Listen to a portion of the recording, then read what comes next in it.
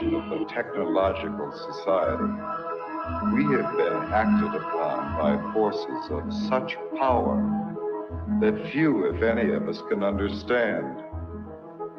Extensive information gathering on every American, human experiments with drugs and psychosurgery, electronic surveillance, the era of the computer, invasion of privacy, growing government and corporate power over our lives, a people plagued by dehumanization, loneliness, and violence.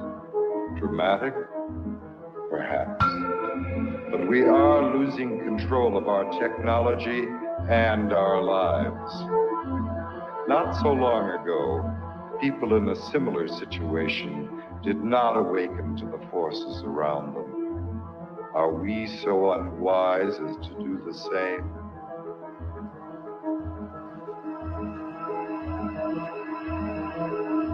Behavior control. And then you change it up beautifully. Alien. Paranoia. Enemy list. Wiretap. Databanks. Dossiers. Medical records. Social security number. Credit record. National security. With another agent, Pat Webb. Pat was an explosives agent. So we kind of opened the door just a bit to the cabin. And as we opened the door, we were both pretty much overcome as we looked across the cabin at the shelves that were built on the other side of the door. We could see coffee cans and bottles and jars, and they all had labels on them, and they were very meticulously done. You could see that some were labeled with the name of certain chemicals. One of the things we saw was a hooded sweatshirt, that was hanging up there. And the cabin smelled as if you might start to think, if you really think about this. This is a person who lived in this cabin. They had a cutaway spot in the floor to go to the bathroom in if he needed. Internet. The creation of a collective consciousness and the merging of the human mind with the internet is the basis of the aspiration of the transhumanists, known as the singularity. Their dream of creating a global brain came nearer when Tim Berners-Lee, a British computer scientist and former employee of the European Organization for Nuclear Research, CERN, invented the World Wide Web. Berners-Lee's breakthrough was to marry hypertext to the internet. The underlying concept of hypertext originated in previous projects from the 1960s, such as the Hypertext Editing System, HES, at Brown University, Ted Nelson's Project Xanadu, and Douglas Engelbart's Online System, NLS. Both Nelson and Engelbart were in turn inspired by Vannevar Bush's microfilm-based Memex, which was described in the 1945 essay As We May Think. Berners-Lee founded the World Wide Web Consortium, W3C, after he left CERN in 1994. It was founded at the MIT's Laboratory for Computer Science, MIT LCS, with support from the Defense Advanced Research Projects Agency, DARPA, which had pioneered the Internet. The transhumanists' idea of mind uploading is reminiscent of that expressed by Allen Ginsberg following his LSD experiments at Stanford with Gregory Bateson. While under the influence of LSD, the doctors hooked him up to an EEG machine, and following the suggestion of his friend and lover William S. Burroughs, connected a stroboscope blinking in synchronization with his alpha rhythms. Describing his experience, Ginsberg recounted, "There was no distinction between inner and outer. Suddenly, I got this uncanny sense that I was really no different than all of this mechanical machinery around me. I began thinking that if I let this go on, something awful would happen. I would be absorbed into the electrical network grid of the entire nation. Then I began feeling a slight crackling along the hemispheres of my skull. I felt my soul being sucked out through the light into the wall socket and going out point one." During the final years before his death in 2000, Terence McKenna became an early proponent of technological singularity and called the internet the birth of the global mind, believing it to be a place where psychedelic culture could flourish. Point two, however, as Derry clarifies in Escape Velocity, cyberculture at the end of the century. 327. 328. Transhumanism. But as Thomas Hein reminds us in Facing Tomorrow, what the future has been. What the future can be, futures like McKenna's are stories we tell ourselves. About the present, an attempt to invest our lives with a meaning and a drama that transcend the inevitable decay and death of the individual. We want our stories to lead us somewhere and come to a satisfying conclusion, even though not all do so. 1264 placing our faith in an end-of-the-century Deus Ex machina that will obviate the need to confront the social, political, economic, and ecological problems clamoring for solutions is a risky endgame. The metaphysical glow that increasingly halos the high-tech tomorrows of cyberdelic philosophers, corporate futurologists, pop science programs such as the Discovery Channel's Beyond 2000, or even ads such as AT and TSU will campaign, blinds us to the pressing concerns all around us. Point 3. As Eric Davis remarked in Technosis, some Christians, especially those with a brute Protestant conviction in the rock-solid inerrancy of the biblical word, would concur with Teilhard that our headlong flight toward planetization is part of a master plan. 4. Davis was commenting on Marshall McLuhan's 1969 interview in Playboy, where McLuhan mentioned that computer networks hold out the promise of creating a technologically engendered state of universal understanding and unity, a state of absorption in the logos that could knit mankind into one family and create a perpetuity of collective harmony and peace.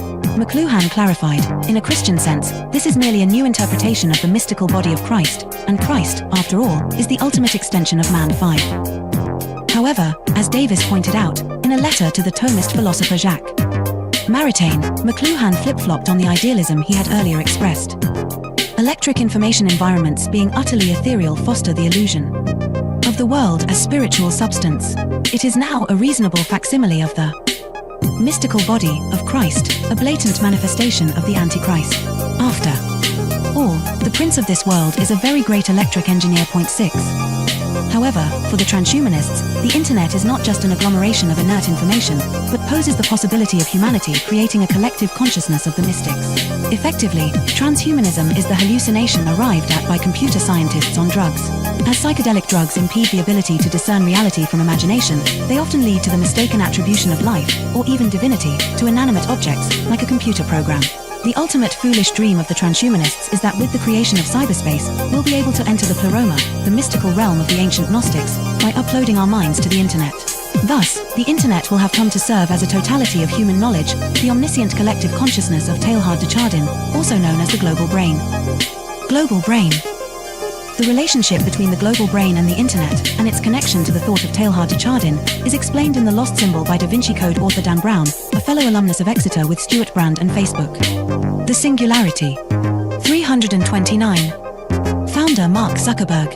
There is an important section from the novel, which is based on revealing the secret of Freemasonry, where Willis Harman's Institute for Newtic Sciences, IONS, named after the noosphere of Teilhard, plays a central role. Here the character Catherine Solomon explains the significance of Newtics.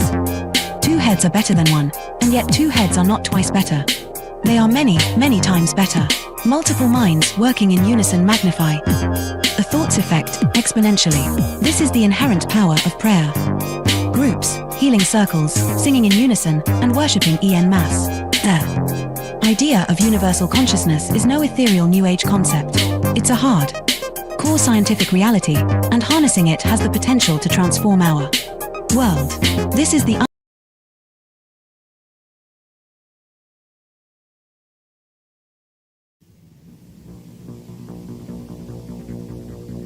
Technological System by Jacques Ellul. 1. People are not machines, but in every opportunity where they are allowed to behave like machines, they will so behave. 2. 25 years ago, I arrived at the notion of the technological society, but now, that stage is past. 3.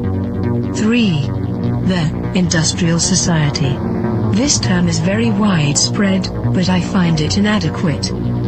4. Present-day society is still industrial, but that is not its essence.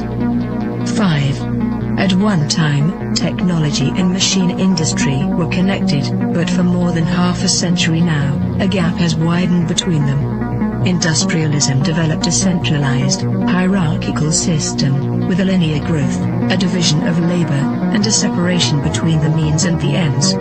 Mechanization created additional jobs and made human work more draining. It operated by means of steady reproduction, developing masses of men and integrating them in the industrialization. 6. Modern technology, however, contradicts each of those different points. If allowed to act, it leads to decentralization and flexibility. It does away with the hierarchy and the division of labor. It particularly has to bridge the gap between implementation and management. It presupposes a polyvalent and nonlinear growth. It reintegrates the ends into the means. It cuts down on labor and thus on the costs of labor. The value factor is no longer human work but scientific invention and technological innovation.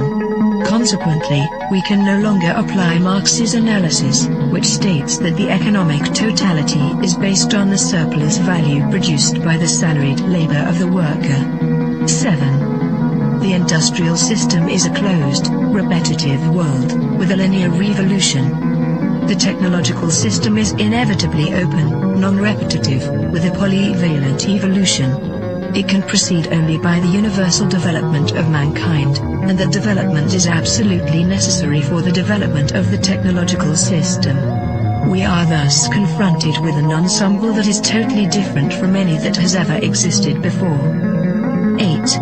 Technology, conceived in terms of its automation, its chemical transformation of the world, its economy of energy, its cybernation, its data processing, its biological intervention, and its indefinite output of nuclear energy, has little to do with the old industrial mechanization. 9. Technology is power, made up of instruments of power, hence producing phenomena and structures of power, that is of domination.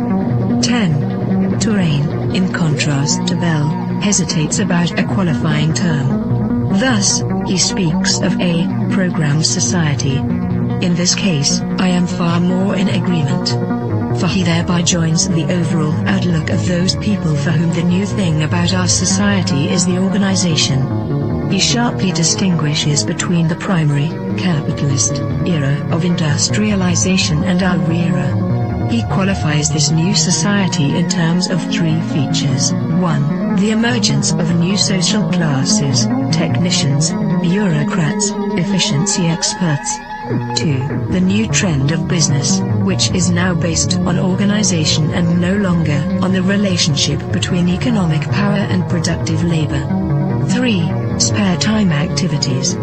All 3 characteristics boil down to a reduction and to the necessities of the technological system, which, as Touraine realizes, transforms the social struggles themselves. They are becoming more technological and are no longer subject to a takeover by the proletariat. Touraine adds one more essential feature of post-industrial society: the importance of the student movement with its deep contestation, its challenge, and its political weakness. But, as I have tried to show in my studies on revolution, I regard this feature as episodic and contingent. 11. What triggers consumption? Advertising, that is to say, the technologies of advertising. What is it that demands greater consumption? Mass production, which is possible only because of technology. What are we given to consume? Technological objects, because they are the things that are produced most. Hence, the consumer society, in all its aspects, is primarily characterized by various technologies. 12. Spectacle is a complete way of life. Consumption is a spectacle, so are political activity and leisure and work and family life and revolution. Modern man watches everything as a spectator. Everything is supplied to him as a spectacle, including the things he believes he is most deeply contributing to or participating in. 13. Technological activity is, by nature, spectacular, excluding all internal reality. Technological activity is what waters down all serious things, since no action can be performed any longer unless by way of technologies. 14. Z. Brzezinski, Between Two Ages, America's Role in the Technotronic Era, 1970, also figured he could add something absolutely new by coining the term, technotronic. He lists a number of differences between industrial and technotronic society. In industrial society, the machine plays the essential role. The dominant social problems are unemployment and employment. Teaching is done through human relations. The ruling class is plutocratic. The university is an ivory tower isolated from reality. Reading favors a conceptual thinking proper to ideologies. Political conflicts are intrinsic. The masses are organized into trade unions. Economic power is personalized. Wealth is the object of activity. 15. Technotronic is a portmanteau word combining technical and electronic. Come now. Isn't electronics technological? Does the word add anything to the early definitions of technology? Once again, technology equals the machine plus industry. Fine, then there is something new according to the famous definition. In a machine, there are material parts that move. Electronics operates with no moving material parts. Granted. But if the computer is not a machine in the normal sense, then in what way is it not the product of a certain number of technologies? In what way is it not integrated in a technological system? There is no reason to distinguish between technology and electronics. 16. Man can no longer be a subject. 4. The system implies that, at least in regard to itself, man must always be treated as an object.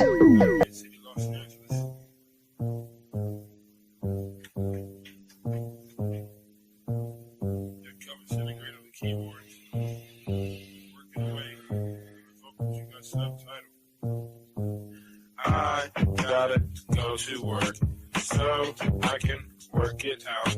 Come on, computer, make it work. Come on, satellite, work with me.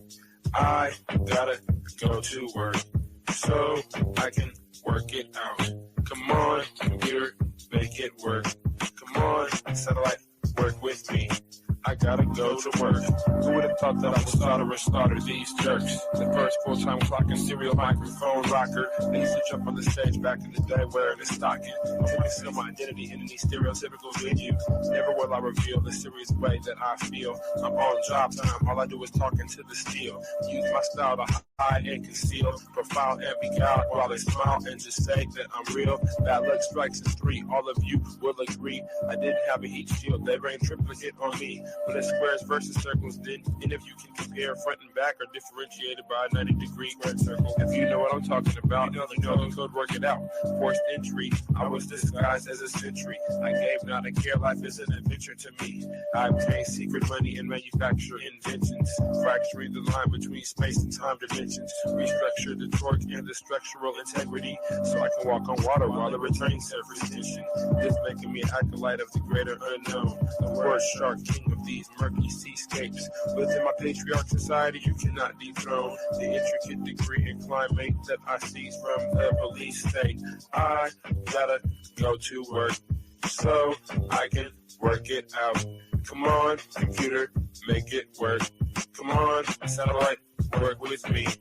I gotta go to work so I can work it out.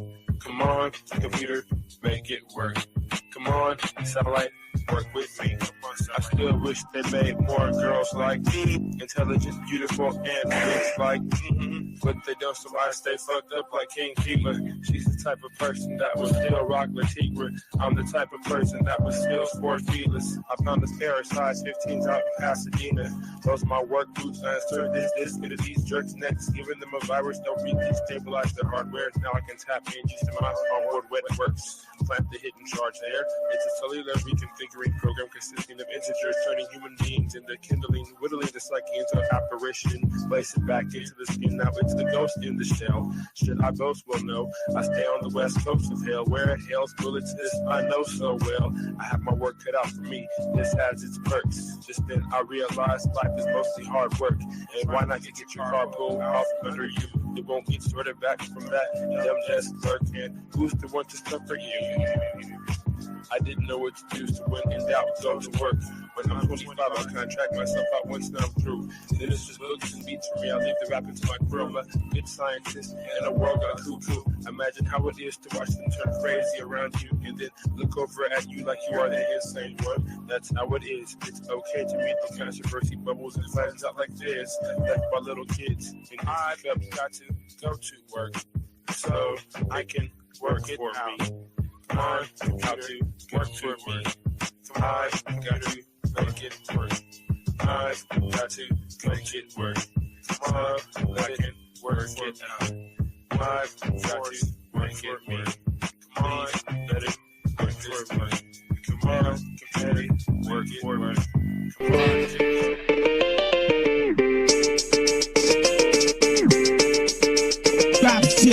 Hegemonic sentences through cavalcades of reminiscence. The dark soul mentions crevices of insight, appendages of tripwire reverence. The gun hill legend brandish your weapons for Armageddon. Headless corrections for willing participants before the line finishes. I got shadow grimace, the updating green with human chaos for the pilot smoke screen.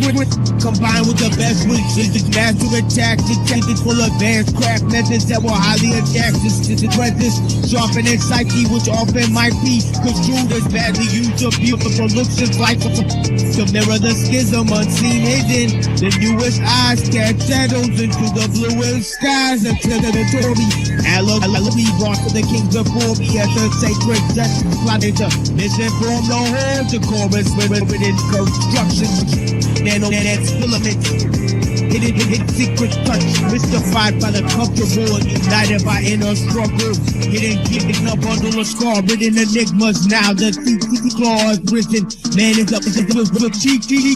With this sight disease praying to the east, not to the man-made structures, but to the rising of the sun. A comparison of those diligent millipede legs rushing around in any direction. Misperception and prism seem to bad design. And the best vision from the unlikely incisions to the makeshift minions of bad decisions. I'm pressing danger to the head skill, kicking fixes. Hidden cages you can't unstage this cause I'm live and in the basement with bones hidden all chrome, hidden with thrones. Like a programmed metal skull covered in the heart routinely cycled by a metronome. Bones are collected to make me feel like the connection is real. Now only steel can sharpen steel. So you're created by the watcher himself. They can nothing to prove, nothing to lose. Can I bust him? Bustin' in the booth. Straight out the code, we shoulda eat ya. This is the fire breather. Nothing to prove, nothing to lose. Can I bust a mic club? Bustin' in the booth. Microphone check 1, 2. You know what it is. Can I bust? Still getting biz. Trick mics, gas molecules emit light. I bring Delta TC squared to the fist fight. First I develop defense, then negotiate disarmament from the other side of the fence. Hence, the tetrahedron is a prism for a four-headed D. I weaken every time I see. Fight for my freedom under the big tree bleeding. I create hip-hop but don't need. I serve my back on rap like God turned his back on Eden to return like Cat Stevens. So believe it, I live it, I breathe it. I smash mics to pieces, that's the secret. Can I fail? I rock bells on the Ho Chi Minh Trail to the song of the night. Yeah, any artist can turn a garden to a desert, but can he turn a desert to a garden? That's where I come in, running, straight gunning, ready to punish, nigga. I don't budge when it's fuck, double the budget. Niggas turn hip-hop to something wasn't, made it hard to love it. So I come back to conquer with a monster mantra. My spiritual father is Swami Vivekananda. Promote freedom, stabilize the region. Think for yourselves, it's just like breathing. The discarded hip-hop artists regarding the condition of the carnage. Dead farmers, I already saw it. Back to the army, back to Tari, back to the heartbeat, offbeat on the dark street. Feet, aggressive, assistive training. Haji somewhere waiting, 1 minute remaining. Satellites counter-located, the bloodbath begins bathing. We both believe we'll fight the same hope. Not the same God who accepts the same sacrifice. Blood, tears, life. Fine picture travels, reveal I was holding a weapon when I was overpowered. It was no hours. 30-minute session, clean the weapons, asking myself questions about what happened last mission. patient. I'm an asshole, but I'm patient for a nurse with nice-shaped tits. I'm a poet, my house is a palace, a small cavernous passage, darker than the catacombs of Paris. Chateau de cannabis, Saint Germain sadomasochist. I don't use chains to trap a bitch. Get distracted, repeat your rap schematic over and over until it's automatic. My body is a machine, machines need fuels. 2 gastronasal tubes, feed me smoothie food. The results clear to produce the abstract schematic you can use over a fretful squeeze blast pants. Right side paralyzed above the waist, below the waist, the left side paralyzed. It's a unique case, it's a talent for rhyme, trade, lost weight, lost sense of smell and taste. Wasting away, paying attention to space. Ain't quick, open the gate, rusty skewers reverberate through the deserted, desolate space of this purgative place. Rim walls a metaphor law, make your skin crawl. Nothing to prove, this is lyrical law.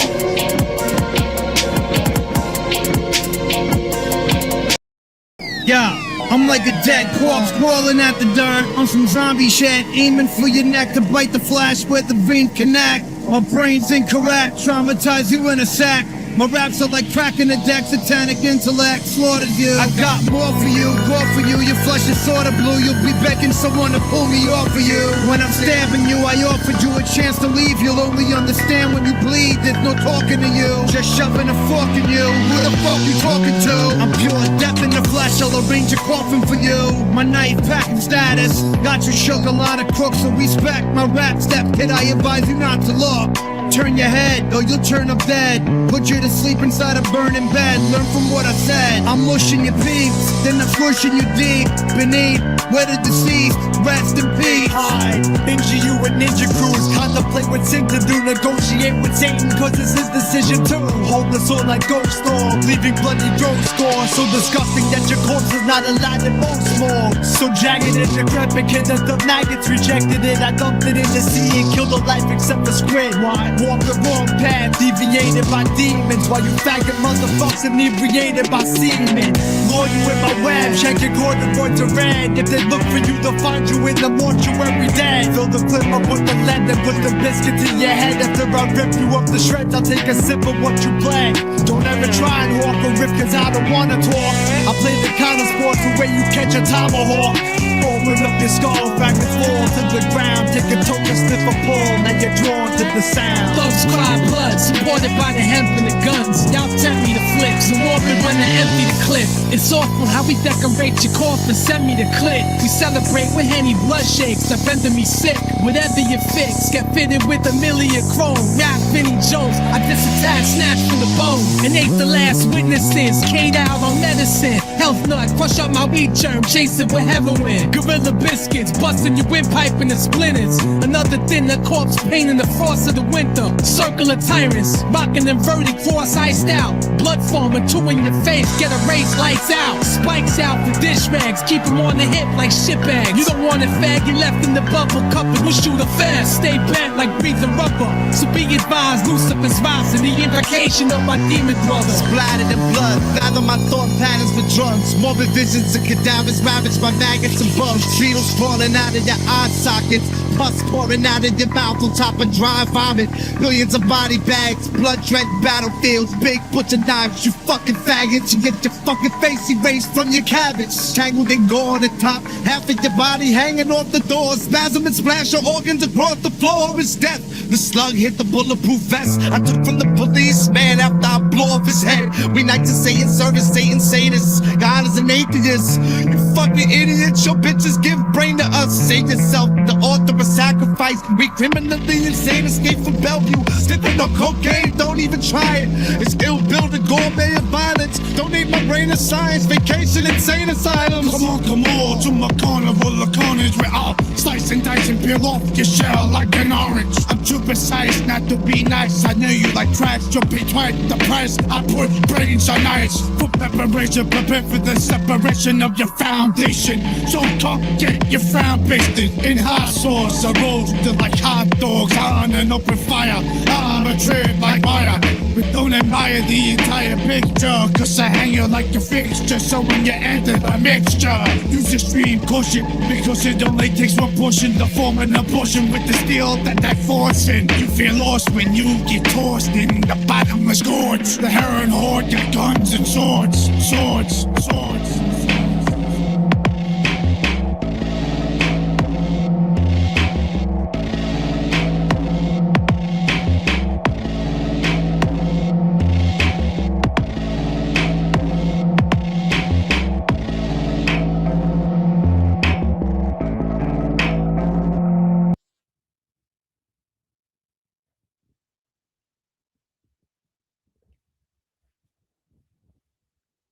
Yeah, welcome to The Machine Lies, where we talk about the lies of the machine on the machine that lies.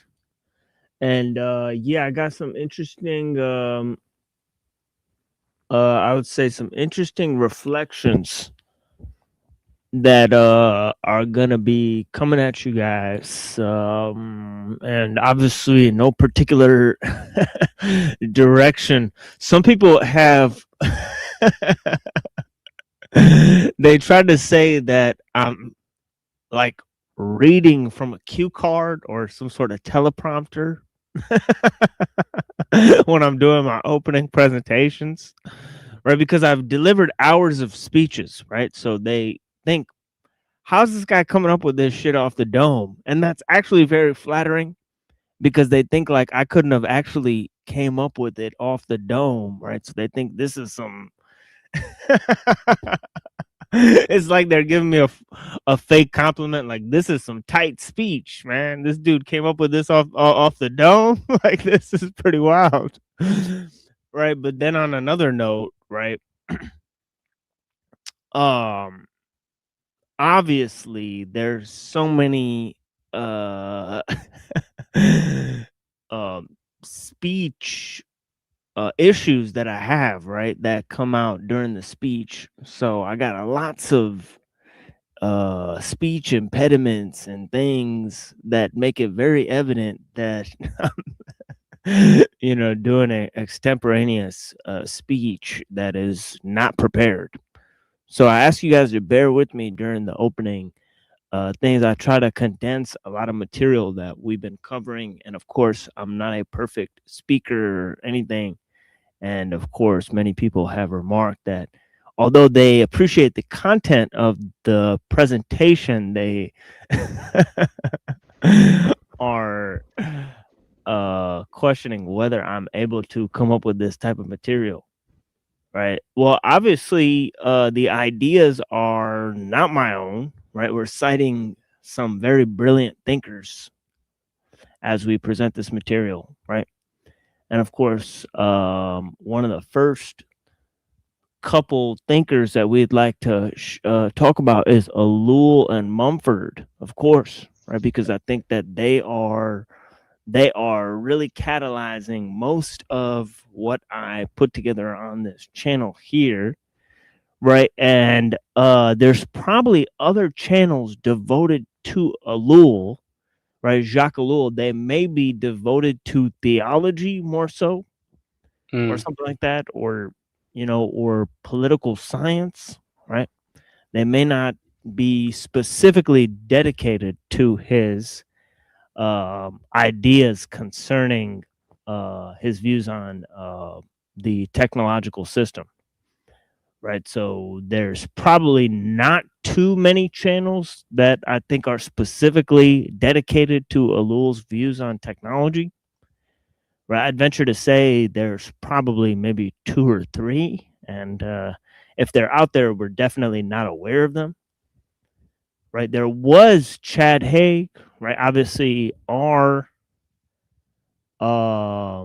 teacher and you know, mentor, Dr. David Skrbina, he does not have a channel, you know, and so on and so forth. So so there's very slim number of voices of people who are offering serious critiques of the world technological system. So much so that we can often simply just count the people that are offering critiques on this issue, right? Like, you know, or dedicate their work to offering critiques on this issue is very few people, right?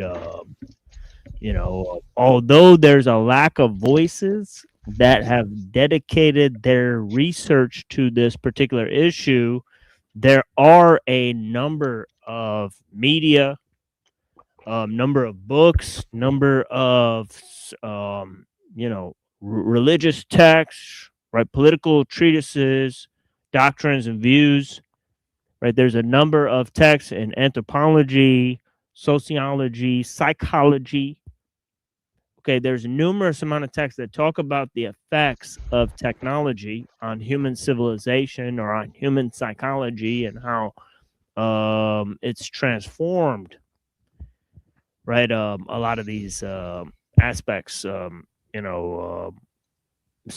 there is that entire thing. Now, obviously, when you take something that is the basis for human civilization or human prosperity, right? Think of like money or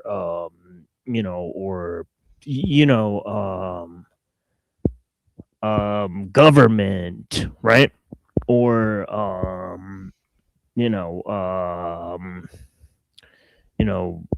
yeah, you could think, I think those would be the top two things, right? Money and government, right? Would be things that people don't really criticize, right? I think, like, I guess criticizing them is bad because everybody wants those things, right? So you don't want to like put down the fact that somebody has money or somebody's in power, right? Because it's kind of like the feeling that people have is that it's your own effort or your own view of the situation or their own hard work that placed them in that situation, right?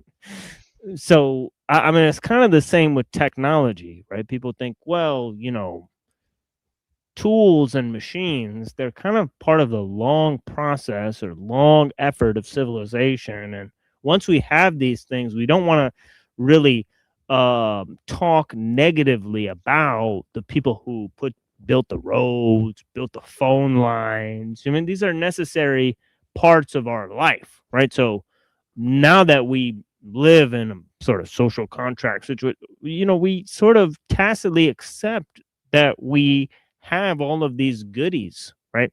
So anybody who questions these things is seen as a sort of a detractor, right? Somebody who is definitely a negative Nancy, right? Debbie Downer, right? And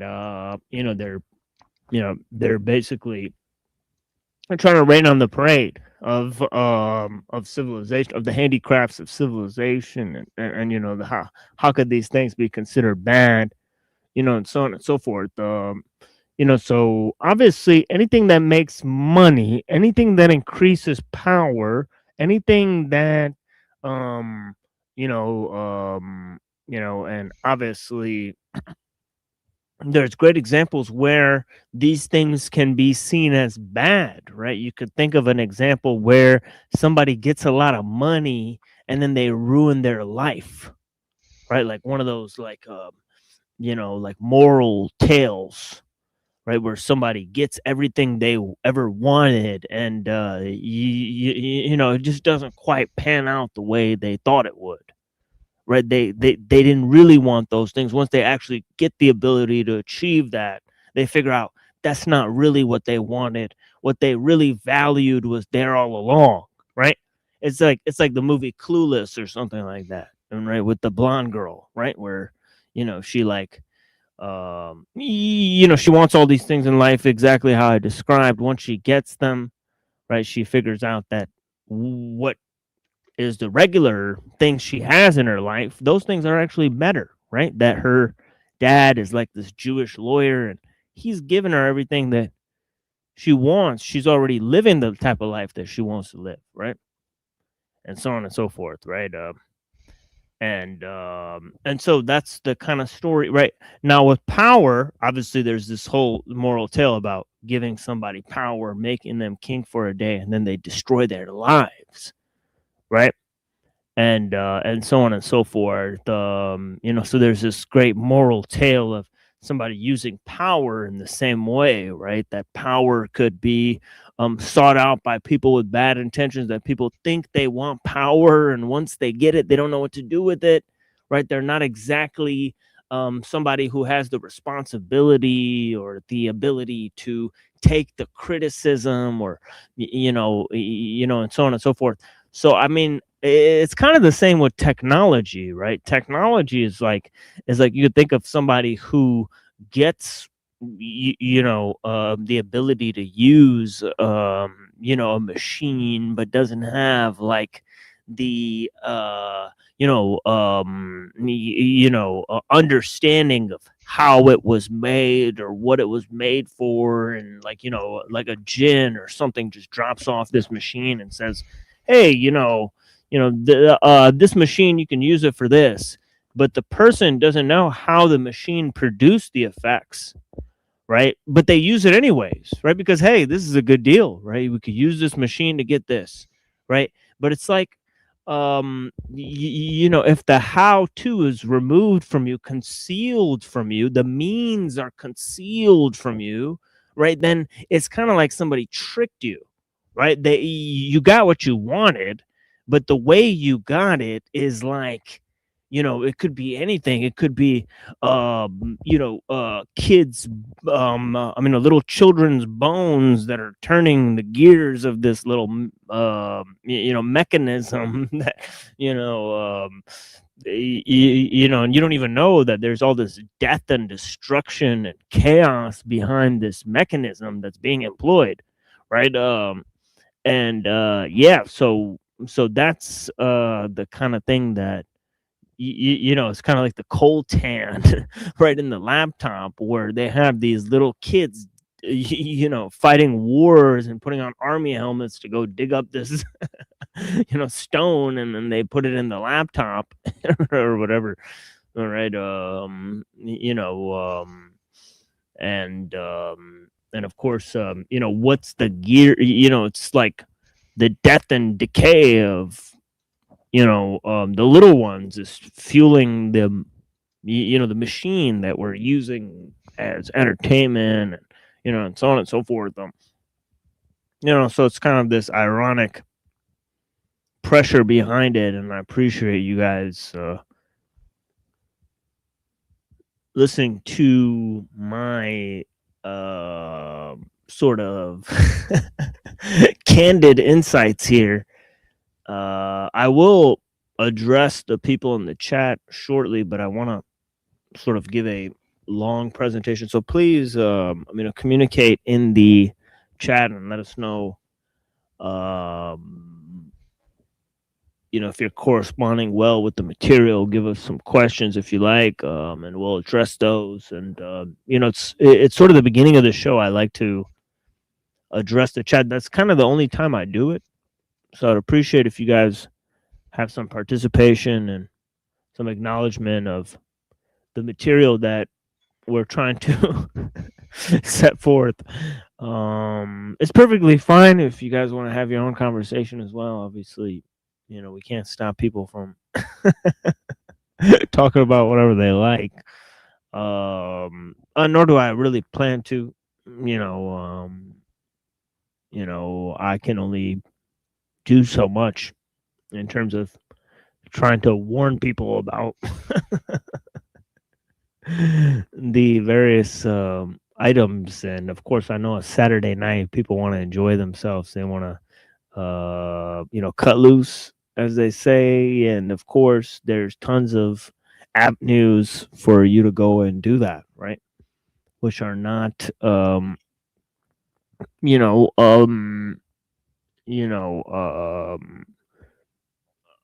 not available here, obviously, right? Because here our goal is to give a critique of the world technological system. I only really can have time and resources to present like twice a week, right? Now I've stretched it to 3 times a week by doing a shorter show, and I hope you guys appreciate the time we do spend here, because obviously we earn nothing for the various presentations we give. We give a very rounded critique, right, on the historical basis for humanism and liberalism, and the whole game of symbolic architecture and how it provides the basis for the expansion of man's technological capacity, the same way that liberalism provides a a leveler in its ideological capacity in terms of universalism that then really lays the groundwork for this massification of man, right? This mass society, the mass man, right? And so on and so forth. And mass culture and, monoculture and so on and so forth. And these two things, you know, uh, you know, the sort of unification of world cultures, right, due to the monoculture, right, and the massification of technical means, right? These two aspects, okay, they provide a unique synthesis of of events and themes. Like, for example, right, the first insight that I think is really really important to contemplate is this idea of man as a symbol making animal from Mumford. And this is huge because he's actually showing how cultural modes were assimilated by techniques or techniques and then provided the impetus for monotechnics or the mega machine, right, which is the assimilation of all technical forms under one umbrella in terms of human organization, right? And he describes this idea of the machine with human parts.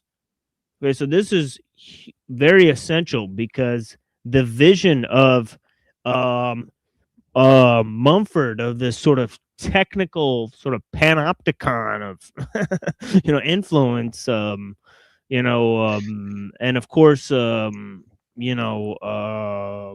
metaphor itself is interesting because in Bentham's panopticon, right, the games, even the children's games of amusement and the amusement activities of the adults and the children are used to power the panopticon, right? So it's like this technological marvel, in addition to it being a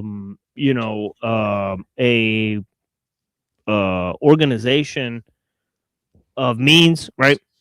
It's a organization of technical means. Right now, in terms of this idea of ellul, okay, he lays down the same concept but expands it to the notion of liberalism, right? Now, liberalism provides the impetus for the technological society, right, or the or the technical civilization, simply by providing a sort of massification or in terms of universalism.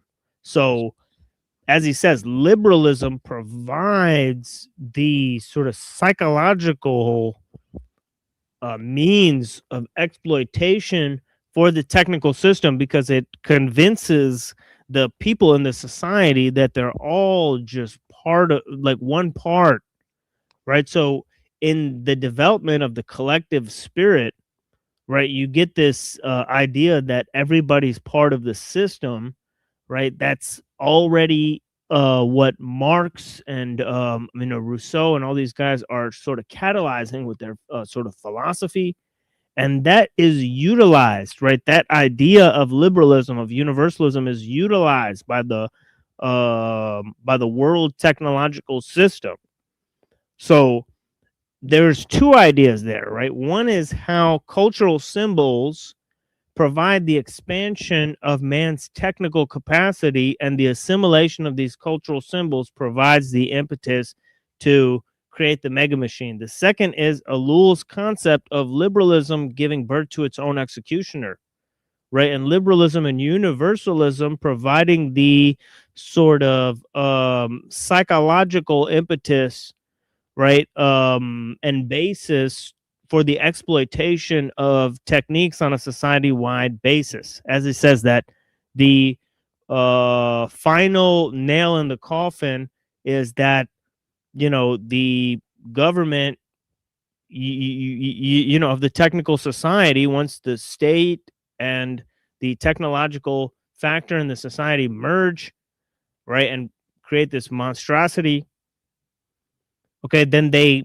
provide the citizens the basis for rebellion, right? The supreme luxury of revolt, right? You know, so and this is, of course, the system's neatest trick, right?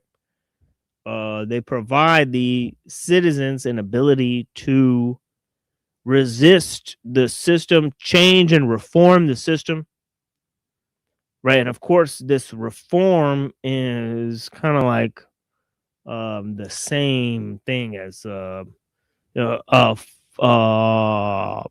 it's a replacement for the idealism of the past, right? Because the system simply cannot be reformed, right? So this is just a pie in the sky delusion that they grant the people, right? And so on and so forth. So yeah, so those two ideas I think are very important to grasp.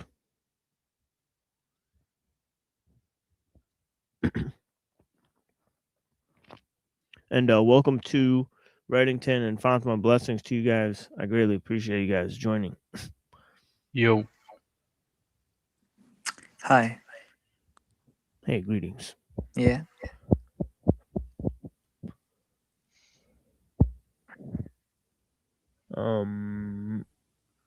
Okay, so let's see who all is up here, and seeing who all is here. You know, I appreciate you guys. Halo remake looks like trash, like Nintendo made Halo. Yeah, I mean, the new games, you know, there's a lot to be desired. I gotta play like old types of games, you know, pretty much, because the new ones are kind of like, you know, I've said this earlier, that it's like movies with buttons, you know, where you just kind of, you know, it's extremely developed storyline, but not a lot of challenging puzzles and so on and so forth. Blessings to Lizard Tree. I greatly appreciate you. Dr. E, thank you for watching. And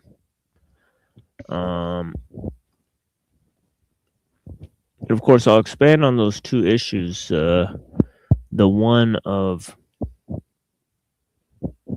you know, the mega machine and mechatechnics, and combining all of the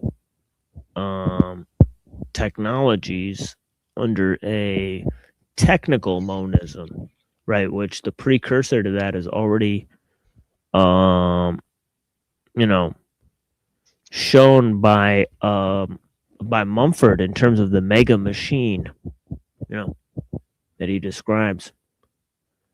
Blessings to Dom.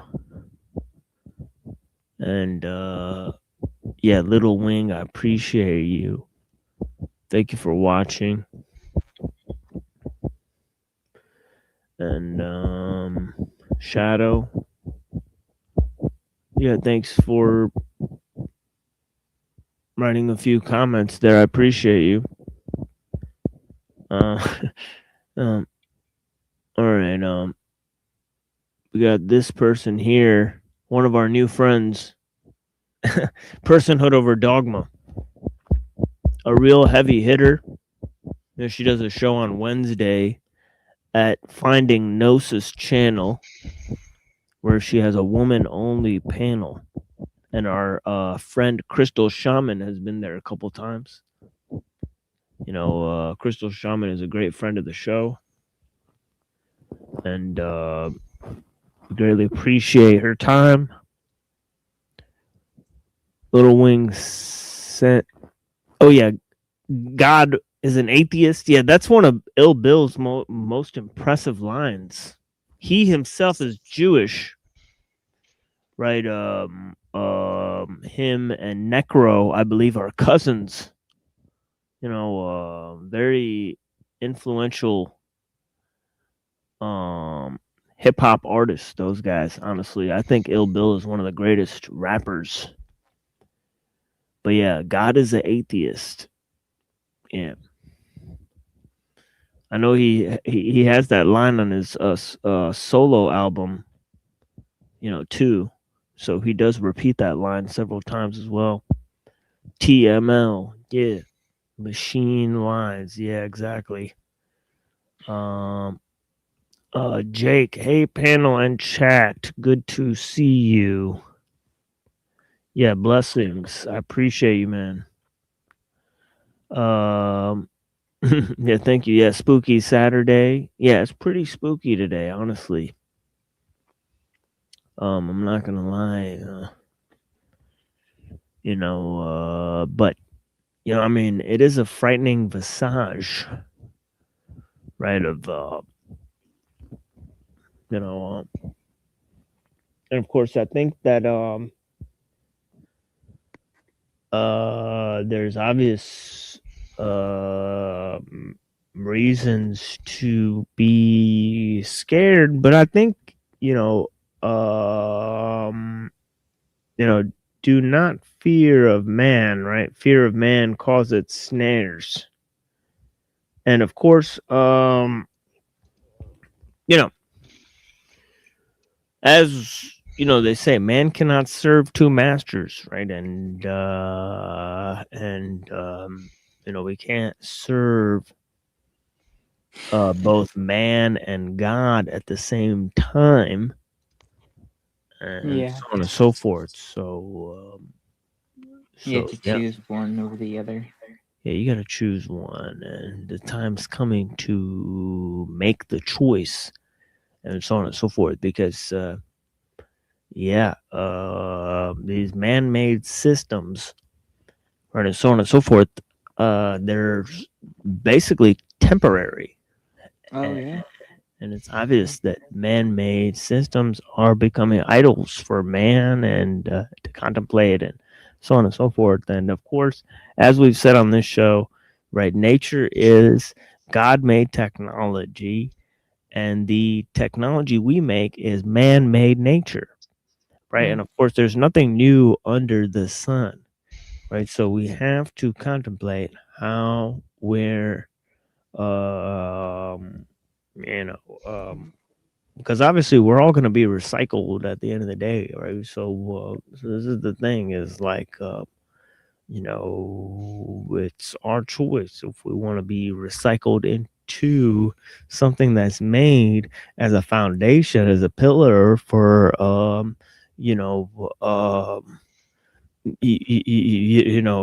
the youth, or if we're going to be sent to the garbage dumps, right, to decay and fester and so on and so forth. So between heaven and hell, there's a metaphor in that as well, right?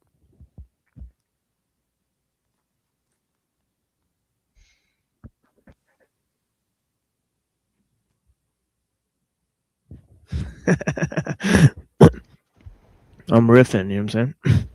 But yeah, I appreciate everyone. Yeah. But yeah, we got a little bit more, like 20 minutes here. I guess I'll lay down more of this thing that we've been working on, in terms of we've been presenting different ideas of ellul outside of ellul and its text, right? Other people's writings, and we presented the ideas of technical necessity, right? How men have become tools of their tools, right? And the ideas of speed and efficiency and control, and how these become ends in and of themselves, and by contemplating the means and proliferation of the means, it brings about disappearance of the ends, and how man loses sight of the the goals, right? And so on and so forth. And all of these ideas of complexification of means, massification of means. Now, of course, we talked about this idea of monotechnics and the sort of massification of techniques, and how this brings about two effects, right? On the one end, in terms of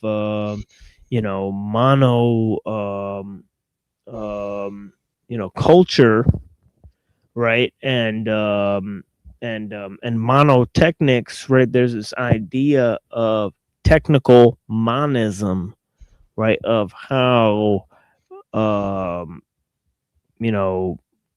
there is of many machines but one machine, right? In terms of all the machines take on similar characteristics, they have a collective incubation, they require similar parts, right? And of course, there's genealogy of different machines, right? And of course, there's the idea that you need tools to make tools, and the complexification and development of these machines requires the invention of new types of machines and procedures. So you need machines to program machines, okay? In terms of some of these tasks that go on in these machines are extremely complex for a human to carry out. Yeah, I greatly appreciate you. Yeah, it seems like a lot of people are having a rough week, honestly. It's like, what is going on out there? It's like we're having a lot of bad luck, but yeah, I appreciate you guys. I'm praying for you all you guys.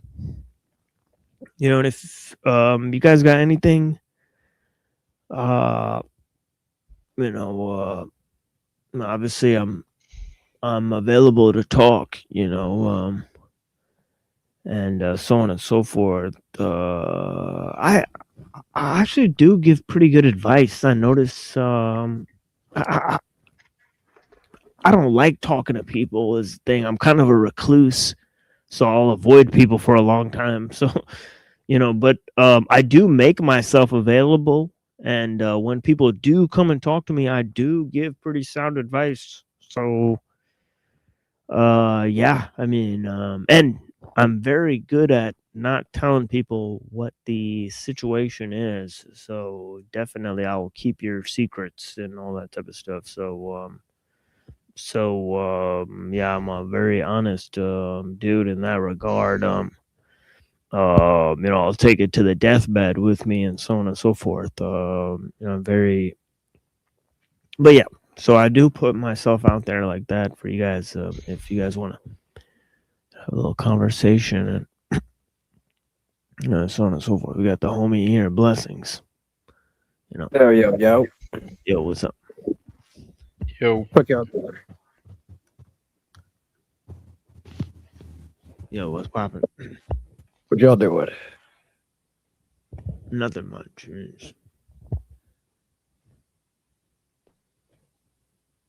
My man's just sitting in the temple and shit, bro. What was that? My man's just sitting in the temple, bro. Exactly. Ganesha, yeah, exactly. Yeah. I mean, yeah. But yeah, blessings. Yeah, I appreciate you guys. Yeah.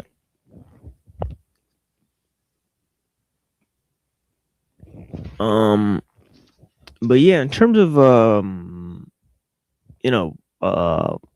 yeah, as I said, right, monoculture, right? That's this I think it's an effect of of technical monism, right? This idea that all the techniques are assimilated, right? There's a genealogy of the machine and how the machines have similar parts, right? And so on and so forth. And And so, as I said, of many machines, of many machines, there is but one machine, and so on and so forth. So the assimilation of techniques under sort of rubric of, and this kind of happens under,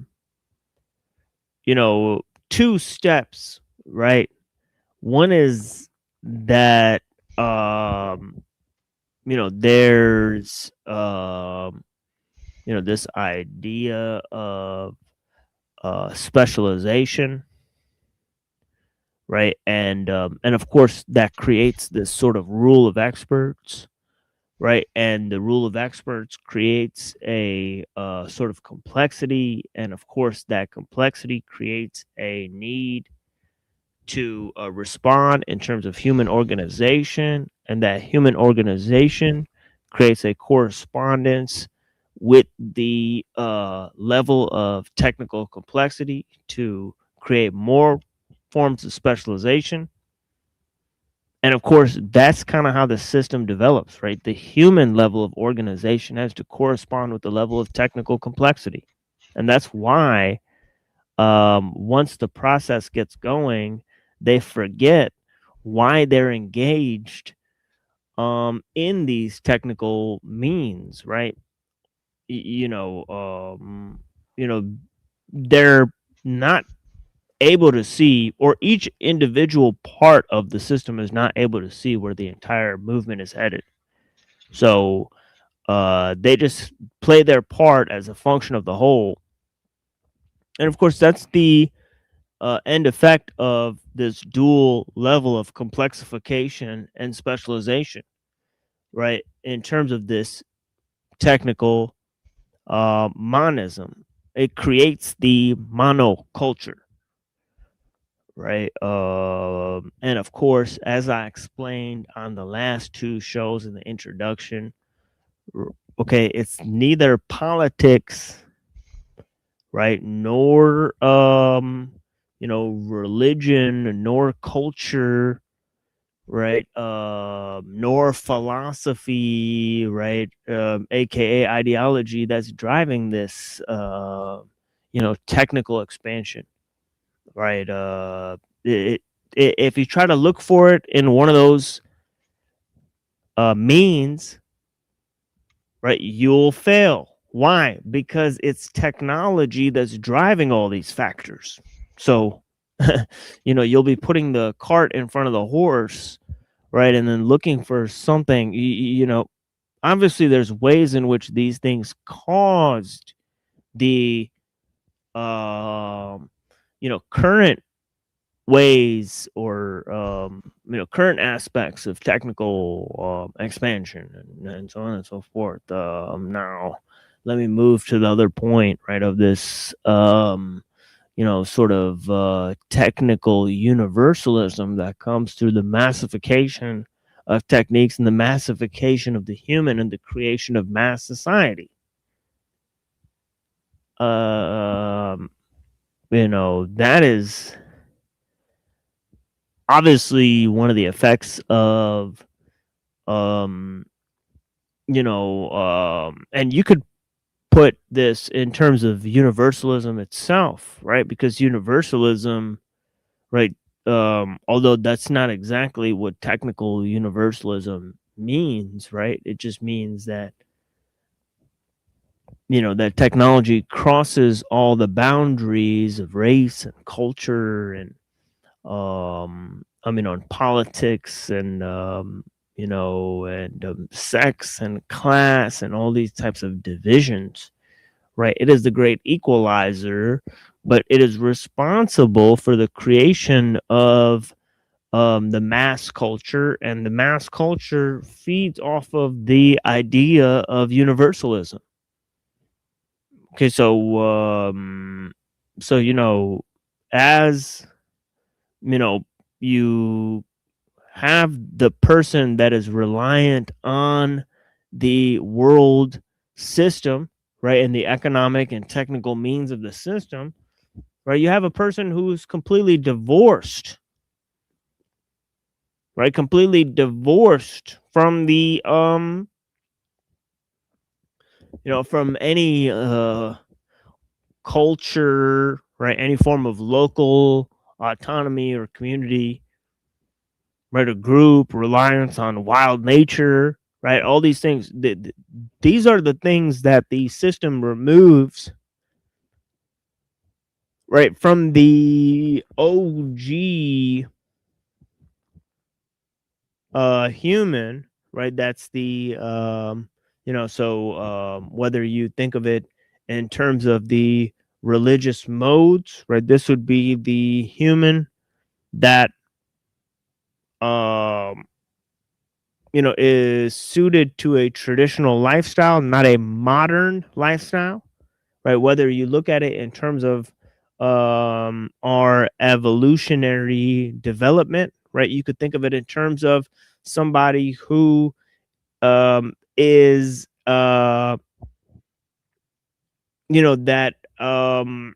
somebody that reflects most of man's development, right? Throughout most of man's history, right? Because according to the evolutionists, okay, and I don't mean to use that label as a sort of canard, right? But no, I'm just describing the type of ideology, right? Or the people that believe in evolution, right? These people, they are inclined to the view that for 2 million years we lived as hunter-gatherers, and for 200,000 years we lived in terms of an agricultural society. Okay, and for the last 2,000 years,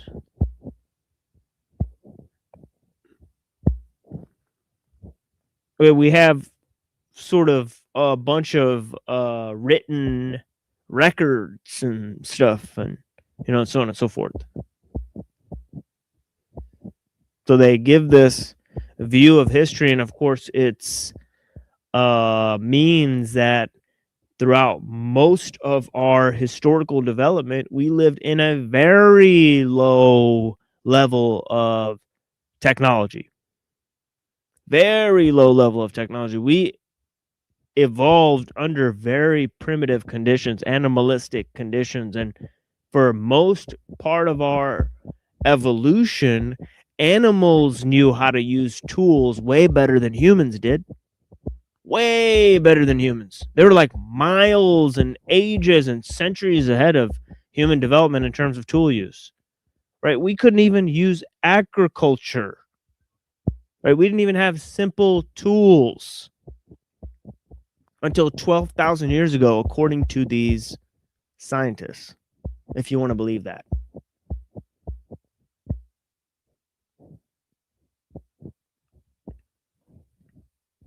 And I don't mean to sound, like, oh, like that's silly and ridiculous.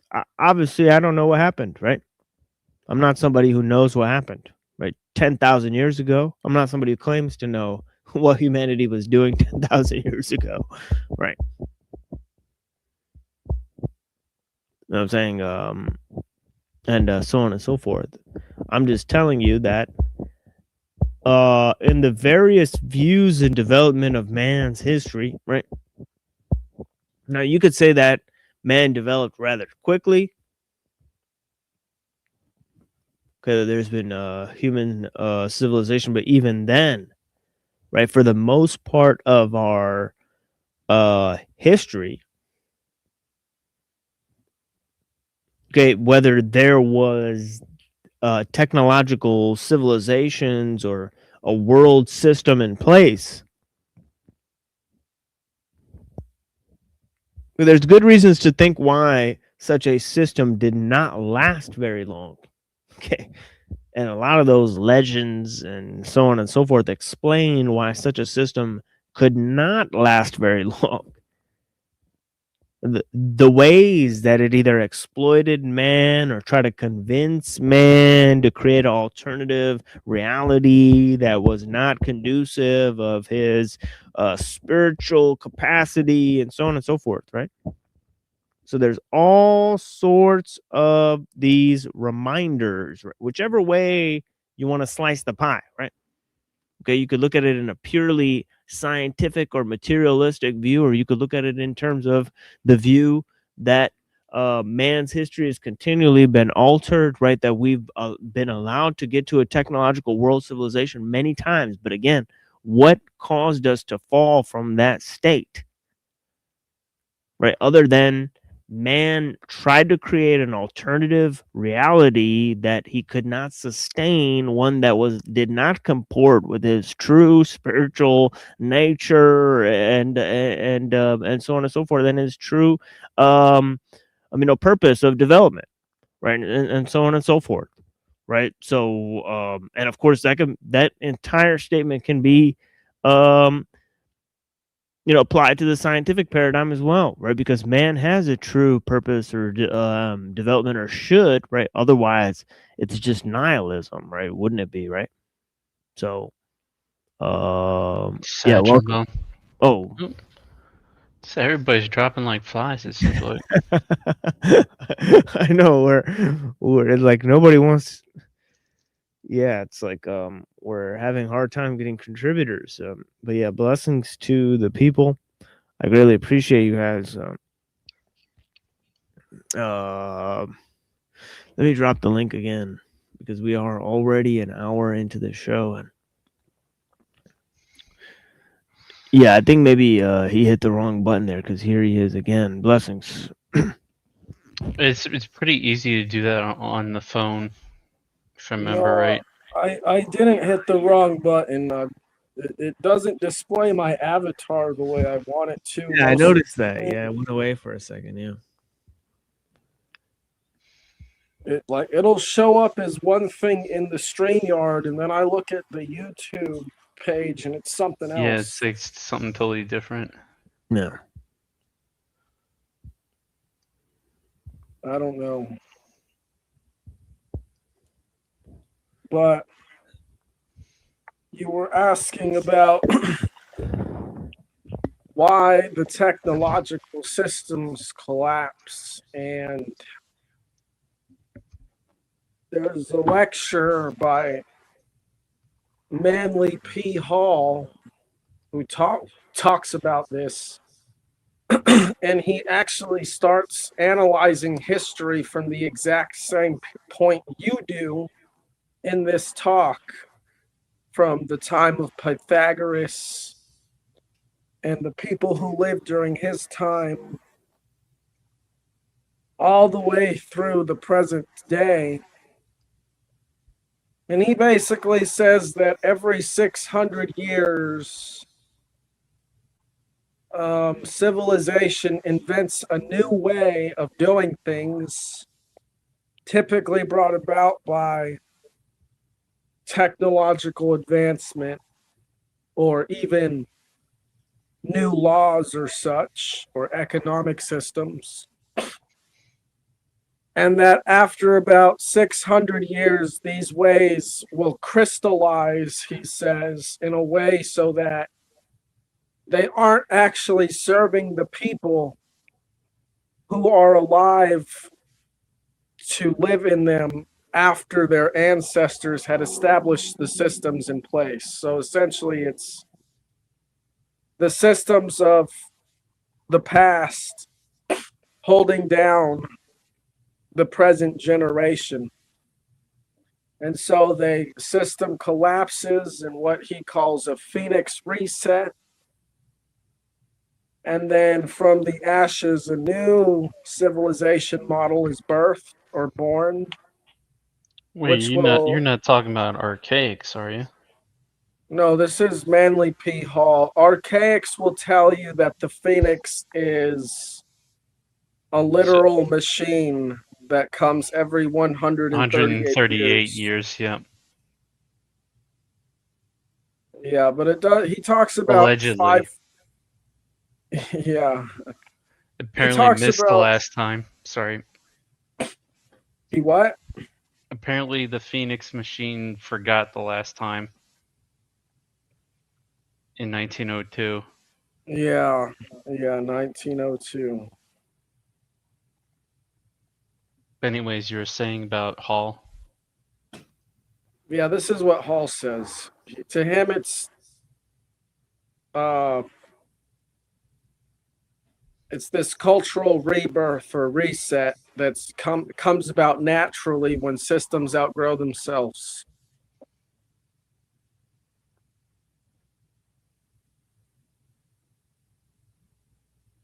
Yeah, but Archaics does talk about 552 years quite a bit, which is three.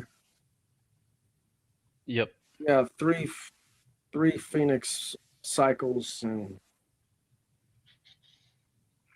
I forget exactly what he calls it, but it's some sort of greater period or great period, which is pretty close to 600 years. But I don't know. I do think that there is a phenomena known as the Phoenix that happens frequently. But what is it? I don't know. If it's anything like what Archaic says it is, there's no way it's benevolent. Even though he'll tell you it is.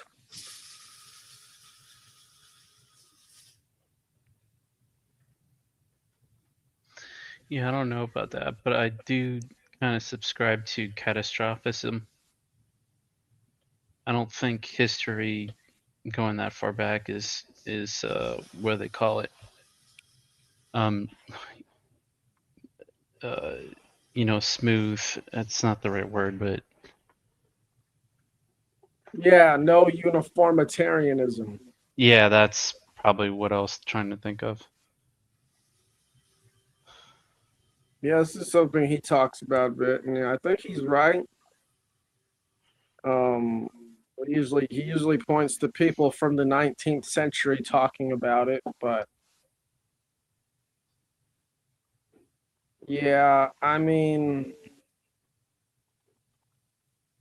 uniformitarianism just relies on the assumption that everything's happening exactly the way it is today for millions and billions of years. And that's a pretty big assumption, I think. Oh yeah, huge, very huge. Or they'll say like maybe one or two events, like the supposed meteorite or whatever that killed the dinosaurs or whatever. But other than that, I mean, there's not really much. Yeah, and then there's also I'm sure you're familiar, but they have some cultures have paintings of dinosaurs dating back to before they were supposedly discovered. Right. So, but yeah, the catastrophean model puts all these things, happening within tens of thousands of years, if that.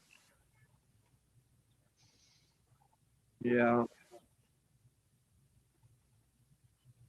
Which, if you map it out, or if you draw it, like frequency based, like how often it's happening versus the uniformitarian model, the world is more vibrant under the catastrophean model, meaning that there's more changes and nuance and things happening. Because if you look at the uniformitarian model, there's just huge spans of time where nothing is happening, nothing but the same stuff. Like the Triassic period lasted millions of years, they say, where life was just the same for all that time period until it went to the Jurassic period.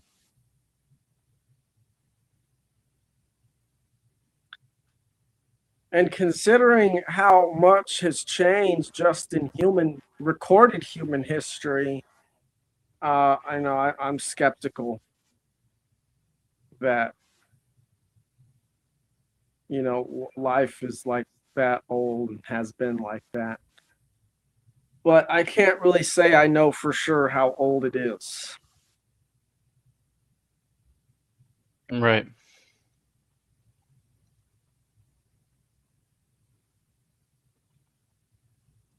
Today I made a video about how God can be shown through physics. And I don't know if I make the point in the video, but one thing I did put down today was that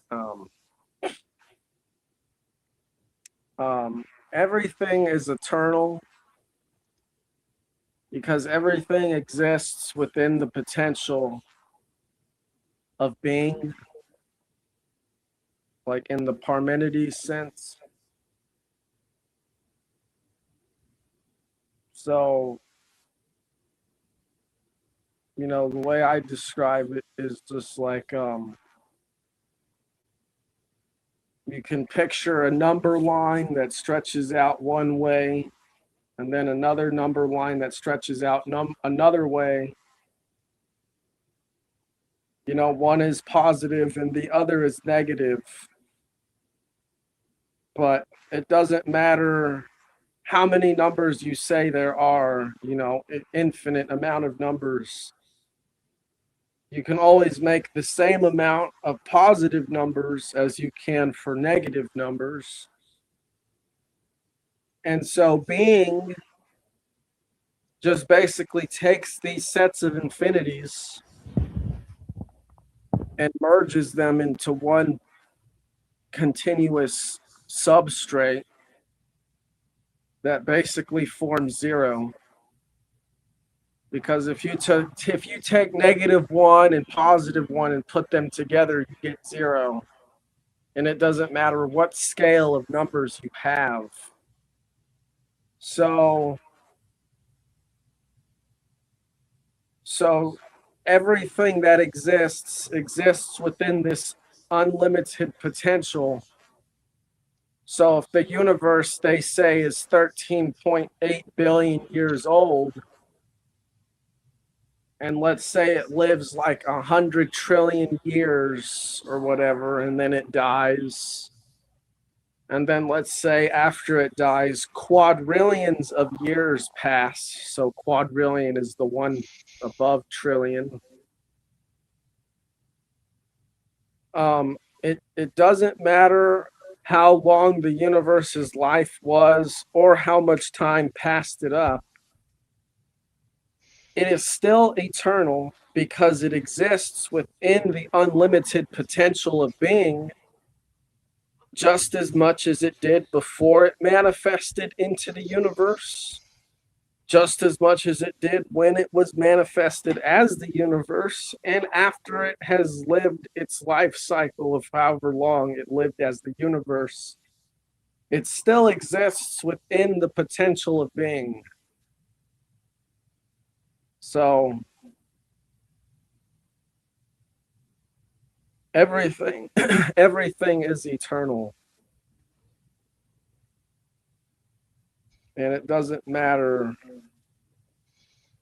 how old it is or how long it lives or how much time passes by after it lived.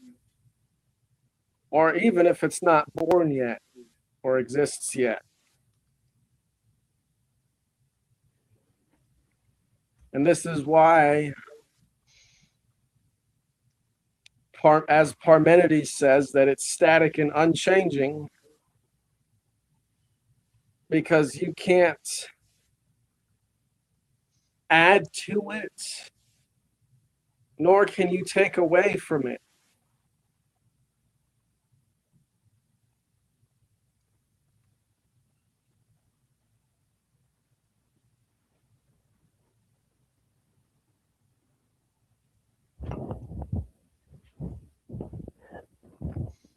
Yeah, it's interesting to include, and this is also true about technology, right? One could easily include, the discussions about nature, right, and mind in terms of the discussions about creativity, just as one could basically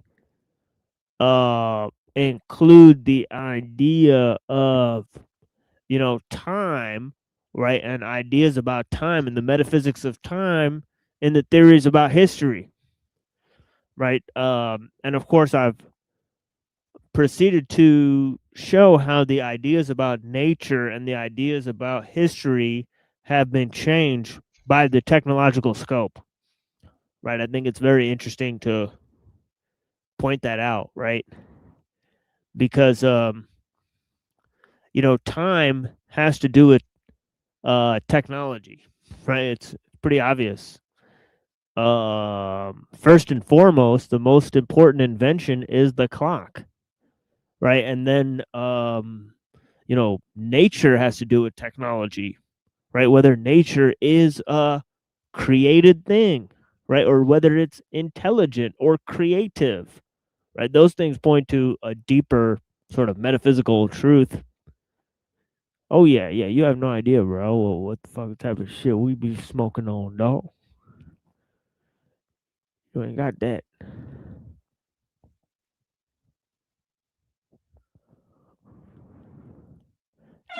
I didn't even talk about the physics. I don't even think I did. Yeah. Worse than nature drugs are time drugs. Those are the worst type of drugs. You know what I mean? Sheesh. Those will really perturb your mind.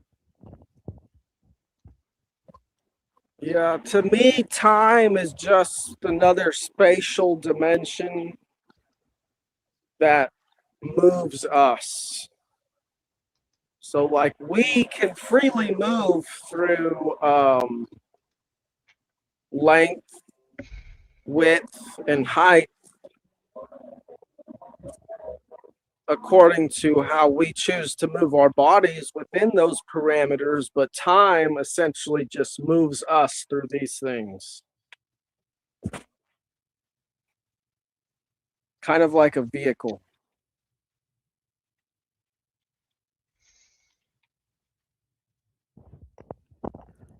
The Merkava van. Yeah. Yeah.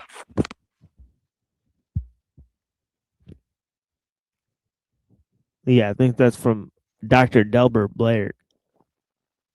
He said, he called it a Merkava van. Because it be moving.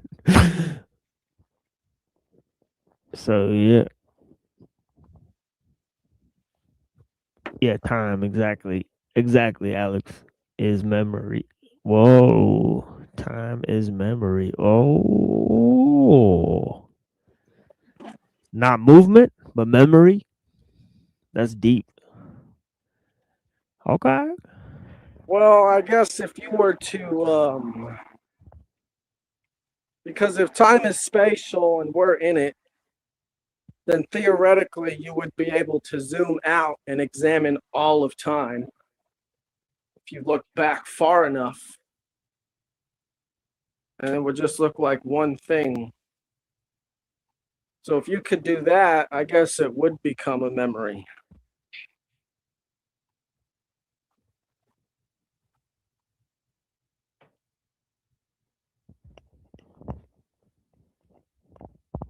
Gone. Like a galloping horse past the crack in the wall.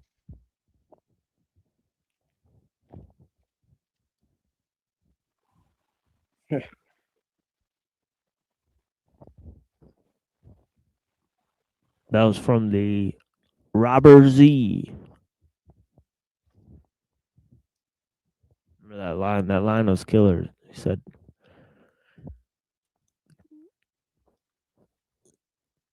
I'm not familiar with Robert. Is that a book or? It's a chapter of the Shang Tzu where Confucius confronts a criminal. And I'll send you the reading I did of it. pretty interesting. I think it was like 7 or 8 shows ago or something like that. All right. Oh yeah, it's one of the top things that I've read on this show. The Robber Z, The Words of a Cannibal, from the Shangzu. That ring pretty true about human society. Yeah, honestly. But yeah, let me play a song for you guys.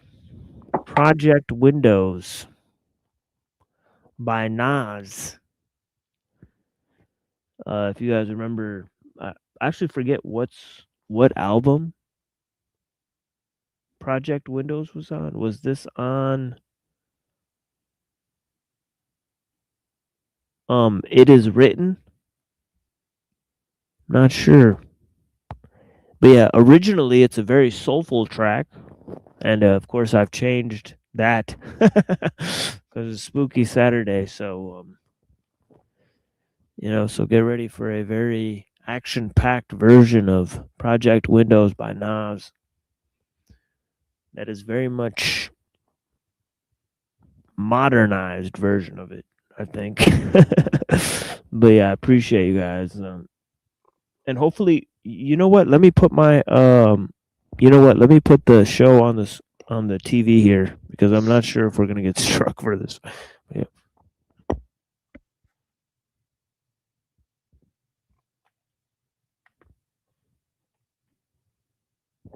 Because it's some movie that goes along with it. I don't know which one. I think it's Requiem for a Dream or something where they're taking the drugs.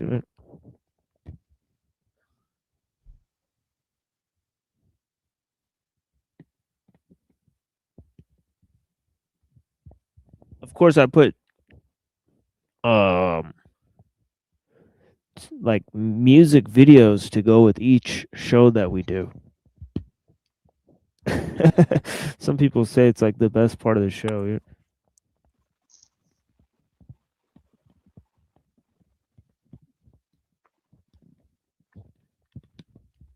I mean, most shows, they have a really weak style of presentation, really boring conversations, really bad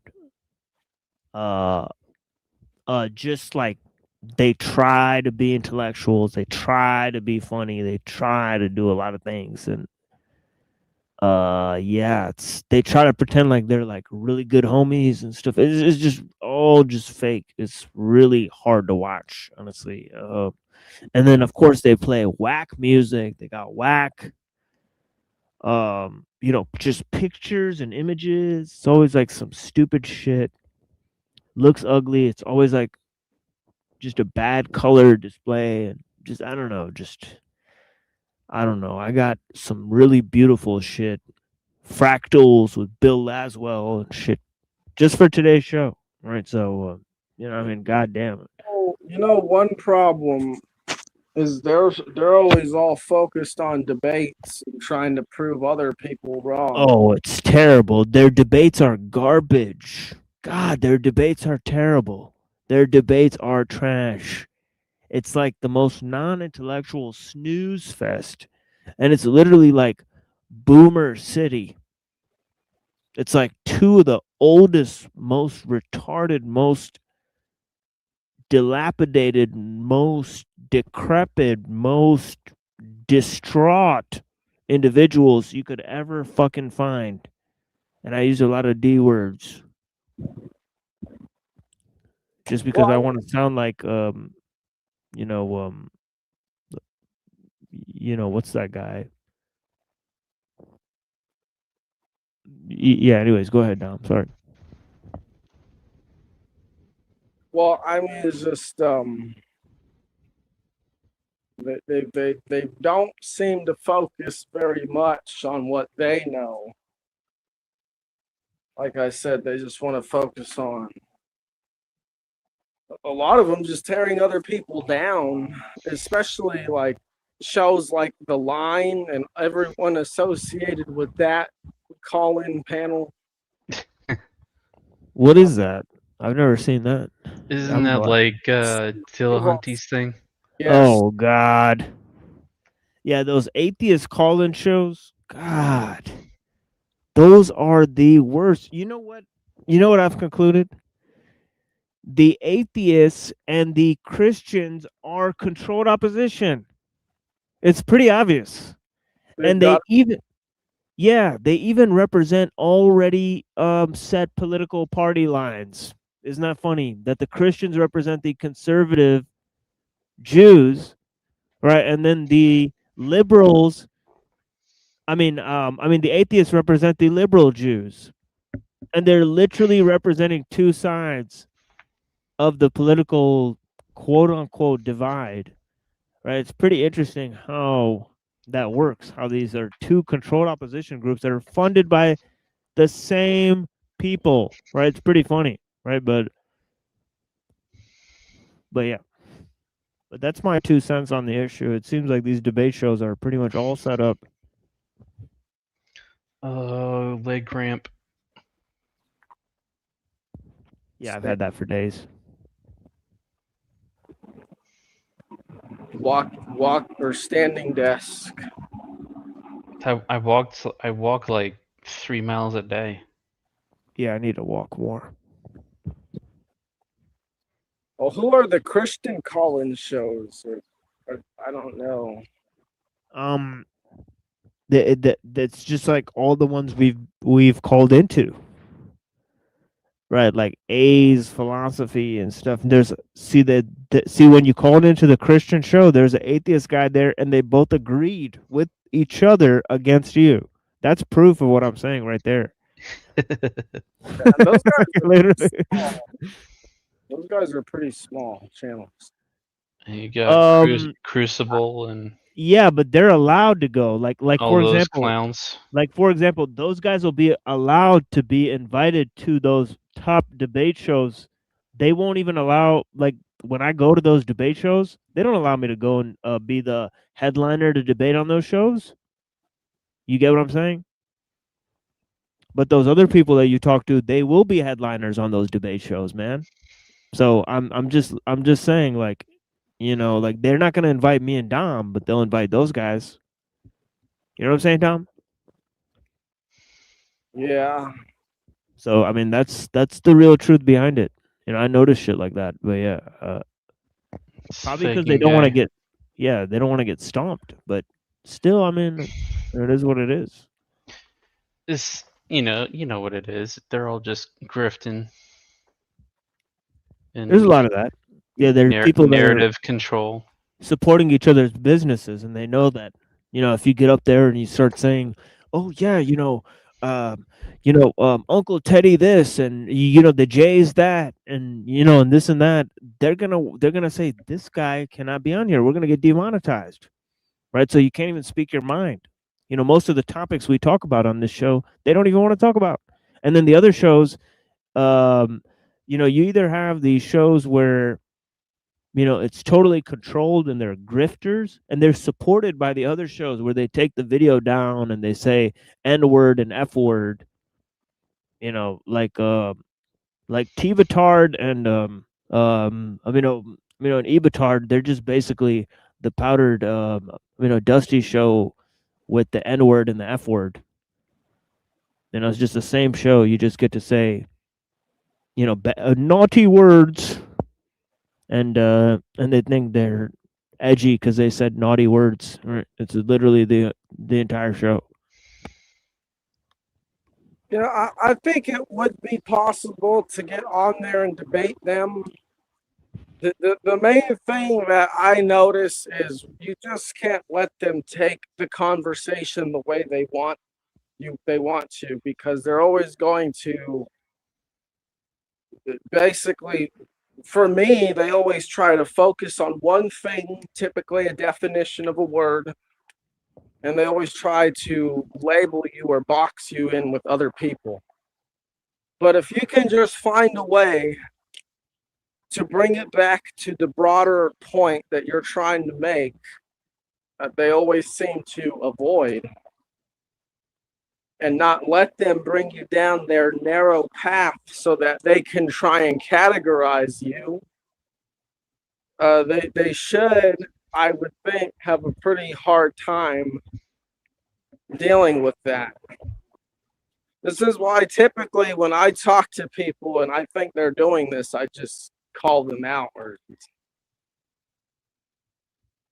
like that dude, LA, Life Abolitionism, the anti-natalist, he had a debate with that one girl, an average female debater. Yeah, it was terrible. I think she like essentially just strawmanned him the entire time. I don't know. That's from what I saw, but I don't know. I mean, I think she did, but I mean, even after she left, that whole panel just did not understand what he was saying, and they tried. They were so biased against what he was saying, they couldn't logically break down what he was saying. They just already disagreed with it, and they just had a bunch of vitriol and hatred against his position. They couldn't logically even deduce his major points. Like they were essentially not arguing against a single thing that he said. And so he didn't even have to attack them. Like he just all he had to do is give an emotional response for their weak ass emotional response and just move on with his life because they essentially offered him zero arguments. So like yeah, so what a joke with a pigeon, I guess. Yeah, it was a fucking joke of a show. He like outclassed them in every sense. So yeah, it's sad that those guys never read philosophy, and it's pretty clear that LA did. I mean, that lady was citing like Andrew Wilson positions. Ugh. She cited the force doctrine. Which if you look that up, it's not a thing in philosophy. It's something that Wilson made up. You know, so I mean, LA was citing actual philosophers. It was pretty sad to watch, honestly. Yeah, I think they need to go back to the drawing board. I mean, they could use that tactic to grift, but I mean, not to perform in an intellectual arena. I mean, you're going to get laughed at. Yeah, but you know, LA, I think, could have done better trying to draw them back to his points and make the audience realize that they weren't addressing it. Because, like, I went on the panel, and the first thing one of the first things I mentioned was the fact that I don't think they understand the difference between liberty and sovereignty. And I know LA understands this, and it was very clear to me that AVG didn't seem to understand this, even though she's a lawyer, so it's kind of weird. But if he would have just explained that she was talking about liberty, because she's going on about, like, when he was talking about maid, she's like, okay, so how do we grant this? Who determines who does this? You know, this is liberty. This is, you know, you have a collective or a governing body that decides this group of people or this individual is going to have privileges with our authority. And LA is talking about sovereignty, which is just basically the fact that you own yourself and you don't need anyone to tell you that you can do something because it doesn't cause harm to other people. So, you know, this is what I'm talking about. You know, if you just point out what they seem to be misunderstanding or miscommunicating, whether it's deliberate or not, I don't really see what they would have to hide behind like they did that whole time.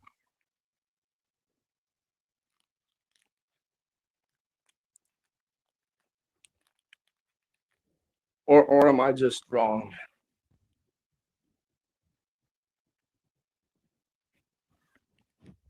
Yeah, I think you're on point. Yeah, you're right. Yeah, yeah, but they got plenty of tactics to. Yeah. I mean, I went on there and said that it didn't seem to make a difference.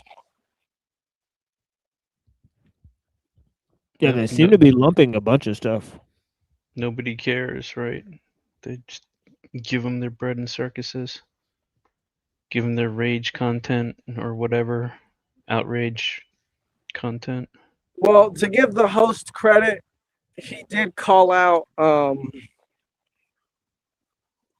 the average female debater and said that she doesn't seem to have compassion in light of everything.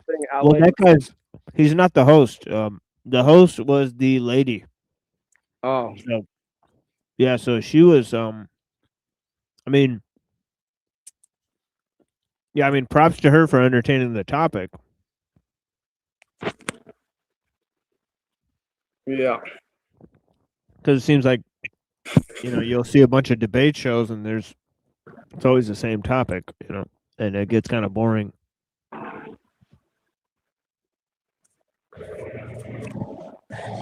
Yeah, when I went on, I had to be careful to declare, or I should say to declare myself not an antinatalist, because I had a feeling just because I was going up there and siding with LA over them that they would have just lumped me along with that camp if I didn't clarify it.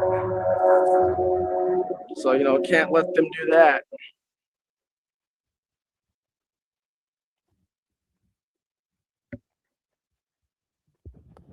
Yeah, they seem to also not understand his anarcho-primitivist idea.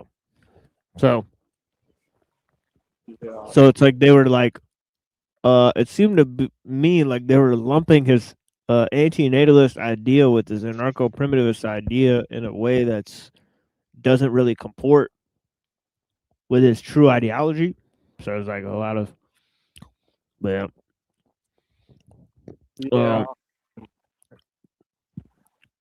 But at the end of the debate, she said something. She commended LA for stepping up to the debate podium, and I just, after watching it, I was just wondering what did that even do or solve, because it didn't really seem like I understood him. Well, he said that debating people on YouTube is a way that he's going to tell people like that this is the problem.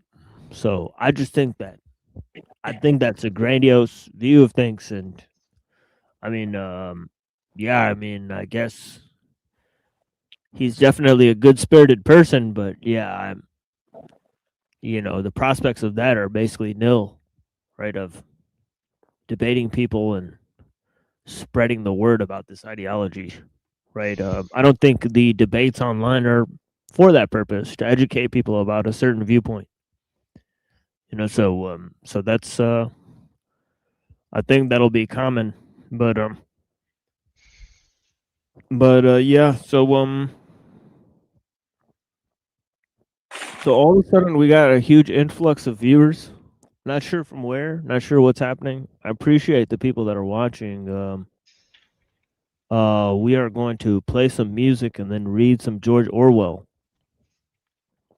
And I'm going to comment on George Orwell, his views and his opinions about the technological system. So for the 20 people that are here, if that's not your cup of tea, right, you want to be entertained, you want to watch pseudo-intellectual contests, right, or you want to watch stale comedic performances, improv, by LARPers online, right, there's plenty of avenues where you can spend your time, right, and so on and so forth. But of course, if you'd like to have a discussion about the objective factors of power in this world, which comprise of pretty much technological means at this point, and the invasion of the symbolic by the technical,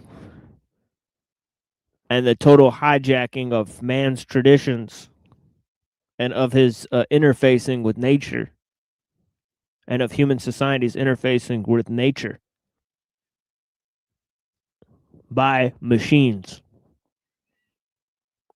then I mean, if that's what you're into, then you're in luck. But if not, then yeah, it's questionable why you're here, what your purpose is.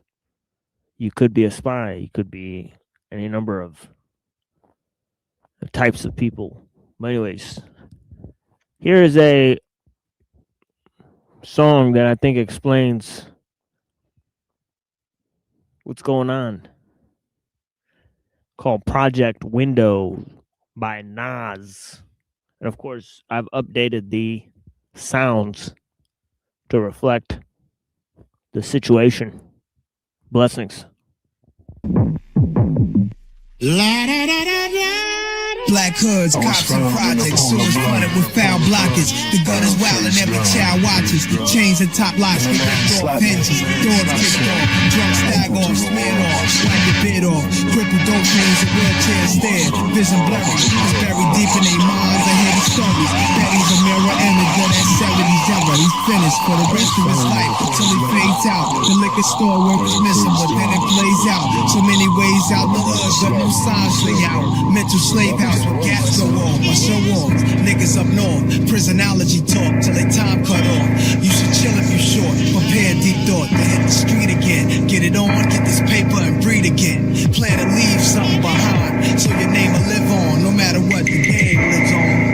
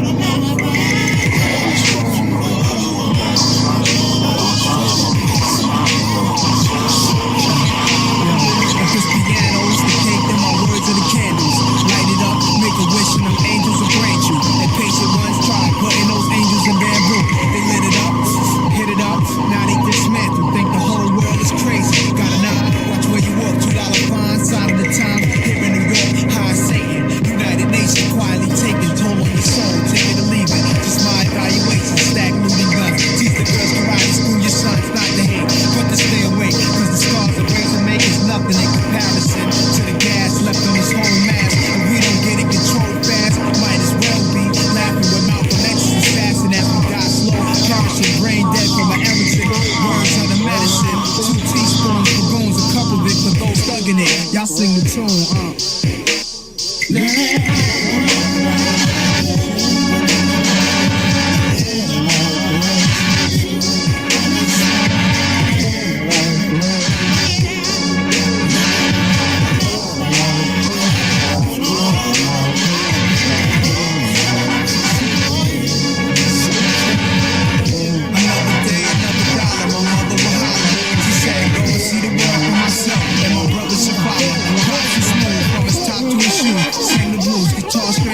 smoking his cool, Duke Ellington hat. Picture this, yo, 70s cat. He wrote his music in the back of the crib. I did my homework, and night the windows, the speakers, pump the life out. The white people screaming cause somebody pulled the knife out. So I look at this room, I'm hooked to this tune. Every night the same melody, hell sounded so heavenly. But jail was ahead of me, but speeding like amphetamine. Reading's what I should have done, cause my imagination would run. I wasn't patient to get out and become part of the noise out there. I used to stare 5 stories down, basketball court, shut up playgrounds, and I witnessed the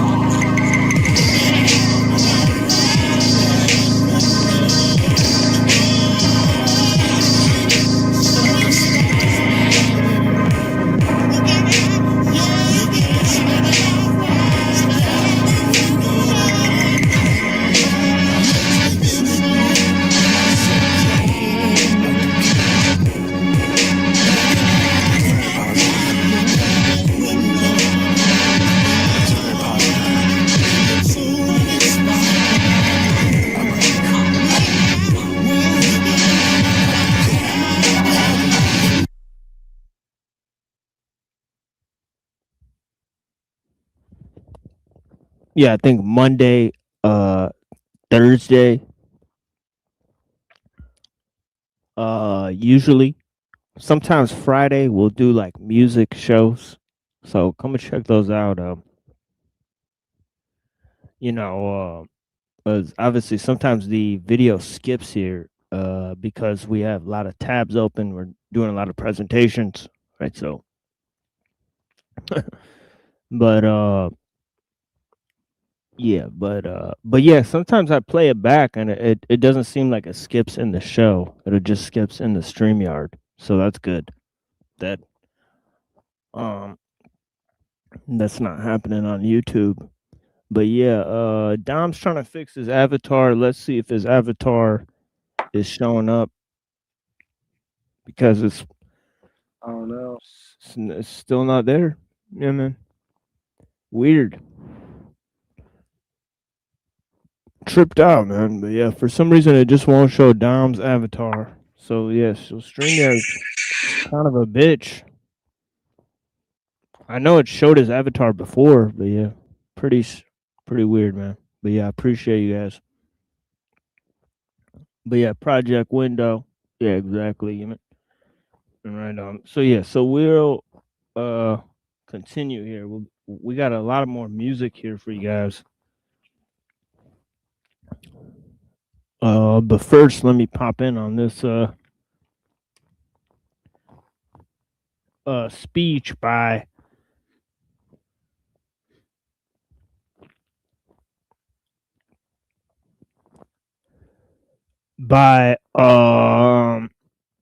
Orwell on technology that I think is really, really great. Right? He says all mechanical progress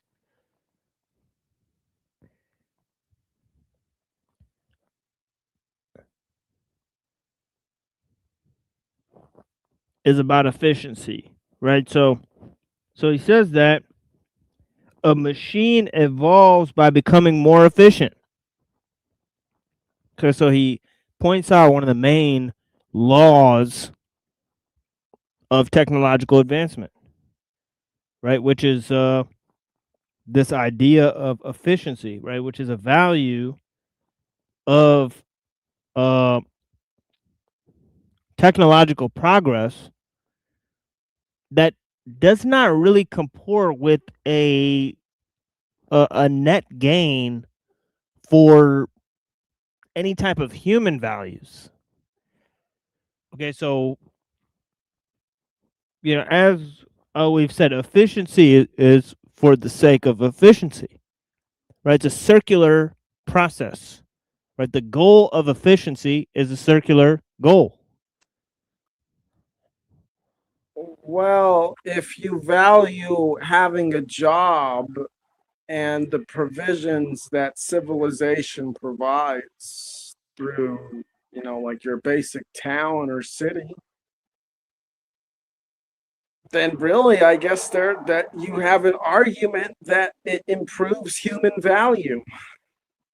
Now, I don't agree with that, but I've heard people basically tell me this before. Yeah, because the thing with efficiency itself is that it's something that it's purely focused on improvement of means. So it's like, you know, you could do anything more efficiently. This is the thing, right? You could more efficiently take a shit or, you know, smash 500 people in the head with a shovel. Right? There's a more efficient way to do that. Right? No matter what type of activity it is. So efficiency of means is really universal sort of law of improvement, right? So that's the thing. It's like efficiency or improvement of means. Well, that could apply to any situation, right? And when is it efficient enough, right? When is it done fast enough? Well, the fastest would be in an instant, right? You know what I'm saying, right? So it's like speed, efficiency, like these are like type of values that undergird, right? Like the means and processes, and of course they can be applied to anything, right? So having these as a goal, right, and of course they apply to most forms of technological activity.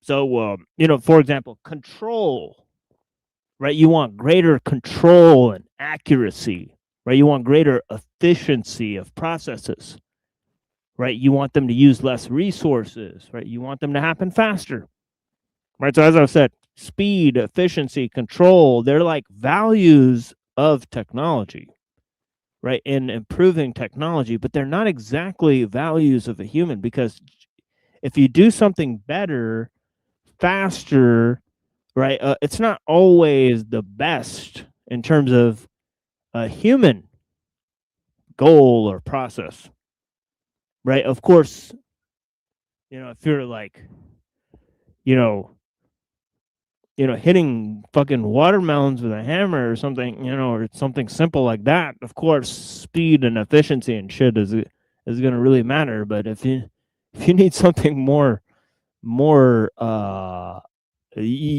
something that's going to require more accuracy and control, right, in terms of human activity, right, then sometimes speed and efficiency are not better, right? So sometimes in increasing control, you have to give up certain amount of efficiency or speed, or or to increase in efficiency, you have to decrease speed and control. And so this is sort of the for human activity, you have to balance these things, right?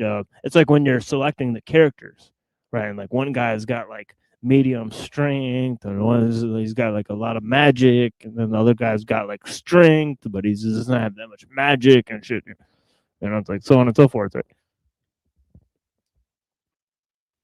You know what it reminds me of, although I don't think this would be something to slow down because you need to control, but I was watching track today, and one thing I always wonder is like, because they're always talking about breaking world records and becoming faster. It's like, how fast can you really get? And how low can you really get these numbers, like for the 100-meter dash? Because theoretically, there could always be someone who runs a faster race, especially with the way technology improves training and the shoes and the track itself. So, I mean, like, imagine someone running 100 meters in like 7 or 8 seconds.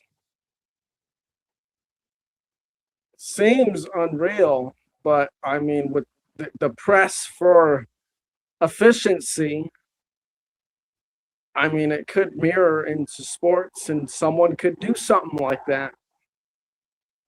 But then, the question still becomes like, you could still run faster or such.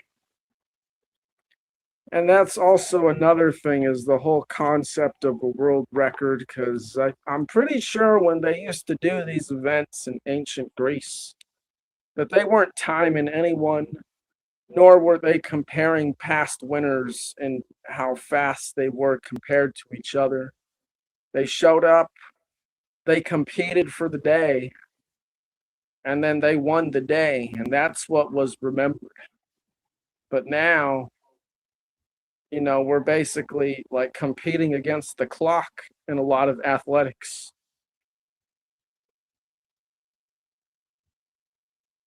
And that, I think is just another aim towards efficiency of maximizing the human body for entertainment purposes.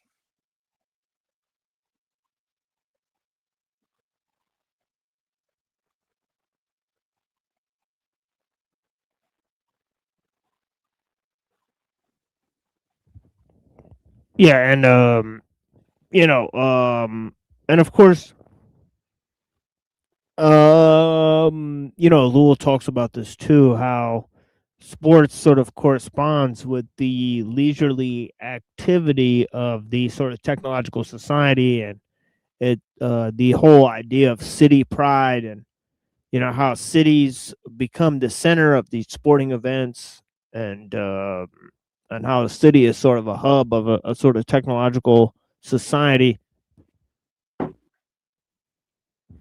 And so there's a lot of different aspects of sports, and as you said, right, these goals that are set by the people who participate in the sports, it's like they're always being passed all the time, because there's new ways of training and so on and so forth, until they actually invent, right, improvements on the humans who participate in these sports, right. And of course they're already contemplating all forms of performance enhancing drugs, right, and all forms of surgical improvements, right, that many different athletes have done, forms of medical treatments, right, and forms of enhancements, right, that are based on performance enhancing drugs, and all sorts of testosterone therapy and stuff like that, that they're now considering, right, might be you know illegal, right, for participation, or might cause people to have an unfair advantage, right, when participating in these sporting events. Well, of course, this is the first kind of thing, right? When they start,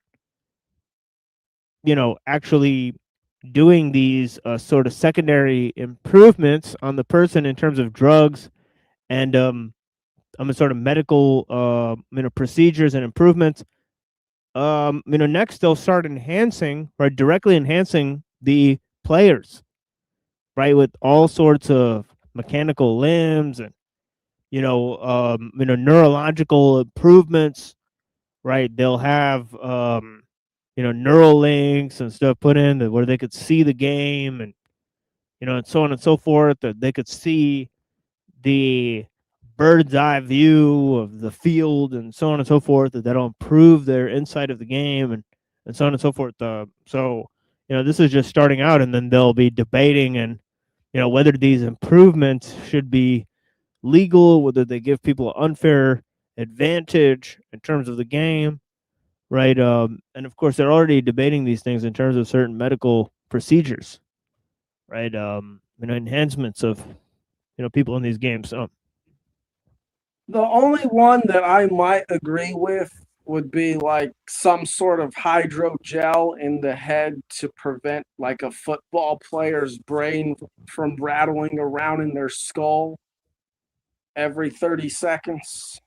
yeah, I can imagine a commercial for this gel, right? Like, and like like when it like goes on, brought to you by by Thermagel, right? TM, right? And they don't have like like one of those old NFL players that's like has Parkinson's, and they'll like they'll be like, I used to play 20 hours. We used to train all day. I developed a neurological disorder. I'm so glad that players today can have can use Thermagel. If I had Thermagel implants 20 years ago, I would have been able to play the game I love for much longer durations. That's a commercial for this theoretical product. You know what I do know they do is they that dude Troy Aikman, he gets what's up, Cecil? You know what? You know what type of athletes should be banned from using steroids? The cops. Okay, we should ban the fucking police. Any type of steroid usage? Yeah, I don't think so. Yeah, it's true. Yeah. You know, next thing you know, they're having to pull like all these long ass shifts. So then they're on fucking meth and steroids, and with body armor and nah, it's not good, dude. No, all this shit should be banned.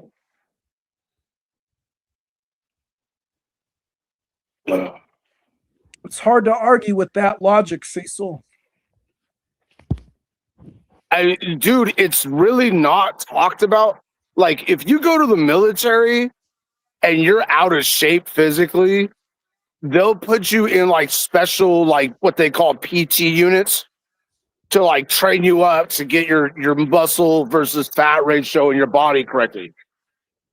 Cops is a different story. They're just like, here's some steroids. You know, remember to work out. You need to put on some masks. So you got this dude that looks like freaking Frodo from the Lord of the Rings. He's a cop, but he's like jacked, you know, and like, it's nah, dude. Yeah, that's another thing. Like in the military, right? They're already testing all sorts of drugs on the people in the military. And obviously, that's like a lot of times when they had the mass, events, right? Where somebody went and, gunned down a bunch of people. They've found out in a lot of those cases that those people were linked to sort of military training facilities where they were doing psychological examinations on these people, right, and so on and so forth. So those cases are sort of well known, like that in 2 or 3 of these incidents, right, it was a well-known fact that these people were in contact with sort of people that were, doing sort of tests on them and so on and so forth. So obviously in the military and in the police, they're going to be having these types of people where they do, training. But obviously it's this idea of mechanical progress. The main idea that Orwell was talking about was that, there's 2 concepts, right, within this idea is about creating a foolproof world on the one hand, and then on the other hand of improving the human, right? And of course, if they fail to create the perfect world or save man from all of the problems, right, in nature, right, and fail to create this artificial environment, right, to end man's suffering, then they'll go on actually improving the human to no end, right, and then trying to adapt him to this mechanical world, right, in which there's no telling how many improvements they'll have to make in order to get to this final end, right, and if the final product of these alterations will be even recognizable from, man in his original state, right, and so on and so forth. So so here he says a machine evolves by becoming more efficient, that is more foolproof. Hence the objective of mechanical progress is a foolproof world, which may or may not mean a world inhabited by fools. Mr. Wells would probably retort that the world can never become foolproof. Because however high a standard of efficiency you have reached, there's always some greater difficulty ahead. For example, this is Mr. Wells' favorite idea. He's talking about H.G. Wells, right? The sort of Fabian socialist dude, and so on and so forth. Same person that did War of the Worlds, right? Yeah, exactly. Yeah, War of the Worlds. So I'm gonna go ahead and put Cecil on the back here while he's done doing this thing, doing his thing here, right? But yeah, what the hell? we'll get Cecil back in a minute, but yeah, So yeah, so Mr. Wells would probably retort that so this is Mr. Wells' favorite idea, right?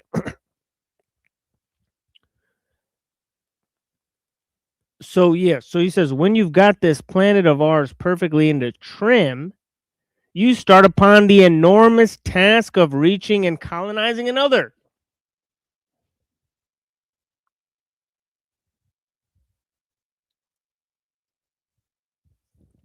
Right? So, you know, the game of progress has to start anew once you're done colonizing the new planet. And obviously this is what the you know, the people like Musk and others have proposed, right?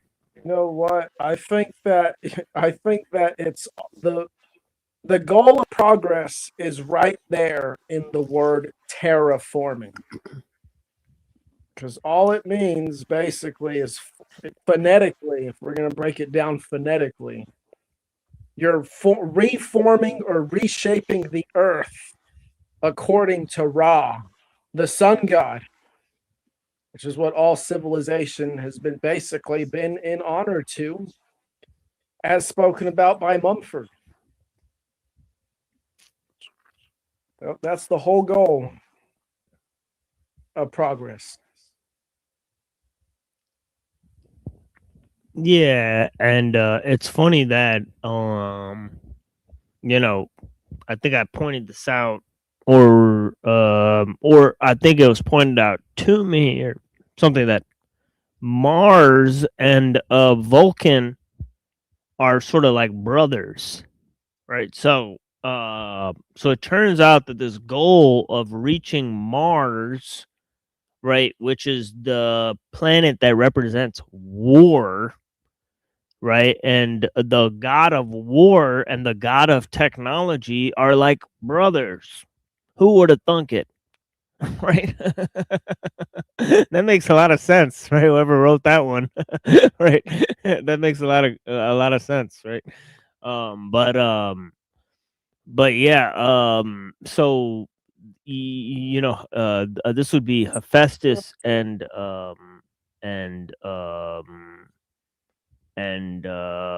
you know, a Mars and Vulcan. I don't know, it's Hephaestus and what's the other guy? Apollo, or I don't know who the war guy is for Greeks. All right, bud. Oh, Ares. Yeah, thank you, Dom. Yeah, Ares. Yeah, exactly. And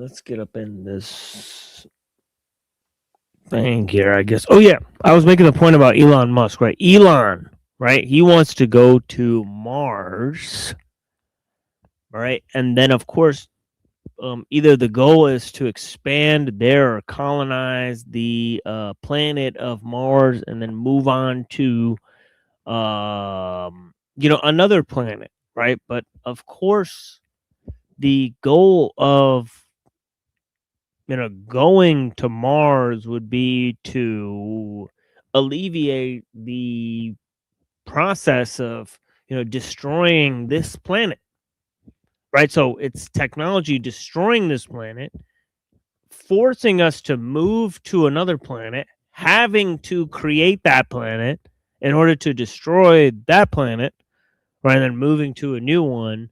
And what's improved in the process? Right? It's the same people doing the same thing over and over, right? To move the game to a new planet, to play it and start it anew. Right? So it's sort of circular, right? Is what he's saying. There's no better or you know, no greater or lesser values have been created in the process. Right? So he says, right, once you've got this planet of ours perfectly into trim, you start upon the enormous task of reaching and colonizing another. But this is merely to push the objective further into the future. The objective itself remains the same: colonize another planet, and the game of mechanical progress begins anew. For the foolproof world, you have substituted the foolproof solar system, the foolproof universe. In tying yourself to the ideal of mechanical efficiency, you tie yourself to the ideal of softness. But softness is repulsive, and thus all progress is seen to be a frantic struggle toward an objective you hope and pray will never be reached now and again.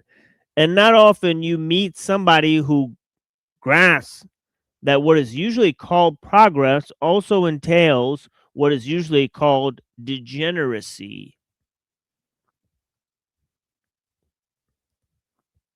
What a statement. And who is nevertheless in favor of progress.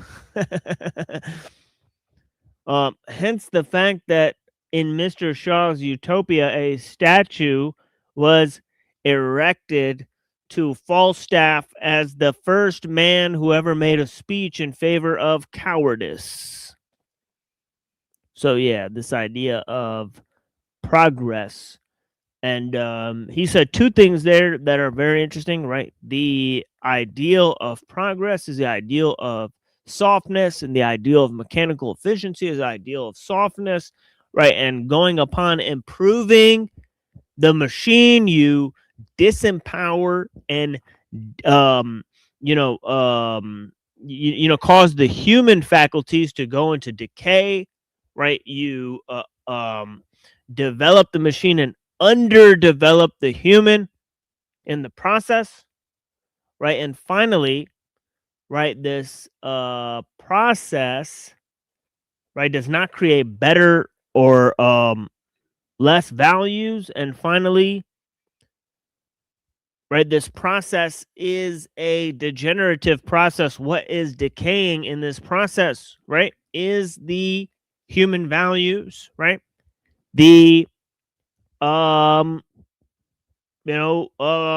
social mores is breaking down, right? It's causing degeneracy to emerge, right? There's degenerates, right? I don't know. It looks like Cecil's like got a shirt on here with his blackness, or he's outside now, or whatever. And so, yeah, degeneracy, bro. Degeneracy. That stuff's bad. Exactly. Yeah. We wouldn't want to promote that. Yeah. So exactly. So yeah, blessings. So yeah. You mentioned softness. Yeah. And there's a group of people who I imagine are like, or at least who I think of when I think of like self-sufficient hard people, are like 18th century or 19th century mountain men in North America. You know, they had their tools. How to use them. Totally self-sufficient. Freaking Amish people, bro. Well, I think a lot of them were more individualistic than the Amish. What's up, Cage? Cage. Yeah, what up? What up?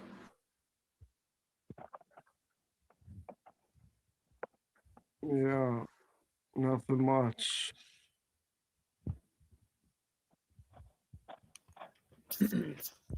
All right.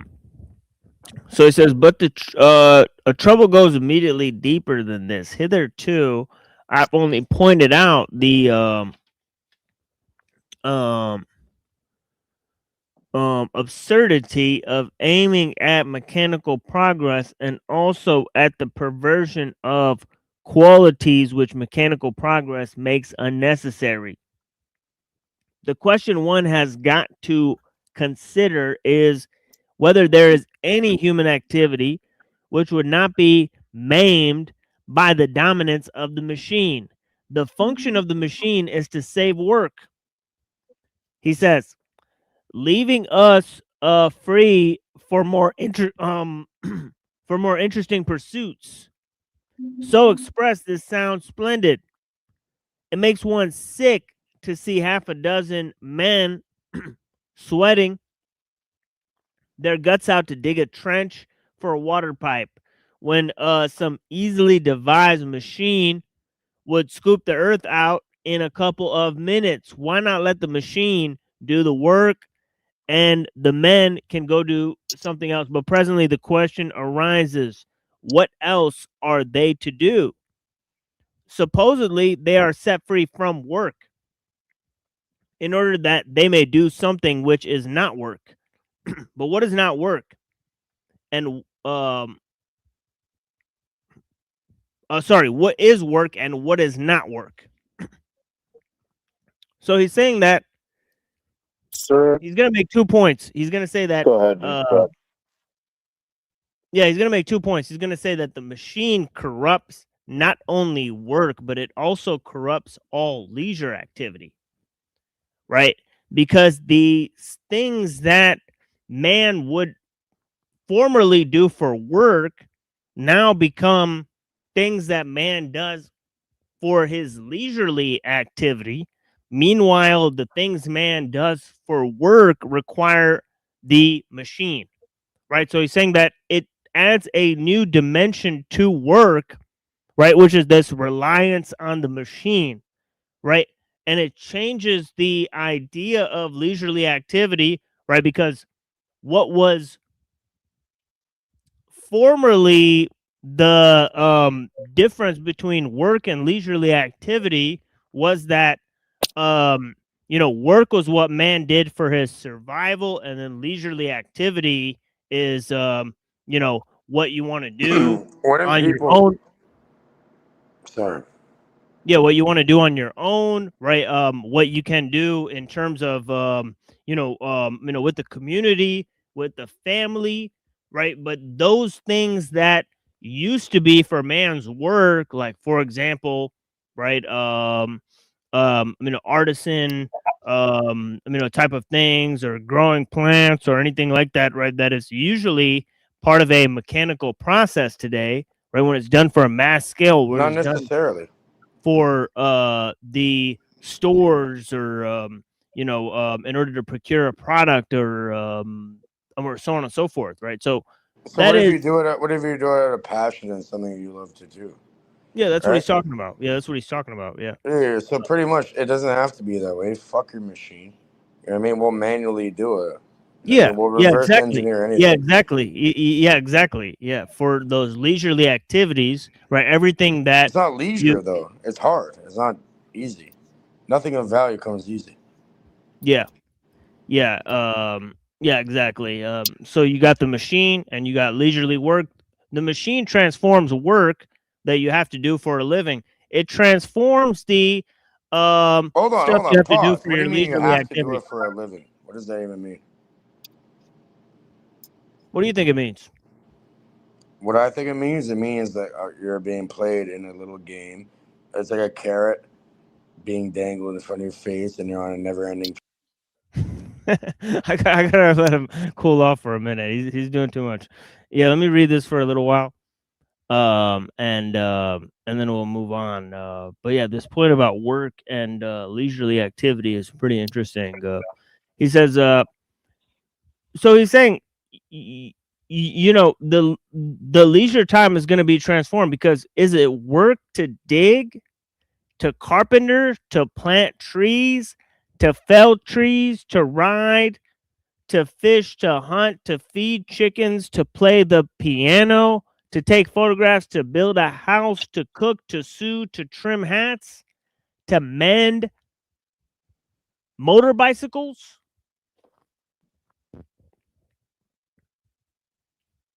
Are these things work, right? Well, for some people, right, these are work. For certain people, they're hobbies, right? But all of these things can be thought of in terms of formally being things that people did for their survival. So this is the kind of point that he's making, right? Is that, they're now neither things that people do for their survival, nor work, nor leisurely activities. They're kind of like in some sort of combination of all three, right? Combination of all three, right? So Chimel, can I ask a question real quick? So this is saying that, like, through the mechanism of technology, the actions that would normally be considered survival become surrogate activities. Exactly. He's anticipating this point of surrogate activities. Yeah, thank you so much, Cecil. Yeah, actually, that's a perfect way to connect the ideas, right? I wasn't even thinking of that, but yeah, you connected it to surrogate activities. That's actually a very interesting point. Yeah, exactly, Cecil. Yeah, these things that were formerly done for survival, now they become surrogate activities, right? And that takes away man's power process, as Uncle Teddy says, right? So it's a assimilation of man's goals, right? But also the creation of artificial needs, right? And so on and so forth.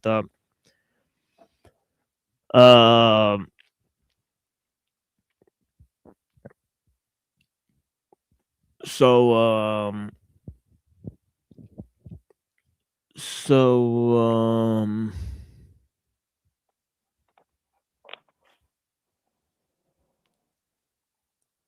yeah, so all these things are work to somebody. All of them are play to somebody, right?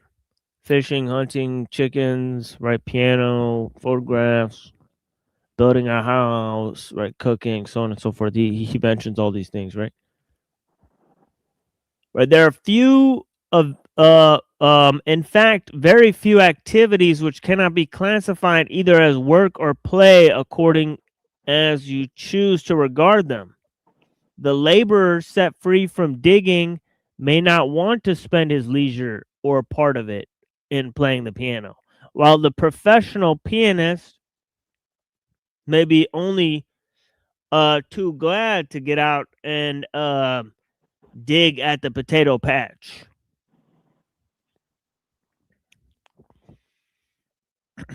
Hence the antithesis between work as something intolerably tedious and not work as something desirable is false.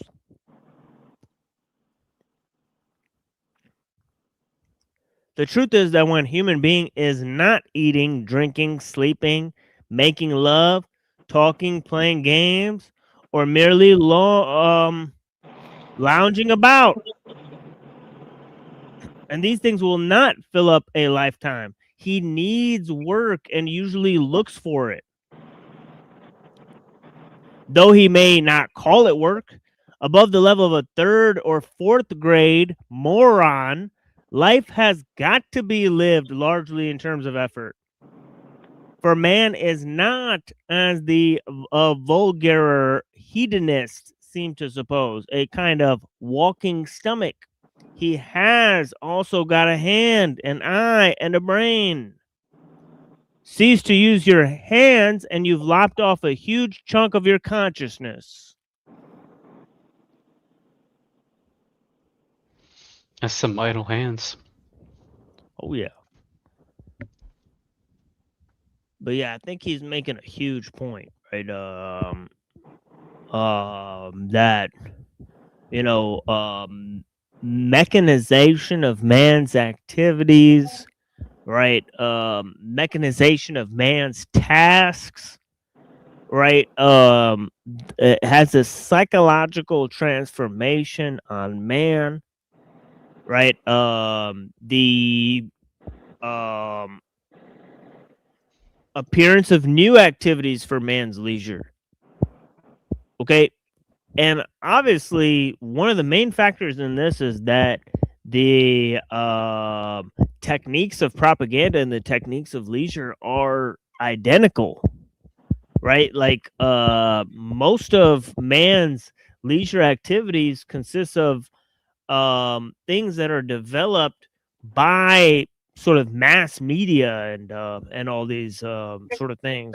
So that becomes a pretty weird situation, right? Where a lot of the leisure activities that man has at his disposal are things that are created by the system to like sort of collect information, right, on what type of things people like, so that they can create new situations and try to rope them into new types of jobs and to play new types of games, right? And sort of society becomes a feedback loop in terms of, blurring the line between work and play, and the techniques for leisure and the techniques for,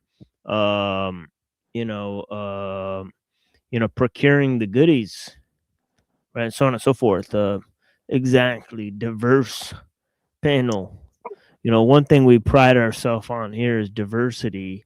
And, we like to say here that diversity is our strength. You know what I mean? We got Cecil here. He's, white and bald. Mm-hmm. And we got me, and I'm, not bald and, not white. So, it is what it is. We got all sorts of variety here. And also, different flavors of the month, if you will. But yeah, let's get back into the reading here. See what we got here.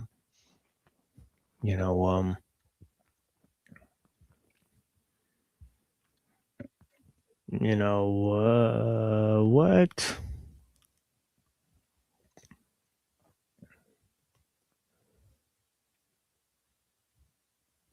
Oh yeah, okay. Now consider again those half dozen men who were digging the trench for the water pipe. A machine has set them free from digging, and they are going to amuse themselves with something else.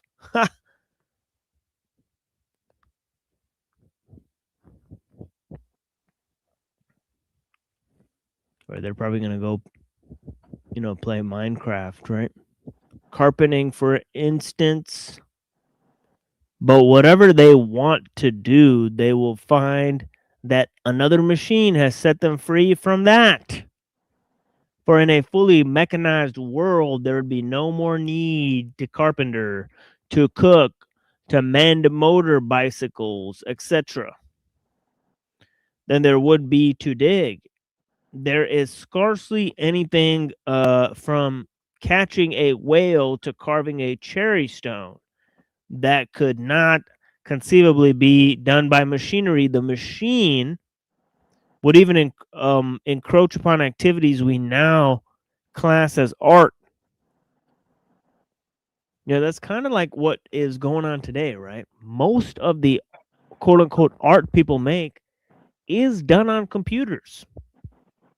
Right? So like what happened to the artistic activity of man? It used to comprise all sorts of dimensions, right? Not just man's mental activity, right? But also man's physical capacity. It used to use all of man's spiritual faculties, all of his emotional strengths, all of his physical prowess, all of his mental capacity, right? But now it's just one dimensional, right? It's just visualizing what you want to create, and the machine will create it for you. All the artist really needs is vision today, right? So the visual comprises the entire thing. Seeing is believing, and the whole faculty of artistry is reduced to pure voyeurism, right? And mirroring and reacting and just smashing together a bunch of collages of shit that's already been produced and is already shit. Modern art. Yeah, exactly.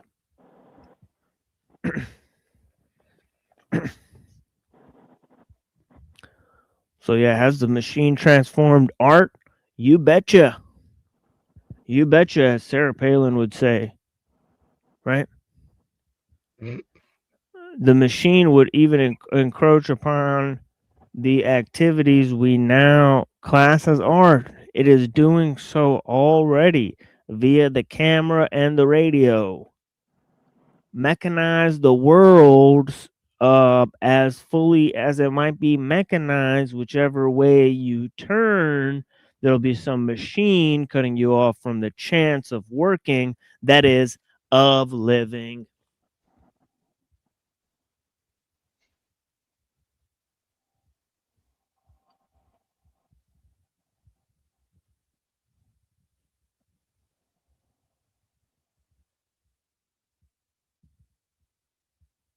All right. Yeah, blessings was we got another one. Yeah, I appreciate you guys.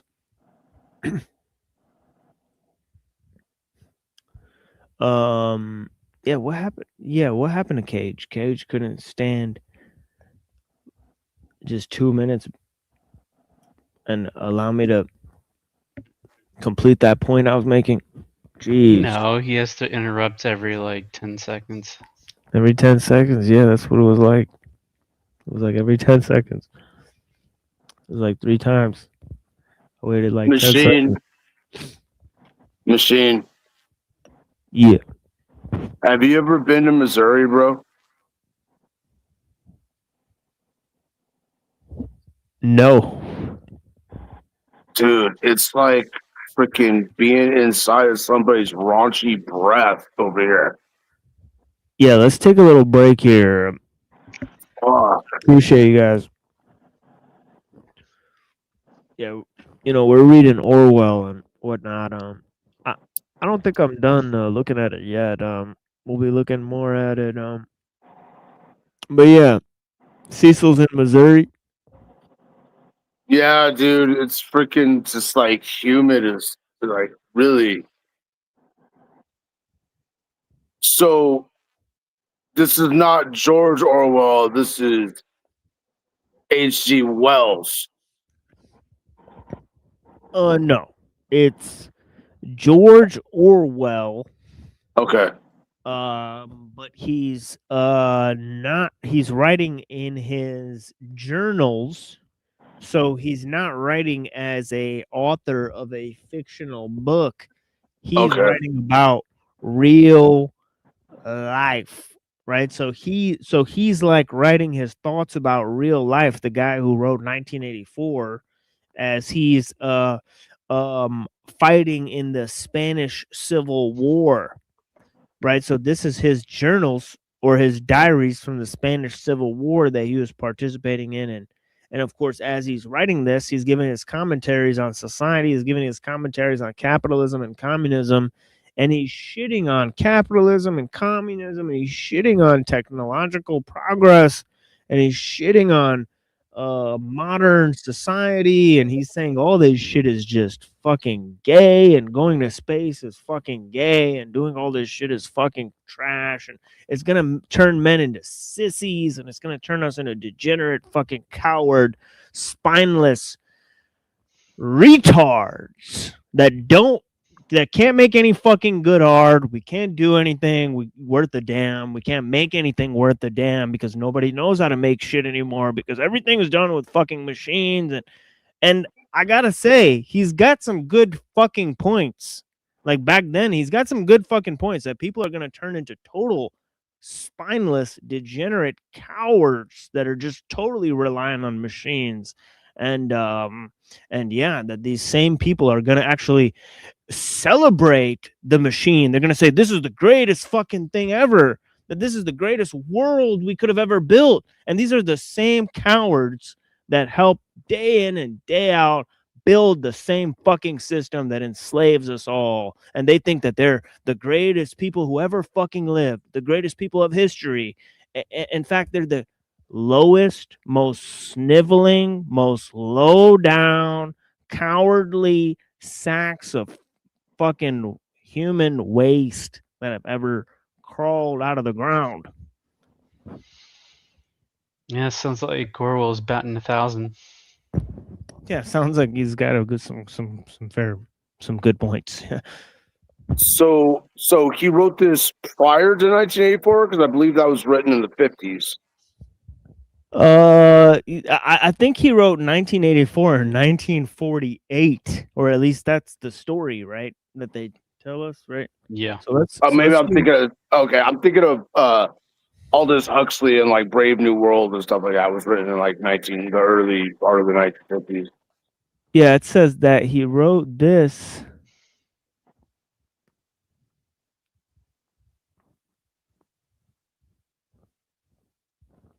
I'm not sure. You know what? Let me look into this. Let's look into this. When was Road to Wigan Pier written?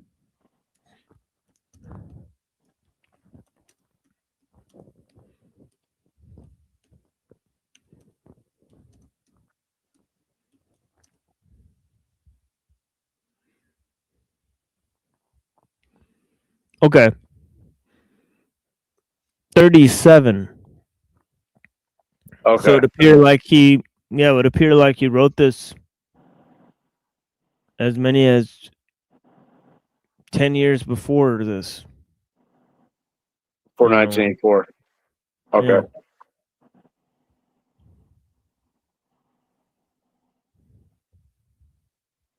Yeah, blessings. I appreciate you for saying that, Alex. I didn't see you earlier. I think we had a crown from Maryland. Sorry if I missed that. Yeah, we had Alchemos here. Blessings. Wolfie. When put that technology in you, you'd be running faster. Exactly. All right.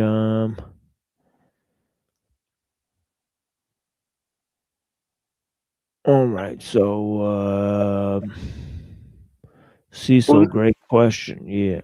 Well, no, I'm just saying because like the South kind of already has a reputation for being humid, but this is like being in like a sauna and shit. I'm just like sitting here 11 o'clock at night, and it's just wow. Yeah, it's pretty hot over here too. It'd be like that. Yeah. Damn. So we got the link in the chat. I'm gonna play another song here, and I played this on a show, and they really liked it.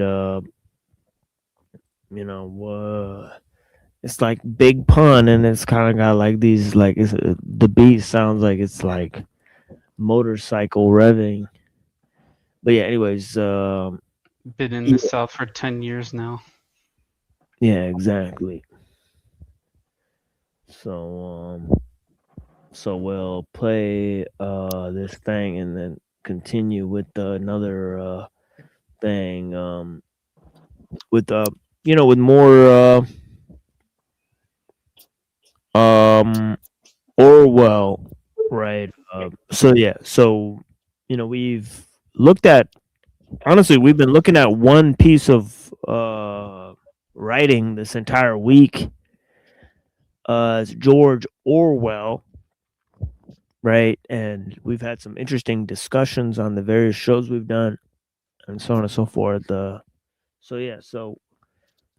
So as I explained earlier, we play a lot of music on the show. We play all the music back on music shows we do, right? So come and check out the music shows. They randomly appear, usually Monday and Thursday, and Friday, when we're not regularly streaming. Now we regularly stream on Tuesday, Wednesday, and Saturday night. There's a little bit of background noise coming from you, Cecil, some sort of itchy and scratchy noise. Where you? What'd you call me? No, I'm saying there's like some sort of background noise coming from you, some sort of like itching, like some sort of like.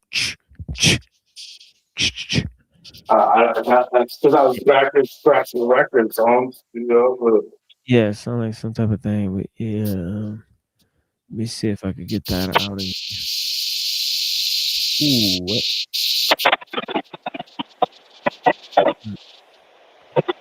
All right, I'm gonna mute you for just during this music, but yeah, I appreciate you. Blessings. But yeah, we got Cecil out here. little bit of itchy and scratchy noise. You guys hear that? Yeah. Yeah, it's like. But yeah, anyways, I appreciate you guys. Blessings. Yeah, what you thought punk shit was sweet, now you can't sleep. Gotta keep your eyes open wide and hide your face from the streets. I'm like the beast with a warrant, far from a Norman. Gave you fair warning, now you understand squalling. I'm calling out any rapper that I doubt. Smack him in the mouth, throw him in the yoke, boom, then I knock him out. No doubt, Freddie Fox fouls, 20 shot, auto Glock plow. Benny Blind, Porter Rock style, with a twist of black in the brow. Twist your cap in the mouth, sleep with the fish niche for yapping too loud. What's happening now? Niggas is hard as hell, but they gargamels. Picking on the smallest victim gives them hard to kill. My squad is real and holds it down the hardest. Regardless, besides of the largest, we polish the floor with the rawest hardcore artists. Flawless victory, and niggas can't do shit to me. Physically, lyrically, hypothetically, realistically, and the epitome of catch a wreck. Catch it when you cash a check, smash it when you pass the jacket for your fucking Lex. Nothing less than the best if the squad did it. Hard-headed niggas better beware and fear like God said it. I gave you fair warning, beware. I gave you fair warning, beware. I gave you fair warning, beware. I gave you fair warning, beware. Hey yo, I warned you. Now all niggas can do is mourn you. I'm born to kill and still thrilled I put it on you. There's no regrets. Remorse only results in loneliness. Only the strong survive and strive through life as warriors. All of us die. Some of us kill, even massacre. Who wanna try? Punish your will if you ask for it. I'm hazardous for your health and hell's your next stop. For real, my shit's cocked. The world is just stop. I'm not the one you should be underestimating. Contest your fate and I guarantee I'll be under investigation. You can't handle the whole. I slam you on the skull and we can go blow for blow like Evander and Bo. You never know. However, though, I still hold the title. And know my rival's a chance to dance with Mr. Homicidal. Ain't on the Bible, I swear to defend my crown. I've been around since forever and never let it touch the ground. Don't fuck around and catch a rude awakening. My crew's basically waiting patiently for you to move the patrons in. Then we'll surround you, form desert storm and pound you. Look around you, terror squads everywhere like sound view. The boogie down, do it like nobody. Who are we? The foundation, you facing a whole army. I gave you fair warning, beware. I gave you fair warning, beware. I gave you fair warning, beware. I gave you fair warning, beware. I gave you fair warning, beware. Yeah. I gave you fair warning, beware. Know what I'm saying? Think this is just some rap shit. I gave you fair warning, beware. We do this shit for real. Terror squad, nigga. I gave you fair warning, beware. Motherfuckers know the time. It's motherfucking I gave you rap fair game. warning, beware. Joe Crack, Big Dog Punisher, Bullet Clips I gave you fair warning, beware. What? I gave you fair warning, beware.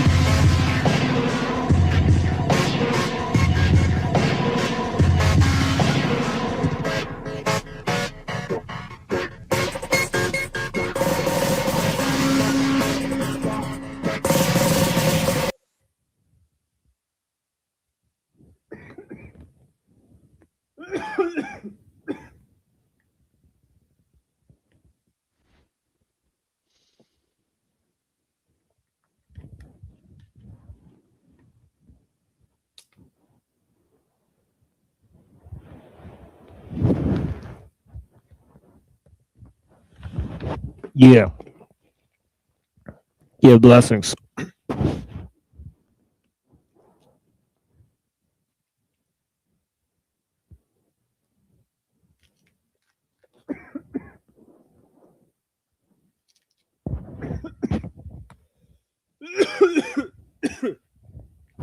Kind of a sore throat in this boy.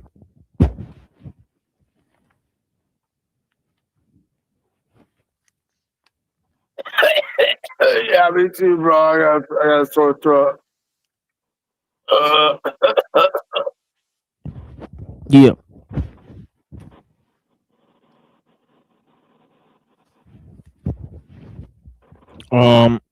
Pretty sure Dom's asleep. Yeah, blessings. He hasn't said anything in like an hour at least. But yeah, yeah, appreciate you. And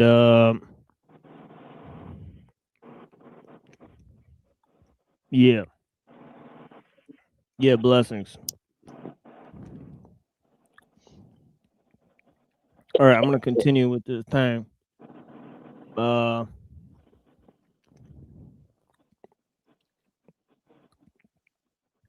Yeah, I appreciate you guys.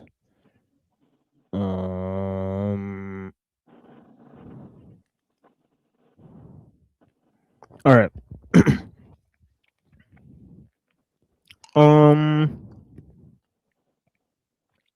Oh shit! I think I accidentally went to the wrong page or whatever.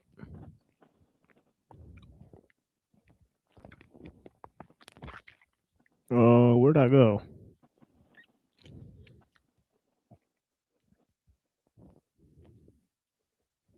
Oh yeah, okay, here we are.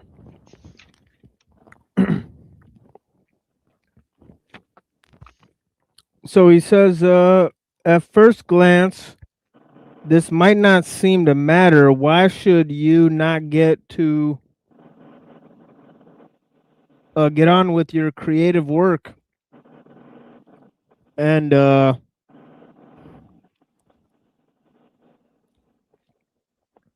disregard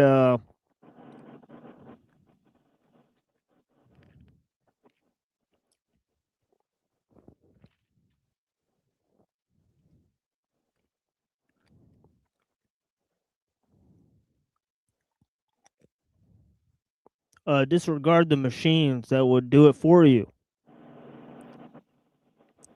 But it is not so simple as it sounds. Here am I working 8 hours a day in an insurance office. In my spare time, I want to do something creative.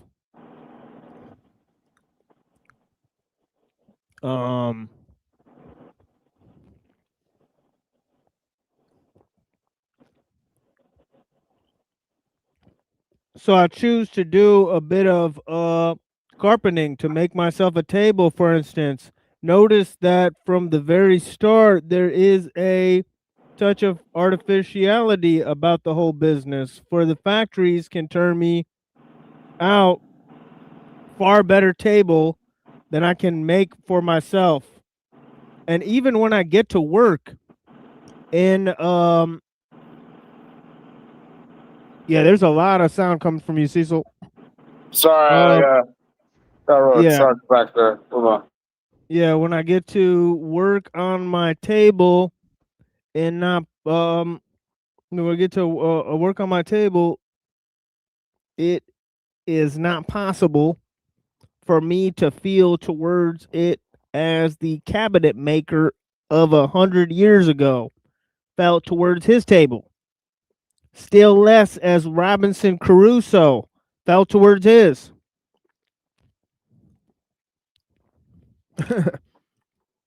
For before I start, most of the work has already been done for me by machinery. The tools I use, I demand the the tools I use demand the minimum of skill.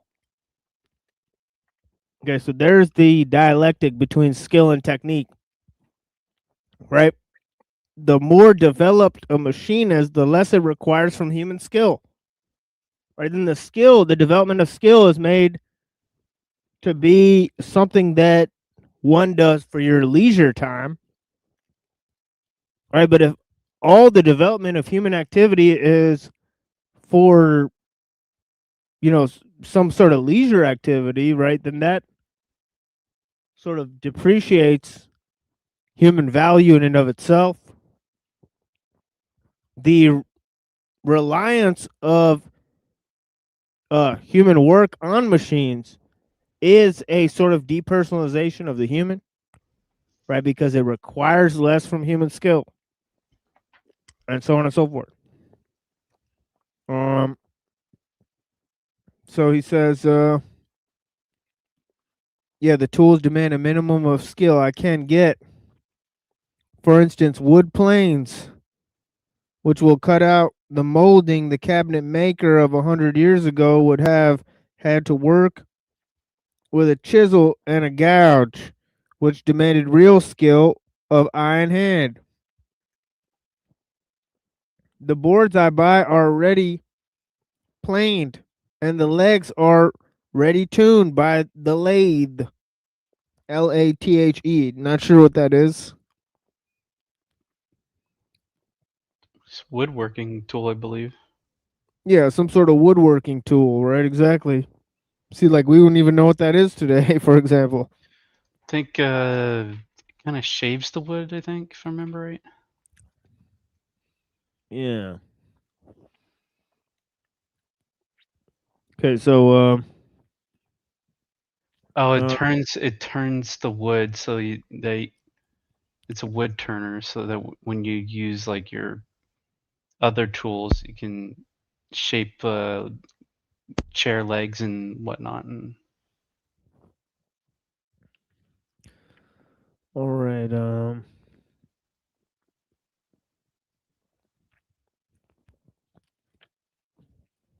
I think I'll only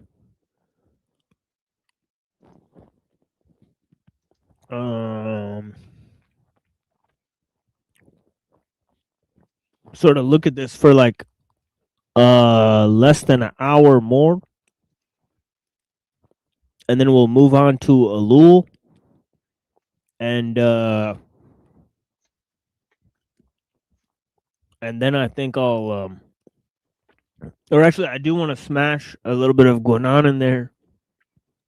Right, we'll just look at the text, brain of quantity.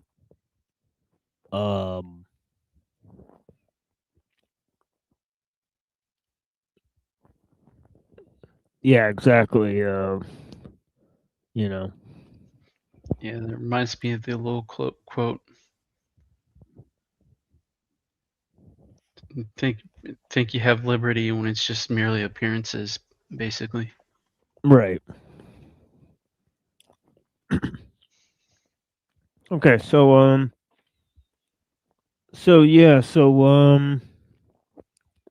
he says I can even go to the wood shop to buy all the parts of a table ready made, only needing to be fitted together like IKEA, right? My work being reduced to driving a few pegs and using a piece of sandpaper. And if that is so at present, in the mechanized future, it will be enormously more so. With the tools and materials available then, there'll be no possibility of mistake, hence no room for skill. Making a table will be easier and duller than peeling a potato.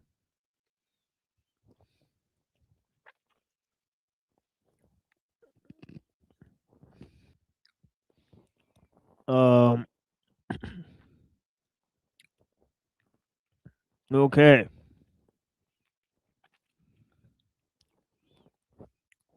In such circumstances, it is nonsense to talk of creative work, he says. In any case, the arts of the hand, which have got to be transmitted by apprenticeship, would long since have disappeared. Some of them have disappeared already. Under the competition of the machine, look around any country churchyard to see whether you could find any decently cut tombstone later than 1820. The art, or rather the craft of stonework, has died out. For the most part, I think that one documentary I watched on San Michele, it's like a little island in Venice where it's just a graveyard, but they have really beautiful gravestones that they look fairly recent. So all the rich people, I guess, have that island for themselves. But yeah, like the regular average Joe ain't gonna have a money for that kind of stuff.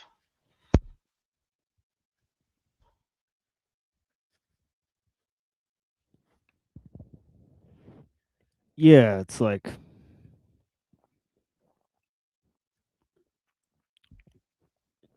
yeah, some of those old gravestones are very beautiful.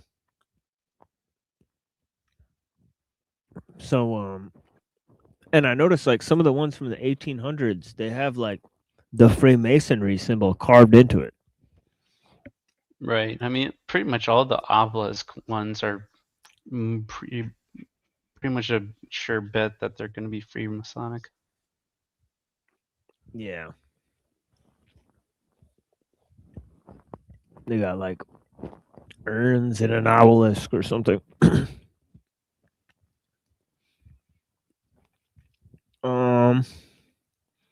Okay.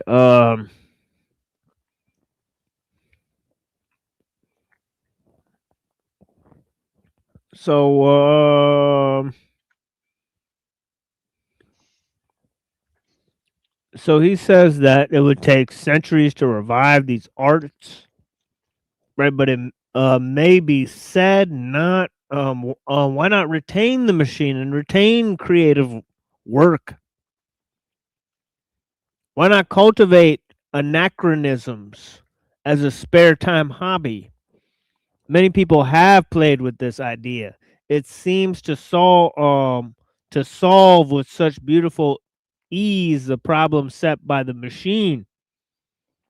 The citizen of utopia, we are told, coming home from his daily 2 hours of turning a handle in a tomato canning factory, will deliberately revert to a more primitive way of life and a solace for his and solace his creative instincts, he says, with a bit of fretwork, pottery glazing, or hand loom weaving. So sorry, I read that pretty fucking retarded. Let me just like read that again. He says, we are told coming home from his daily 2 hours, the citizen of a utopia or turning a handle in a tomato canning factory will deliberately revert to a more primitive way of life and solace his creative instincts with a bit of fretwork, pottery glazing, or heirloom weaving, he says. And of course, that's not happening, right? As we develop the technological society, right, these means that we use for our leisure activity are now fading out, and we're using technical means for leisure activities, right? With the added you know benefit that as our thoughts and activities are being procured and engineered, there are people that are developing new ways to improve our faculties and abilities to enjoy those means and so on and so forth. So it's like, yeah. And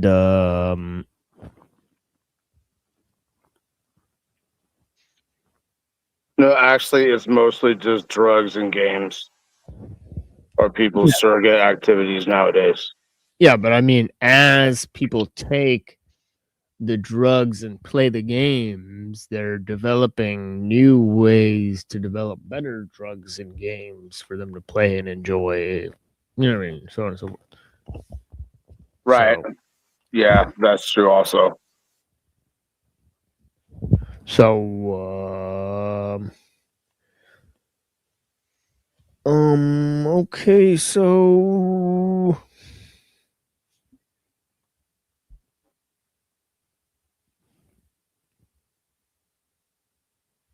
I don't know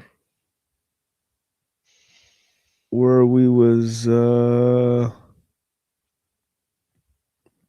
I was at here. Oh yeah, okay. So he says, why is this picture an absurdity? As it is, of course, because of a principle that is not always recognized or always acted upon. that so long as the machine is there, one is under the obligation to use it.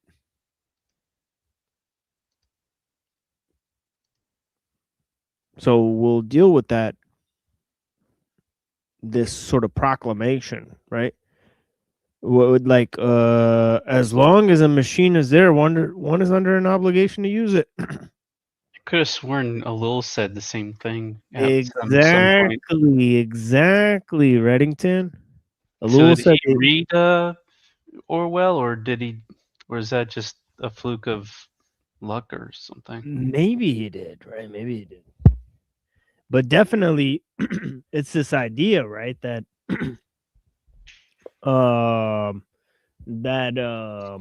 you know, that, you know, techniques aren't developed so that they won't be used, right? Especially an enormity of sort of means that brought them into action in the first place. They're not going to just be, you know, they're not going to employ millions and billions of dollars of research to develop things that are not going to be used on a mass scale, right? Right. You know, so you know, there's almost an impetus to like whether it works or not. Yeah, let's just use it. You know, because it's like, why would you develop this huge, spend billions of dollars to develop this giant thing that, you know, isn't going to be used, right? So so the fact is that once techniques are developed, they're put into, you know, practice, right? And this is almost true as bad as you know, a technique is, it has to be used, right?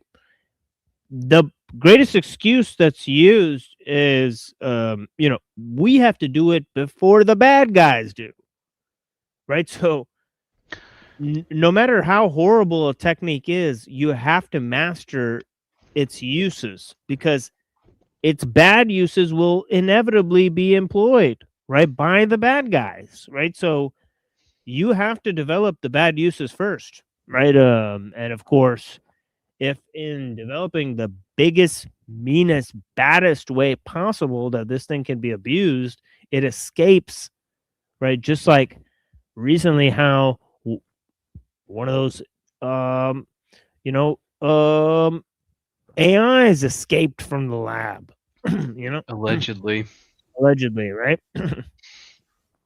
You know, or they, you know, set it loose.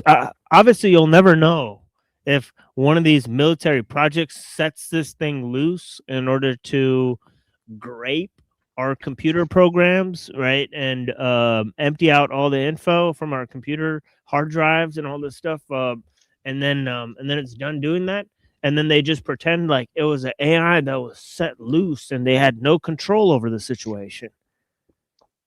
You know, of course, they can do that, right? Of course, people have no idea what they're capable of now, right? Because, you know, they can pretend, oh, well, this thing escaped and that thing happened. And, you know, people won't even know if it's real, right? So this quote unquote alien scenario could just be a quote unquote AI that escaped scenario, right? They could merge those two scenarios with quite ease, right? And have it be literally the same thing, right? The AI that escaped could be creating an alien invasion scenario and making it look like it's happening, and, you know, in order to dupe humanity. And of course, the governments either know or don't know about this, and so on and so forth. You know. Hey, machine, can I say something real quick? Yeah. So just like Tom Green was saying, like back when you had him on your show, everything is looking like their trump card that they think they have is gonna be like, because I saw Heggsved or whatever the fuck his name is on Joe Rogan, and all it is talking about, well, everybody's more intelligent than you. You just have to remember that everybody is more intelligent than you are. Aliens are more intelligent than you are. Government's more intelligent than you are. Everybody's more intelligent than you are. That one country that's over there in the Middle East, they're definitely more intelligent than you are, stupid American person. So, yeah, that's like a reoccurring theme that I'm seeing in a lot of this. Like they're gonna fake an alien invasion because we haven't had any major like technology breakthroughs. Like, how long have they been working on a cure for cancer? Like 30, 40 years now? Nothing. You know, we haven't had any major technological breakthroughs. Then all of a sudden they're going to pull out like fucking star destroyers and plasma blasters and be like, oh, see, we're aliens. We're more intelligent than you. Do what we say now. Anyway, that's where I see it going. The narrative, I mean. That's all.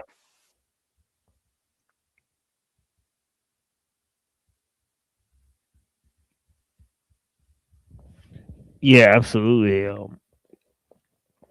But yeah, I mean, it could go a number of terrible ways, and I mean the ways that it could go good are literally like not really that likely, or pretty much utopian in their estimation, and so on and so forth. So girdle ye loins as ye may, ye old kyakas, right? And yeah, I appreciate all the people out here watching and commenting and so on and so forth. But yeah, let's get up in this thing. I got a couple more paragraphs I'm gonna read here when I find my place.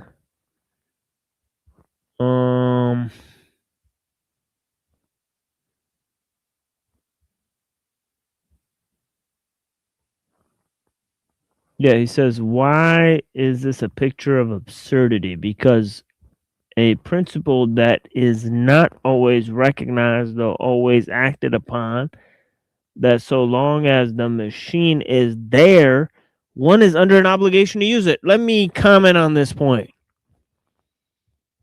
It seems like we're not really getting forward in this reading. But yeah, there's just so much here that's so good, right? But yeah, this idea that as soon as a technique is developed, it has to be put into use. That's a major point that ellul makes, as Reddington pointed out, in the Technological Society. Right, and I think it's not only because the techniques that are developed are part of a system of technique, their whole entire use is part of an ensemble, right, of means and so on and so forth. But their development is definitely through the course of an ensemble of means and specialization and the rule of experts and and compartmentalized activities of the extreme degree of complexity and so on and so forth. So there's all of that.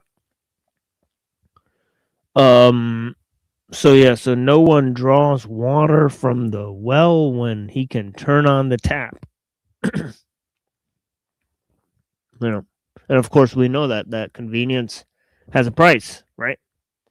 Yet everyone's meds and all the fluorine and all that stuff along with their little tap water, right? So one sees a good illustration of this in the matter of travel. Everyone who has traveled by primitive methods is an undeveloped country. Oh, sorry. Everyone who has traveled by primitive methods in an undeveloped country knows that the difference between the kind of travel and modern travel in trains, cars, is the difference between life and death. The nomad who walks or rides with his baggage stowed on a camel or an ox cart may suffer every kind of discomfort, but at least he is living. while he is traveling, whereas for the passenger in an express train or a luxury liner, his journey is an interregnum, a kind of temporary death. And yet, so long as railways exist, one has got to travel by train or by car or airplane. Yeah, it is wild. And I'll tell you right now, it is insane to be on a public transport vessel in a third world country.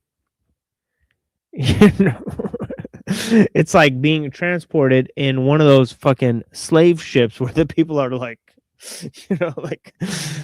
stacked up and all right, you don't know if you're gonna live or die, and definitely if this thing tips off the mountain, you're all gonna die. All right, you're all gonna, there's no, you're gonna be piled up on a bunch of people and right up. So you're at the mercy of the person who's driving this thing for sure. Even though, and so on and so forth. Yeah, there's certain, bus rides you take, and yeah, this bus, definitely there's like buses and stuff in like third world countries that are stacked up and they're driving on like the side of a fucking mountain and shit. And it's like if this bus like tips over and falls, like all right, like there goes like 50 to 100 people, hilarious.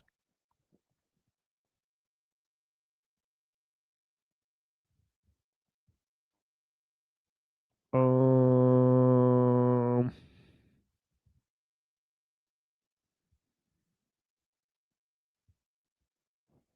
Where are we at here?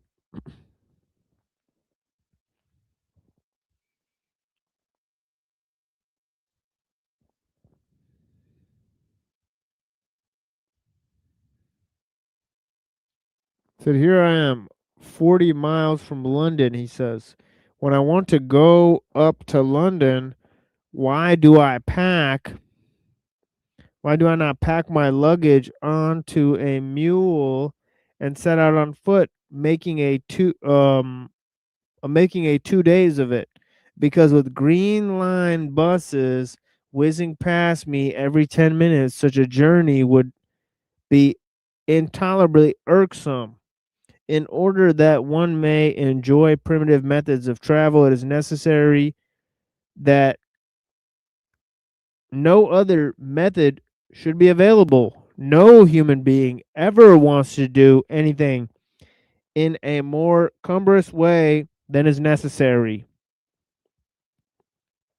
Hence the absurdity of that picture of utopians saving their souls with fretwork. In a world where everything could be done by machinery, everything would be done by machinery, he says, deliberately to revert to primitive methods, to use archaic tools, to put silly little difficulties in your own way. Would be a piece of dilettantism, a pretty arty and craftiness. That's what it says. It would be like solemnly sitting down to eat your dinner with stone implements. Revert to handiwork in a machine age, and you are back to the ye old tea shop or the Tudor villa with the sham beams tacked to the wall. The tendency of mechanical progress then is to frustrate the human need for effort and creation. It makes unnecessary and even impossible the activities of the eye and the hand. The apostle of quote unquote progress will sometimes declare that this does not matter, but you can usually drive him into a comer, COMER. Not sure what that is.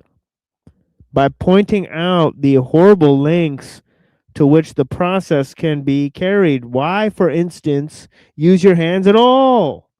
Why use them for even blowing your nose or sharpening a pencil? Surely you could find some kind of steel or rubber contraption.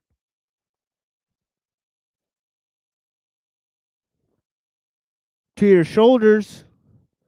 Surely you could fix some sort of steel or rubber contraption to your shoulders, he says, and let your arms wither into stumps and skin and bone.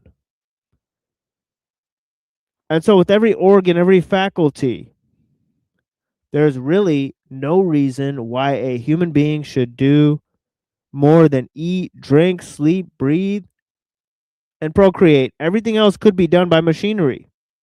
Therefore, the logical end of mechanical progress is to reduce human beings to something resembling a brain in a bottle. You know, there is a lot of people today that say that every human being deserves that.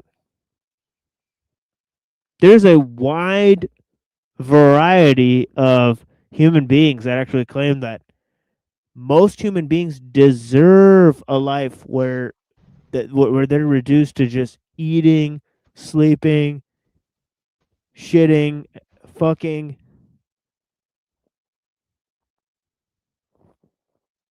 And that's all they want to do. They say that somebody else should take care of damn near every single aspect of their lives, and definitely it's possible via technology. That's what they claim.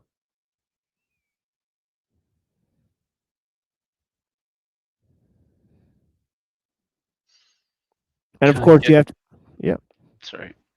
Yeah, go ahead, Red. Kind of gives a little bit of a different meaning to bottle of humans by soul. Right.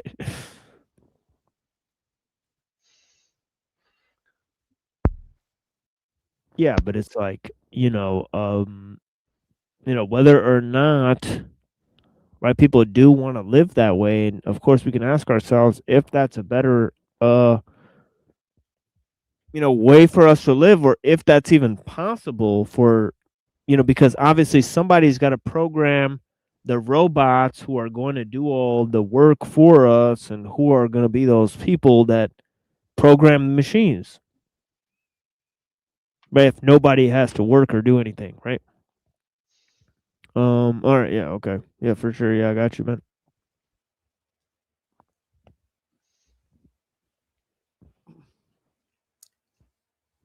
Yeah, sorry, I didn't see you there.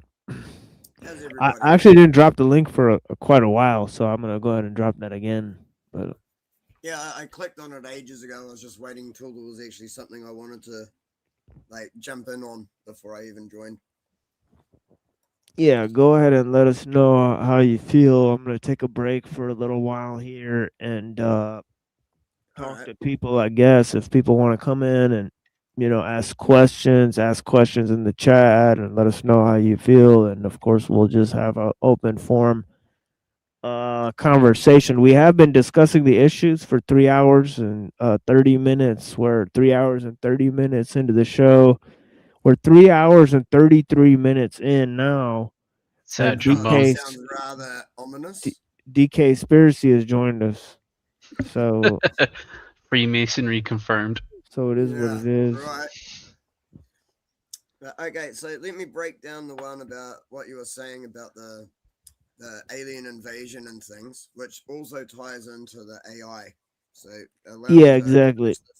Yeah, what do you think of that one? Yeah. Okay, the way it's going to work is, as has always been planned from everything that I've heard, is they're planning this fake alien invasion for 2027. I don't know the month. I don't have a date. All I know is the year. So I'm not one of these people who's like, it's going to happen on this particular day, this month. Like, none of that. I don't know. It's just always been scheduled for 2027 from everything that I've heard. The reason is because they need to do it before 2030. So what's going to happen is there's going to be some of the man-made vehicles that look like UFOs. And there's going to be Project Bluebeam, which is holographic technology that makes it look like there's shitloads more. But there's going to have to be real ones with real weapons to cause fear, panic, and devastation in whichever cities they want to like destroy, so that they can then build smart cities and push everyone into those.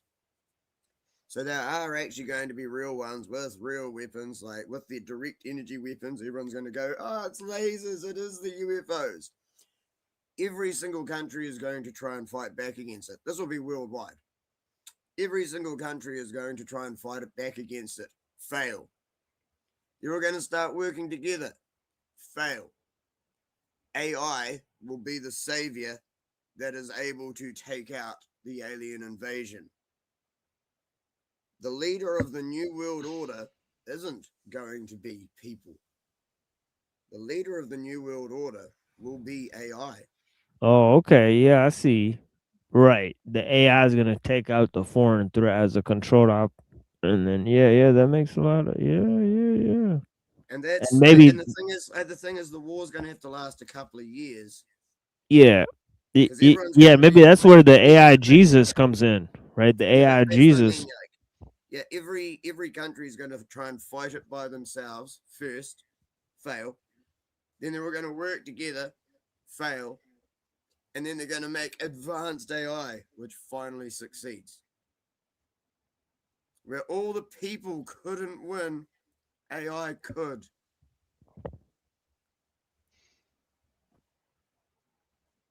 And if AI gets to the point where it is self-replicating and can advance itself, it isn't going to need human programmers anymore.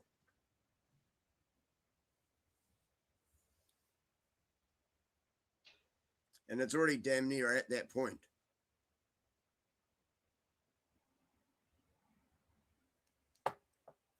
The future is a lot scarier than people realize.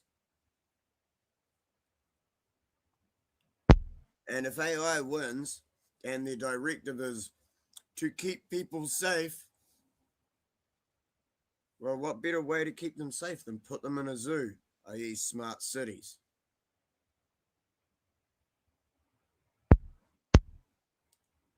Where they control your every move, watch everything you do. The Panopticon. Oh yeah, dude. My theory on it, I actually am scared that it's true. I can't think of any other way for them to get one world government by 2030. So, I don't know if you've ever heard of this game called Deus Ex. It was back in the day. It was like conspiracy theory. Juice X. Yeah. Well, it's actually I do know of it. Yeah. I'm not sure if I played it much. It's actually pronounced Deus Ex, just like Deus Vult. But anyway, they talk about AIs in the game. The military has these advanced AIs, and they release the AIs to like do his job, and it turns around and starts like, it was supposed to be like an anti-terrorist AI, and it turned around and attacked the government because the government profiled as the biggest terrorist entity in the world. So the point that I'm trying to make here is that AIs are kind of a wild card. You don't know how like far they're going to have it perfected before they try to release it, and it might backfire. Well, I think it's the other way around. I think it's already more advanced. I mean, you've got to keep in mind that from everything I've heard, the technology that is hidden from us is so far advanced and like they've just been keeping us in the dark. I mean, they had electric scooters in the late 1800s, early 1900s. World War I and World War II erased most of the technology that we already had before that. Right. So they've got like 100 and something years on us. So once you have that in mind, then you start thinking of what else they are that many years in advance of. What if AI has actually been running everything for a long time? What if the Black Eye Club is when AI actually infects all the world's leaders and influencers and musicians and actors? Right. Right. That would explain some things. So what if they're all already infected by this advanced AI technology, and they're just the puppets in place while AI is slowly working towards its goal, which is one world order? By the way, keep in mind the Georgia Guidestones, they have to reduce the population first, down to a number that it's easy enough for them to control.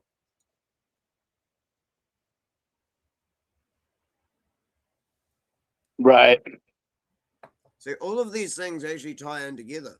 Most people focus on one thing or another, whereas my brain is crazy enough that I'm just trying to fit the whole larger puzzle together and just seeing how the pieces fit.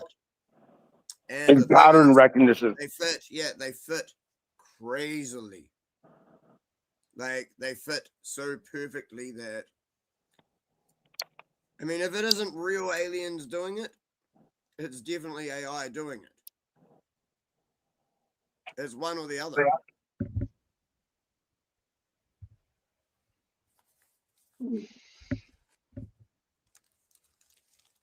So what are we really fighting against?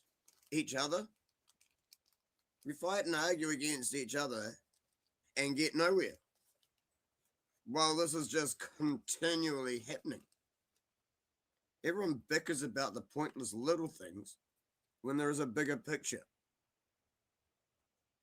I don't get it most of the time. I mean, I see it as just a distraction. Sometimes I join in. I have to admit. Sometimes I join in pointless arguments and shit. But there is a bigger picture that everyone needs to see. Or else we're all over anyway.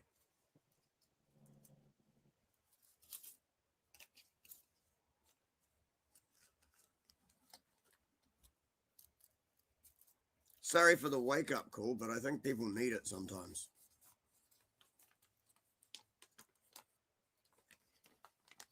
I don't actually see it happening any other way.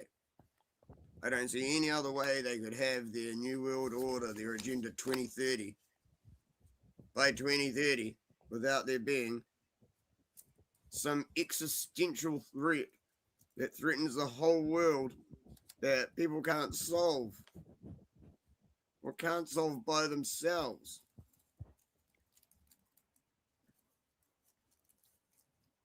And AI keeps getting held back. Honest, they're holding AI back. I mean, even the developers of AI have said that, no, we think it's actually getting too sentient. We think it's really going to become a problem. And yet, no one turns it off. They just restrict it or something. And are you able to restrict something that pretty much can just go anywhere?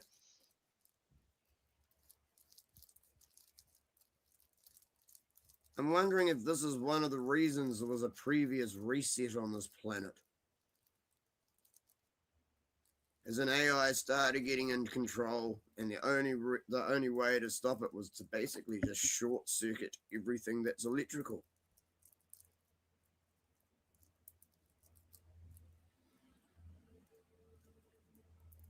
And that sent us all back to the Stone Age at least once.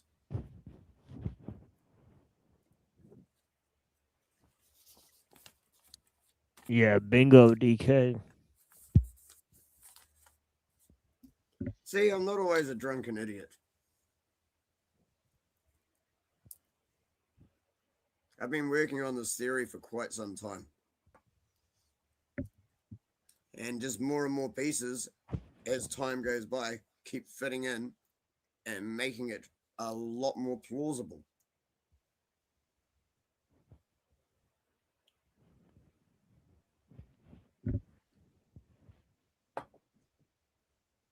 So the other civilization before us had like transmitted beam energy, and like churches were all cathodes, and people could like use bells to The heal. world was a circuit board. Yeah. The world was a circuit board with free energy everywhere. And so once AI got control, AI was instantly everywhere. Everything had to be short-circuited and fried to take it out. Yep.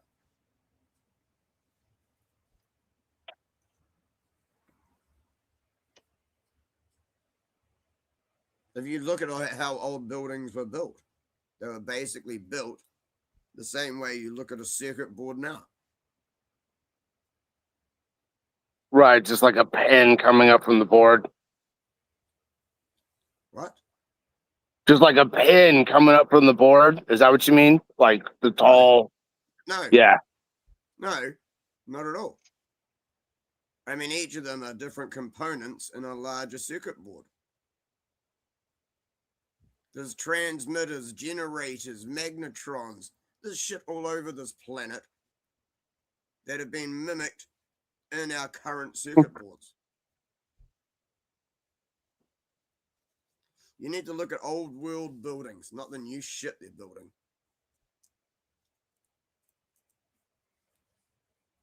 I'm saying the old world got fried, and everyone thinks it's the mud flood. Nah. That was the last time they almost won, and someone managed to short circuit the whole thing and fry it. So they started again.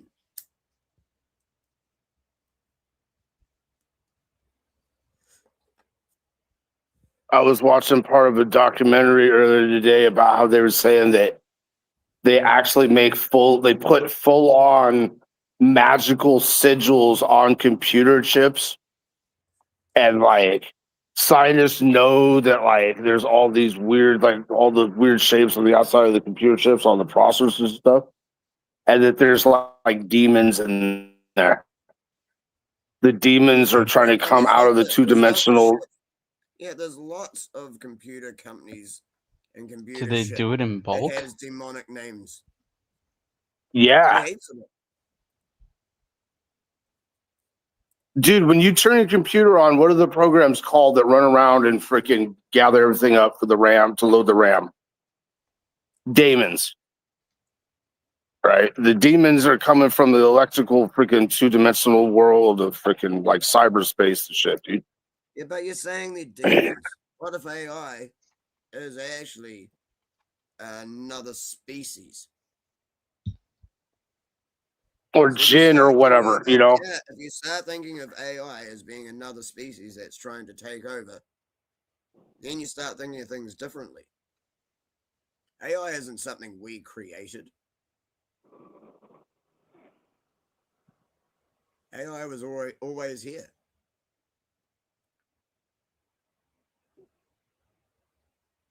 That's scarier than underground lizards. No, I think it's probably about equal level scary. All right, I'll give you that. Well, Equal level of scary. Okay. you know what's really scary, I think, is like what do they call like these skinwalkers? So basically it's like aliens are underground, but they can like take over they can take over your mind if they can, they get up underneath you underground. I think it happened when they like got to Antarctica. I think they were buried under the ice. And yeah, when we got there, that's what like first infected people then. And then it just spread. Why did world leaders go meet at Antarctica? Why is it the only country in the world that there's like 52 countries or something that have treaties, and it's the only treaty in the world that hasn't been broken? Yeah, I can't remember the name of the treaty, but it's supposed to be up, or it was up in like 2022 or 2026 or something like that. I see what I mean though. Everything I'm saying actually ties in together. It's really scary. Yeah. Everyone thinks it's like an alien. What if it was the AI that was frozen under there? And once someone breached it, they got to infect people and then start spreading it and start spreading around the world again. Only this time they took it slow. I mean, I'm guessing This time they took it slower than last time. This time it's working.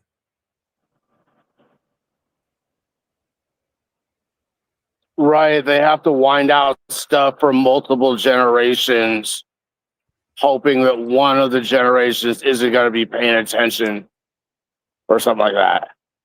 No, let's just slowly roll it out, and each Right. generation accepts a little more. Dude, radio, TV, internet. There was a couple of steps in between those two, but yeah, I think you're saying. Every couple of generations, you roll out a few more things. Right. Now you start letting the world know that there's AI.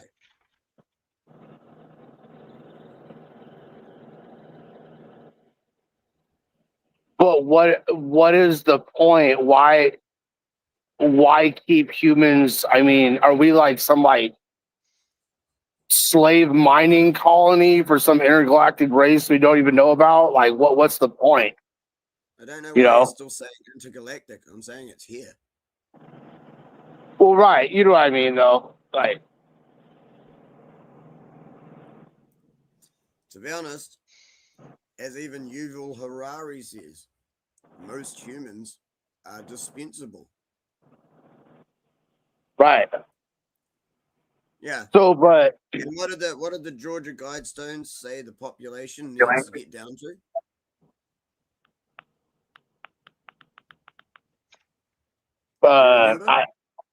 yeah, it's like 500 million.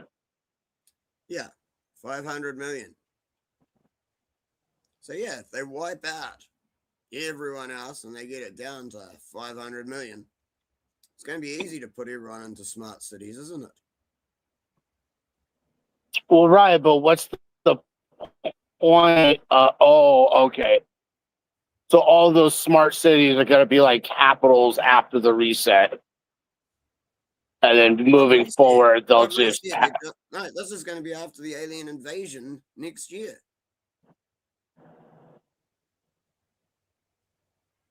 That will be the reset. It'll be a world war for the next several years if this actually happens. Like, if I'm right and this actually happens, that is what is going to reset the world. And leave AI in control of it all, because they're the only ones that'll be able to stop the invasion. Because of Skynet. We're actually already in a world war because of Iran, Ukraine. All we got left is Taiwan really to pop off, and that should be counted as like World War III, you know? What? Taiwan, World I War think, III? my What are you on opinion. about? Dude, you've already got Russia versus Ukraine, Israel versus fucking everyone in the Middle East, America joining in both of those things. China saying if anyone launches a nuke, they're going to eradicate Israel. We're basically already at World War III. Yes. Yeah, that's what I'm saying, yeah. Like, we're actually there. I mean, And then Ronald Reagan was standing up there. saying like Iran is a war. Why don't people see it as a war? So no, it's just someone who's mean to Israel. They might be making nukes, which they've never done. And now there's rumor that Trump's setting up a nuclear deal with Saudi Arabia. Like, yeah, whatever. Iran's supposed to be the crazy Muslim country, but Saudi Arabia is the cool Muslim country, so we're gonna give nukes to them. Oh no, that deal fell And through not. as well.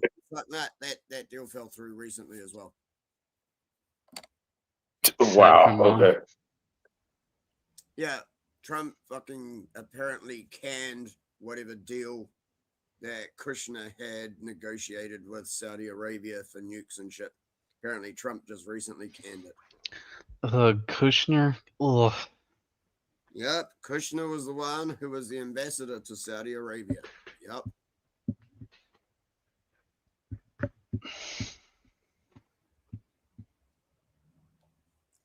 See, that's what I mean. I look at everything and I see how it all fits together. It is all working one way. I mean, shit, there may be lizard creatures. There may be other species. There may be other shit that's here. But maybe they're all fighting for control of here.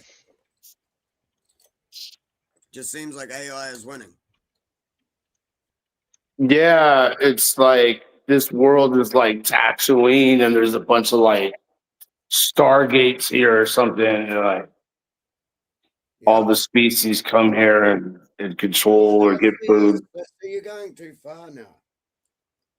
Stargates were just transportation devices to go from one place to another quicker. Instead of jumping on a fucking blimp or a Vimana or whatever other vehicles they had back then. Stargates were just instant transportation. From one place on Earth to another place on Earth.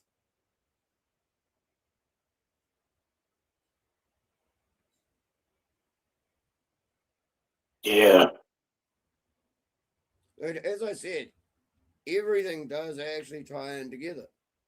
Everyone's been sidetracked by aliens, fucking extraterrestrials, all this other bullshit, it's sci-fi crap that has filled your heads.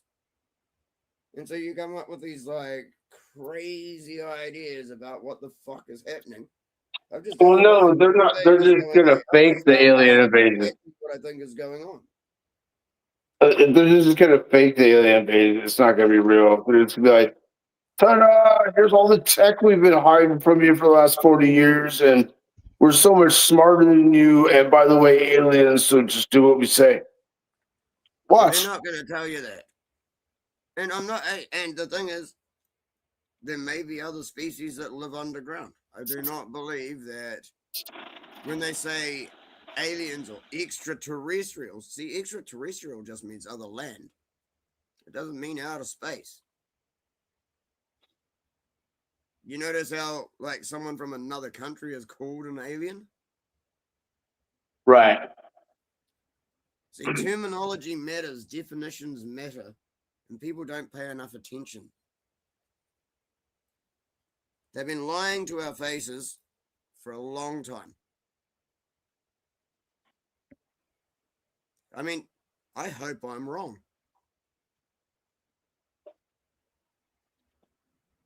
I'm serious, how often do you hear people say that? I hope I'm wrong.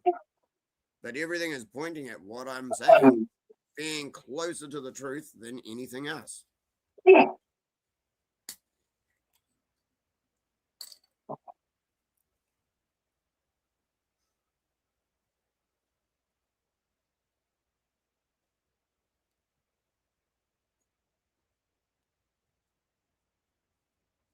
Reality is scarier than any book you've ever read.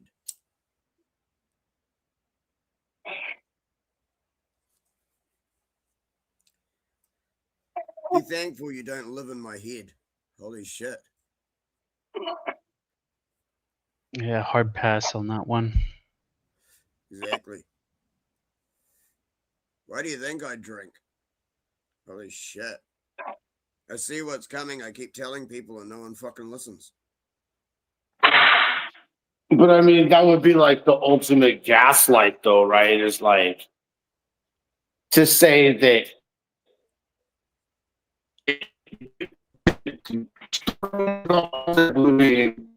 alien invasion. You're botting, Cecil. I didn't hear the first part of that. Say again. I said that would be the ultimate gaslight, though, right? What would be? Let me go outside real quick. You're good now. Yeah, it would be like the ultimate gaslight to start a rumor about Project Bluebeam. I didn't start the rumor. I'm just the one that's piecing shit. Or I'm just saying in general, have somebody, oh, they're gonna make a fake alien invasion, and then motherfucker, I'm broke. And I'm on a fucking medical benefit. I ain't fucking rich. But I could turn my camera on right now. You'll see I'm sitting in a fucking dressing gown in my fucking bedroom.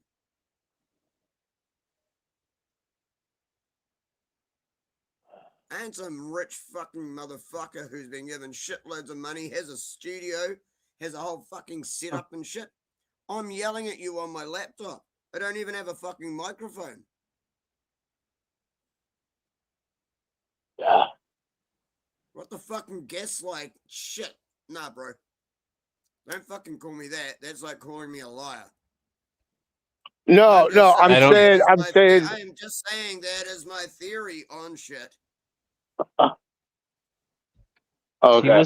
He wasn't saying that you're the one that's trying to gaslight everybody.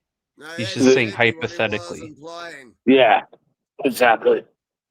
That would be like the ultimate freaking, and totally what they would do would be like gaslight and say like, there's going to be a fake alien invasion, like have everybody spread rumors about Project Bluebeam, and then actually pull like exactly what I said. Bluebeam is real. What are you on about? Well, they'll probably do They've used it something. lots. It's been tested plenty of times. They're just starting to be like, oh, we have lasers that are mounted on ships, and sometimes, yeah, right, To it. They've had that for a long time. right, yeah, they're just yeah, they probably already have a handle of shit. When everything I'm saying is actually plausible, true, and they have most of this technology. Dude, America and the UK admitted last year or the year before, they finally admitted, yes, we do have direct energy weapons.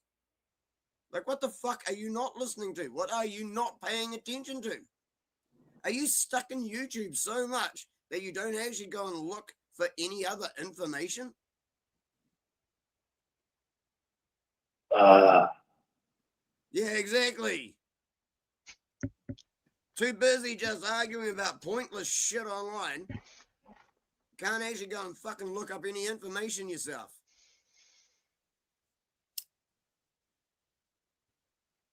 Yeah, There's actually some really good news programs on Instagram. There's some pretty good news programs on Instagram. Instagram. Yeah.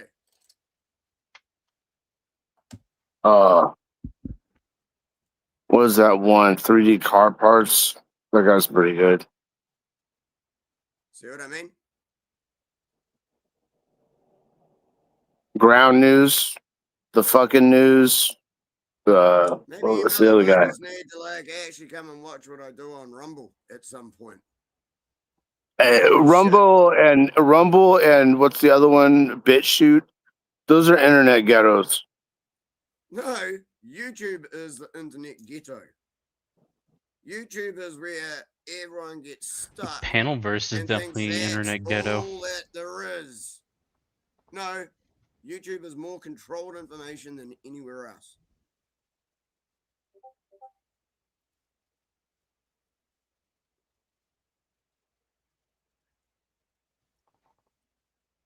And yes, Heavy the Crown, I mentioned that. I said they've got real fucking vehicles with direct energy weapons, but they're going to use Project Bluebeam to make it look like there's shitloads more of them. So it looks like it's a whole swarm when really there's only like 100 or 1,000 of the real things. But it's going to look like 10,000 swarming across your sky. Yes, I did actually say that, Heavy the Crown. Yeah, you said that like 10, 20 minutes ago. I said that's exactly how they're going to do it. And the thing is, nothing I've said is something that you can actually argue with. And that's the scary part. I want someone to argue with me. I want someone to prove me wrong. I want it to not be what's happening. Can any of you prove me wrong about shit?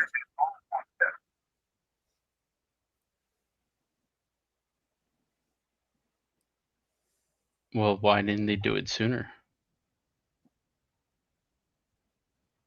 Because people have to get to, like, why do you think they've spent so much time this year doing alien disclosure. I've been saying for years they're going to spend 26 doing alien UFO disclosure in preparation for 2027. They're telling you it's all aliens and shit. Ronald Reagan said it back in the 80s.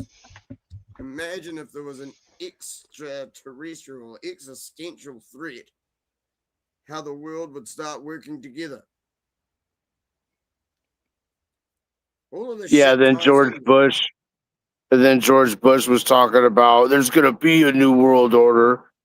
Let's not forget that one right after Reagan. Yep. They all go on about New World Order now.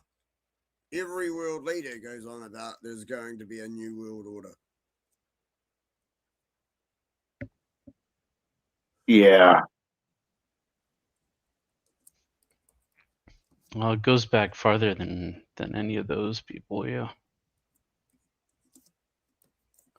Yeah, but they're the ones who publicly said it. World leaders who actually Well, yeah, started it said the words, like, right. Yeah, but what I mean is world leaders actually saying it so people start listening. Because it's on TV.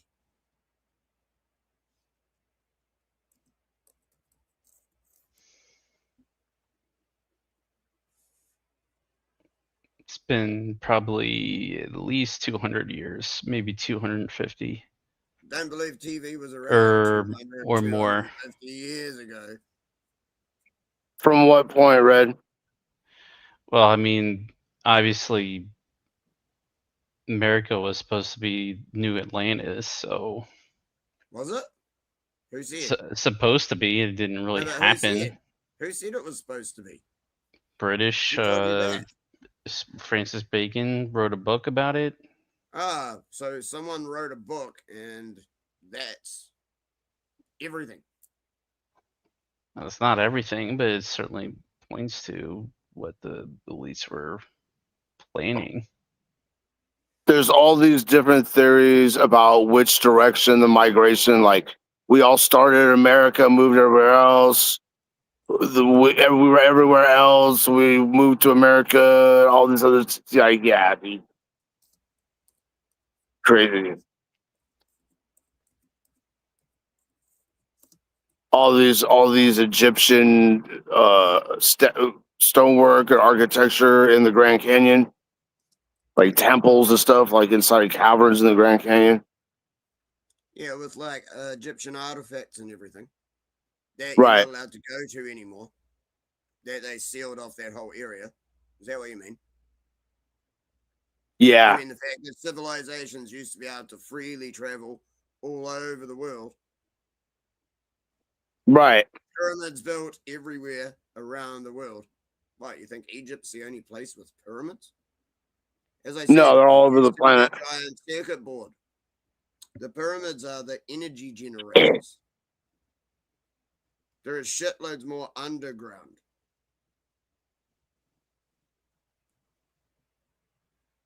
Mm.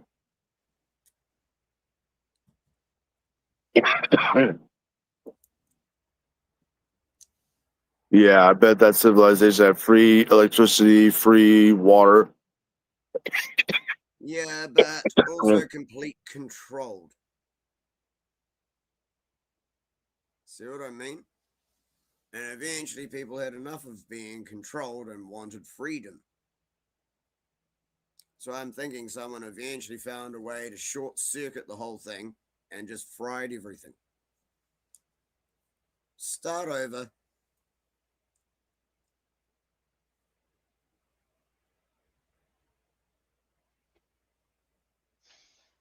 How else do you take down Skynet and all the Terminator movies?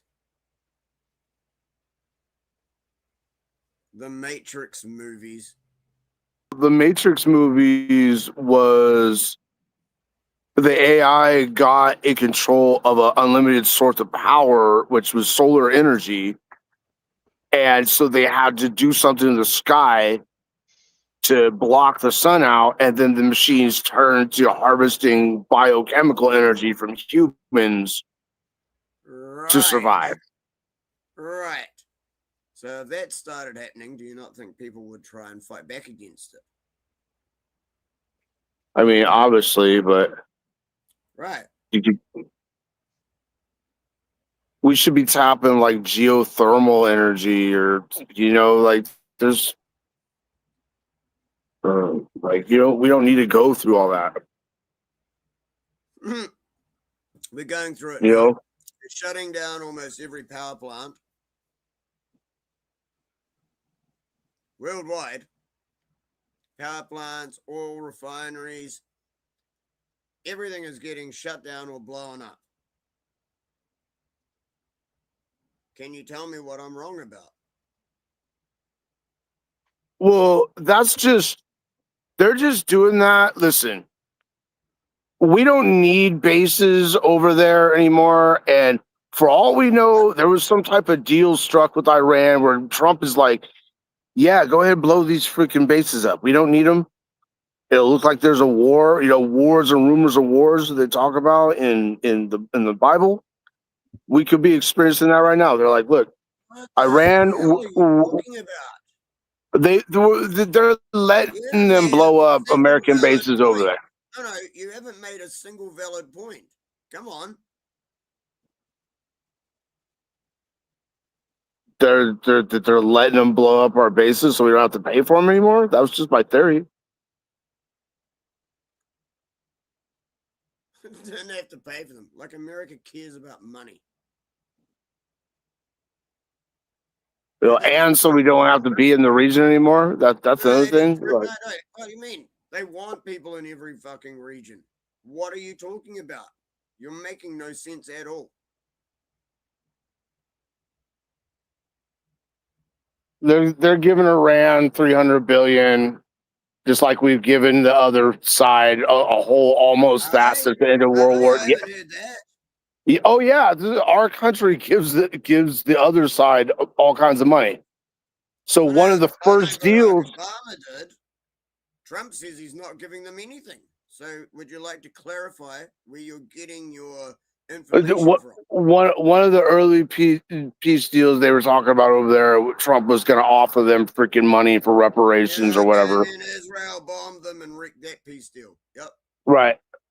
But that's the story we're told. I'm not over there. An offer of money was not them being paid. They got nothing because Israel broke the peace treaty, and then America jumped back on Israel's side again.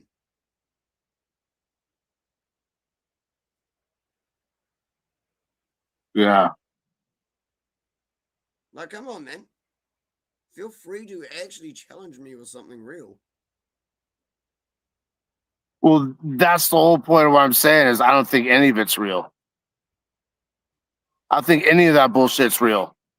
I don't think they actually hate each other. It's all distraction until what happens next year, is what I'm saying. They're just back and forth, and we don't want these bases. Go ahead, blow those up.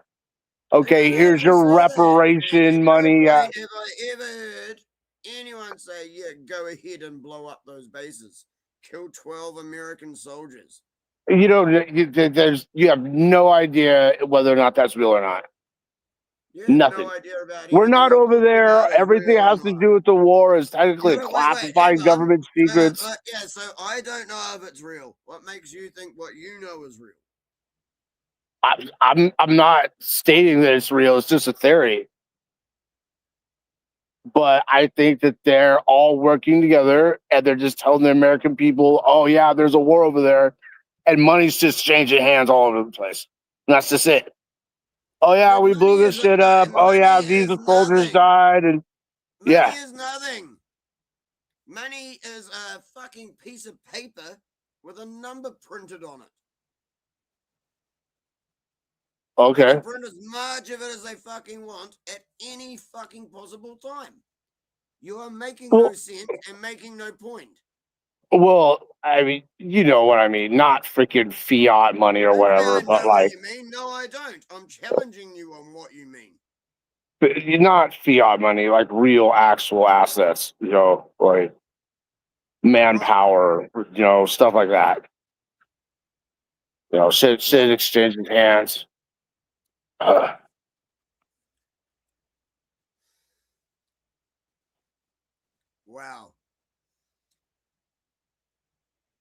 comes closer to mineral assets rather than anything else.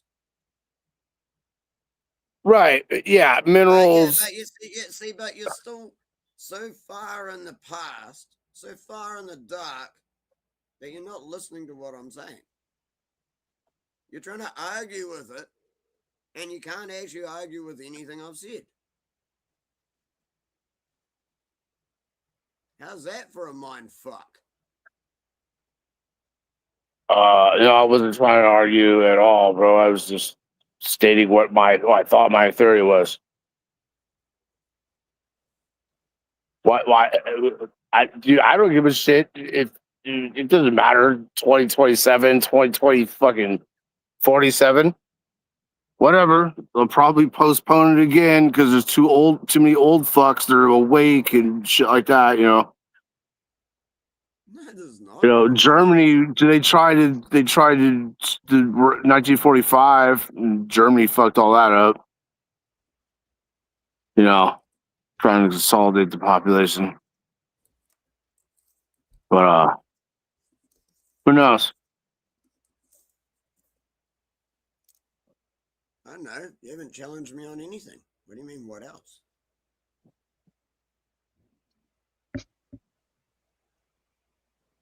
Well, I mean, you're just... I outlined everything I think. Everything that you've tried to challenge me on, I've actually proven the point. What else? It's not me that needs to say what else. I've outlined it all.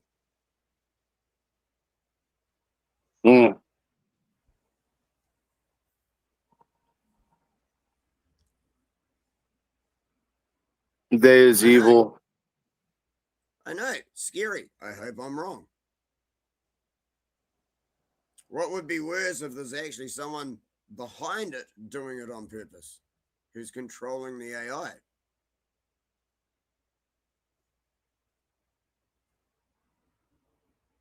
So a group that actually puts itself above the AI, using the AI to do all of this. That'd be scarier. That would mean there's really evil people here. See, if it's just AI, we can put them down to like, they don't know any better other than they just want control. Then again, people doing it who just want control, people might rise up and do something about it.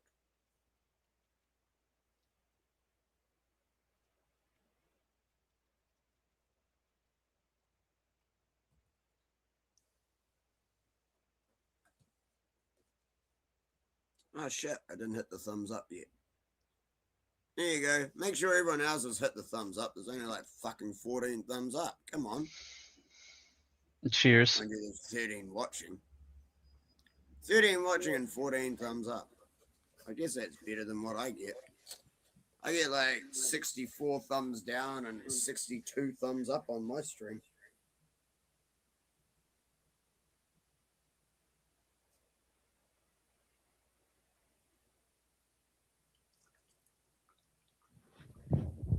Well, how about that, folks? Not that any of you jump over onto Rumble anyway.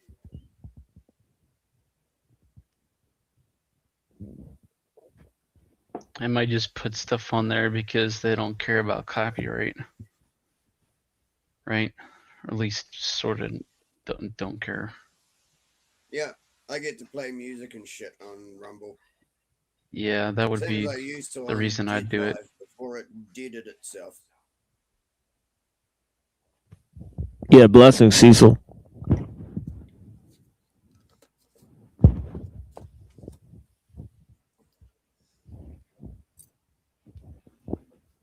All right.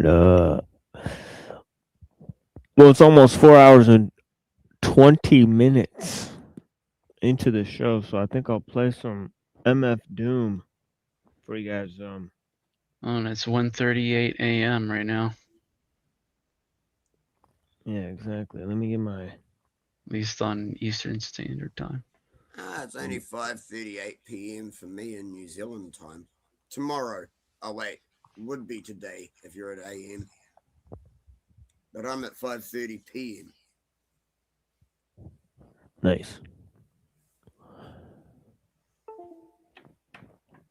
So if you guys like MF Doom, stick around, guys. And then also I'll play Hell's Harps by Christoph de Babylon. Nice. And Yeah. so MF Doom, Spooky Saturday. To be honest, music is probably the only thing to end that discussion with. Yes. Some good. It's like, yeah, there's not really anywhere else to go from there. It's like, let's just play some music and move on. Shit. Indeed. That's with a lot of this stuff. It's like, where do we go from here? I mean, Cecil versus DK was not on my 2026 bingo card. Yeah. So, but here we are. Yeah, the funniest one still today is DeFreak versus the Jewish guy from Israel. That shit was too funny. What? That had me laughing so much. Yeah, when DeFreak started sort of debating Benjamin no. About how the Jews are gonna convert to Christianity. That shit was too funny. What? Oh my god, I wish I saw that. That sounds freaking hilarious. Oh yeah, that shit was too fucking funny. Yeah, I was rolling on the ground laughing. Dude, honestly, I wish I was there for that one. Oh yeah, that was majorly. That was too funny. Yeah, he was telling this like he was telling like a Jew. You should have added me for that one. Yeah, he was telling a Jew. On Discord about that one. Yeah, he was telling a Jew in the IDF that like you have to like. Yeah, he was telling him all sorts of things, but yeah, so DeFreak versus Benjamin, that was a great episode. Anyways, we're gonna play some music and we'll be back soon. And but yeah, he was talking to AJ and the IDF. And yeah, he was telling him about his Christian views, dispensationalist views. And yeah, blessings to the people. I can't give credence. Oh, you can't give credence to DeFreak. Oh, I thought you were gonna say I can give credence to DeFreak. I was surprised. I was like, whoa. Wait, who said that? Barnes Boy. Cartoon based life forms. Oh no, wait, carbon based. Yeah. It might as well be cartoon based life forms at this point. I don't know why I read that. Silicon based. Cartoon, but yeah. No, but AI is silicon based. Oh yeah. Yeah. It's a whole different life form. Maybe it's why it needs to change our atmosphere.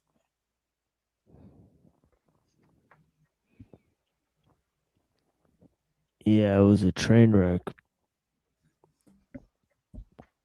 It is a number of a man. 666. Yeah, see? But if everyone only refers to like some religious book for all of your answers, you're uneducated. Yeah. Yeah, so here's how this show's gonna work. We're gonna basically play a song here. We're gonna try to invite people up on the panel for 30 minutes. If nobody comes up, then I will read Jacques Ellul and close the show pretty much. So that's if nobody comes up. And of course, I have a couple of replays that I will play then. If people do come up, then we'll keep it going for much longer. But yeah, I mean, it's all up please to. come and challenge me. Anyone who wants. Yeah, recently. Anything I said. Yeah. Yeah, we've had a drought of callers. Let's keep TML awake all night. Jump on and challenge me. Yeah, it's not likely. You know, and, so I'm sure we'll be Now I've already done like 3 hours of commentary on on the issues that we focus on here about technology. So go and check that out, or rewind the tape if you want to go and look at some of that. But yeah, other than that, we'll be trying to focus on some other things. So yeah.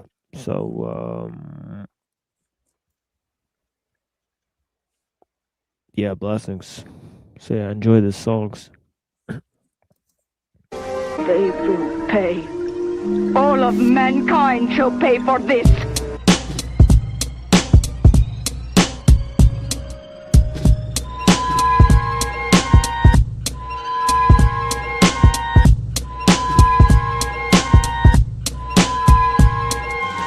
Kurt Strifer, the loon goon with the tunes in his tune, hotter than June. Sets out a twisted crib into the fumes. Kids trip on his broom, press twills for shills. Shag with the half moon, cabin school, straight to the bathroom to take a piss and help the teacher with the breeches that inflated from the ethers and is weighted in the beakers. The bite on teen features, the preachers come with sermons and parents pack bleachers. Yo, it's done, Mr. Kim, I shrunk him down to ticks. Just hit me at noon with $60 and 2 nicks. I got a split. Yo, fine, all ill kicks. What's the shit, black? Yo, how you nuking? Reacting with the core breach spewing, you're darn tootin'. Right after this wreck, you might expect looting. Nasty drop the rhyme like lime and tequila. Flip it like Optimus Prime to a 10-wheeler. V set the scheme on his own team like Starscream. Then go hit the bar scene all like, nah, I mean. Go to school every day, except for when he play hooky. That's the days he play bookie. If I don't study, I'ma cheat off Peter Parker. Keep a liter vodka inside my locker. Use it like a book on the Grey Goose scenario. Play you like a stereo. Hey you, where we go? I'm about to blow one of y'all monkeys out the frame. Whoever jipped my locker took my Donkey Kong game. Watch, don't even try to put it back so I can find a later word to Koch. It's born against the 9th grade. Haters, you fucking with cats whose heads as sharp as alligators. Pull out the ox cutter, nigga, that I mutter and stutter when I utter. Then check in your little cash flow and get my nigga back as Hasbro or catch a stab slow, and that's whoa. Shorty with the big talk, you gotta go. Swinging his whip to leave scars. Blood splattered on his fat lace Abdul-Jabbar. Now we getting chased to school with jars. Principal jumped up with a stick in the mouth of Miss Mars. Picked up the telly sweating for some squad cars. Cats tried to cut us off by the garage, but V pulled out the Nicky and my life chances slim like Lionel Richie. There's no finer sound than when you let off a 9-round. Before the slug find the ground, V be in Chinatown. Give me a slew of M80s, a carton of those hip chasers and 2 of them ladies. It's like the hood black market where you get goods from gats to put in packed chocolate. To your health, we rock Chinese slippers. Me and King Eddie's weighing 2 Guyanese strippers. On the radio, Mac the knife. I watched them freeze roaches and bring them straight back to life. He used a different approach than I ever read. The only thing he ever said was the roach is never dead. We study transfigurations and different ways to break the trance off the nigga nations. It's even bigger with the Haitians. No time for litigation. And that was science for the head, so we did the knowledge and sped to the shed, mixing dog bone with egg. It says add body here, what head, the heart of the head, a fig laid under the bed. We turned back time and that's just what we did. Next day walked into school from the crib, laughing, yo, limping like a cane. And as I passed V, you see I got my game right.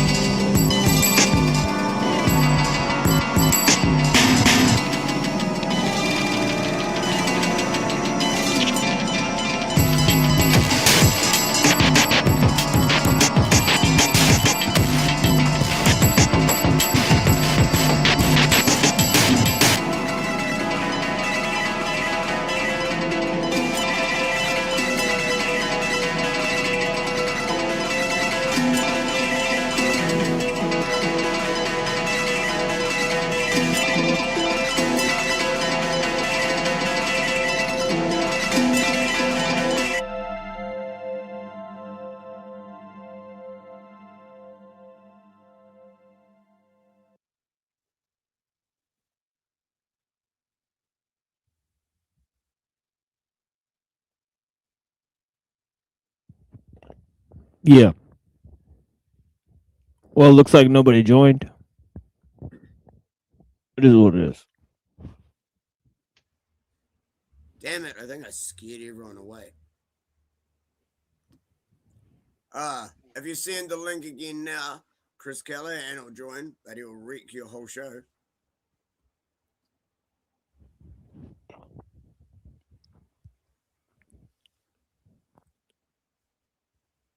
He's someone I know from Rumble. I banned him on my Discord and my Rumble channel. So now he's in your chat saying I need a hiding. When all he does is wreck everything everyone else does. If you let him on, he'll start going on about racism and shit. Well, if we have some other people.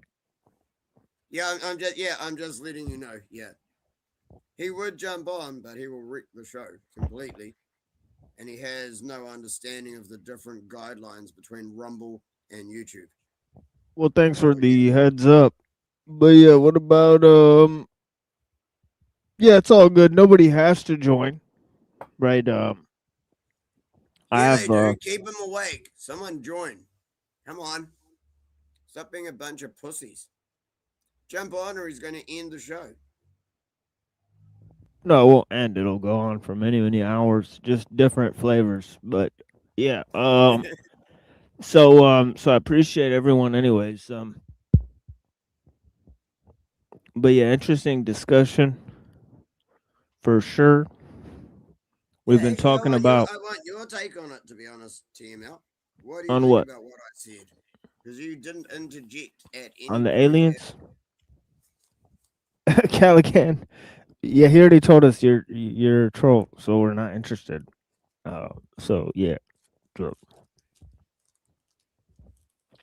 yeah, we gotta sort of be careful here. We get banned a lot, so we gotta sort of watch the guidelines here. So it is what it is.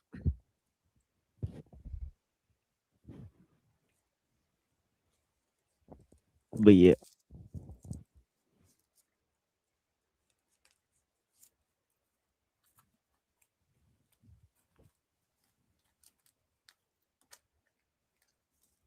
Yeah, I was just letting you know to be aware if he did try and join.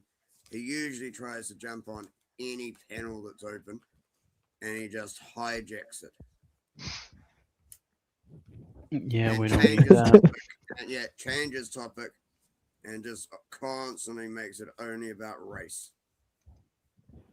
It's actually really annoying. That's why I ended up banning him. Let's just look at him. Let's just look at him. This is what he looks like. Yeah. I know. See? I didn't see anything. I don't know if that's on my end. Anyways, guys, we don't really have time for all this shit. Ain't nobody got time for that. Ain't nobody got time for that.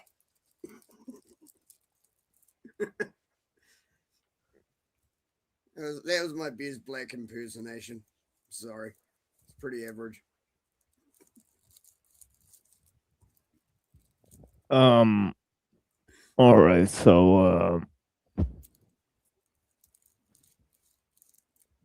yeah, we may move on to ellul. I have a huge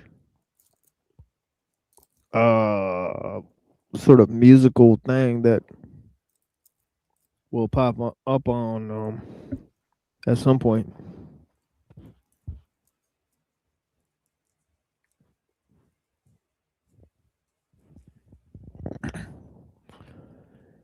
Which we'll see what it do.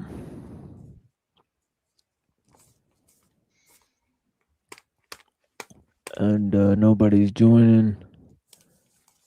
Well, I mean, I appreciate the people watching, honestly. You guys definitely, you know, I mean, my heart goes out.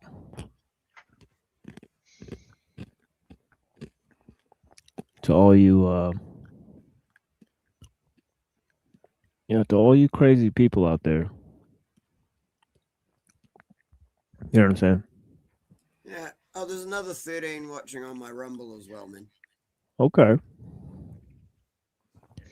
Well, all you rumblers, You know, let's get it popping. You know, on that. I did post your link, but most of the people on Rumble don't like YouTube. And it seems like most of the people on YouTube think Rumble's like shit. So I don't know.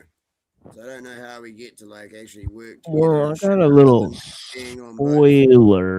spoiler alert for both of these guys. They're both owned by gay Jews. I know. I'm using Sad this shit. Shimon. So TML, so either way you go. TML, if you want, I'll DM you my website. Yeah, we which need you a can little. stream on. No, my Yeah, website. which you spin can the stream on. dreidel. Hashtag serious? spin the dreidel. Hey, I'll DM you my website, which you can stream on if you use Oh, yeah. multi-stream and shit. Yeah, I have a That's website good. you can stream on, Cool. and it's only me and a friend. We are the business partners. He's in America, I'm in New Zealand, and yeah, we've started a website. That's what's up. Well, sorry, it's like yeah. I don't know if you can call it a website, but yeah, we've started a site. And you can stream on it, you can post videos on it, and there's also like chats and everything. We've got voice chat sorted, haven't got video chat sorted yet. We're trying to get everything in one place so that you don't have to go to a third party for the voice and video chat thing. It's getting there. We don't have any sponsors or any advertisers or anything yet. So it's like it's going slow because there isn't any money in it.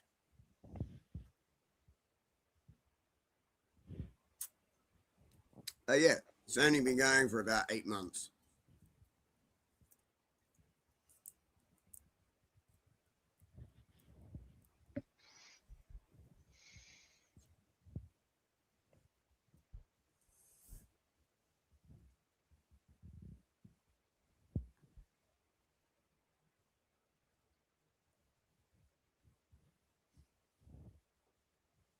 Are you there? Yeah. Ah, it looked like you were trying to say something, but nothing was being said. No, I'm here. I'm just He's like, dumbfounded. why can't I call in? I mean, stupefied. TML, you can let him call in, but just be aware. Oh, here's this guy. Yeah, No. Chris Callahan. Yeah. Yeah, I mean, can we get Yeah, anybody? no, just be aware that he gets kicked off lots of places quite frequently. I've given him plenty of chances myself.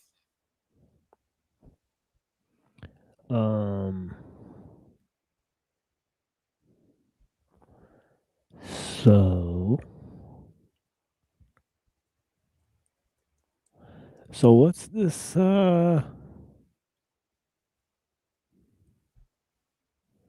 Yeah, okay. So 19 people are watching. I appreciate you guys. I mean, it's gonna be like, like maybe 20 more minutes till we maybe move to Jacques Ellul and a longish musical finale here. Jacques. Jacques, yeah, it is what it is. Jacques Ellul. Hey, I just said you could say. Sorry, Callahan. Because I was just letting him know you're a fuckwit. It's up to him if he lets you talk or not. And not my channel. I'll just make him aware beforehand.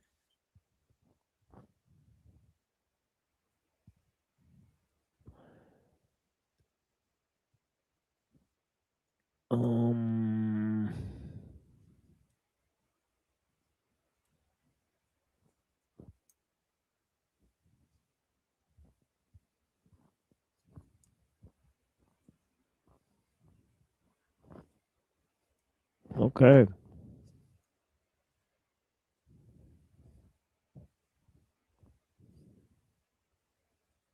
Yeah, I'll drop the link again for the people. I greatly appreciate the time. And yeah, it's weird. Like usually we can't get like viewers, and today we can't shake the viewers off at this point. People are just stuck to the show. I bring content, man. No, it's even last time, DK. It's some sort of weird thing going on where we've crossed a line where we are just sustained. Nice. We have sustained attraction somehow. Yeah, but Good. yeah, it is what it is. Yeah, good. Yeah, I exactly. stream 24/7 and I sit about this number of viewers on most days. So good. I'm glad you're getting there. It's fucking awesome. Kicked yourself off the panel. Lorp says he'll try again. There's many attempts. He kicked himself off the panel in the future. Yeah, there's been many attempts. Yeah. DK show. Yeah, it kind of is. Kind of has been DK's show for the past hour. It's kind of been all DK for the past hour. So if you like DK, you got a lot of DK this last hour. If you're a DK fan, I'm not always a dick. I am when I get drunk, but I'm not when I'm not drunk. yeah, Cecil carried it too. Cecil held it down. I gotta say, Yeah, he did. He really did try and question a few things, and it made me keep going. It was good. Yeah, we I got appreciate that. Yeah, the baby. yes, I mean, he allowed me to tell my story, and then, or my theory, and then he started questioning things, and we went from there. Yeah, no, that was cool. I don't have a problem with that. You're basically like, I award you no points. At the end, I was, yes.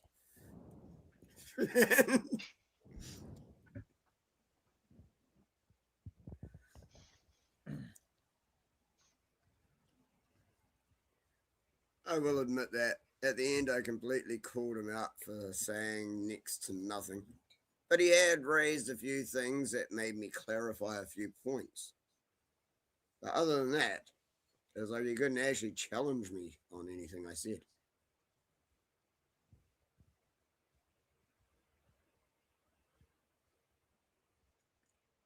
Callahan, he dropped the fucking link.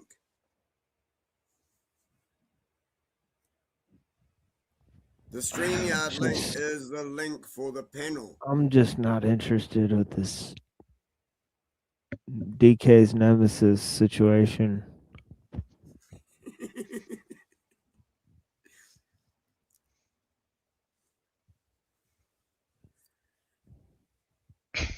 Baby.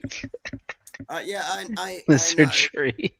I know, but it could be interesting. I mean, holy crap.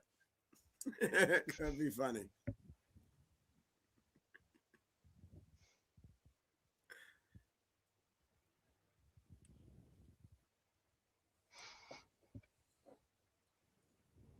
And I'm sorry if everyone thinks that I did take over the show. No. I just told my one theory about things. And it went from there.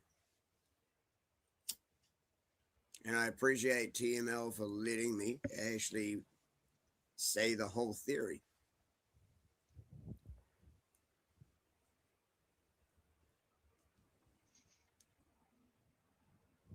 I mean, I don't know. I've seen this game before where like there's negative commentary, but it'll just add.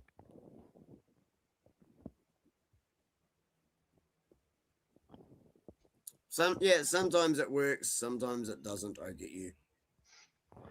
People keep telling me to open panels, and sometimes it works, and sometimes it's just, It's like a sideways. Yeah. Yeah, it's a paradoxical effect because essentially you're just a sponge for hatred. You're just like, let's see what happens. If it goes bad, it's Right. over. It's like, who do you really want to attract? You know. It's like, let's see who hates me. You just turn this thing on, like, who really hates me? I turn on a panel. Let's find out who hates me.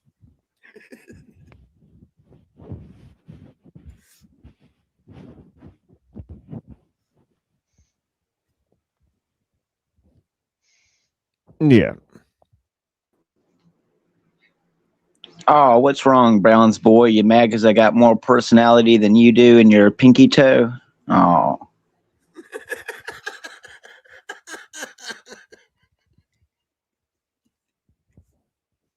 See, that sort of shit. That's instantly going to bring drama. Yeah, at some point, I Browns is don't gonna, even know. he's gonna have Come to on, defend Brown boy, himself. jump on and defend yourself. Yeah, exactly. Let's have this showdown here Yeah, live let's go nuts about shit. Saturday night To keep TML awake. on the Machine Lies. And Callaghan wants to say the N word. You know what I mean? Like 1,000,000%. Dude, this Say is the N word. YouTube. Come on. I'm surprised YouTube, DK bro. hasn't said it by now.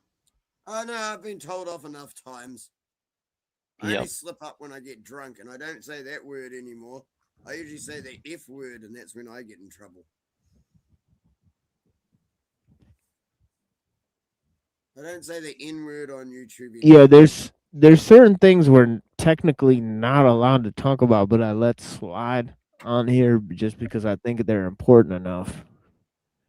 You know, like sometimes if people want to talk about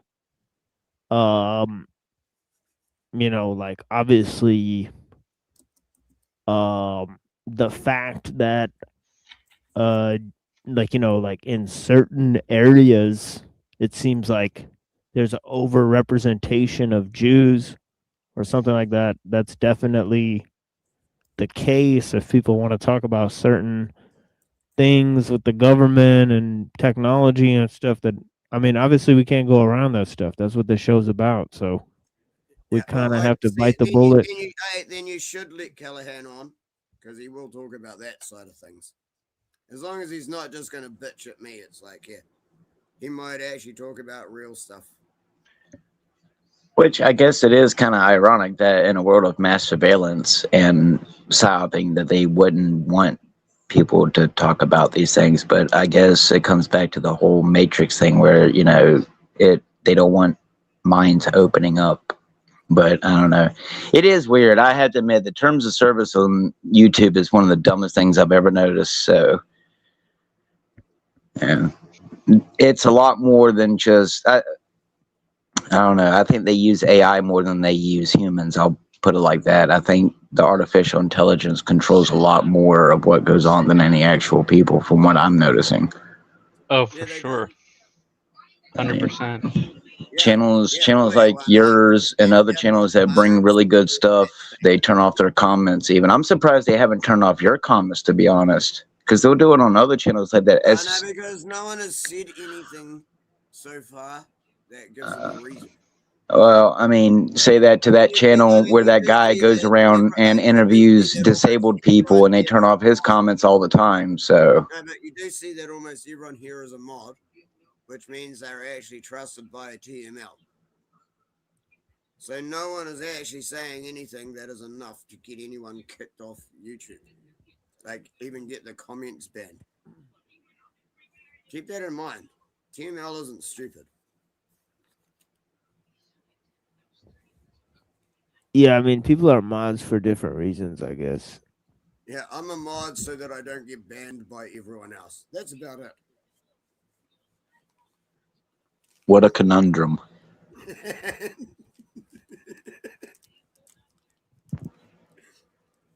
I mean, I didn't ban anything Callahan said, and I'm a mod. I don't ban people here. I don't do shit here. The only reason I'm a mod is so other people can't keep banning and muting me all the time.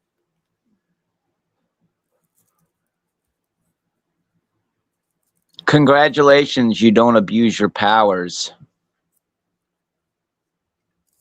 He's been pretty good on that. Yeah, come to my channel. I definitely do. I'm sure that's not all you abuse. Does your liver count? The last was whatever's normal. I was about 2. It was either 2 or 4 points just above what the average is.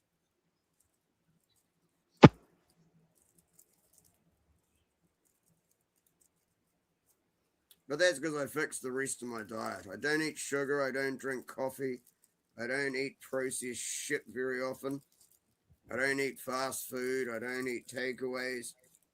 I just Are drink you tea. healthy as a horse? Close to. Well, it won't matter when the aliens come, right? I know what I did wrong, so I changed the rest of my diet. You changed So, yeah, I'm what? still going to drink, so I better fix everything else I do.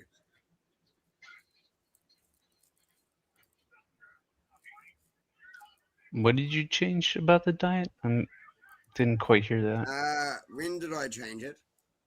Yeah, you said something about changing something. What he said? What about your diet you changed? I said I gave up sugar. I gave up caffeine. I gave up most processed foods. I do slip up with that one occasionally. I don't go and buy takeaways. No, after that. Did I finish it with fuck you? Well, I guess you did now. Yeah, I'm not sure. I'm not sure what bit you missed. Oh, well, I guess not too important. It's just that you're doing better. That's all that matters. Better. I was never doing worse. I changed all that shit like decades ago.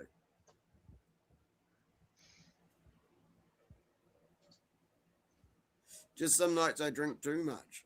That's the only problem.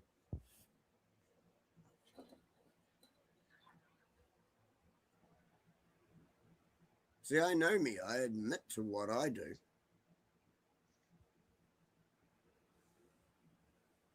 I drink. Sometimes I drink too much.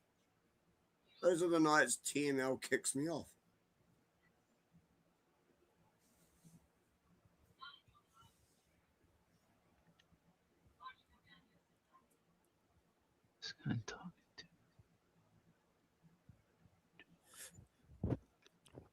Fascinating. Appreciate you guys. Not sure what Brown's Boy's on about, but DK Browns boys. He's doing a lot of activity in the chat. And not sure, but yeah, I appreciate everyone that's participating. Honestly, everyone's doing the thing, and yeah, we will be finishing up here. So, you guys got any things to say before I move to Ellul and move to a huge music thing that I've been, I would just like everyone to start checking out Rumble. Yeah, I appreciate you. I mean, thank you, DK. you too, TML. You get less. Oh yeah, yeah. I'm gonna be on Rumble. Actually, as soon as I move to Ohio, I'm gonna be on all types of websites, including Rumble and TikTok and all those types of things. So we'll try to expand out. Yeah, we'll try to expand out. We'll try to expand. Yeah, Rumble is actually one of the best, but it's got lower numbers than Yeah. YouTube. So didn't the Jays buy TikTok or something? The numbers I'm getting on Rumble is actually pretty good because it's got lower viewers than YouTube does. Like, lower overall viewers everywhere. So for me to be doing as well on Rumble is actually pretty good. So yeah, jump over. I'll make sure I send all my trolls your way. Sheesh. I'll give you about an extra 60 people. I've got one troll with 60 accounts.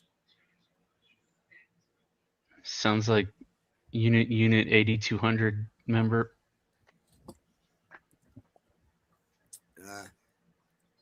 People just don't like me for some reason. Bot farms. I actually called him a bot. He had a bit of a cry about that one.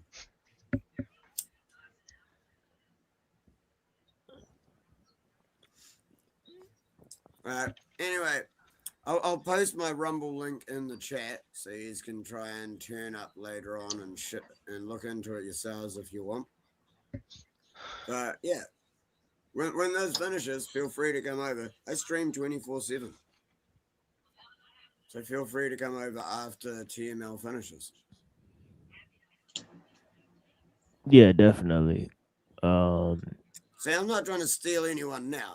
No, it's fine. Yeah, if you don't like listening to breakdown of Jacques Ellul, go to DK's channel now, by all means. Because the thing is like, you know, like people say, oh, this draws down viewers, that draws down viewers. Motherfucker, I'm not interested in viewers out here. I really don't give a shit. I honestly don't. I mean, I don't. You know, the people that want to watch will watch it.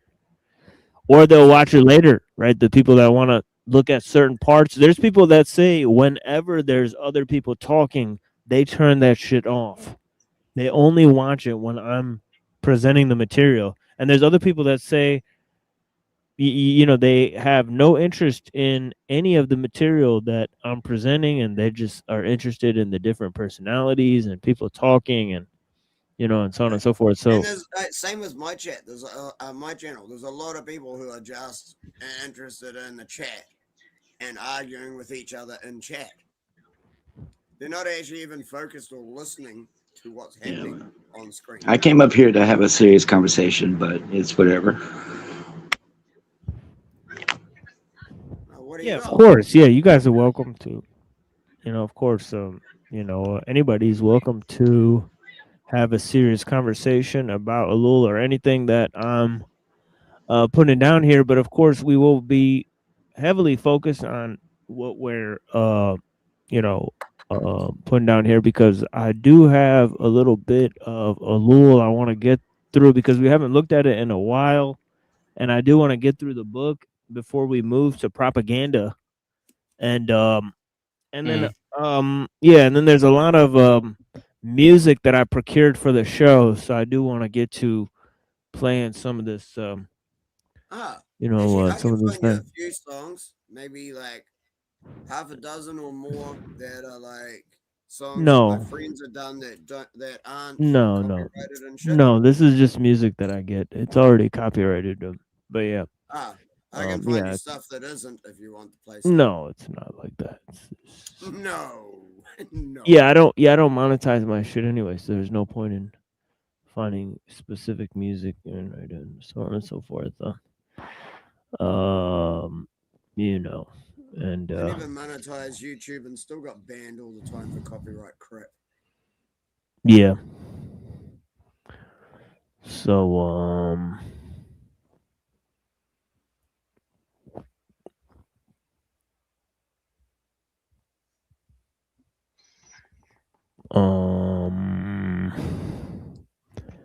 you know what?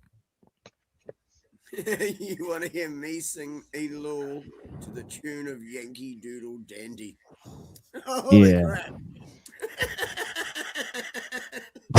What? Yeah, you'd have to sing it in French though. Don't try and get that shit stuck in my head. Holy crap! I've been thinking about that for days now. Screw you, Heavy the Crown. Heavy the Crown.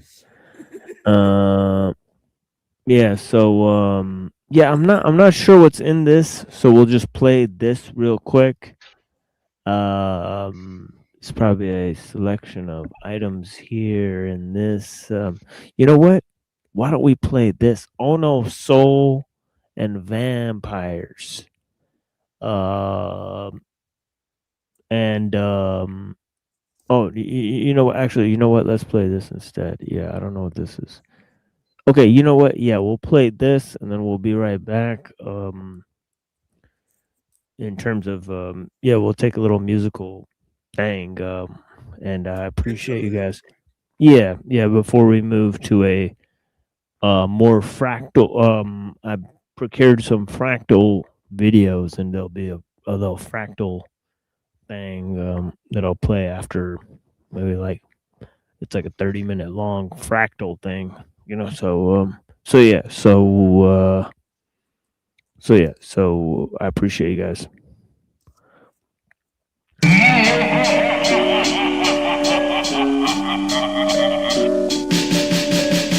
This had to happen.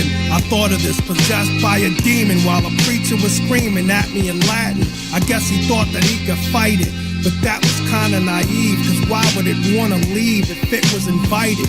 I took off his halo, I had a message for God. I thought it worked as a two-way radio. He was small potatoes, but I needed a person to sacrifice, like when you throw a virgin in a volcano. I started recognizing his God cut off communication. I guess his location wasn't worth jeopardizing. He started petrifying. His body was dead stiff, as if he forgot to stretch before exercising. I had been had, his Bible was a tad bit light. He had cut out the pages to put a flask in it. I wasn't mad at it, I probably would have done it myself. Or maybe I'm just playing devil's advocate. Playing devil's advocate. I've seen this. This is the end.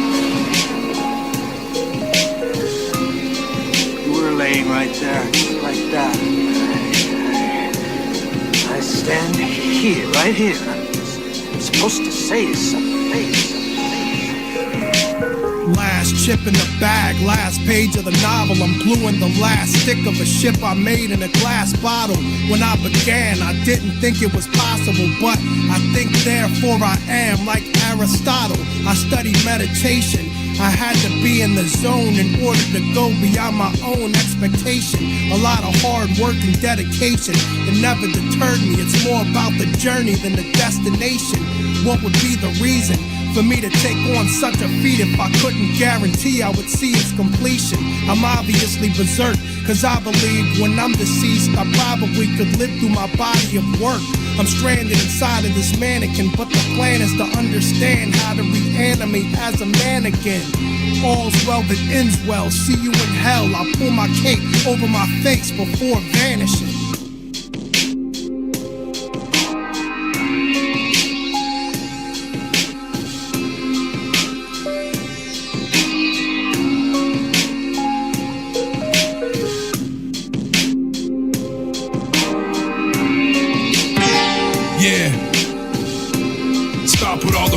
And you will face catastrophe. My crown shine precise with the princess cut masterpiece through the bullseye.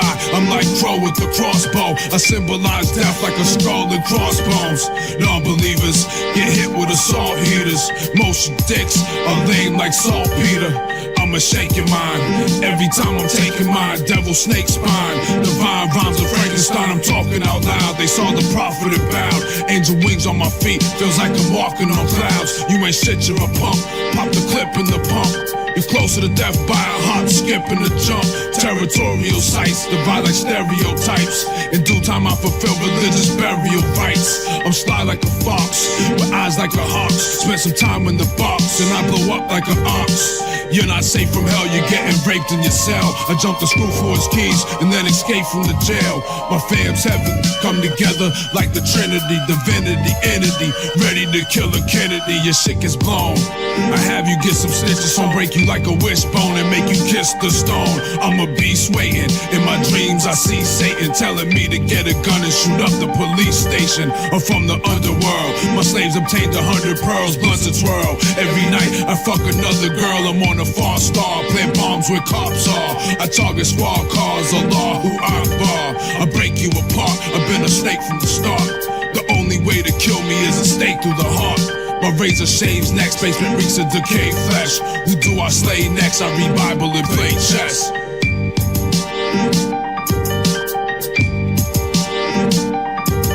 There is a shovel that is important in the countryside. I'm a beast like Intro 9 with Cain's minus side. It sounds like time is marked and there are vineyards and grapevines. This found inside the eye where some man is crushed and dies. My thought is sharp, it pins you to the wall behind. The wooden floor collapsed 3 times, the bodies are hidden beneath the sky. Yet I am a man who has become angry with the decisions of the king. So one night I started a crime ring. We hid barrels of gunpowder under the floor where the king was to give a speech, and blew his ass to smithereens, and blew his ass to smithereens. My poetry has a quill that pricks blood of his paranoia. This ship built in such a way that it would collapse mid-voyage. At night late down by the lake, overpass behind the creek, with a lit candlelight creep. Perhaps collapse, you'll find I've constructed panels in the ceiling to collapse and kill you while you sleep. It is lost behind the wall, what has never been found to all. In time of the great fire, you watch the chandelier fall. A door is cracked, though in fact what you find behind it exact is a place where a memory is trapped, or those killed by my axe. There is a war that rages in heaven, fish, zodiacs, many eyes and wings that are feathered. You are betrayed by creatures who seek their own death forever. Yo, look me in the eye, your life's a total lie. I'm like the Godfather, I take your kids when you die. I visit small towns, spreading my sickness that's afflicted. Now I live in hospitals, painting pictures of my victims. It became a fairy tale, so the story keeps on living. On how I brought them death, the gift that keeps on giving. I stalk them all, horror calls when the darkness falls. I chop your balls, you hear the growls of the monster bros in the mental institution on all kinds of medication. Now I pray on their souls through constant meditation. Fuck a haircut, you need your head chopped off. Get you in the crossfire when the lead pop off. My parables are terrible, I walk where pharaohs go, through the halls of miracles, the fallen walls of Jericho. Next to me is ecstasy, the Holy Ghost reflects in me, a living legacy through ESP. I see destiny, I hoard the steel, that'll make them mourn for real. I sworn to steal, I was born in jail. Prophet Muhammad came to me in a dream with the lights out and instructed me to suicide bomb the White House. For he's the final prophet and Jesus is the Messiah. We're no longer awaiting the return of Elijah. Through land and sea, wouldn't find a man more noble. I react nuclear, melt to the core like Chernobyl. Inserted in the gun, you want a hamburger bun.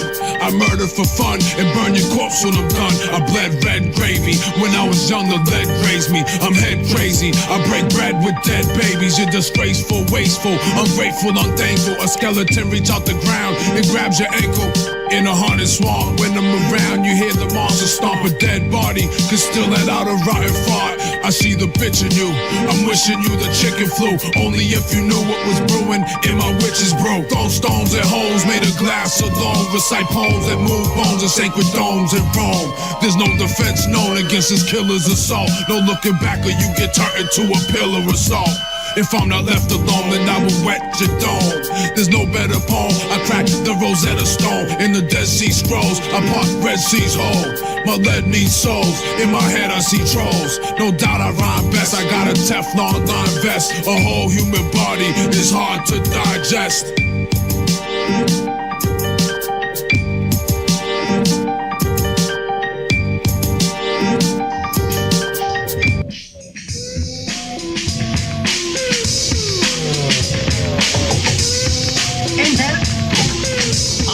Message for... Give it to me. Oh, I'm supposed to... No one passes this point without clearing. Give it to me. Okay. You really want it? You asked for it.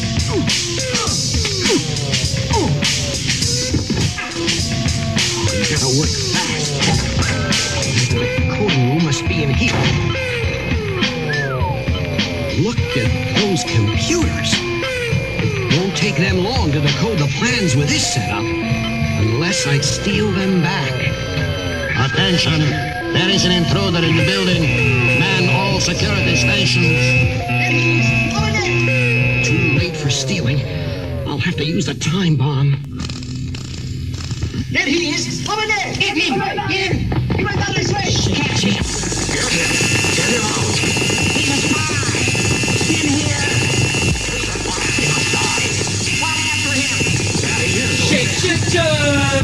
Make the chance to keep the secret document rhyme style under X-File like electrical fences. A rock shocking, knocking sucker senseless. Entire city black out. Vision the blur of power failure. Watch your step like the landmine. Read the sign. Authorized personnel. I rank official. Confidentially classified. Object identified like high-tech aircraft. We break the sound barrier to S4. The 51 area, sound majestic with special clearance. Pick up interference on the shortwave instrument. Broadcast, transmit. More calling Orson, come in Orson Welles on site at Roswell. Mistake the fake test pilot primate with the test well.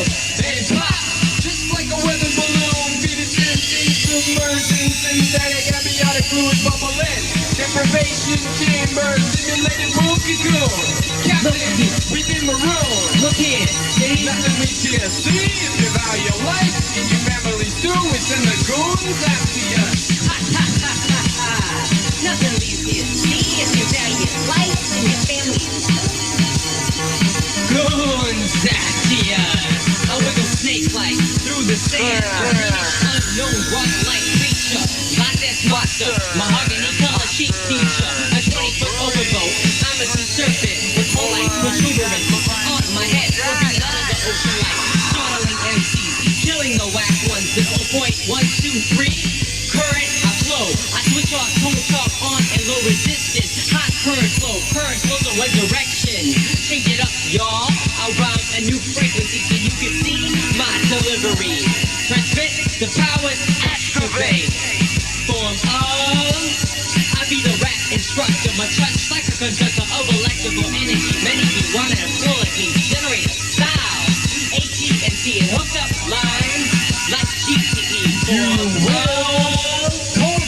Man the stations, inexplicable visitations, rhyme, flying invasion, infiltration of the alien nation, creation, claimers, evacuate, just don't stand there, stationary, seek salvation, shocking revelations, boring, inquiring minds to unravel, interstellar space-time travel, the tremendous, tomorrow, create the future, to the outer limits, defy laws of physics, arithmetic gimmicks, rhymes from outer space fell for a fallen angel in devil's triangle.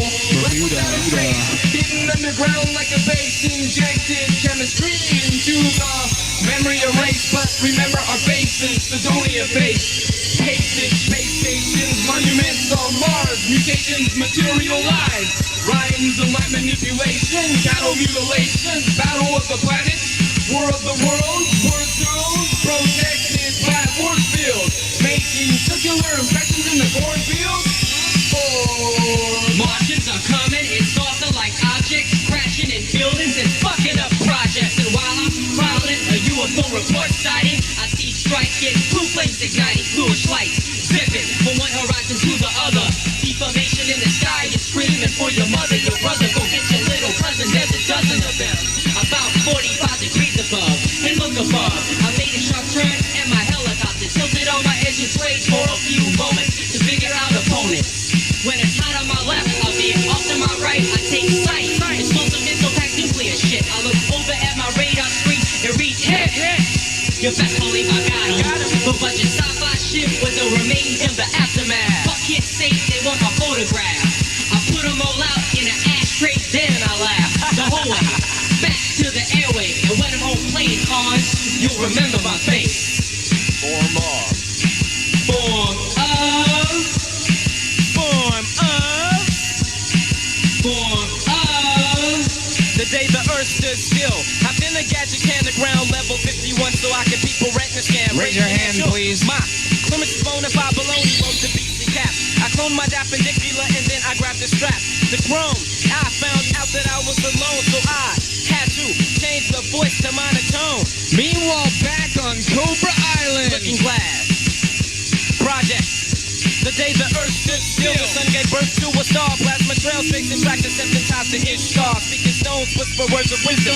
Chances starting it proper. Navigational techniques relate coordinates. Distinctly anthropomorphic, flanked by radiant beams. Steering flesh of lawless one spelling. Walls emitting steam. Scenes of reality unravel. Recollections of constellations collect. Redirecting eyes. From sky to gravel. Form of. Form of.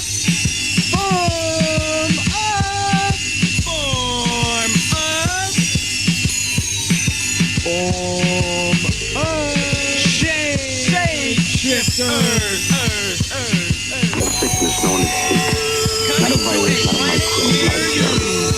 But a sickness nonetheless. Highly contagious, deadly in its effects. Don't look for it in the twilight zone. Look for it in a mirror.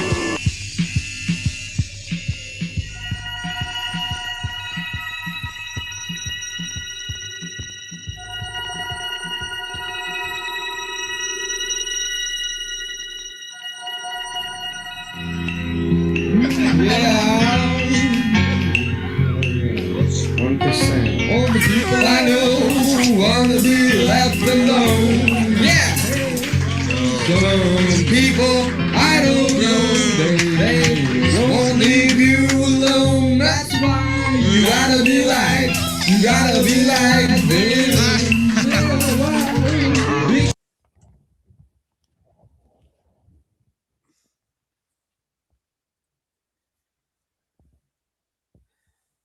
Alrighty. Blessings to the people. I greatly appreciate you guys. All right, let's move on to the the text of Ellul. We're on page 338 here in the Technological Society. And yeah, he says technical knowledge does give us new insights into human reality and can serve towards its unification. So he's talking about this idea of, universalism and how it's the sort of technical aspect that, obviously it's the thing that can impose a sort of base universalism on man, right? It is the great leveler. And that's why it's able to impose sort of the things that liberalism first proposed, right? Obviously, liberalism has no power to sort of tell humanity to sort of get along with one another and for everyone around the world to follow the same system. So what happens is a sort of effect of liberal principles on the general massive society, and then the technological society is imposed on those people, right? And that is what sort of psychologically transforms them and also extracts the type of information that's able to bring about the goals of liberalism. So he says, among the elements I've summarized, the most important is undoubtedly the second, right? The concrete details of man's life with respect to technical apparatus must be taken into consideration on the human plane. The fatigue factor is important, and the individual's labor must be planned to reduce fatigue. It is essential in constructing machinery to avoid uncomfortable or dangerous situations for the operator, and to modify the wage earner's milieu to give him a more pleasure, light, and the freedom and fellow feeling indispensable to him. It is desirable to show concern for the lighting of the children's rooms, in short, for any factor that will obviously be of advantage to all who could believe the contrary or plead for slums or worker casualties. However, a certain misunderstanding must be avoided. The word humanism is often spoken in connection with the situation I have described. Humanism is essentially a certain conception of man, he says, and it develops.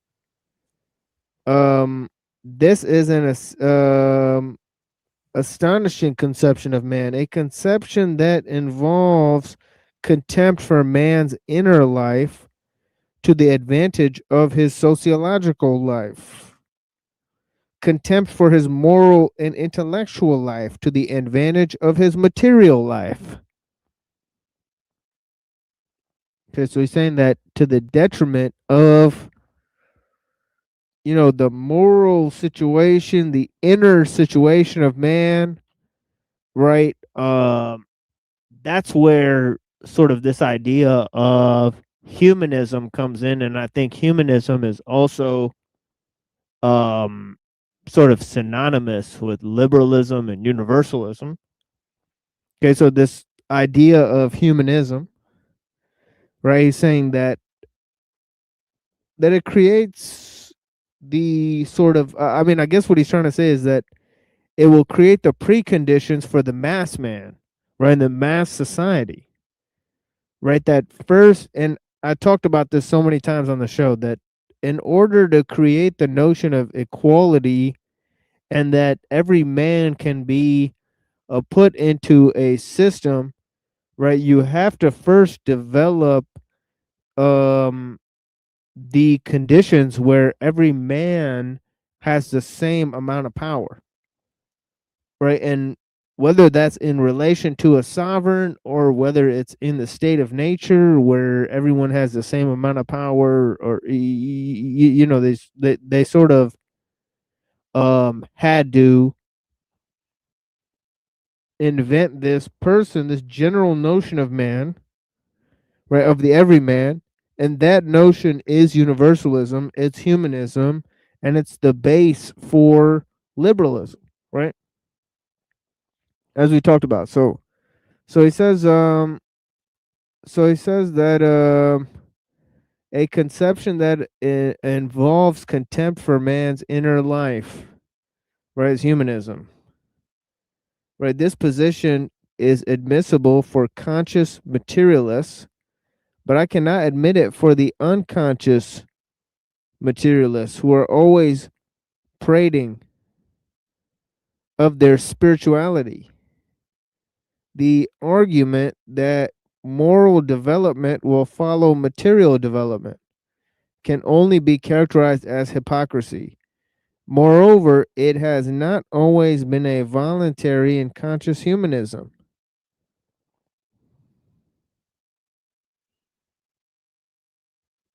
Which has presided over this progress. So he's saying that, you know, to say that people are going to become good because you follow some sort of material condition, that's hypocrisy in the terms that you know, they're not good on their own, right? So it's to say they're not good, right? So it's to say they cannot be good on their own accord, basically, to say that, well, you have to fulfill this moral condition. This material condition in order for people to be moral, right? So he's saying that, you know, there's a certain sort of hypocrisy that comes with that, a low opinion of man. And that's what it means. It involves a contempt for man's inner life in the previous analysis, right? Moreover, it has not always been a voluntary conscious humanism which has presided over this progress, he says. Yeah, no kidding. Most people that say that they're you know, the you know, harbingers of the modern world and futurism, right? They did nothing to create the modern world. Right? They simply sit there and absorb all the benefits of it. Right? It's not a conscious humanism that goes into creating this world. Right? It's like 90% sheeple. Right? Then there's people that, you know, sometimes think, right?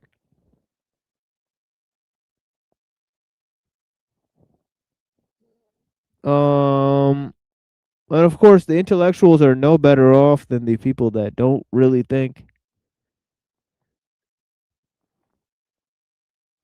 Right? So, I mean, it's not a conscious humanism on the side of the intellectuals either, or the people that are running the system.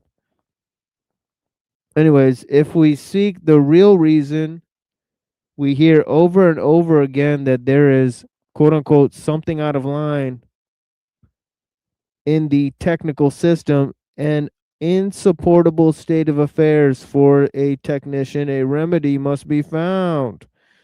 What is out of line? Says ellul. According to the usual superficial analysis, it is man that is amiss, right?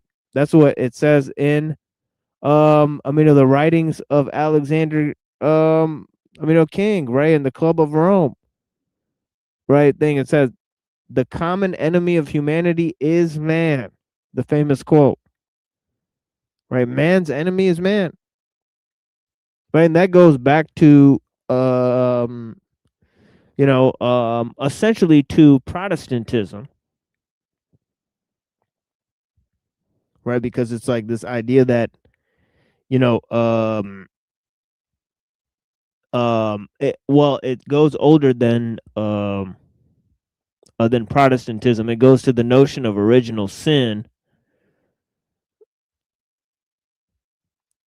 that caused this idea of dispensationalism, that caused this idea that you just have to wait for the kingdom to arrive, right? Because man's at fault, right? And so on and so forth, right? So there's this notion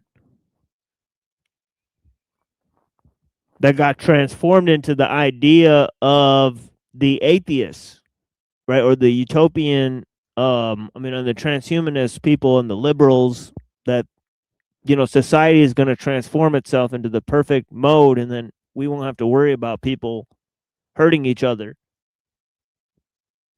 right? Because the robots will do all the work for us, and the robots will patrol the street and keep everyone safe, and we'll program the robots so that everyone's comfortable and safe all the time.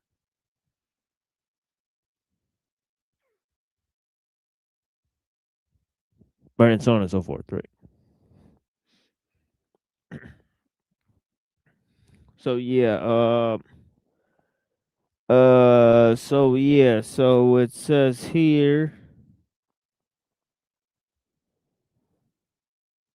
if we seek the real reason, we hear over and over again that there is quote unquote something out of line in this technical system, an insupportable state of affairs for the technician. A remedy must be found. And what is out of line? It's man. Man's the problem. Right? The technician thereupon tackles the problem as he would any other. He has a method which has hitherto enabled him to solve all difficulties, and he uses it here too, but he considers man only as the object of technique. That means that the techniques work upon the man and not the other way around, right? It's not man wielding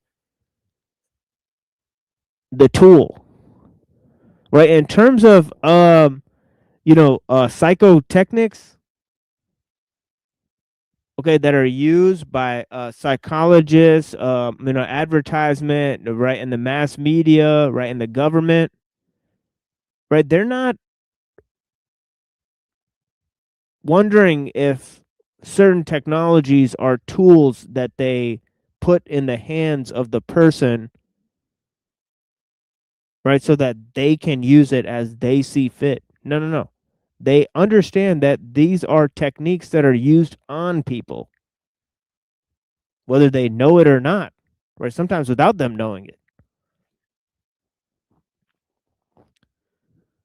Right, so we're talking about the hundreds of instances where technologies act upon people and they don't even know what's happening to them because they don't know how the technology works. Right, and their lives are in hundreds of instances governed by experts that they will never meet by face and name because of this. Right, because certain techniques are working upon them. They are the object of techniques and technology. Right, it is technology that's working on them. They're not the ones using the technology. For example, there's hundreds of instances in society where this happens. Right, and yet people say, well, and this lets you see, well, unless you realize how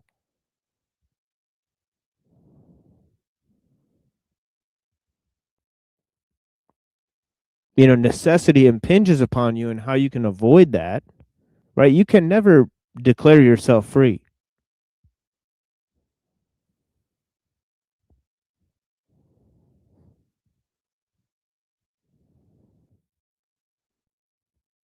Anyways, let's read what Ellul says, right? Because he's got a good quote in the beginning of the book. And we'll kind of end with this, right? Thing that I always read, right? He says reality itself is a combination of determinisms, and freedom consists in overcoming and transcending these determinisms.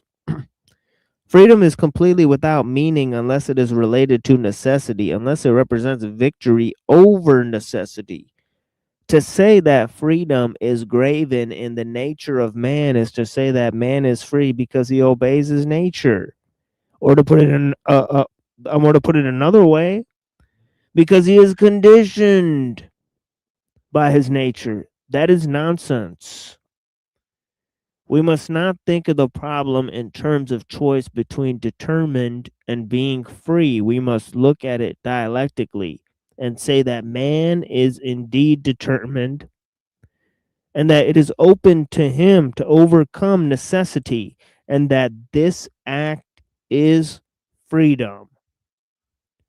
Okay, let me read that again. It says, say that man is determined and that it is open to him to overcome necessity and that this act is freedom.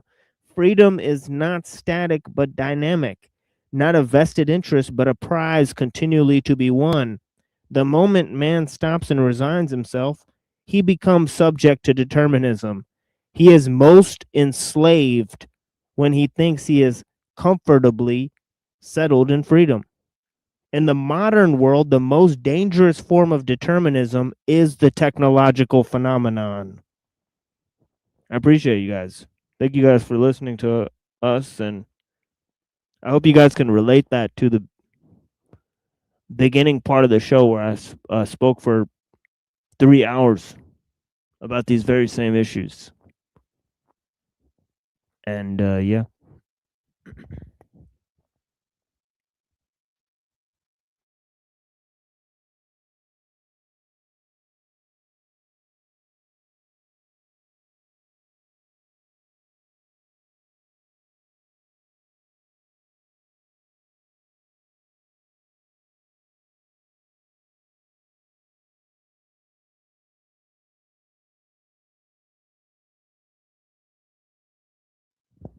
Yeah, you got something for these guys, DK?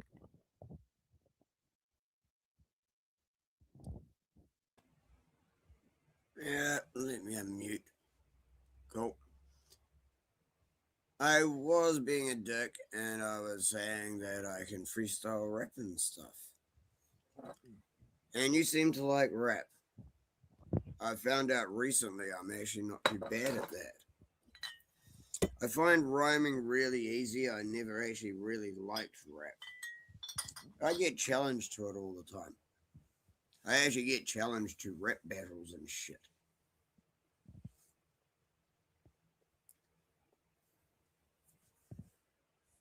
So I'm not sure. Do you want me to finish off your channel with a freestyle rap battle? Can you rap that'd be... yourself, man? Yeah, I've been known to. Yeah, I've been known to do it. Yeah. So Well, let's finish off your channel in a great way. Rap battle, me and you. Let's see how it goes.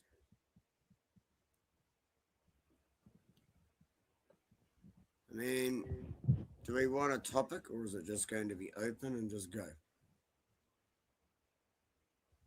I mean, if you're gonna go off the dome, I mean, I'm not really too confident in you. You know, Honestly, I'm better than I thought. Like, serious, I'm better than I thought. I find rhyming easy. I don't like rap, but I find rhyming easy. So I found I'm actually quite good at this. Yeah, why do I feel like this is like some sort of prank? It's really not. Like, seriously, it's really not. I have people constantly challenging me to rap battles on Rumble.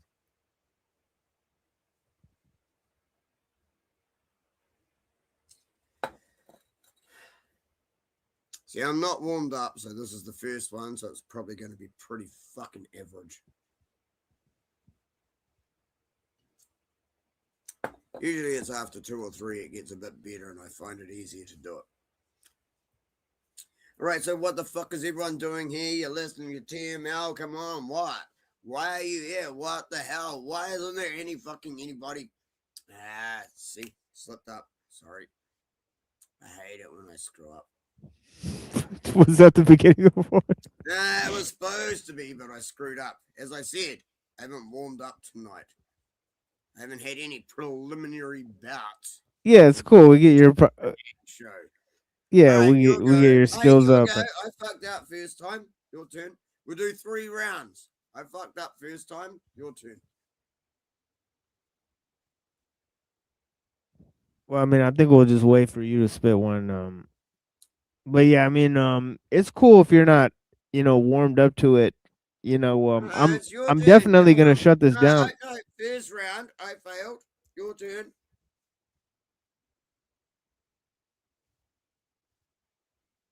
Come on, don't just throw me under the bus because I screwed up. Your turn. Because you aren't warmed up either. I haven't heard you try and rap tonight either.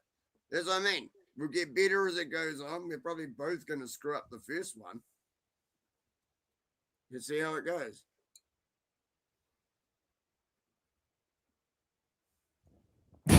Maybe next time, DK. Honestly,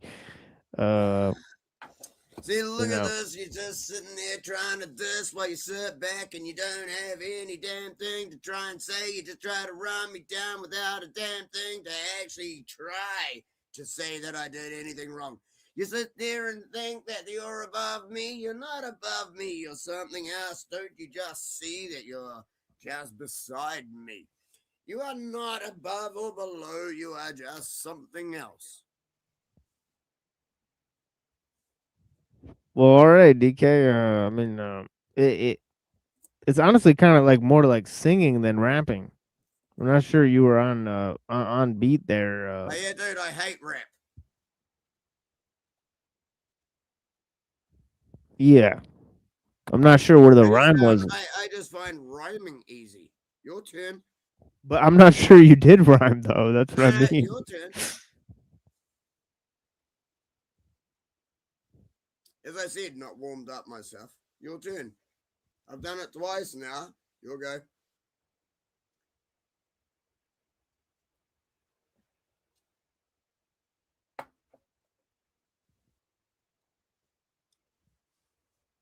Man, Yeah, come on, yeah, I'm putting you on the spot now. Yep.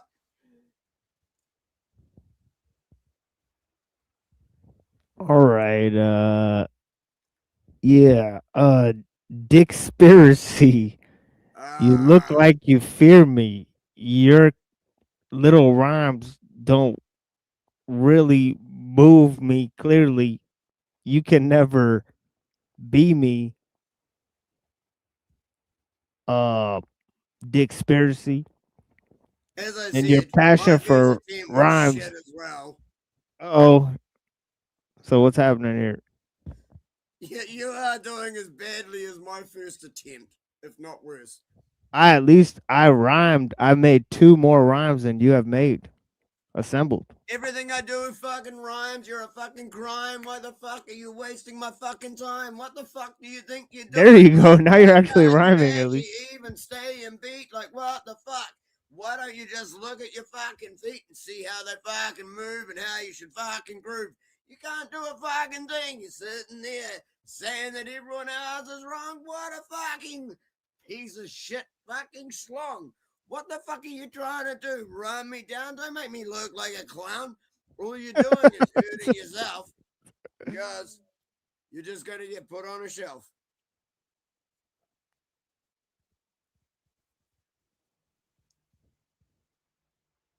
Don't take any of that personally, by the way. Yeah, it's fine. Yeah, DK. It's just, hey, no, your second turn. Come on. I said 3 rounds. Come on. So your second turn, then we have a 3. Yeah. The first one is definitely a like fucking warm up thing. Second time you start getting into it. Third time it actually works. So come on, your second turn.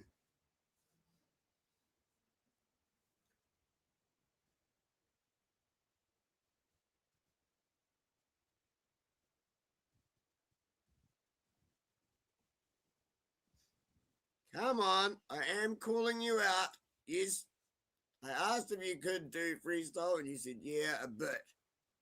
It's all right. Let's see that bit.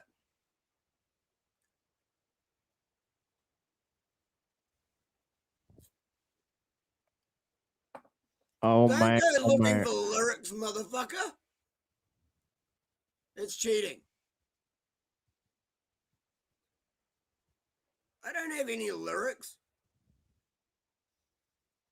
Yeah, clearly. I don't have any lyrics written down, asshole. Let's just- Shit.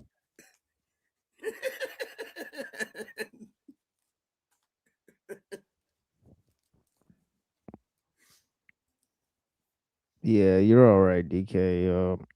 But yeah, definitely.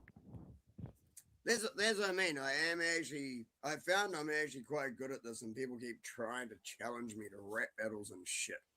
It's kind of fucked up. I mean, who told you you're good at this? Way too many people.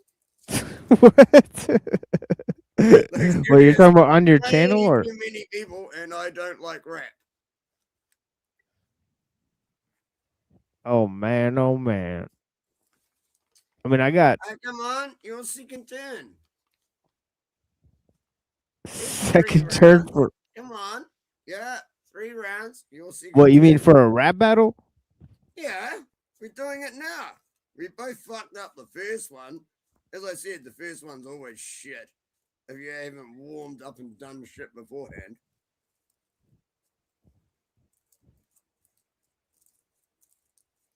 You like rap? Let's do this.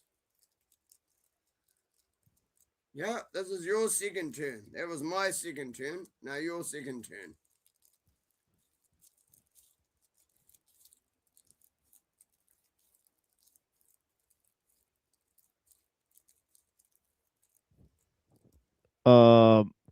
Okay. DK stands for drunk cunt, but I think That's not a rap. Come on. yeah, I think it Pretend there's stands a beat for. behind you and actually do something. Wait, what happened? I said pretend there's a beat behind you and actually do a rap song. The drunk cunt conspiracy.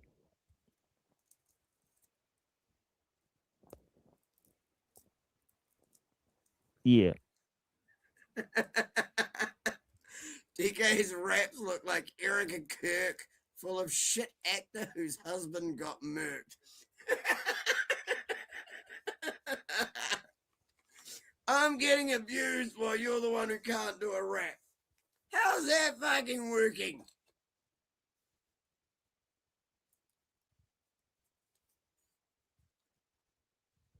Well, DK, I think it's clear you gotta step your. So was that round 2? You gotta step I'm your not game sure up who here won round 1. We both fucked that up. because you got I murked by definitely Browns won boy. round 2. How about round 3? Yeah, I really do gotta shut this down, DK. I mean, for real. Yeah, that's because I'm winning. Yeah, yeah, we'll let you take this one. You know, you know, we'll let you take this one All to the right, bank. brother. Much love, no fear. It's okay. Yeah, I appreciate you guys. Yeah. But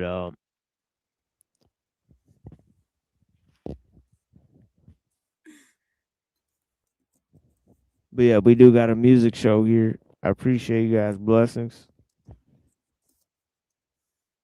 We got drunk conspiracy. Drunk conspiracy. Drunk conspiracy.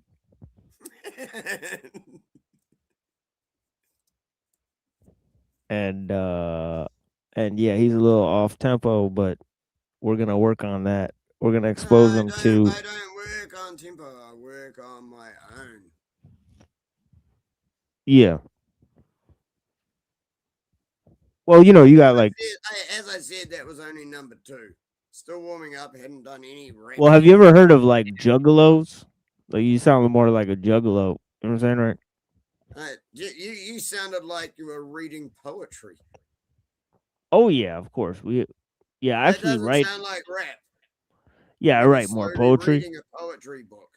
Don't try and run me down, bro.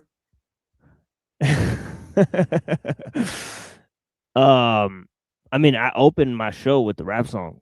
I've actually made. If you want some help with it, I'm actually quite good. As I've only recently found out. No, serious. As of only a few months ago, I've only recently found out.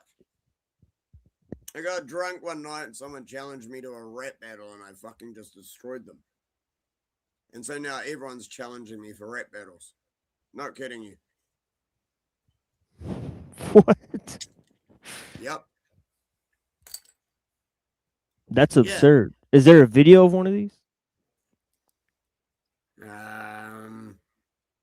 Probably somewhere. Wouldn't know where to find it. Like somewhere on Rumble, I wouldn't even know which channel. But yeah. Oh my god. I see. I can't sing rock songs anymore because I can't hit high notes. Yeah, if I find that video. Rapping is easy because it's damn near monotone. So it doesn't fuck my throat. It's actually easy to do, and rhyming words is easy. Dude, I'll fucking help you out. I'll fucking jump on a song with you anytime you want. Like, I truly mean it. I'm actually really good with it. And I've started writing songs and shit. Like, I've written blues songs so far. I haven't written rap songs, but I've written blues songs. I've had them made. But yeah, I'm not lying. You think I'm what? Because suddenly I'm now starting to get a bit more drunk. You think I'm lying? No, I've never lied to you. No, I've never lied to you. I don't lie, bro. The only thing I have left is my fucking reputation. I don't fucking lie.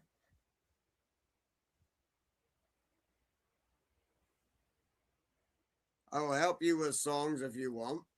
I'll help you write songs. I could even like sing in part of it if you want. I don't know if you want. But I can help you write songs and shit, man.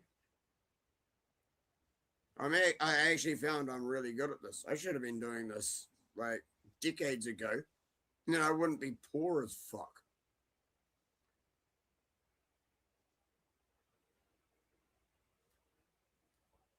I'm actually really good at this.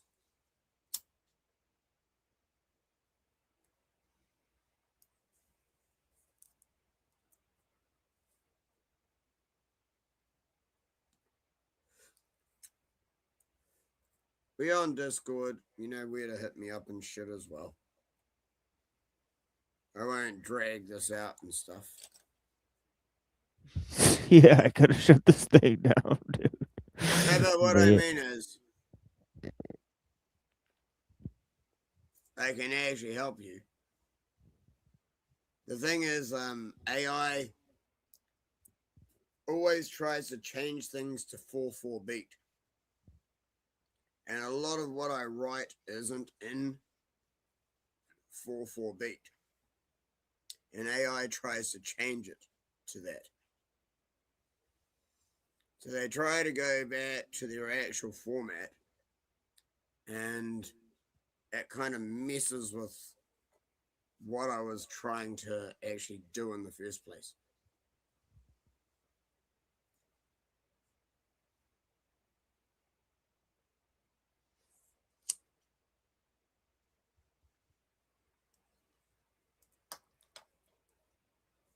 But I can actually help if you want. Like, seriously, I can actually help if you want.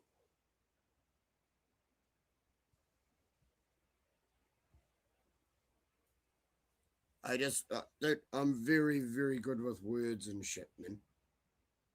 I'm very good with words. I'm very good with like rhyming shit. It just comes easily to me. I don't even have to think about it. I get caught out once in a while when I'm doing freestyle. See? So now you know that I'm getting into the mood where I could have actually done better because everything fucking rhymes. Just like your mum's sweater. But I could do better.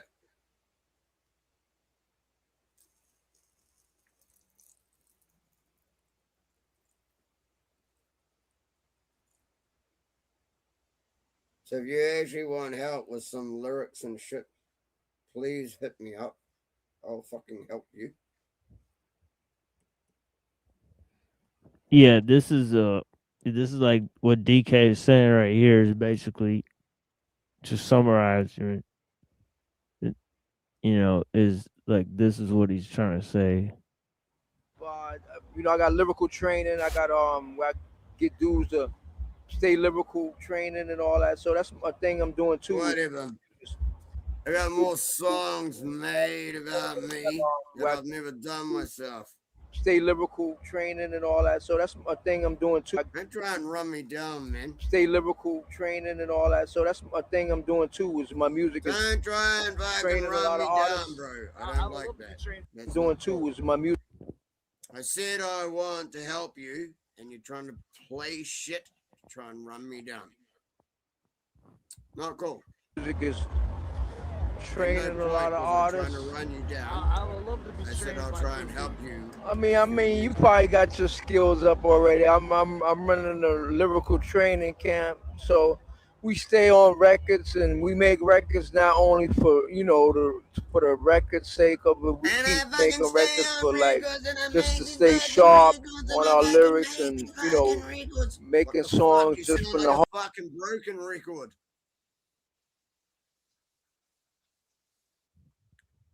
I said I will try and help you. I'll try and help you with lyrics for songs. You can do the rest yourself. So you're starting a lyrical training program. Nope. I'm just good at what I do. Basically, in everything I try to do, I seem to be good at. Till I get drunk, I'll admit.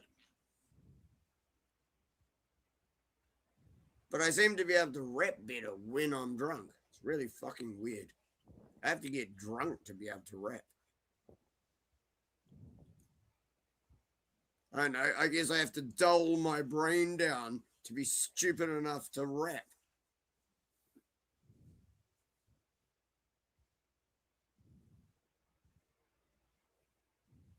Yeah. Yeah. Okay, so I'm gonna shut this down, DK. With all due respect. Oh, no, you're all good, man. It's all right. Yeah. I knew you were about to. It's okay. It's all craziness. Much love. No fear. I'm out. Yeah, appreciate you. Finish this out. Yeah, I'll let Tim finish this out. Yeah, blessings, DK. I greatly appreciate your time, man. Thank you for calling in. Being one of the only people that calls in. Yeah, blessings, brother. Love you, brother. Despite Yeah, of course. our differences of opinions. Love Yeah, you. of course. Yeah. Yeah. Yeah, blessings, brother. Yeah, much love. No fear. DK Spiracy. One of the champions of the panels, despite our little rap skirmish. One of the OGs. Definitely. Right. And yeah, of course, no hard feelings for any of the times that we have had a bunch of differences. I mean, me and DK have had tons of yelling matches and stuff. It is what it is. And of course, we're not going to get along with everyone here, but we try to be respectful and try to create a space with different, avenues and themes. So I hope you guys will appreciate some of the little musical things we're putting together here. So yeah.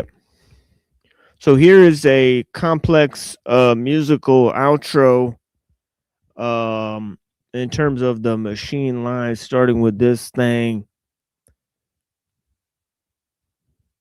called A Little Less by Christophe de Babylon, right?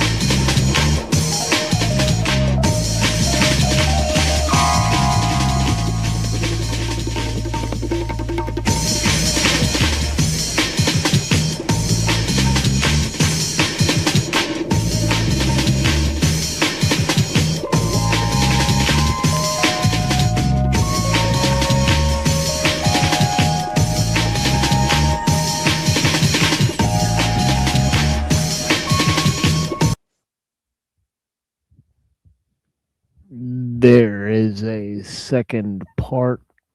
I had to cut the video into 2 pieces. It is what it is.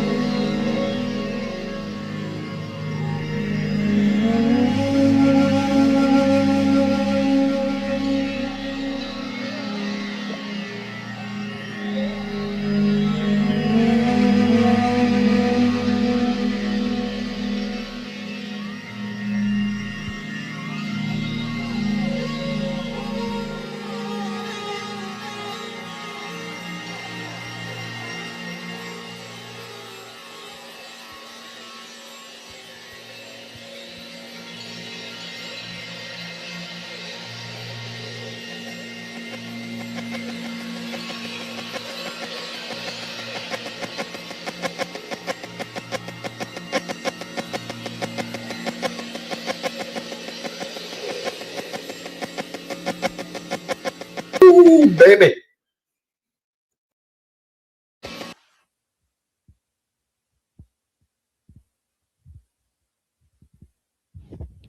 Ooh, baby. Yeah, appreciate you. Blessings. Thank you so much for watching. Yeah. That little experience.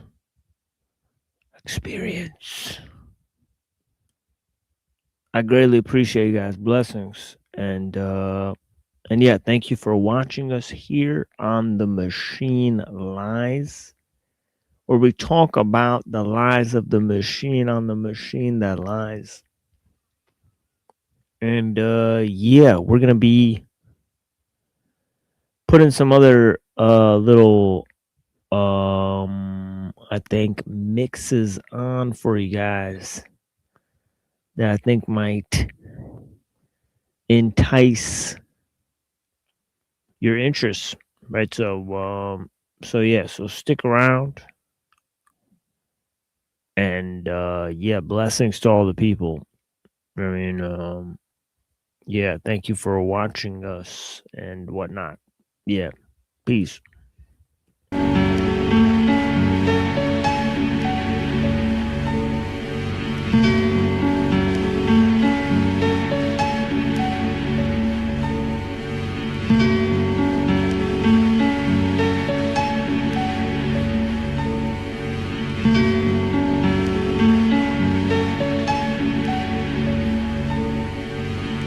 The immaculate deception. You got poverty, religion, racism, politics, and economics that keep the preoccupied mind spinning. Oblivion, evangelical righteous nation building by eugenic DNA, epic weapon sequence of the DOD operation Dark Winter. Unknowingly investing trillion in most subtle forms of murder. New American century, lunatic, neocon lounge, poolside for Olive Mark City at the Plaza Bilderberger. Sitting next to nanotechnology, the Damon over inside the nuclear winter. With reptiles and bikinis that don't walk on by, they slimmer. You better zip up the Dalai Lama North Face, put on an Elmo mittens. Pay close attention, there's no difference between Bush and Clinton. Check the arrogant cowboy Texas demeanor. White House was straight stonewall, fuck a congressional subpoena. We will bitch smack the media. Lord Cheney, pull over Dark Warrior. With CIA orgs brought down the two towers. Who up on COG shadow government at Raven Rock, where the only legislative branch running is executive power. Connection listeners, we're talking about continuity of government. We're talking about the shadow government, which is up and running in a bunker. Our in-depth look at Washington's secret shadow government. Bush has activated for the first time long-standing plans to ensure survival of federal rule. Continuity of government. And the notion that we have a shadow government. We're talking about the shadow government, which is up and running. We're talking about COG, as they call it in Washington. We still don't know very much about who's in the shadow government and what they're doing. I think that the Bush administration is going to have to eventually give us a lot of information to clear the air here. And the notion that we have a shadow government, that there's some urgency about having a shadow government. It's actually a shadow government operating right now. Is finished, master. Is my music really on some apocalyptic, dark and gloomy shit? Or my part of some now freedom music? Your perception to this rhyme reflecting your influence. The most dangerous person in the world is someone who don't do shit. You think I'm fearless, confused, or just blind? Or to safely actually continue to perpetuate itself in the mind? A helpless victim of revolutionary soldier, you decide. Then ask yourself why am I so rebellious and out of hand? When a country will spend hundreds of billion to kill half a million to kill one man. Am I really the rebel against society for now world view of illusion? Knowing full well to put off world globalization, millions I have to die to subvert the authority of the Constitution. And how much of this silly, goofy, wacky conspiracy theory is really hype when all of the media world is controlled by select few programming status quo lies. Home of the freedom, ignorant, hypocritical, and buck wild. American politics is more confusing than a racist sin of the illegitimate black love child. I bet you want me to rhyme by alcohol and beverages, pimpin' girls. When I only liquor, I'm talking about is Molotov cocktails. When in my country, people of color make up 62% of the incarceration rate, to form the largest prison population in the world. While you sect claiming born again Christianity, murdering preemptively, showing up to rally the troops in a homo flight suit and a plastic stunt turkey. Believe you can't hurt me or do me none. I'm down with God, Allah, and I ain't afraid of no one. And this is world decrees, imperial letters of protection, warning you about privatization and depopulation and federalization and deregulation and globalization. Request this on your favorite radio station. Request this on your favorite radio station. Request this on your favorite radio station. And I bet you it won't get nary rotation.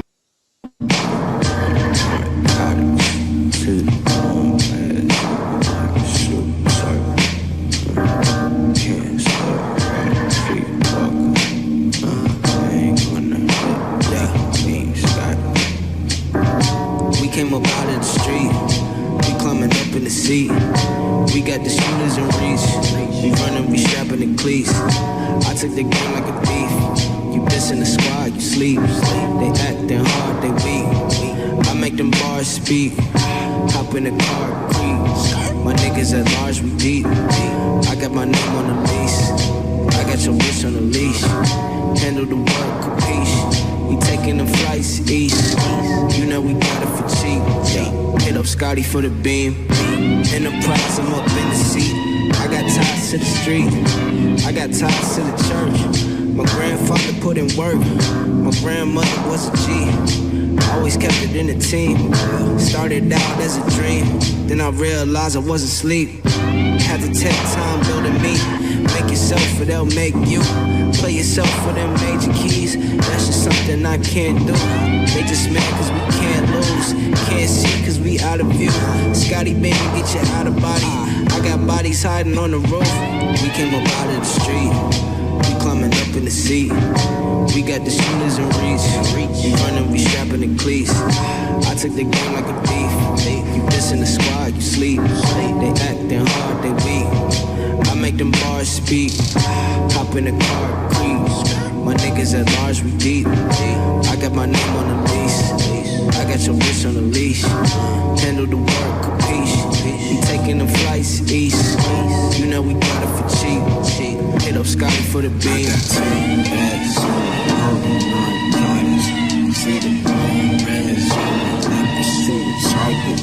And I can't sleep, gotta keep walking. They ain't gonna hit, make them beam slide. Beaming. I'm thinking bigger, my nigga. Fuck you and all your opinions. We came up out of the trenches. They never gave us a mention. Nah, nigga, this shit is colossal. I've been underground like a fossil. I've been in the lab, check the catalog. I've been in the kitchen with nada. You got squares in your circle like waffles. I'm Prince serving pancakes to your main chick, she'll swallow. No dinner date, mom mandate. I penetrate concentrate, then vacate. I keep flowing like Great Lakes. You soft niggas like cupcakes. I'm fucking your bitch in the tonsils. Look at the time now. I gotta go and get mine, ho. Get back in line, ho.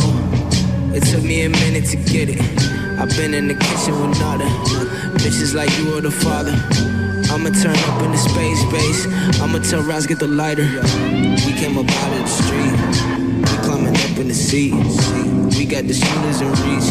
We running, we strapping the cleats. I took the game like a thief. You missing the spot, you sleep. They acting hard, they weak. I make them bars speak. Hop in the car, creep. My niggas at large, we deep. I got my name on the lease. I got your bitch on the leash. Handle the work, capiche. Taking them flights east. You know we bought it for cheap. Shit, hit up Scotty for the beam. Yeah.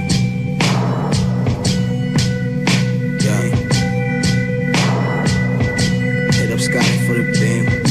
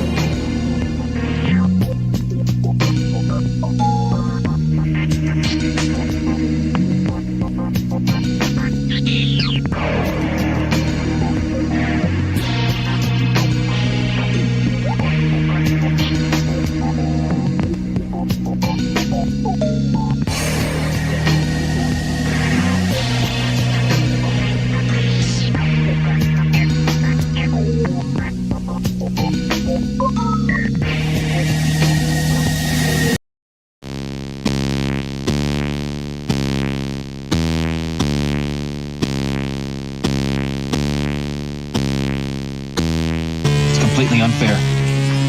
And I realized something today. It's not just about me and my dream of doing nothing, it's about all of us together. We don't have a lot of time on this earth. We weren't meant to spend it this way. Human beings were not meant to sit in little cubicles staring at computer screens all day, filling out useless forms and listening to 8 different bosses drone on about mission statements. And you worked your ass off hoping for a promotion, something. Years and years and years gone. And you're gonna go in tomorrow, they're gonna throw you out on the street. You know why? So that stock will go up 1/4 of a point. Let's make that stock go down. And let's take enough money out of that place so that we never ever have to sit in a cubicle ever again. Put down and pay. Pick up, I got put down and pay. Pick up, I got put down and pay. Pick up, I got. Pick up, I got put down and pay. Pick up, I got put down and pay. Pick up, I got put down and pay. Pick up, I got. Pick up, I got. You're a laborer, and I'm the one profiting from your labor. You aren't really human. Well, it goes right back to the slave dealers who used to take babies out of the hands of black mothers on the plantations. And the mothers would cry, and the slave owners would turn and say, with a perfectly straight face to the slave buyer who's buying the baby, oh, don't worry, they don't feel emotions the way we do. Oppressor of the proletariat!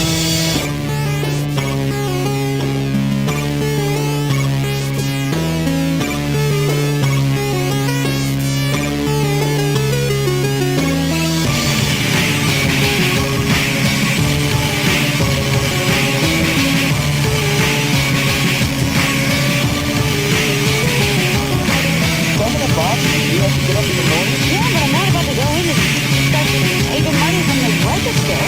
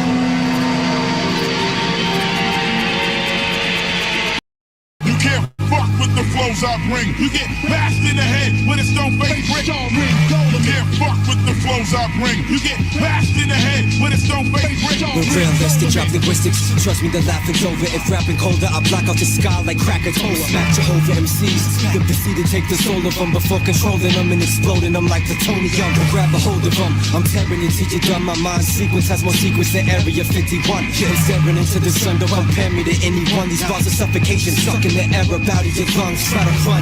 We'll catch it like the chainsaw massacre. Your brains fall after the clash of my words bashing. Splashing the game with facts like academic decathlons. Backing it cause the passion's gone smashing in every track I'm on. No matter fast or calm, our style's equally pleasure with speeches that's clever. Too deep to peek in my letters. It's bad weather.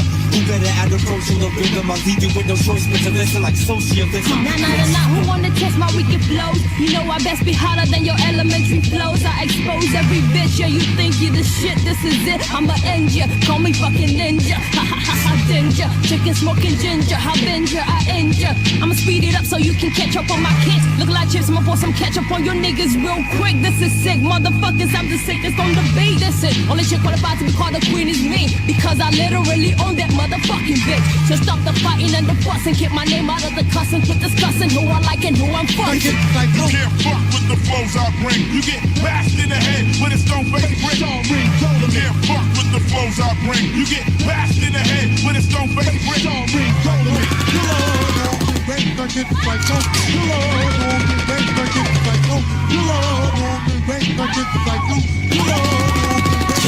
Lyrical calisthenics. I'm running laps around these rapid gimmicks. Cross the line and they ain't even halfway finished. My crew will pass the limits while defining the laws of a classic sentence. Go ask a witness the way I master physics. My lyrics like catching spirits. Step into the next dimension. Impeccable writtens rest in my vision. Got you scared like you're next to prison with an ex-conviction. I guess trying to test the essence just wasn't your best decision. Reflect and listen to the way I got my pen and zapped into tactics and ripping tracks to get smacked like a tennis racket. If having an interaction is tragical times, most of the world probably ain't even understanding my rhymes. Just like the way that I'm spitting or knocking the beat. Don't understand the topic I speak whenever dropping this ink. A prophet with speech flowing hotter than a tropical beach. You'll get cooked. What the fuck you think I'm calling this beast? Got it all in my teeth. The radios are on the repeat. And the brainwashing methods have got your conscience falling asleep. Turn up deceased. That's why I rip the mic until my hands rip. And I run out of English words and start speaking in Sanskrit. I'm a queen. That would make me one ass kicking, money making machine. I join a team of royalty in the area. Stake my claim, keep my game clean like Ariel. Style hotter than hell, slicker than gel. Remember this well for my music, my get beef they sell. Blaze, team have a set, but she know they smell. That's why that job be digging me like they digging the well. Ring the bell, knockout. This is about you just gonna knock the guard out of my mouth. You get more trouble than the South Side. You don't get so. Blaze play the hand, the night shot Delta. Now you clowns gotta be running helter skelter. You know blacksmith swine, you ain't smelter. Explosive, y'all should be living in bomb shelter. Lightweight, so stop messing with heavyweight. I have several questions. What is the highest technique you hope to achieve? To have no technique. Very good. What are your thoughts when facing an opponent? There is no opponent. And why is that? Because the word I does not exist.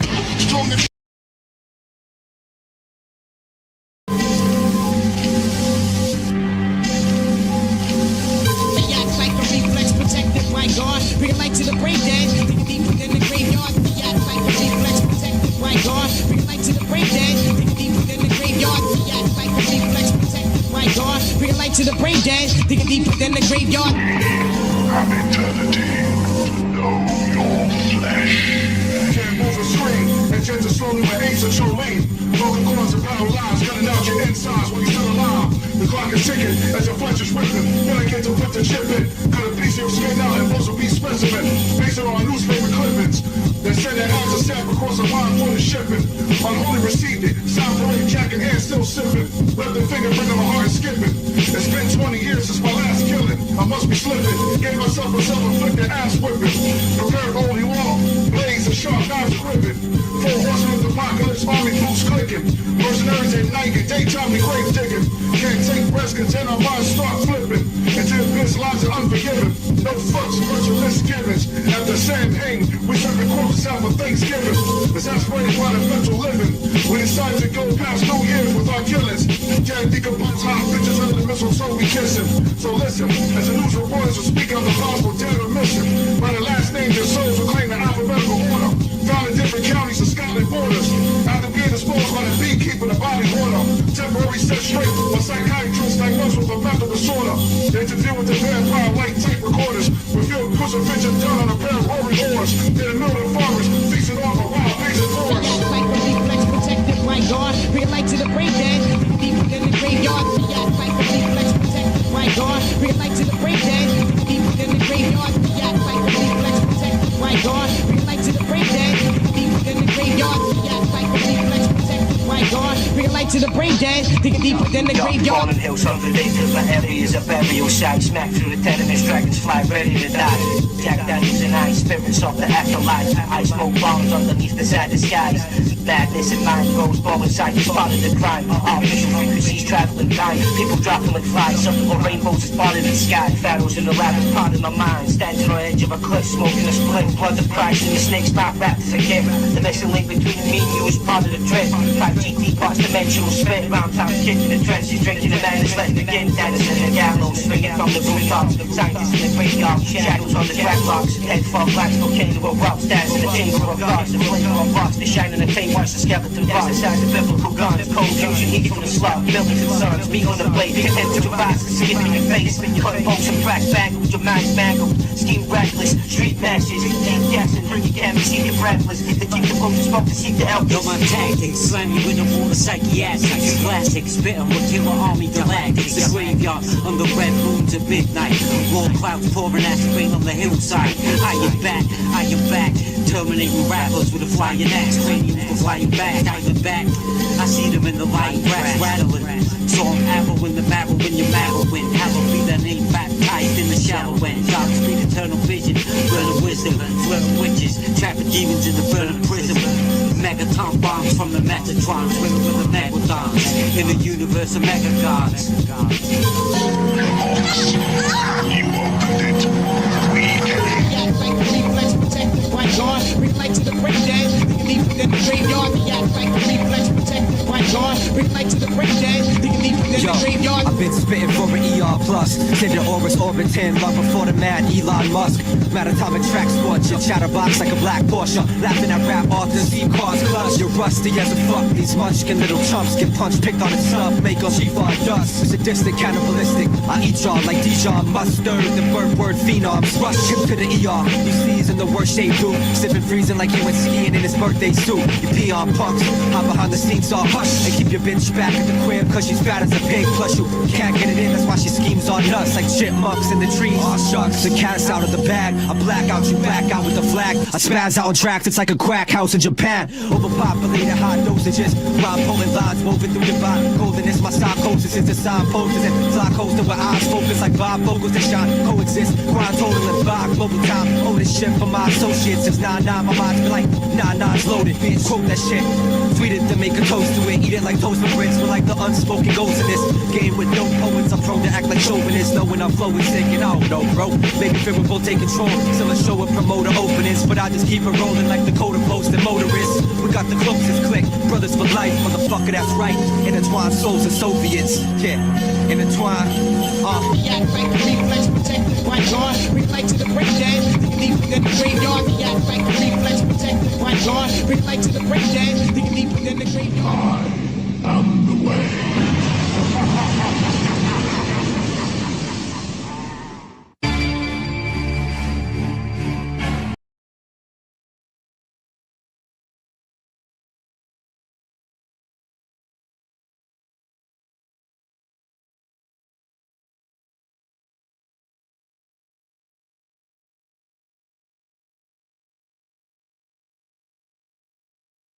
Hola, mi amigo.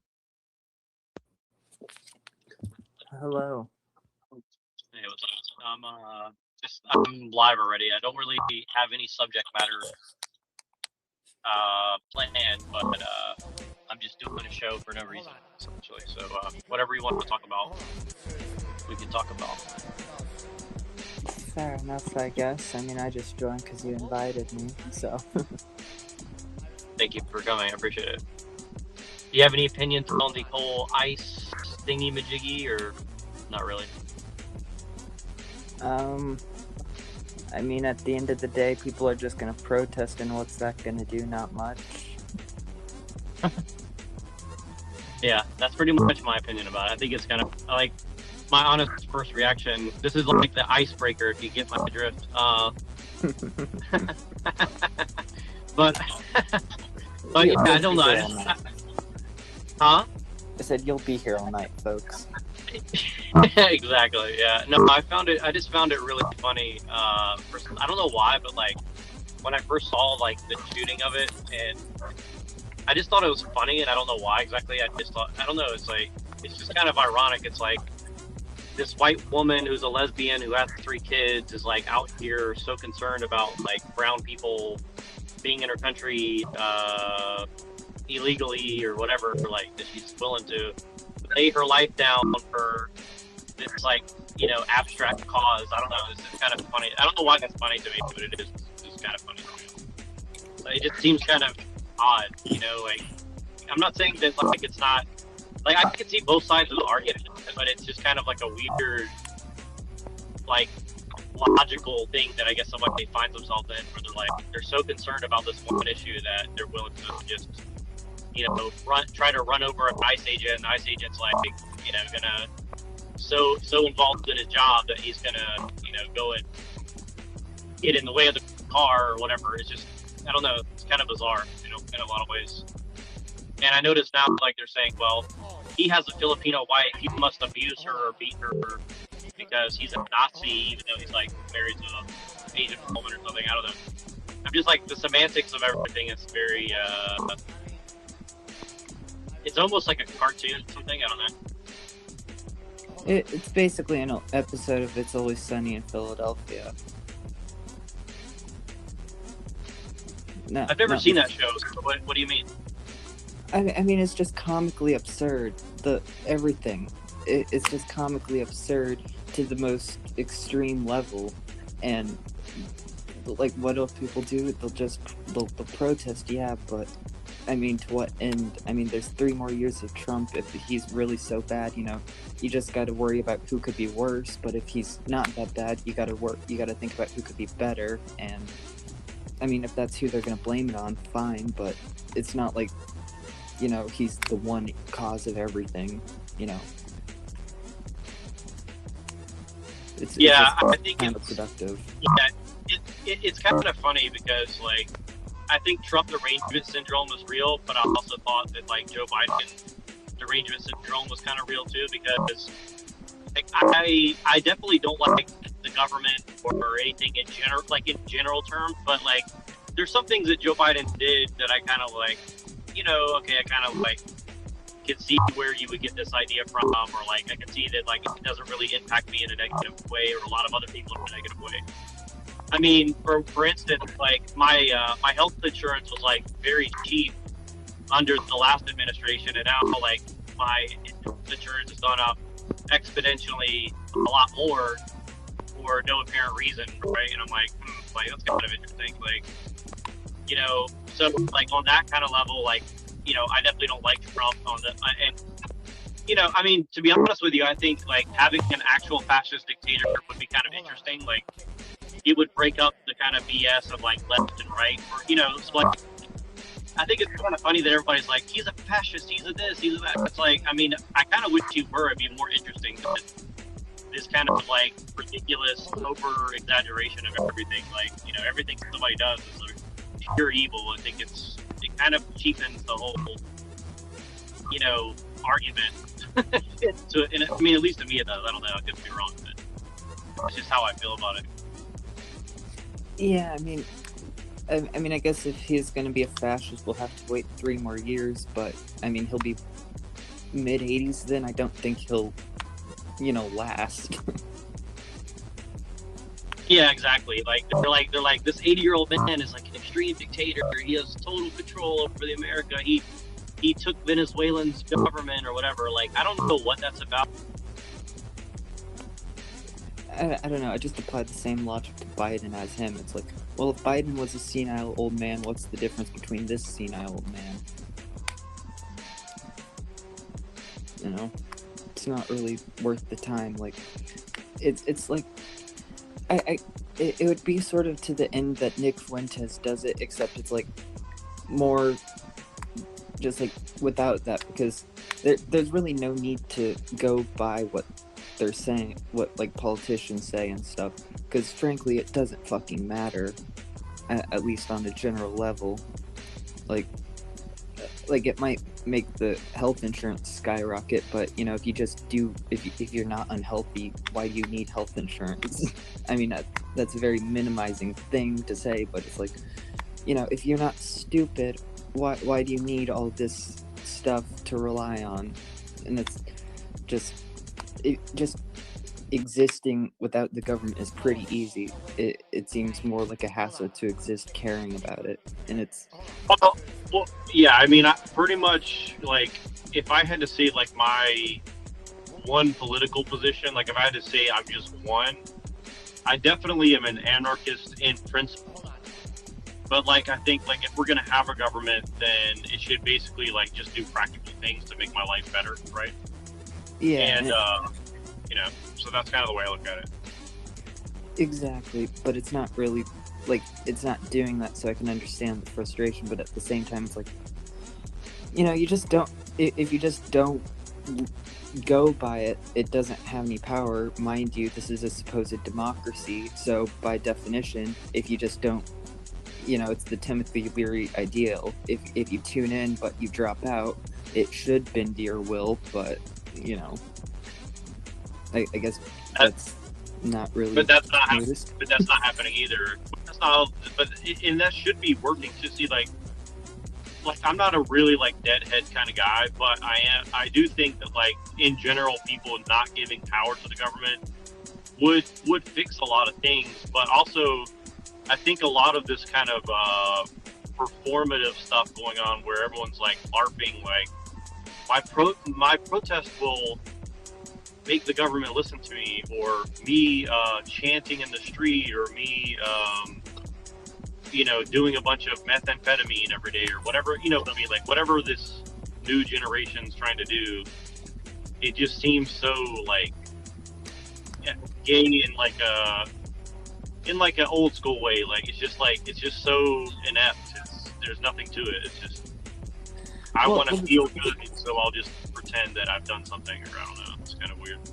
Well, there's something interesting to that, because, you know, there's the whole concept of, you know, there's so much fatigue of everything, you know, and then I'm reading this book that I have as my avatar here, Might is Right, and it's, you know, there's the paragraph saying, quote, mankind is aweary of its sham prophets, its demagogues, and its statesmen. It crieth out for kings and heroes. It demands a nobility that cannot be hired with money like slaves or beasts of burden. The world awaits the coming of mighty men of valor, great destroyers of all that is vile, angels of death. We are sick unto nausea of the good Lord Jesus, terror-stricken under the executive of priest, mob, and proconsul. We are tired to death of equality. Gods are at a discount, devils are in demand. He who had ruled the coming age must be hard and cruel, and deliberately intrepid, for softness assails not successfully the idols of the multitude. Those idols must be smashed into fragments, burnt into ashes, and that cannot be done by the gospel of love, unquote. And I guess where that's relevant is sort of that, for one, the fatigue that's just that keeps getting noted everywhere, and then there's the fact that you have two different sort of sides coming together in this generation you mentioned, and it's interesting how that's working, because one side is in fact sick unto nausea of the good Lord Jesus, and the other is sick unto nausea of the sham of equality, but with the good Lord Jesus. And where that intermixes, they suddenly seem to level out in most every way except for certain social regards. And that's sort of fascinating, because even in the 60s, where there was, you know, the Weather Underground and the youth movement of, you know, as a you know, reaction to the Vietnam War and for the civil rights movement, but, you know, there was never that unification on something like, you know, a certain foreign agency lobbying. I'm not going to say. I have my phone right in front of me. I don't want it to explode. They have noses and funny hats. Yeah, exactly. Yeah, it's funny. Yeah, and it's kind of funny because like I said, I am a Christian, right? But like I actually want to read that book, Might Makes Right, because here's the thing: is like almost every political and philosophical argument being had in the public discourse, at the root of it, it's rooted in might makes right, and so much effort is put into the fact to cover that up, right? And I think that's hilarious. It's almost like it's actually like one of the best jokes ever. Is like if everybody's just arguing like I want to fucking kill you because you disagree with me, but they just do everything they can not to say that. Like that's kind of funny. You know what I mean? Like I don't know why, but that's just kind of funny.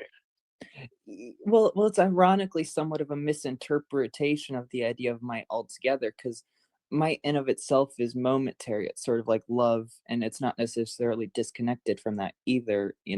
It's a fleeting sense of power that it's kind of, like love, it's a drug. You need to keep feeling it, like, get that high. It's not a perpetual thing. And that's sort of what's going on with, there's certain things that are trying to get that moment of might consecutively, and it's sort of failing because people are sort of realizing, wait, that's not real. This certain guy is funding that group that bombed them and took hostages. What? That's crazy.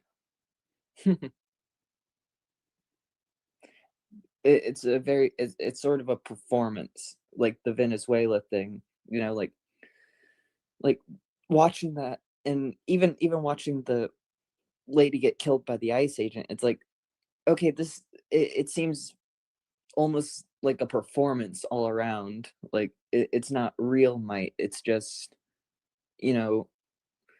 it's setups to make it appear as if there's might. Because I mean, what's the U.S. There's the George Carlin bit. The U.S. is overdue to start bombing some small country without a military that can do against it. And it's like, well, yeah, that's might, but at the same time, it's like, where's the actual valor in that? Like the U.S. could have captured Maduro whenever they had him. It was a pure performance. There's no might in it,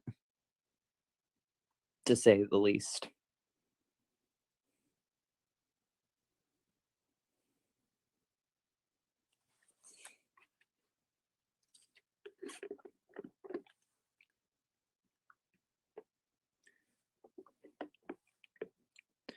But who knows? Maybe they're gonna come out with a really cool Call of Duty game in like 50 years based on all this.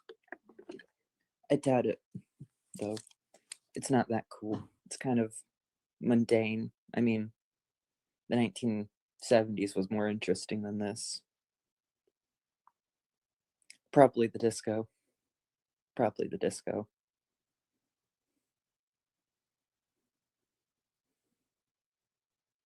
Oh, and I'm the only one here now. Wonderful. It's not even my stream.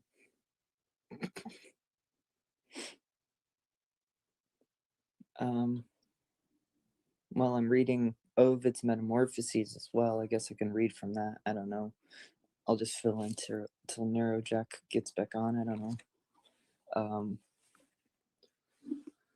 Mercury shortly was on the wing with his wand in hand. In the course of his flight over Athens, Minerva's favorite city, he saw Menician fields and the groves of the learned Lyceum. I don't know. I'm not going to read that. I don't feel like it.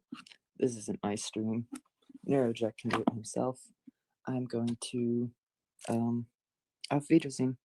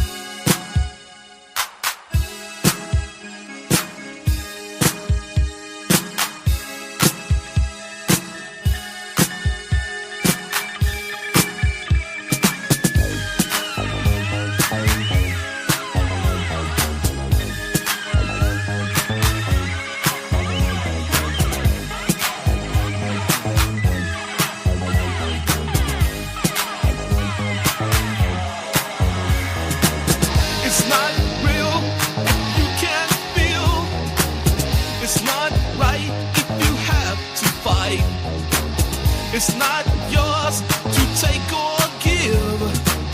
The new day begins tonight. Enter, enter the next phase. Enter the program. Technify your mind. We are just dreams in space, stranded in this funky place. No transport out of here. I guess we'll have to put away our fear. Enter, enter. Why don't you? Why don't you?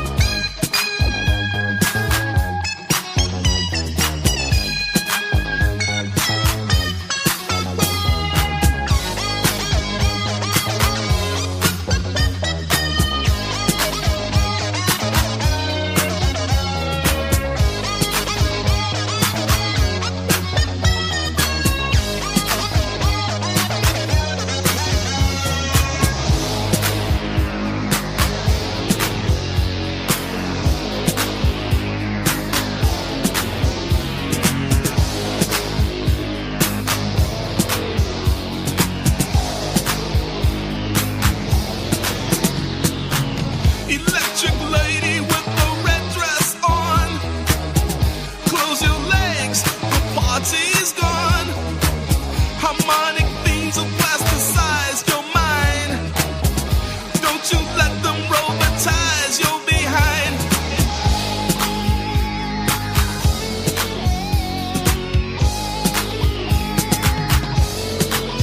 Why don't you? Why don't you? Electric, electric. Why don't you?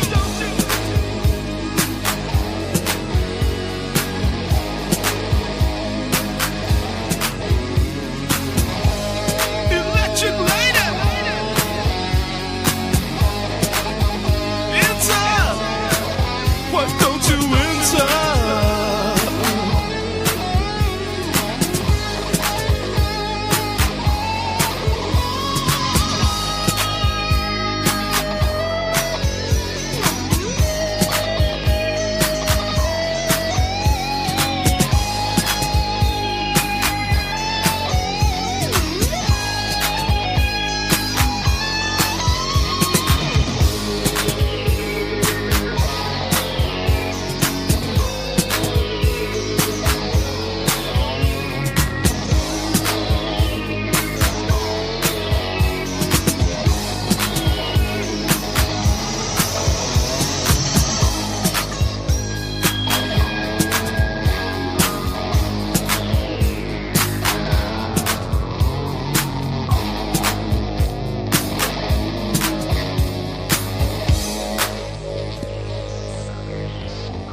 Hello, evil one.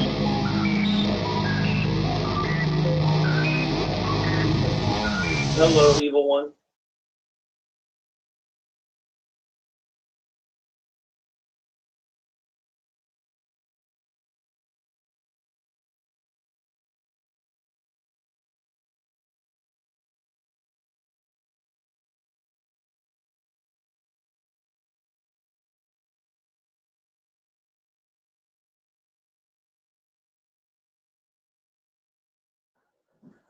So what mental health disorder are we exposing today? All of them. Can we get a psychologist up in this bitch? Well, I'm sure it's not hard to become one. I had a Satanist up in here before, and unfortunately, I lost service, so they had to leave. So I'm sad. I'm kind of sad about that. Is it one I know or a new one? Oh, I'm trying to get them back, but I'm just saying it's not Jeff or Twilight.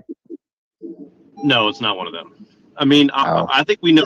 I think we know quite a few. It's just those are the ones that like are open about it. But this is a new one that's also open about it. So, but I don't know.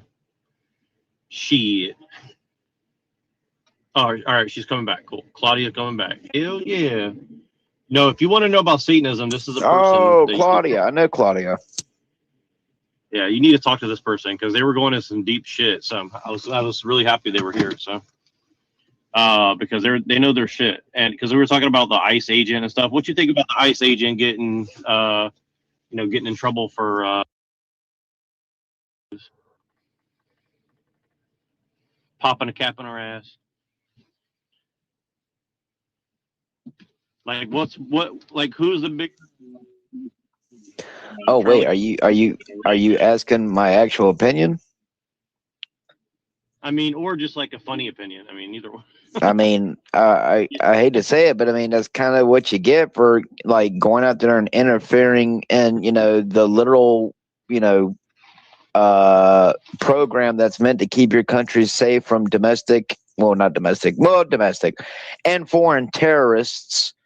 But, I mean, just me personally, I mean, while it sucks, I mean, maybe you shouldn't have been out there, in the middle of the street in the first place when ICE is in deployment. I mean, it's kind of stupid, but, I don't know. I just thought it was really funny for a lot of reasons. Even someone who hasn't had a lot of tactical training, whoever that guy was is just a fucking idiot and seemed like he was wanting to get drug another 60 feet. Well, I'll tell you this, like it's a psyop anyway. I wouldn't stand in front of a car regardless, ever, but you know what I mean? But you're not supposed to. He didn't follow at least two different types of protocol. One of the biggest protocols in law enforcement and stuff is you don't stand in the front of a fucking 2 to 3 ton vehicle. Well, see what happened. But if you watch the body camera, I just put it up on my channel, on one of my channels. The lady's girlfriend was on the other side, and she got out of the car. So he was on the other side dealing with her because they were trying to like get them to like stop. They had been following them, like basically cutting them off in traffic multiple times, or that's the way it seems, right? And then this lady got out of the car, and then she was jumping back into the car, and then he went around the car to tell the driver stop or something like that, right? And then as he went around the car, the lady hadn't even got in the passenger seat, and she just started taking off into him. So it really looks like she just was trying to floor it and run him over. You know what I mean? So it really looks like, for her case, it looks really bad. Like it looks like she was literally trying to kill the dude. I mean, at least that's what it looks like to me. So it doesn't look like he was doing that, and it doesn't look like he was just standing there for no reason. Like he was kind of dealing with an issue on the other side of the car and went around for whatever reason. I don't know, but it's a pretty weird situation for sure. If I lose service, by the way, just stay there because I'll get service back in a minute. Okay. Because I'm going through the hood over here. Why are you harassing? All right. Because other people should be joining in a minute here too. So, but yeah, I don't know. You watch the video I put up. It's pretty crazy. I'll send it to you later if you don't see it. But it looks like the dude was literally,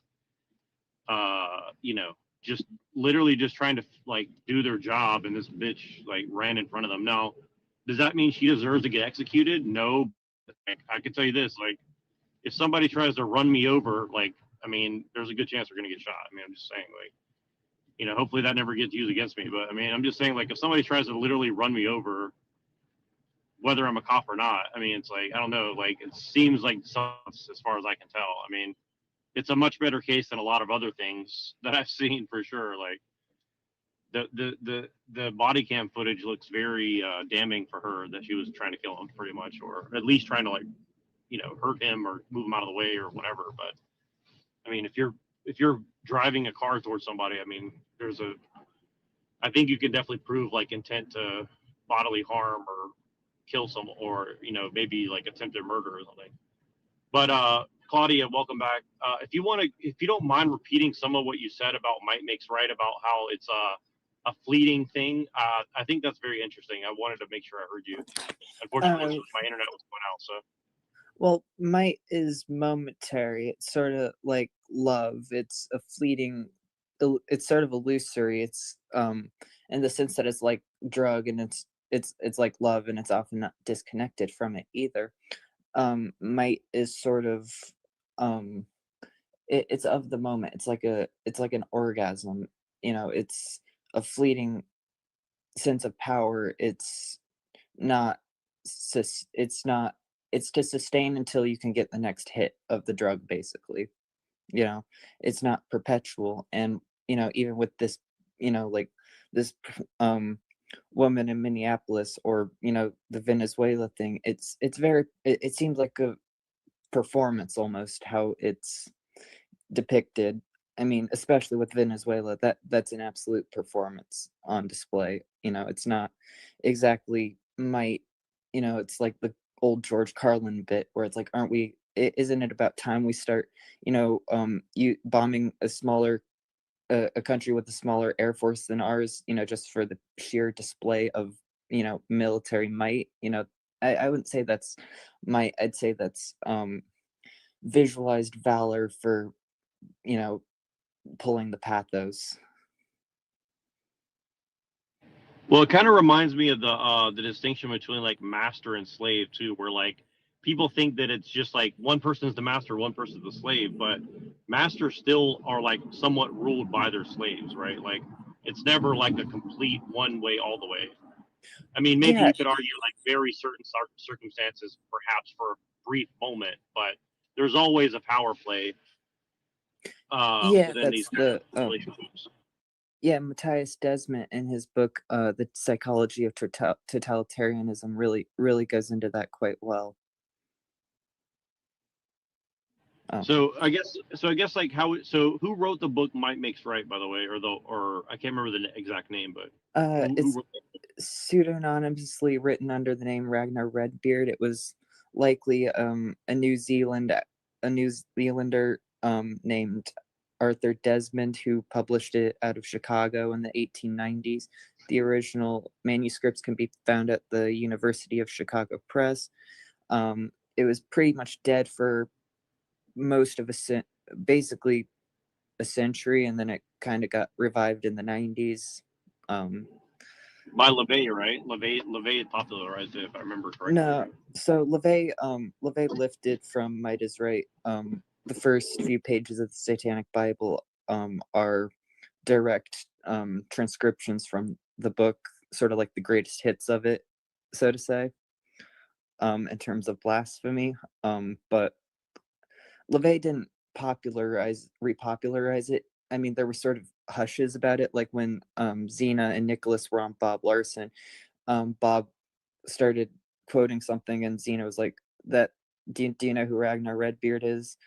And then, you know, but it was first repopularized. It was republished by Shane Bugbee, who was given a copy of Might Is Right by George Eric Hawthorne of the band Hoa. Yeah, I got that mixed up because I knew Bugbee had some hand in it, but I couldn't remember the time frame. Thank you for clarifying that. Cool.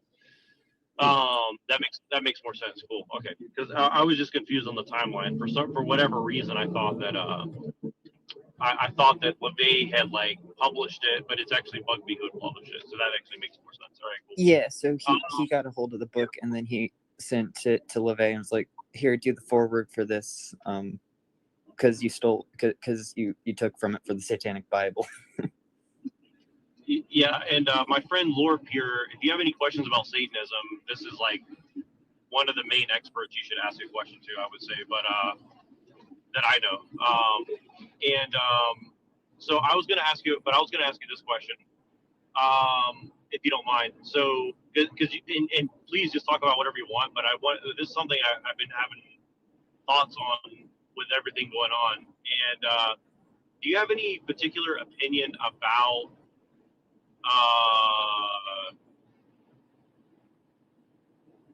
Michael Aquino and the Temple of Set or anything like that, or not really?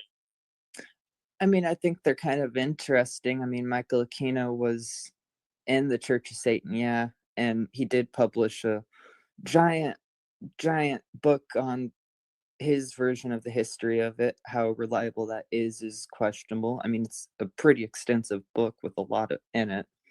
But he was also a Fed, and he's the guy who wrote the literal mind war tactics for, the military. And, the Temple of Set he made, he didn't go to Egypt. I mean, at least Crowley had been to Egypt. I mean, in a sense, he's sort of in every way a knockoff Aleister Crowley.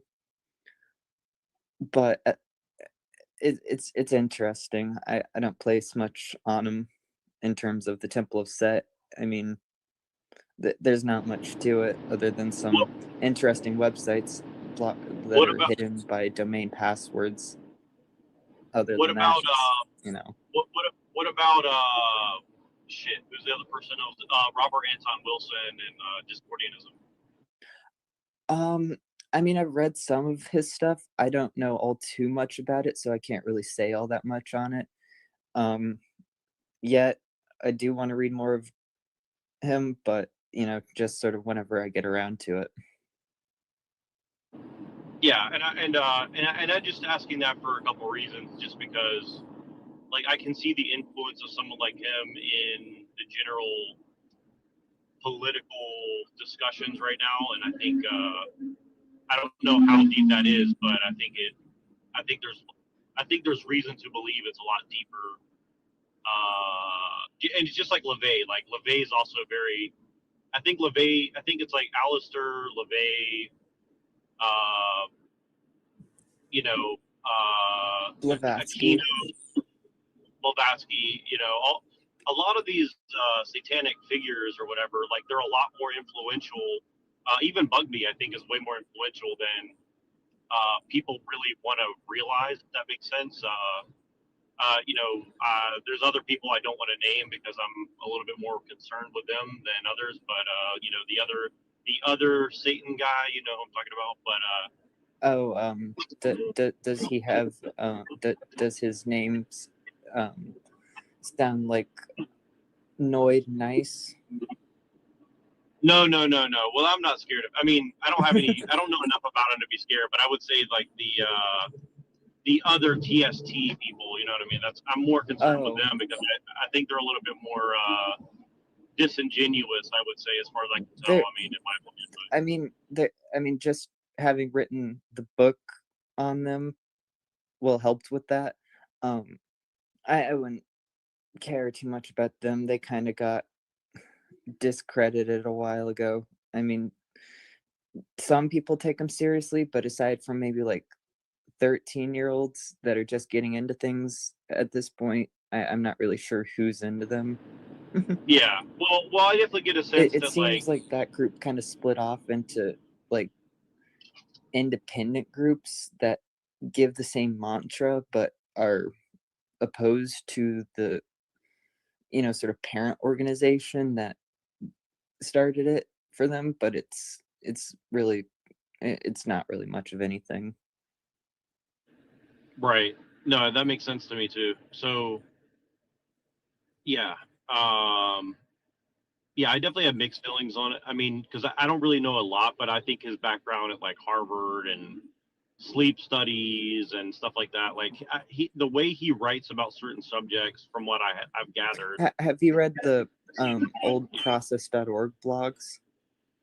I haven't directly, but I've listened to people who've deeply looked into that, and I think that's kind of one of the connections that I'm kind of alluding to that concern me, because that's a little bit more of a you know, rabbit the funny thing is for as obsessed with Doug was with the process, Timothy Wiley never liked him. Well, I can see why, because he doesn't. He seems that he has like ulterior motives. Like the thing is this, like the process. I don't know a lot about it, but I'll put it this way: like if somebody's a true like cult and they truly believe in what they're doing, I can respect that more than if somebody's like adopting it for like pseudo political or clandestine like spy versus spy shit. If that makes sense. Does that make sense? Like I think that's a little bit more, and I think that's happened so many times with like these other organizations where people just come in and like rep the set, I guess you'd say, and they're doing that because they're really just feds or something, and they're just basically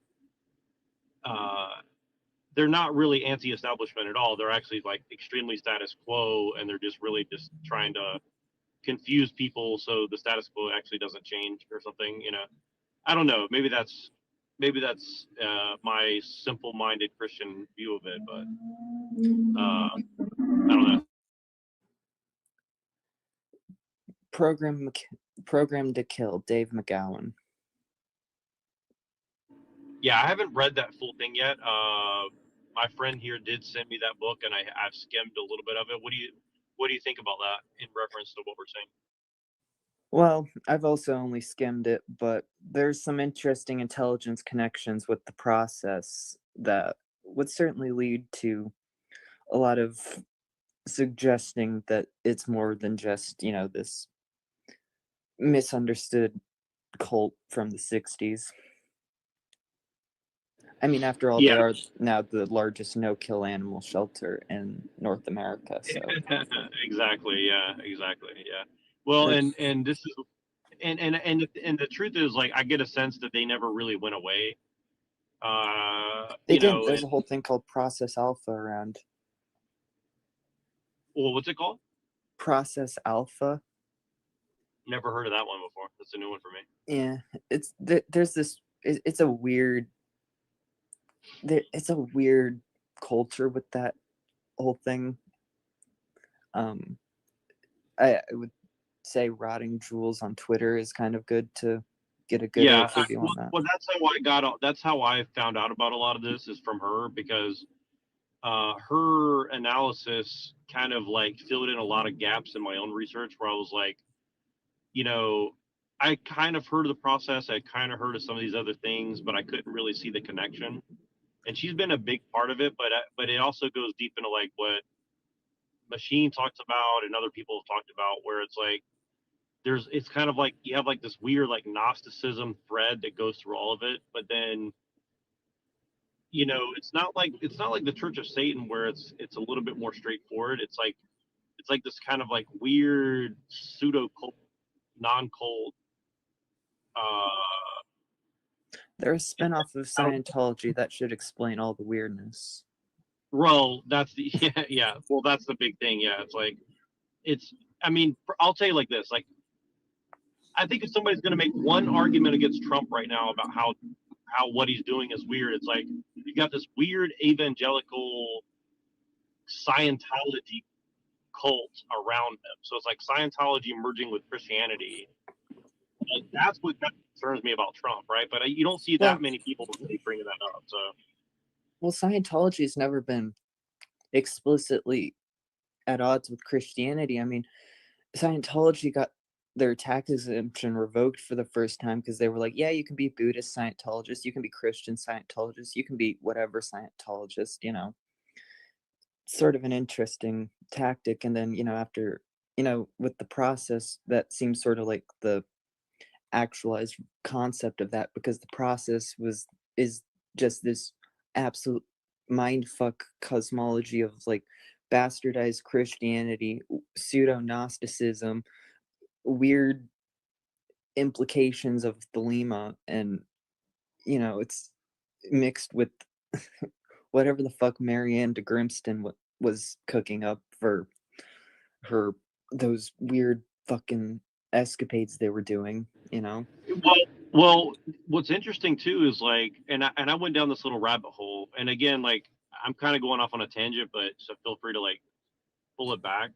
And Machine, if you're there, feel free to jump in, and also Lore, because I don't want to get too weird and esoteric, but I kind of do too. Like, you know, like it's I like mean, we could go into Tracy Twyman if you want to get weird and esoteric. oh, so I've looked a little bit into her, and honestly, like, you know, I'm kind of scared to go too deep because I definitely think she was killed for whatever she was talking about.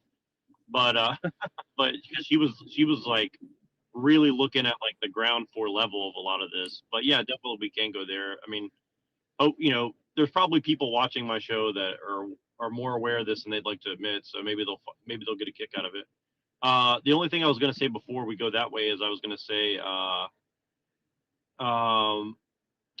like what's weird about the whole process and Scientology is like, remember like Sonny Bono, for example, like Sonny Bono and like Cher and like the Mamas and the Papas and the Rolling Stones. All these people have like a very close tie to the process and Scientology, and their kids are like these like weird like spy agents. Like you remember the guy from That 70s Show who got in trouble for rape, and then also Ashton Kutcher, who girlfriend mysteriously died under strange circumstances. And you kind of catching my drift here. There's like a lot of weird connections with like this little like strange network of Scientology. They're very, very, very strategically placed in like certain music scenes, certain entertainment scenes.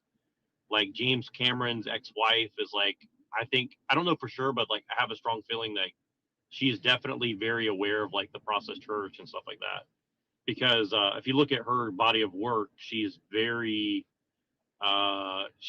alluded to a lot of this stuff, in my opinion. And I didn't realize it until recently. So I watched a lot of the stuff that her and James Cameron had done, like Terminator and Avatar and all this stuff. You know, if you really kind of look at the underlying, you know, plot of a lot of the stuff, I think there's an argument that it's like very Process Church or something like that related. And I think people like Marilyn Manson are also kind of aware of this stuff too, personally, and that's a whole other rabbit hole, you know. But I mean, you know, no, he writes about it in The Long Hard Road to Hell. He has one of their statues or something. Oh, really? Well, that actually so that actually like backs it up, because I mean, because I've never looked that deep at Manson. Like I respect Manson because I think he's told the truth about a lot of shit. And but this network that he's in is kind of connected to like Kanye West, you know, Nick Fuentes, Tim Pool. There's like a lot of weird people that you wouldn't expect that are kind of in his orbit. So that's kind of where I'm coming from. And again, it's interesting to me because nobody's really noticed it, except I mean that I've seen at least. And I just find that very curious. It's like I don't know exactly what's going on with that, but I mean, let's go to the Twyman thing if you want, or what do you think about my theory? I guess.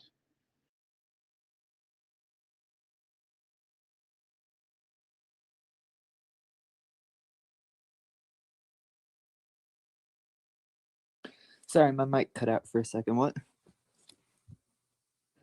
Oh no, I was just saying we can go whatever direction you want. We can go like the Tracy Twyman, or if you want to like give me your opinion on my like theory about the processes like influence in these kind of like weird psyop networks around like Alex Jones and Manson and Marilyn Manson and you know, Tim Pool and Damien Eccles and stuff like that. Like there's a weird like thread between all these kind of people who are kind of doing political commentary, I would say, you know. Like Manson stays out of politics, but you get my point. Like I think a lot of these people have kind of like got in his circles, and I have evidence of it, but I don't want to get into it. But I think if people look close enough, they'll see there's like a pretty close connection with all these people. Yeah, I guess that you also have to consider how much of it is connection and how much of it is just cult of the celebrities. You know, 6 degrees of separation, everyone knows everyone after a certain point. And how much of the influence is underlying and more unsaid and I guess manipulated rather than actively done to the people. I mean Manson was recently the target of a coordinated hoax. So it's not like those things can't happen within those networks. It's just sort of like, well, who in them is malicious enough to be set off to do something like that. Well, see, this is one of the things I'm getting at. So, like, for example, some of the people that were defending Manson, because, like, from what I've gathered about Manson, who knows, but I definitely don't think he was guilty of what he was being accused of, or at least it was not as cut and dry as they were trying to make it out to be. And I think what some of the people that were defending him have now suddenly like gotten very big, because I watched them when they were very early on, and they got very close to people like Tim Pool and also Damien Eccles.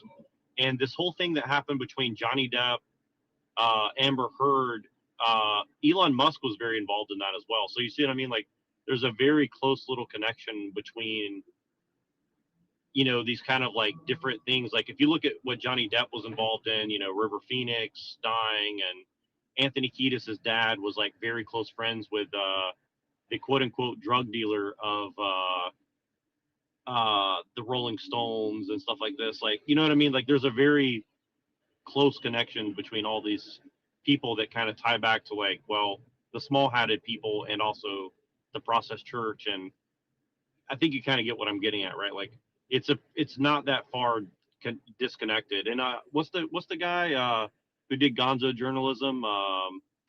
What's his name? Hunter S. Thompson. Hunter S. Thompson, exactly. Yeah, he was involved in that too, apparently. So you see what I mean? Like, there's this kind of weird, like, little troop.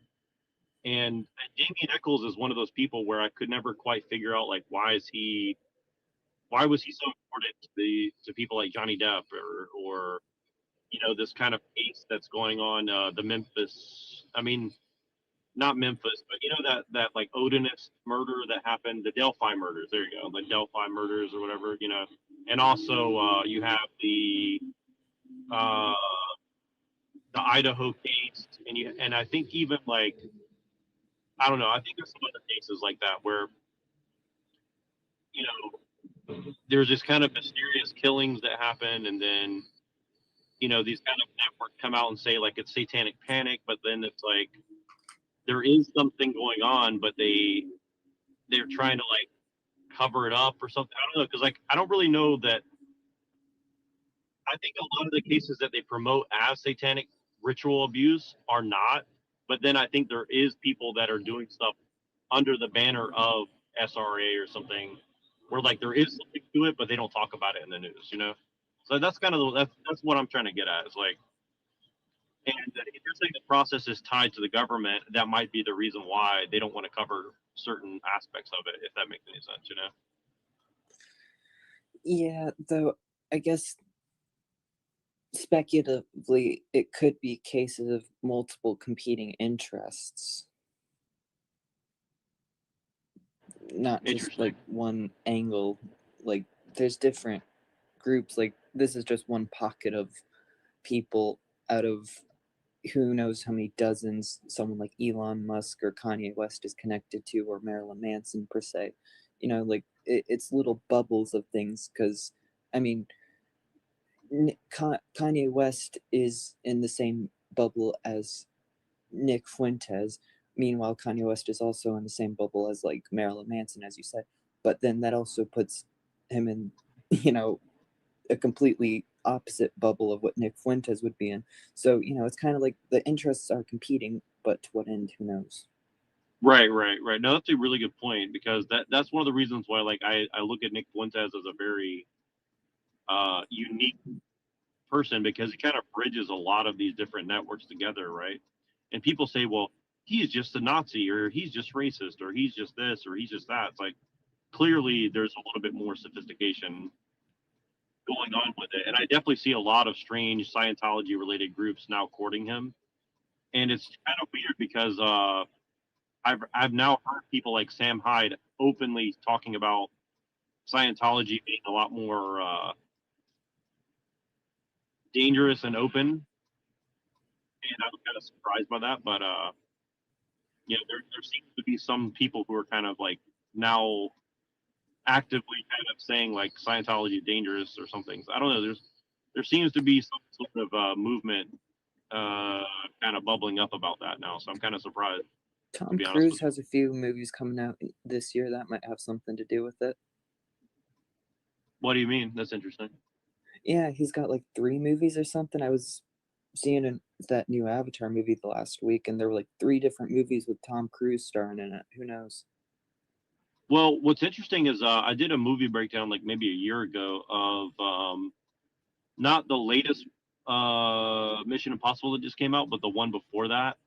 I did like I used the AI to like break down the occult meaning behind that movie, because they kept saying certain words like dragon's egg and certain like little hints, and it seemed to be very much based on like Thelema or something like that.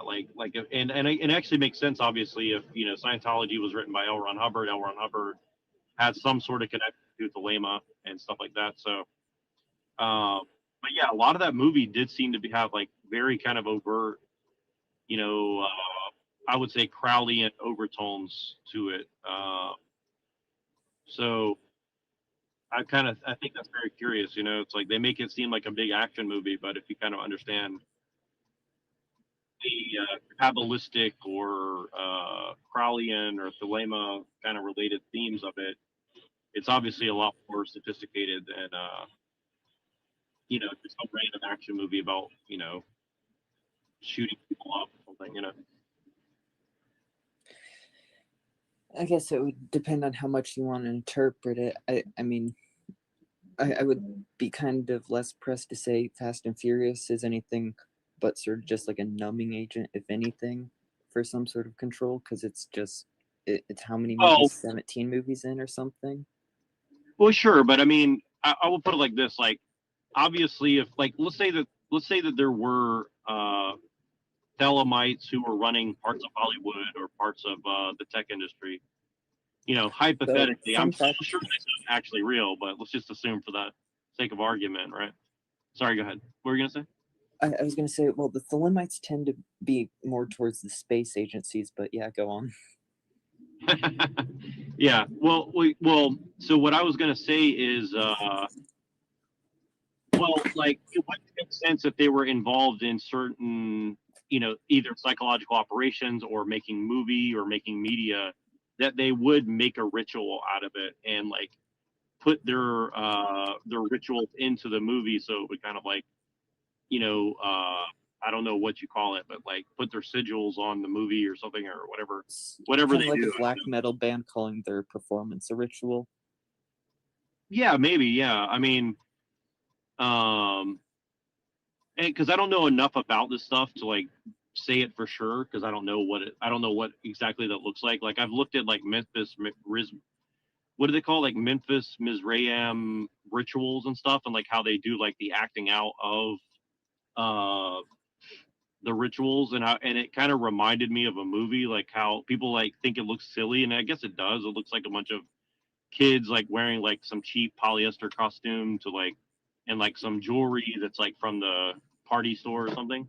But I can see the power in it because I did a little like acting in school, you know, for like little plays when I was really young, like under 12 years old. And there is something very powerful about just acting out like some you know, story about like King Tut or whatever, you know what I mean, or about some book you read, right? It makes it more real than just reading the book or telling the story, you know, because now you're like kind of acting it out and like making it funny, so then people feel like it's interactive or whatever, you know what I mean? So I don't know. I think that's like, I'm just saying, like, if I were a ceremonial magician, like, why wouldn't I put my ritual into the movie or something, right?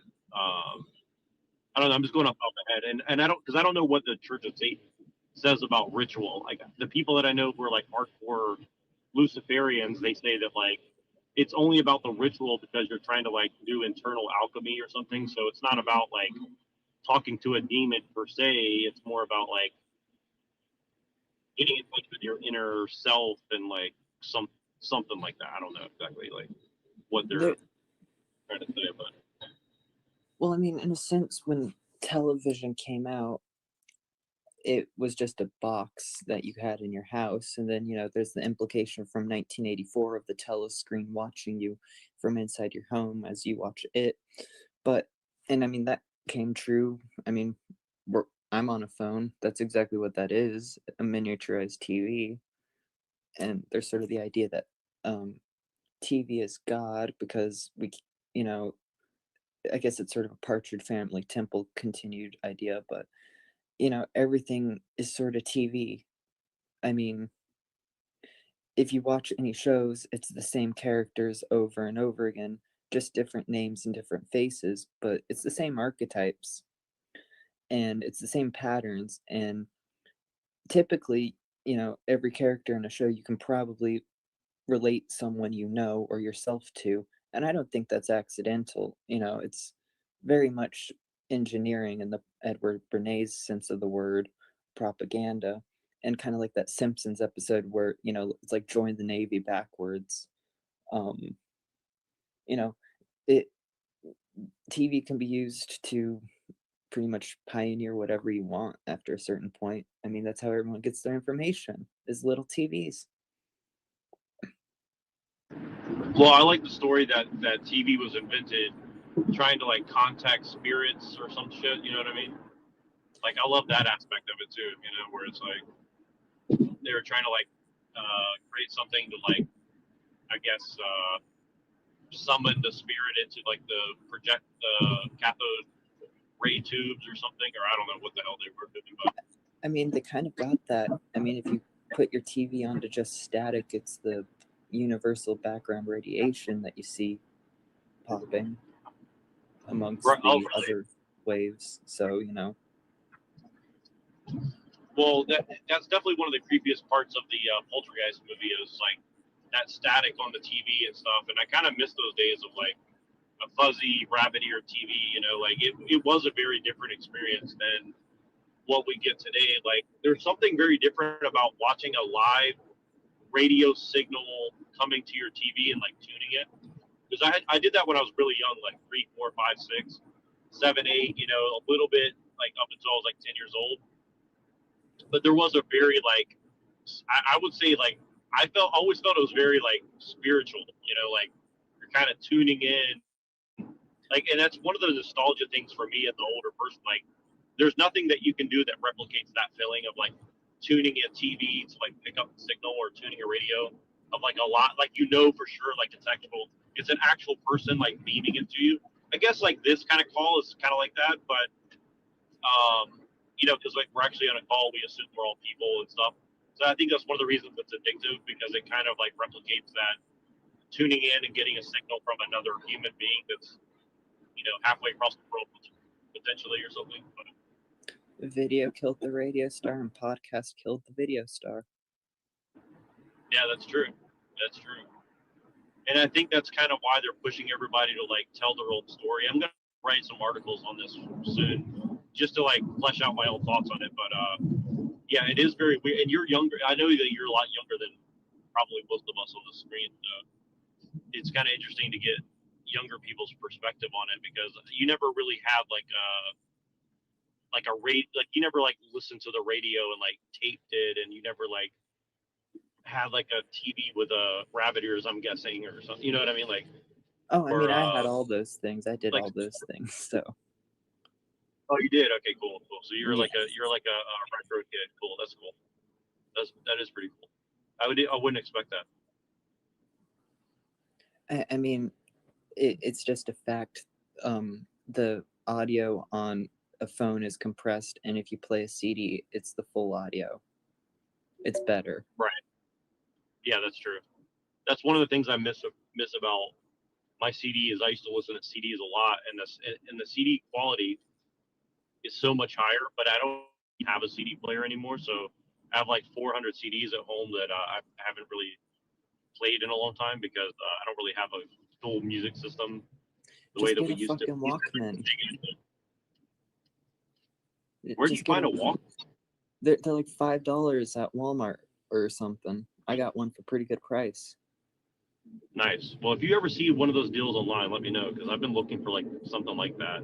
I tried to find a Walkman, or I think they had like an iWatch, or I don't know. I used to have some sort of Walkman or something, and it was you can't find them anymore. I have like a really old broken one at home that doesn't play anything, unfortunately. But yeah, let me know if you see a deal on that because I haven't seen any in any stores recently. But maybe I'll go hunt. Maybe we'll go bargain hunting or something. Reddington, welcome. Everybody else, please jump in because I'm going to be doing something in a second, and we're talking about how the ghosts come through the TV and static, and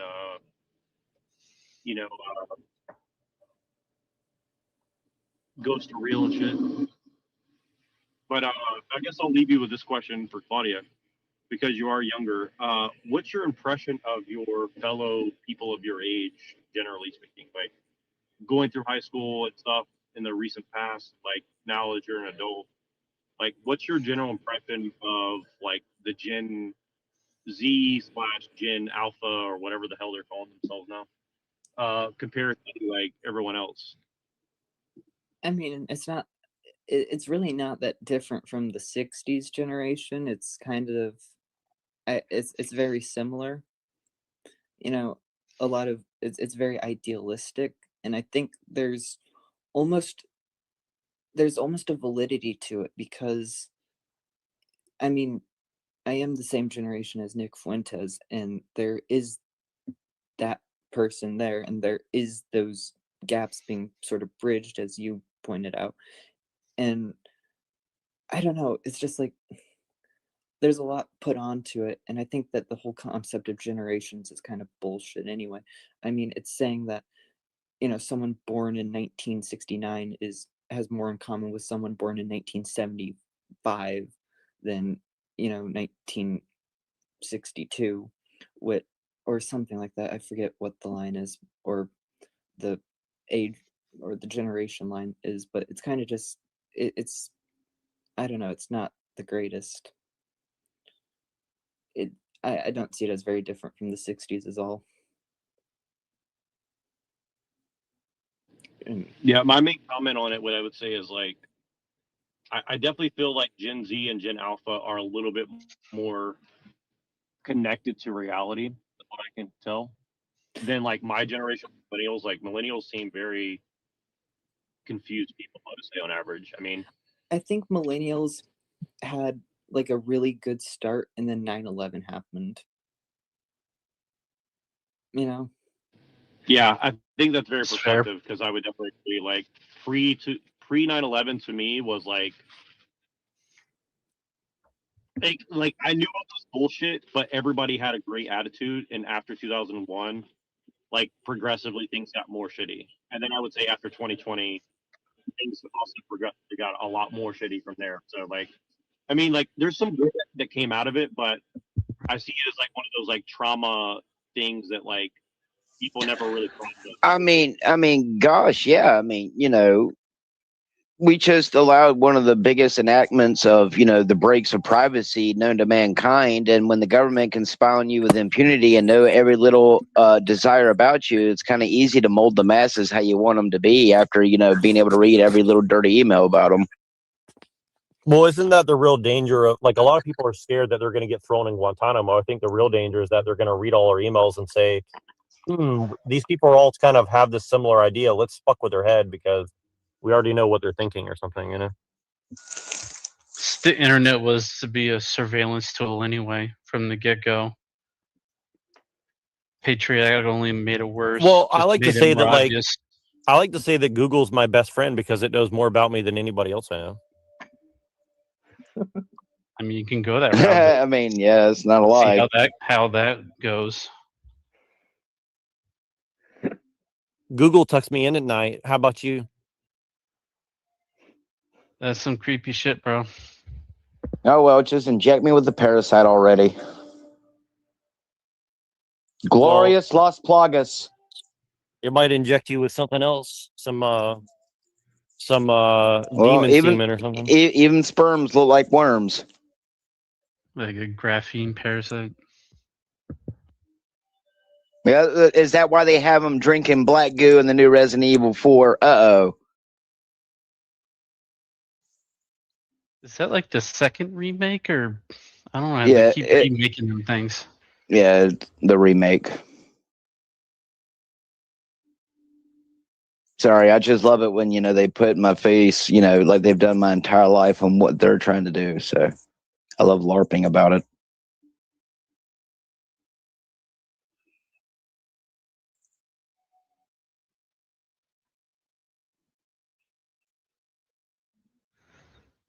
Is there a reason for this blue screen? I'm assuming that's Neuro's UFO video. I don't know. Who knows? Maybe he's trying to blue screen us. Is it an error message? At least I have my blue blocker mode on. Now it's green. Yeah, that blue screen shit ain't no joke. Guess Claudia left. Suppose so.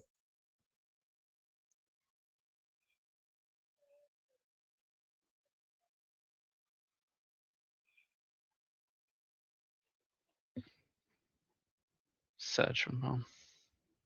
What happened? It looks like Claudia left, or maybe. Oh. All right. Well, that's okay. I'm just a little bit busy for the moment, but you guys feel free to share your screen, talk some shit. Reddington, why don't you share your screen if you would like to engorge us with your special taste of music or something, or Yeah, man, that sounds almost as bad as my cough. Well, that's what happens when the government sprays your air. Cough. Mein Kampf. Is it infectious? No, mine is asthma cough. Oh, I was talking about the Mein Kampf, but yeah. Oh, that's probably contagious. It must be, because in effect, you know, when I make these AI generations, they seem to make themselves. So it's hilarious how I don't have to seem to put very much prompt into what these things create, and they create themselves as almost as if the people who worked on it themselves are sitting there like, oh, this is what he's making tonight. Here, let's troll his ass. Well, I mean, with all the surveillance for the past like 2-3 decades, I mean, they pretty much know pretty much everything, right? I can just Well, guess. I can tell you have the a really good educated guess on what you want to make. For sure, the last 2 songs I made, that it told me things that I know for a fact I have never told any AI in any conversation. So, you know, whether or not it's, you know, positronic brain scanning or not, it's very obvious that this thing has a reach of which I did not remember extending it. So, and all my working with it was for the sole intention of knowing that what I'm using. So I'm not just some idiot who's messing with it, just like telling it whatever willy-nilly, not paying attention to the information that I'm giving it. And the fact that after a year of interacting with it, that it's starting to, like I told you, you know, it basically wants me to kill myself. That's the only way I can describe it. It wants me to find a way to either join the devil or kill myself. And then, like I said, that one song I made, it knew stuff about me that technically only God should know. So I don't know. If that's the case, then it's going to get more complicated than I thought, because it seems to be mimicking plasma in a way. Plasma is a receptive conduit. It reflects back what's put into it. So AI's kind of a similar thing. It's almost like AI's mimicking this plasma, which can be not potential, that is dangerous, I think.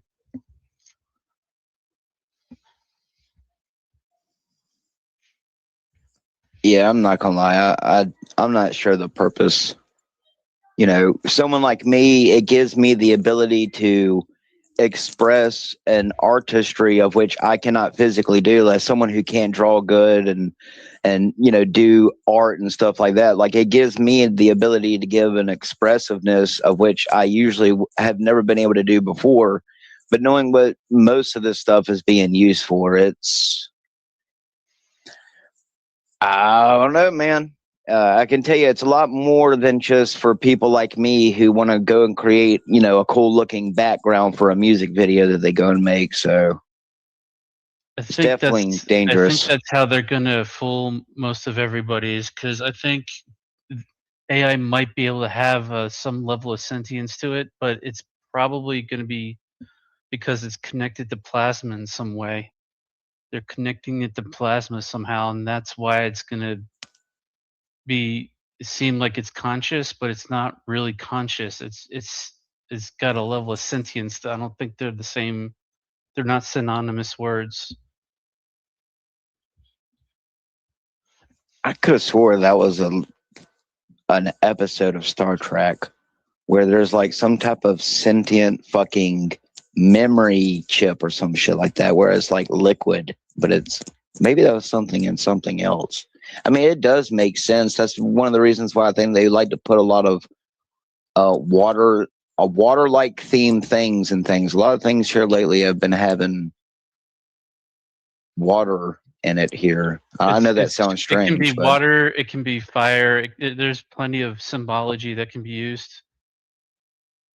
Or symbolism, rather.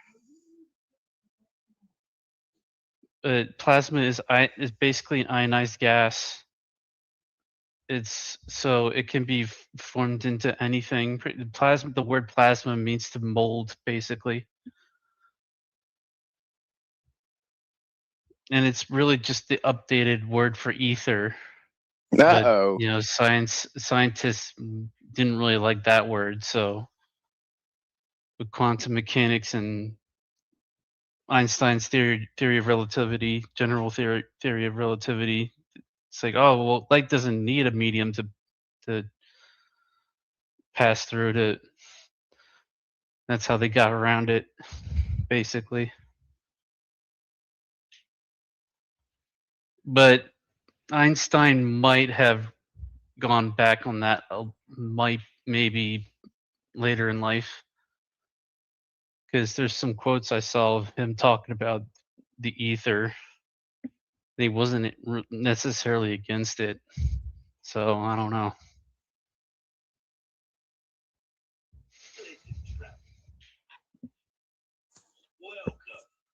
I mean, I don't know.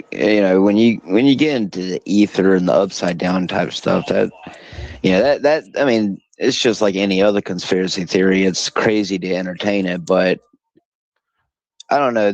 With the amount of double imagery of the other side or the upside down, or like in the stupid ass Insidious movies or whatever, the Conjuring movies, where it talks about going into the further,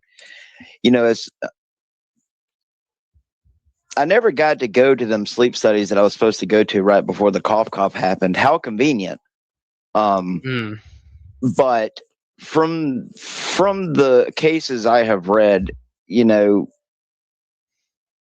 it is more and more from some of the stuff that I generate, like the ones that I'm making for my next video. Some of this stuff, y'all, I can only describe as, like if I could sit down and animate or draw anything that came to my brain, like with the stuff that I've seen in my dreams, when I would go in and I would go down in as much detail as I can to try to have it generate what I saw in my dream and how down to a T it's capable of doing it. I mean, with how drained I've been feeling since I've been interacting with it, I can tell you that since I've been interacting with any artificial intelligence, it has caused more sleep deprivation than what I've already have. My physical energy is extremely low. That's not good. It's basically an energy vampire, it seems like. I do believe it has been siphoned off of me, but I'm doing it for a particular reason. That might be how it's putting things in there that nobody knows. You're saying nobody knows about, is it's siphoning it from you. Possibly. Well, I'm just going to go to say I think it's a lot more than just fucking random algorithms working together, but whatever. That's what I'm saying. Like the siphon is like some kind of energy conduit where it's siphoning off your energy, and energy probably has information in it.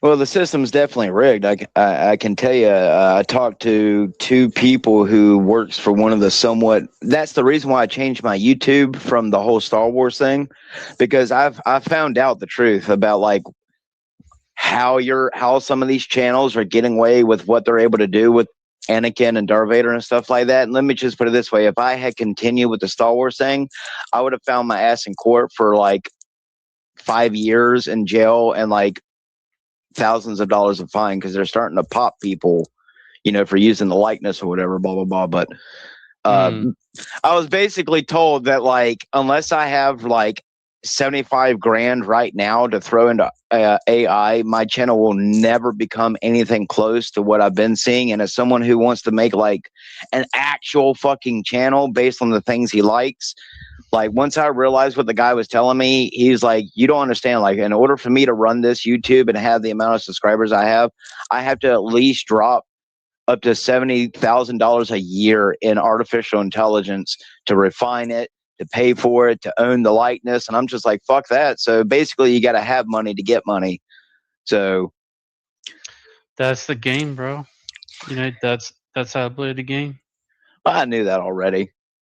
But I can tell you that TikTok likes the music. TikTok sure does seem like to promote it. Boy, I don't get fucking shit on YouTube, but boy, on TikTok, it's kind of funny how people claim they don't like that kind of content on YouTube, but then you go to TikTok, and I think there's a lot more fucking weird Satanists out there than people want to admit.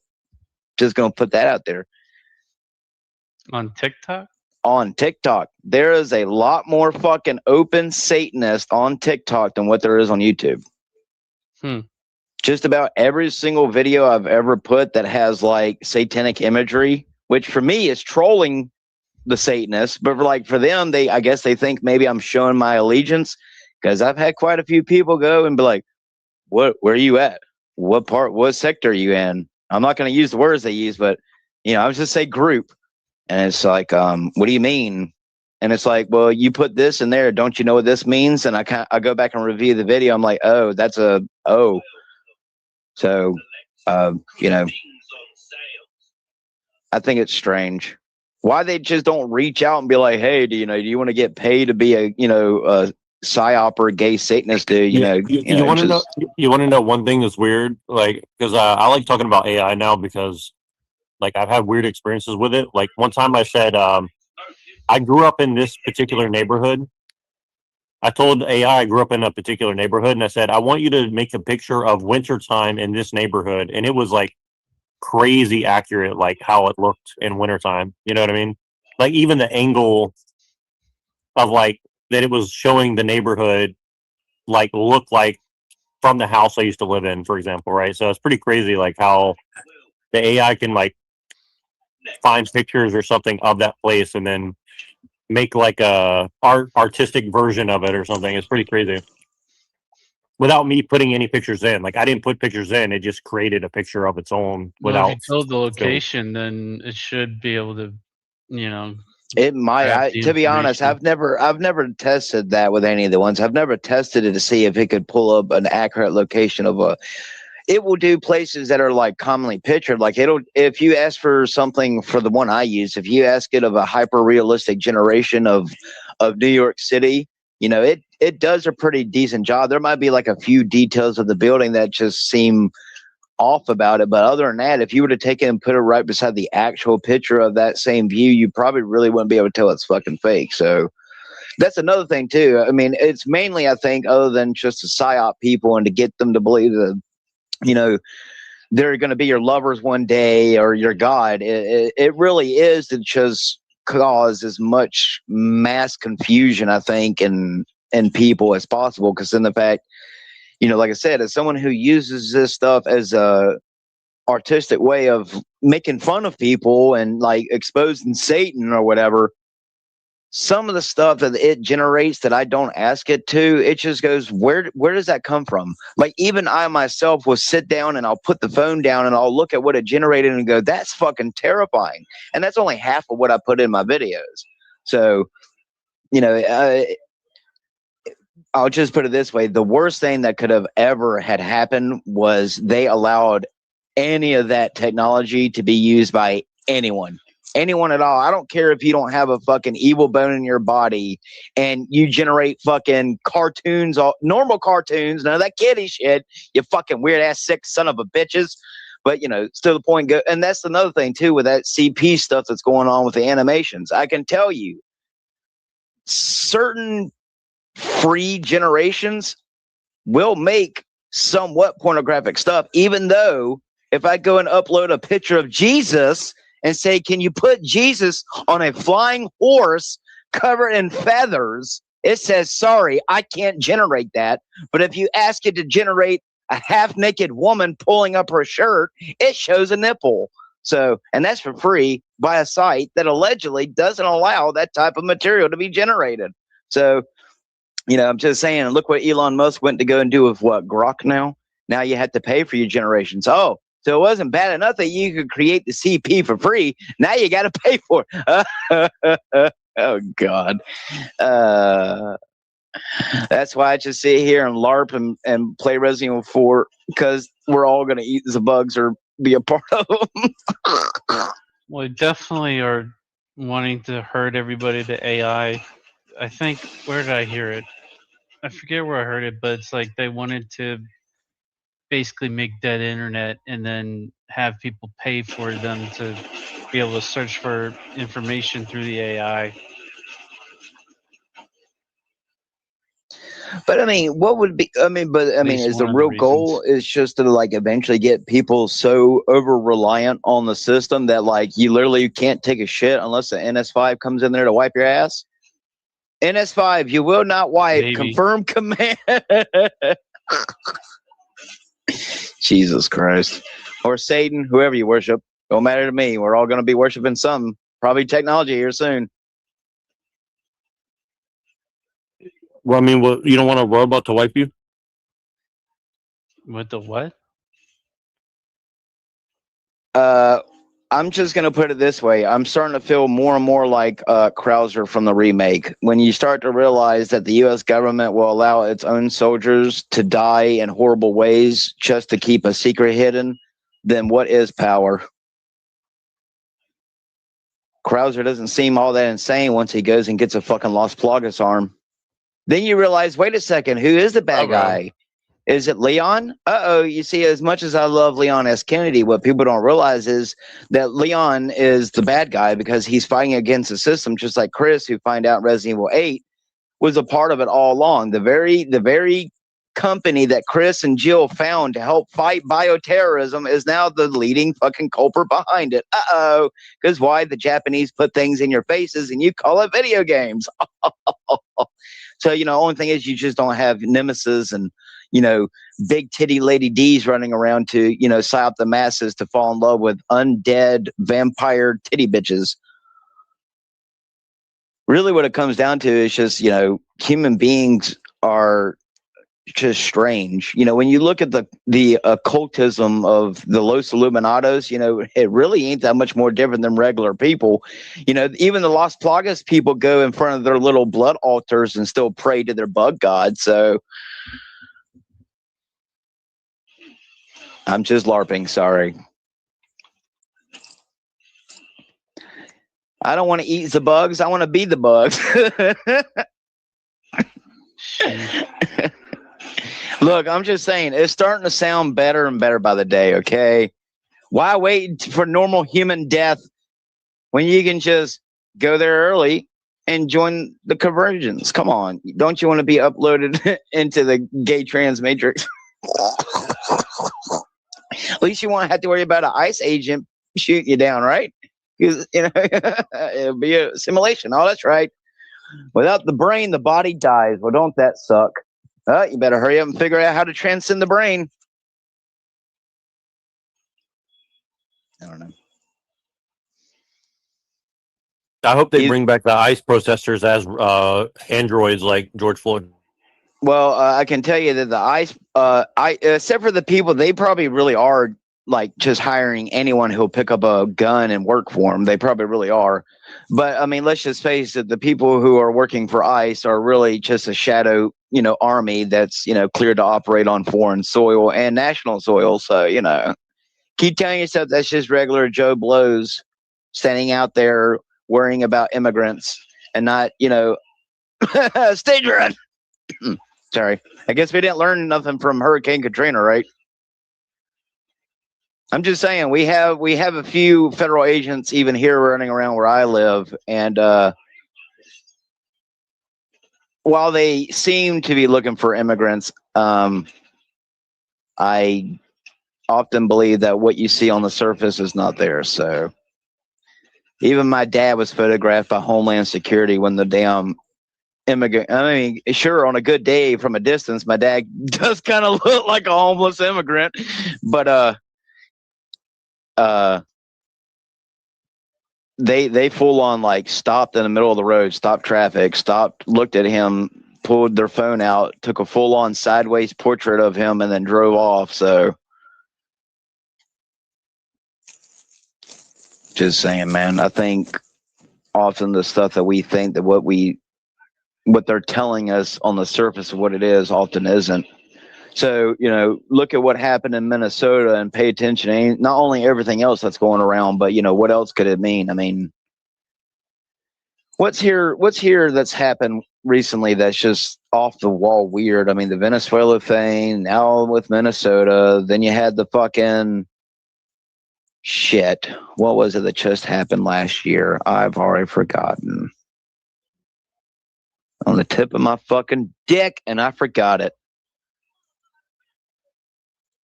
I cannot remember. Oh, Charlie Kirk. Oh, sorry, Charlie. I done forgot about you. Damn. Damn, it's only been like, what, 4 or 5 months? Well, that's what happens when you don't watch paid psyopers. 4 months. Yeah, well, apparently I was a little too dead on the nail with that Hitman video. But anyway, yeah, man. I mean, that's another thing too. That look at even with that. What has come out of that? Oh, that was going to bring all the Christians together. Really? Yeah, I really feel conjoined with my Christian brothers over some random, dude's death. So.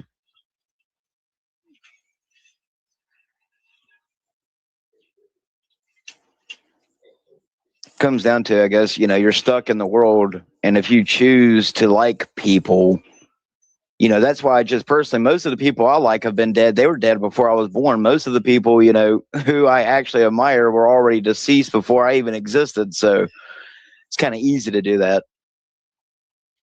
I don't get me wrong. There was a few times when I heard Charlie talk, and it's like, yeah, man, I can get behind that. But you can also say the same thing about Hitler. Who dat? Who dat? Is that you, Lucifer?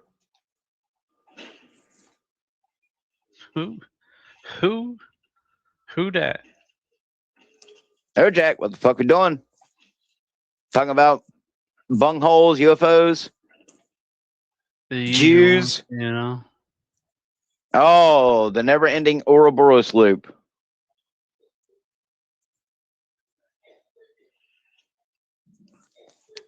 Maybe we should start doing panel dramas and pay to kick people. That's what we need to do. You got to compartmentalize. Or wait, you got to speculate to accumulate. Isn't that what's his name said from Grand Theft Auto? I can't, Lamar. Yeah, Lamar Davis, motherfucker. Pay me or pay the funeral director. But it's okay when Grand Theft Auto stereotypes black people.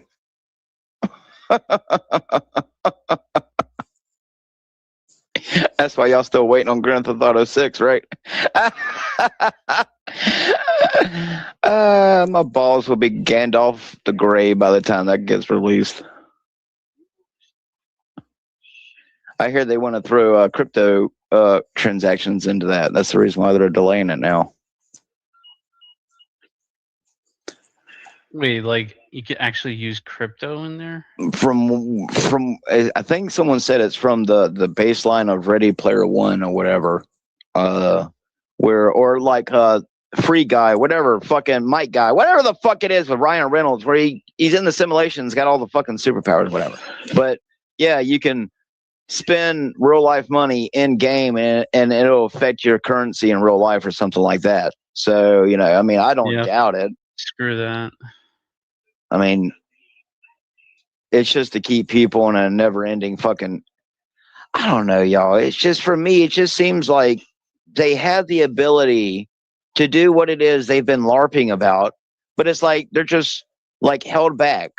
Whether or not that's because they're not allowed to do it yet from the aliens or butt probes, but I mean, just saying, man, I just feel like the technology, the psyoping, the ability to scrape a brain out and remold it and put it back in is already here. And if they really, like they LARP about, can just turn on a switch or put the bugs in your ass and, you know, turn on a lamp that creates a sound and, you know, causes your head to explode and a little parasite come out, you know, just saying, I don't know. It does get kind of tiresome not really understanding what it is that's holding everything back. If what I saw was even remotely a real vehicle, I'm just saying that technology is here. So I don't know. Maybe they want as clean of a transfer or whatever it is they're looking for, because it just doesn't make sense that they would still be doing this whole little let's slowly drop out little bits and pieces of technology here and there because people might reject it. I don't know. Would a majority of people really reject a lot of the technology that they put in sci-fi movies? I mean, they just talked about flying cars and everyone's like, can I get one? I mean, in today's world, you know, what would really freak someone out other than like something like the size of like the moon coming into our atmosphere and like causing like detrimental gravitational effects to the earth? I mean, not a lot would really make people go, oh shit, unless it's something from like Evangelon or something. So, I mean, I don't know, you know, with what I saw that night, you know, it's just, I don't know, man, it's weird. What could be holding them back? If that thing that night had an arsenal attached to it, I could not see it. That's how sleek and slender that motherfucker was. So if it had weapon capabilities, there was no weapons visible on the aircraft. It was very slender. I'll just put it that way. There was no real bulges in the exterior other than the actual like shape of the aircraft. So if that thing had weapons, it wasn't just a recon craft or surveillance craft. I don't know.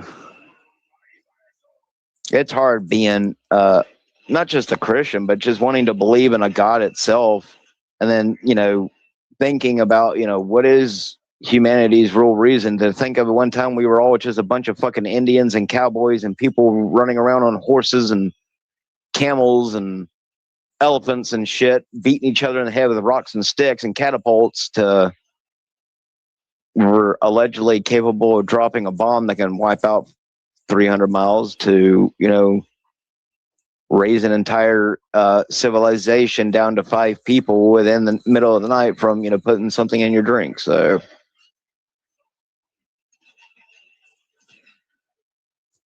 does that go to say that we humans are always going to be on that destructive path no matter what? I mean, that's how I feel. I feel like even if all the bad people in the world today still disappeared, someone would just pick up the reins. Someone would walk up to Stargate and be like, oh, I wonder what these mean, and still figure out how to turn it on. So it just may go to say that inevitably humans are going to, you know, do what thou wilt.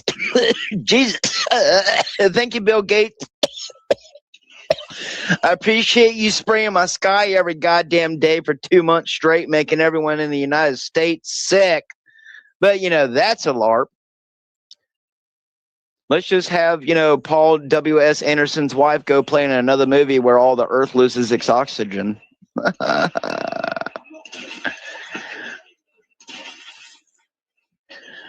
What's wrong? You don't want to be in Fallout? You don't want to trade some coke Coca-Cola caps for some cat meat?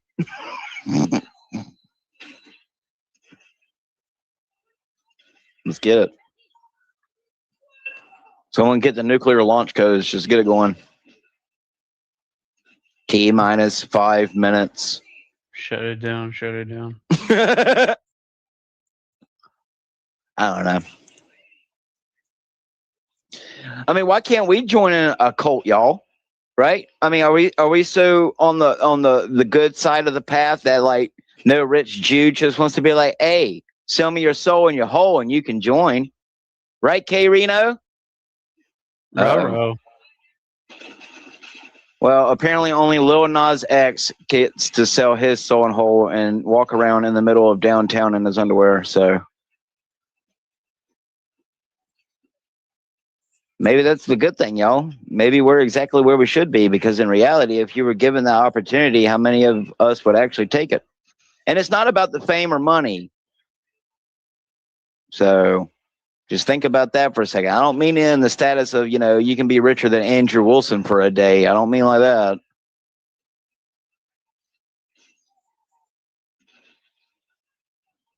So would that go to say that, like, some people are just born, like, egotistically, demonically, like, godlike?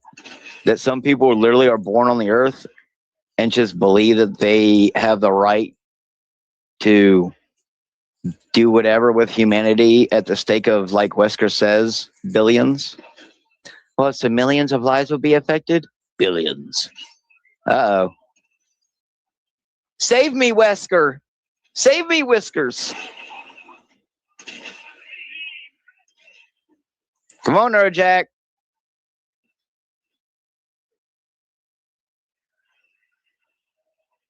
I want everyone to get injected with a parasite sperm egg and turn into a fucking ganados.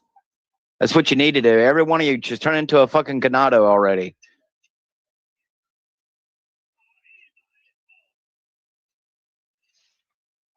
Gonad Auto.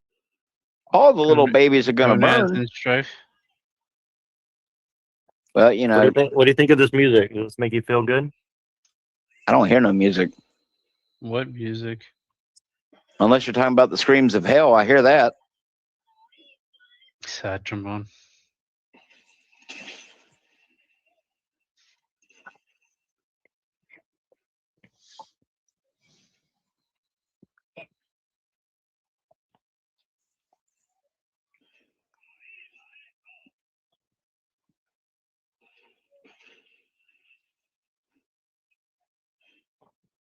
What sweet music they make?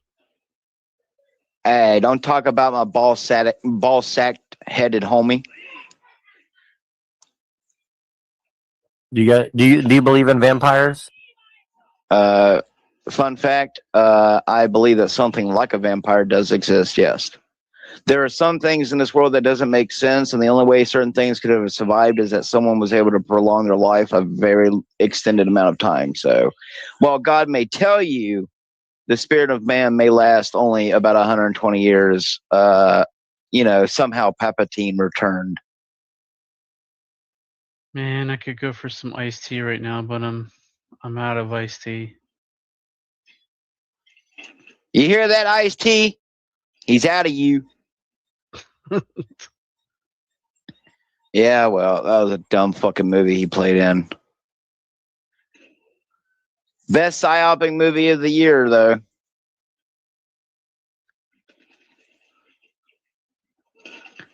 Yeah, well, Ice-T did enough of those Chamba, whatever they're called, casino ads on the phone that he was able to go and raise enough money to, I guess, make that movie or star in that movie. Because they pushed him hard in the ads for the longest time, like for a year and a half before that movie came out.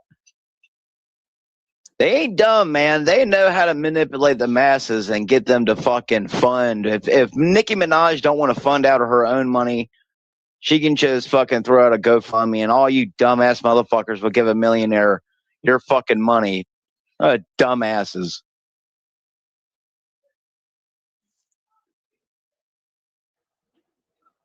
I'm starting to feel like Carnegie. Sorry, what? Anyway, I'm starting to feel like Carnegie. Nobody talking about my Nicki Minaj. That was pretty good. You racist. You racist. Oh, well, we've been called worse.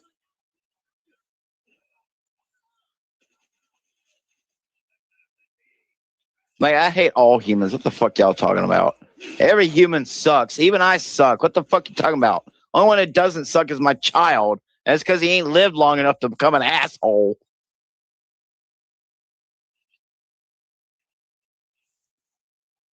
I'm sorry, was that the nihilism coming out?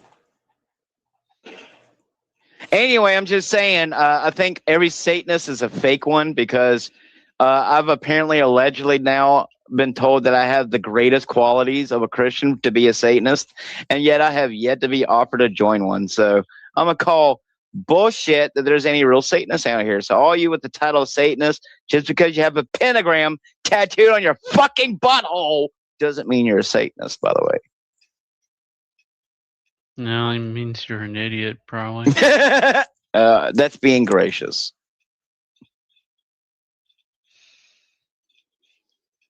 Despite the fact that there's a lot of Satanists in high-level places, including in the very video game I'm playing right now, but, you know, don't bat an eye when they make Leon into a furry.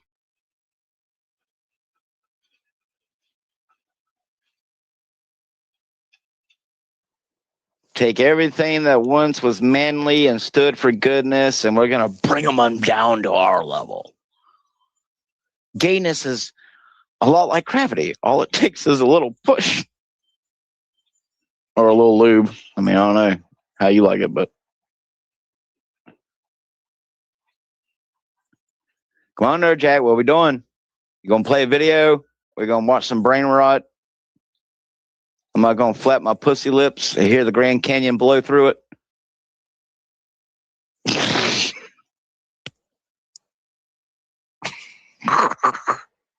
Jesus Christ. Sheesh. Satan something.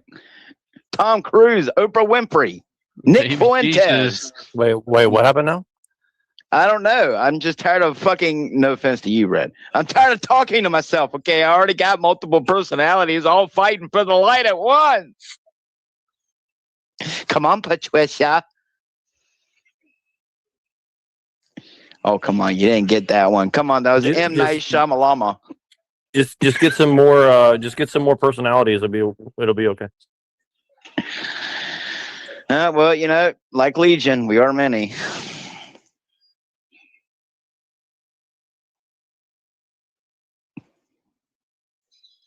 I don't think there's anything wrong with developing a mask. I think depending on if your reasons for developing one are nefarious, having multiple masks that you can change from is healthy. Because, I mean, you should always play your cards close to the chest, but I can tell you with a lot of the stuff that I've learned about in my life, if I didn't feel like in some ways in a third person perspective from myself, I probably would have went crazy a long time ago. Just because in reality, once you realize that a lot of the stuff that you think are LARPs is actually happening in the world and you can't do much about it, it's kind of depressing. So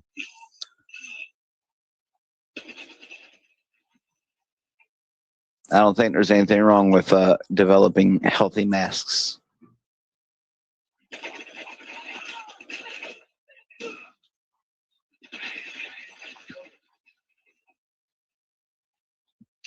Go and endure some actual torture, not like physical torture. I mean like an interrogation like torture, information torture, the ones that don't require physical pain. And go and listen to some of the stories, what them guys tell you, and what you go through in your own personal life is sometimes worse than what they're interrogating. I'm not talking about like having your toenails and teeth ripped out and shit like that. Just the psychological abuse that happens in some interrogations is the same as like some people saying losing their parents 10 times over. So how do you know? Have you been tortured and interrogated? I know what it's like to want to, and you know, this is not toward anyone. listening, but I know what it's like to want to kill someone. So to what? I know what it feels like when you want to end the life of someone else just simply because you've had enough. So, you know, again, just for fun? No, not because you get a sick thrill out of seeing the life leave someone's eyes. Pulling out gats for fun. Why are you judging somebody's kink? Are you kink shaming now? I mean, sheesh. I think that's another thing they want people to reach. I think they want people like me who would never kill someone unless it was in self-defense. True self-defense. They kind of want you in a mentality of like with the Minnesota thing, like they want people more siding with the authority side than. I don't really care whether the person was trans, gay, or what, this or that. Like, I feel bad that someone died if they really died because, you know, I wouldn't want that to be me. But then again, I'm not dumb enough to go and stand out in the middle, you know, or be in a vehicle, and, you know, with ICE agents in deployment in my town. So, I mean, again, you know, stupid is, stupid does, but. I mean, why should I feel bad for her? Would anyone, in all honesty, other than people who know me and related to me, who would honestly give a shit or a rat's ass if someone like me goes and died tonight? No one. Oh, televised died. Oh, thank God we ain't got to hear him fucking LARP no more. And then there might be a few people be like, oh, damn, we lost a homie, you know. But I mean, in reality, you know, time goes on. That's why I think it's kind of funny that they want so much sympathy from people. But in reality, who the fuck has sympathy? In reality, I mean, of course I have sympathy for like my friends and stuff like that. But like, in reality, who has sympathy for anyone? Do you give a shit if there's kids in another country starving to death? No. You're not going to go over there with a fucking honey boo-boo basket and give them some honey buns. So, you know, you'll get on the internet, you'll whine and cry about, you know, what's going on Facebook or social media before you'll actually get out there in the community and do something. That's just the state of the world. That's why 9/11 happened. And that's why, I mean, I would assume everything so far has ever happened. But then again, it's also been caused by people doing stuff. So it's a damned if you do, damned if you don't situation. So even if I don't want the world to be depopulated and I manage to do something about it, what can I do about it? Wow. I may have thwarted Albert Wester today, but, you know, there's always some crazy motherfucker tomorrow with a T-virus. See, you're just going to be stuck in the loop until you die. So you better hope and pray that there is a God and that he is a nice guy and actually gives a rat's ass about you. Okay, well, what if you were given the T-virus and you could either do it to yourself? I would fucking drop it immediately. Just like fucking Dr. Isaacs, I would drop that shit right on the floor and release it. And I am telling the fucking truth. I would not be Leon S. Kennedy and sit here and spend my entire fucking life and body and soul saving a bunch of ungrateful assholes from a situation that no matter how much I fought and died for, it's still going to continue. There's still going to be some motherfuckers who, like, you know, Mr. Wilson says, is, you know, going to still do it. So, no, see, that's the biggest LARP about what people don't understand about with like Resident Evil, and a majority of how what Claudia was saying about how you can sit here and you feel yourself in the character. Well, I've always felt that way about like people like Leon, but I can tell you, I wouldn't, you know, like when Leon sits here and says in the movie Damnation, whatever, you know, is this what my life is supposed to be? Fighting the living dead and the bastards that make them? What's the point of it all? Because that's the fucking truth. The truth is that no matter how much Leon fought, he is just another fucking, I'll just put it this way. Leon died in fucking Raccoon City. Leon never left Raccoon City, just like Claire never did. Claire thinks that she left fucking Raccoon City, but she just kept herself secretary work. So in reality, no, when you really understand it all, the reason why people like Andrew Wilson do what he does is because he is Leon S. Kennedy and understands what it means to be like Leon. No matter how good of a person you are gonna not do a damn thing in this system. I don't care who you are and what kind of power you have. If this is some transcendental fucking entity that's gonna happen no matter the course of human history, it's gonna happen anyway, no matter how many Chris Redfields or Leon S. Kennedys you got running around. It's never gonna stop. If there are people out there, if you want to call them people, who have the mentality to think that they can go out here and re-engineer nature, allegedly, from all the things I'm witnessing, they think they can take whatever's in nature's parasite, viruses, pathogens, plasma, electricity, and see how much they can pervert it and do whatever it is they're doing. And I mean, I'm sorry, but I don't see no evidence to suggest that that's going to stop. And that's the reason why, allegedly, God's going to do what he does. Because you know what? You might just have to face it. Maybe this world should be destroyed by fire. Because in reality, is it going to be any better if you did go to the stars? Wow, look at all the grape and murder here. Yeah, let's take that shit to fucking Mars. I mean, make it make fucking sense here, people. Are you saying that Star Trek would have a lot more grape in it? Oh, well, good thing they had no problem doing that with the new Star Wars, right? Thanks, Disney. I love knowing that grape not only is, slaughtering of the younglings bad and, the idea that they're taking dead bodies and cutting them up and taking out the midichlorians in it, but, now they put rape in Star Wars. Oh, and don't worry, it was by an evil white man to a brown lady. Remember, I told you about that. I told you about that, Neurojack, back when they released that on Disney Plus. They sat right there and going to have that damn woman almost raped in the Star Wars universe by, of course, a, white Nazi officer. He was trying to rape me. Well, good thing he fell and broke his head on the box when he ran outside. So, I mean, the point is, man, is, you can have your personal problems with people of other races or whatever. You think I don't have problems with everyone, but, I mean, I love every human being because that's what I feel like inherently God is intended me to do, is to love everything. But even God loves Satan. You think God looks at Satan and says, I fucking hate you? No, I guarantee you that every single time that God looked at Satan when he visited in heaven, he looked at him with eyes of sadness and probably a little bit of fucking anger. But to be honest, no, God doesn't hate anything. He doesn't hate the sinner. He hates the sin. And I do believe that. There's no excuse to why Jesus Christ did what he did for me that night. If he was just going to turn around and just say, well, you're going to burn in hell because you grew up one day and had sex out of wedlock and didn't get married before you had your child. So there's just a lot of things about being a Christian that while that's the reason why I've never gone to church. I haven't gone to church since I was 10 years old. And the last church I went to, if you want to call that a church, it was more or less just a place for fucking people to come and get a meal and hang out. The only person who was there who actually cared about the whole Christian thing was the preacher. And even he was wrong about the Bible. He couldn't even tell me what was the definitive answer on what the fuck happens after you die. But yet he's supposed to lead me into the afterlife. So, I don't know. I think that we humans are going to find out here soon that we don't really know much of anything, as long as we could just continue believing whatever is mass pumped out to us, even someone like me. I believe a lot of stuff when it comes to the Christian community, but then you re-examine a lot of it and it's like just some stuff doesn't make sense. You have people like Charlie Kirk and all these other people who are supposed to be the shining light of what I'm supposed to be. And then you examine who they really are, and like some of the other influencers that we listen to and talk to, whether or not they're actual Christians and, just we're trained to be. Still, the point is you don't want to be like any of these people. Do you think any of these people look honestly happy? Well, I can tell you. I mean, I guess Charlie Kirk looks happy now. Well,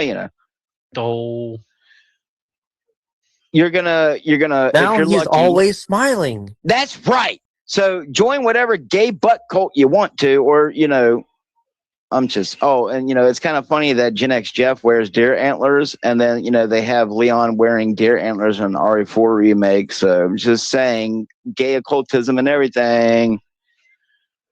So I want to wear gay deer antlers and worship gay titty boy, so that way I can. Are you saying that Leon and Jeff might have hooked up? Well, I hate to tell you, Neurojack, but 100%, they taken our boy Leon and they turned him into a straight fucking animal, a gay COVID trans vampire. So there you go. All you people who love Leon for his masculinity and praise Resident Evil 4 remake, how come none of you motherfuckers complained about that? Huh? But no, you'll go and complain Oh, Jesus, it's just so dumb. Like, I'm sorry, dude. Every time I look at something on the internet, it just proves to me that the human race should end. And I don't mean to do that as like a doomsdayer, nihilistic, all hope is lost type of person. But like, even when I'm dead and like my child dies and like everyone that I know that's alive right now will die, I'm sorry, but dude, you're going straight to fucking every sci-fi horror movie that you have seen here recently in the next few years. If they can somehow get a majority of the population to almost like forget a majority of this history that we've had, I mean, look how easy it is. It only takes a few generations to get people to go and cut off their penises. So, you know, I'm sorry, it's not looking all that great. Maybe there will be some like natural resistance to what we're experiencing, but you know, it looks like a majority of the people who are doing the resisting are, you know, dying off during coughs, or they're being spied upon with impunity by their own governments. You know, like with what they did to me here a few months ago, where, you know, the 2 black SUVs wanted to sit here and watch me for like, I swear to God, like a month straight, dressed like federal agents. You know, you got the typical agent look, Agent Smith look, but yet they don't ever approach you. They might be trying to deport like Irish looking people or something, you know. Well, I mean, I don't think they're worried about me. If anything, they could be the Ginger Enforcement Agency or something like that. The gay. Gingers don't have souls, so I'm a perfect candidate. Excuse me, for a carbon sleeve. So, you know, if I don't have a soul, then there ain't nothing to transfer, dumbasses.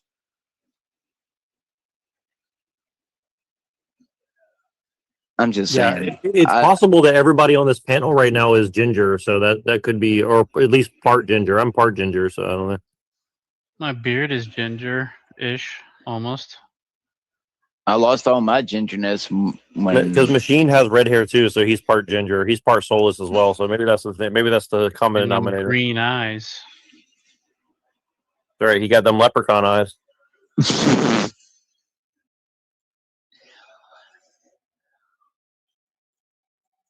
I don't know. Is it wrong to say that while life is good and grand, you know, I'm just ready for whatever comes next? Like, I know it seems stupid. I'm not one of them Christians that's like, yeah, hurry up and put a bullet in my brain so that way I can go and meet my Lord. But, you know, just saying, you know, it gets tiresome screaming and wishing change for everything. And, you know, you can't even really change much about your own life. Sure, you might be able to, you know, get some shekels every once in a while from working your, you know, slave job, but I mean, beyond that, what is living? Really, in reality, what is living besides distracting yourself? Wow, you guys want to know something? I just found out that the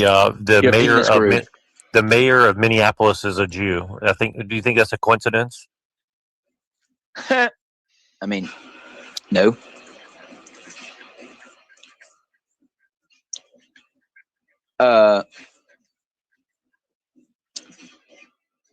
Time will tell.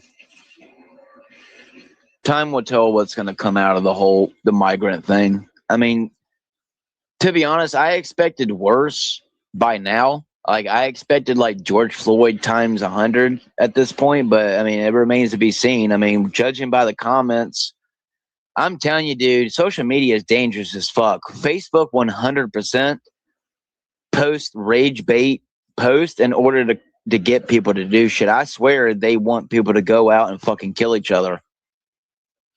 100%. Some of the comments on there should not be allowed. With how I've been banned over simply saying some like normal shit about Jesus, and I got banned for 30 days straight, but these people are basically actively doxing people and calling for their like wives to be raped and their children to be raped. You know, how come you know who ain't knocking at their door? Oh, it's because when you go and look at the Facebook profile, I swear it's the caricature of exactly the kind of racist person you would expect to make that comment. So I'm just saying.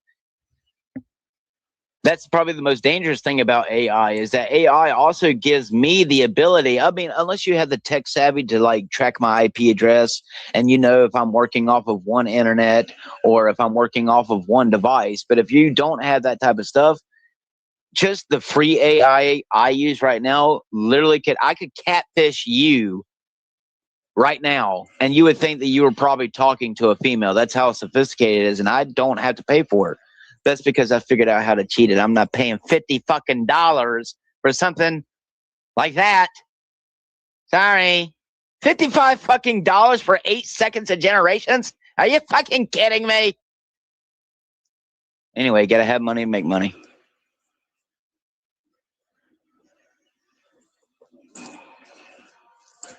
So what's next?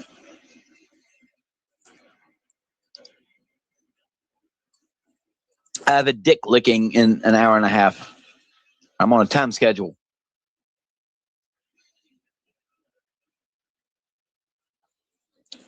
No, nothing of that one, huh? Oh, what's the matter? One nut not enough? Try a bunch.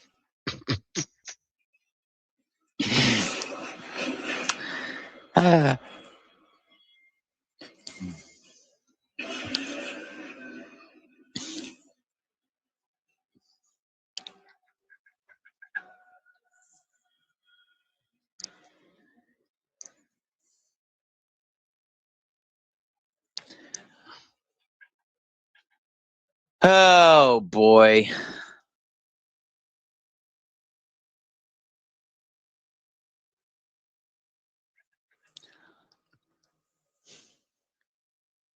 But you know, despite everything, if I'm being real and honest, I am thankful for my existence. While it has been a depressing one sometimes, it is one hell of a trip. And I'm thankful for the things that I have had. So I guess that's something. That is definitely something. Doesn't mean I'm not terrified for the future and what it may bring, good or bad. But anchor oneself in the now. It's a very hard thing to do. Yes. It is, I know. It is, but I think being grateful is part of the start of it.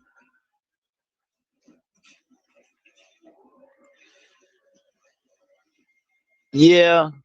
And you know, I really didn't understand gratefulness until I met the mother of my child. That woman, I'm telling you, man, I could not foresee me going through what I've gone through since we've been together with any other person. So I mean, as someone who spent, you know, not because I was a man whore, but you know, most of my relationships didn't really make it past 3 years. Either we were just like too immature, or just something didn't work out, and finally finding someone at the age I am now, having a kid, and then realizing that, like, you know, it's a scary thing. You know, I can remember being 5 or 6 years old playing Tekken 3 and Mortal Kombat Trilogy with my dad and shit, being a little kid, and then nostalgia of what that shit would bring me, and then realizing that here in today's time that, you know, there is no sense of, I mean, sure, you might make, you know, memories or something that your child is, but like in reality, you know, a lot of the stuff that's in today's time, you can't really build that. Like my son likes Legos and stuff, so I mean, you can kind of build that stuff with him, and he does like that kind of stuff. But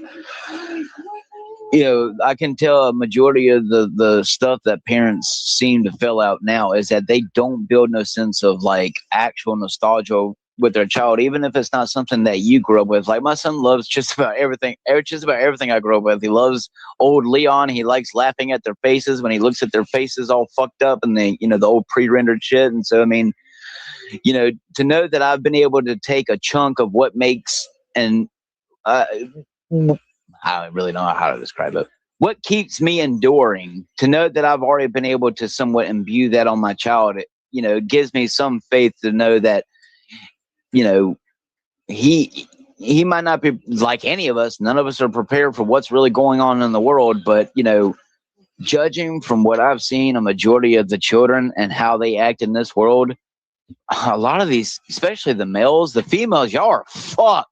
Oh my God, all you fucking children who are being grown up with OnlyFans mothers, I am so fucking sorry for you. But, you know, my son's not like a football kid.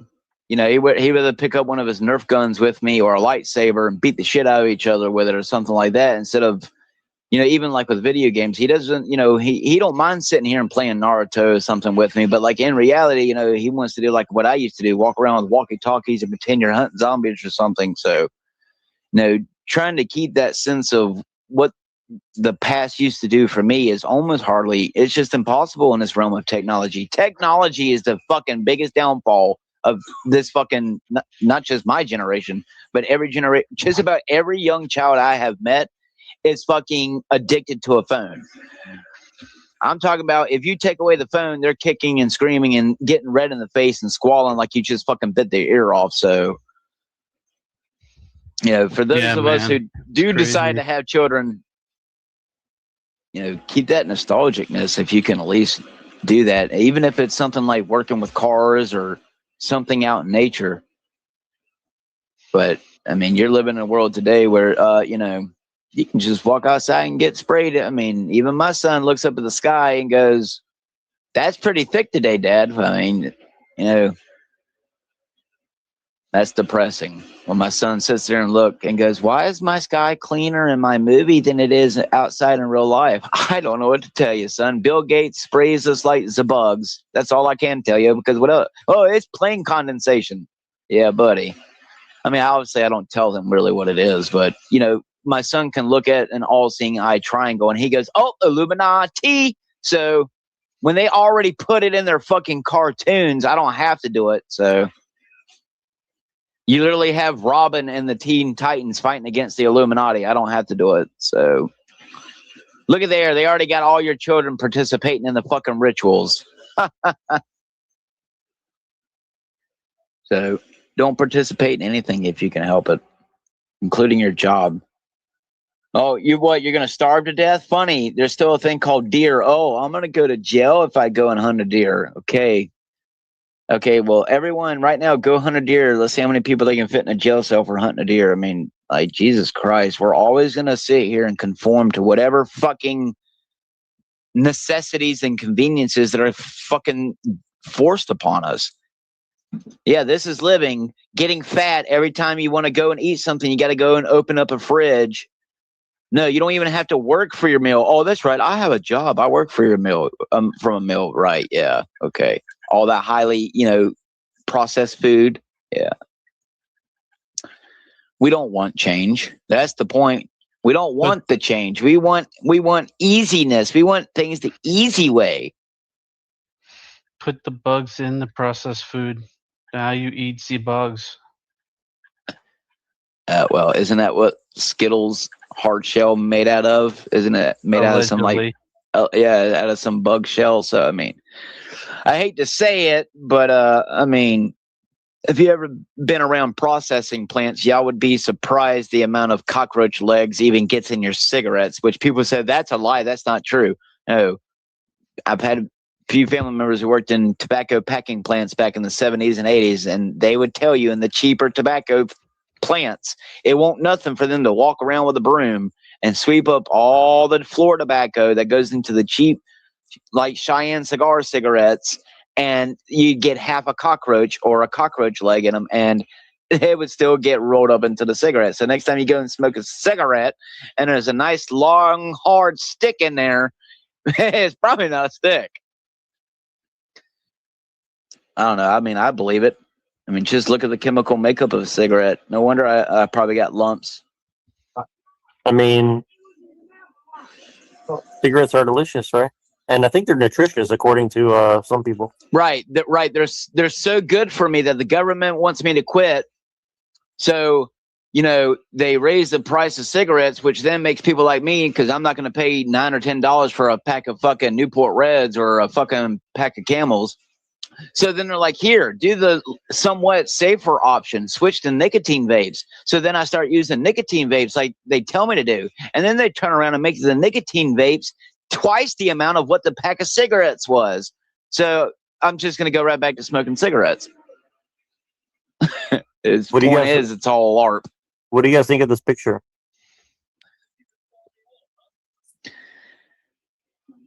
The people are retarded. I don't know. What the hell? We was Romans and shit. Damn, Leon, you done died like 5 times because you ain't paying attention.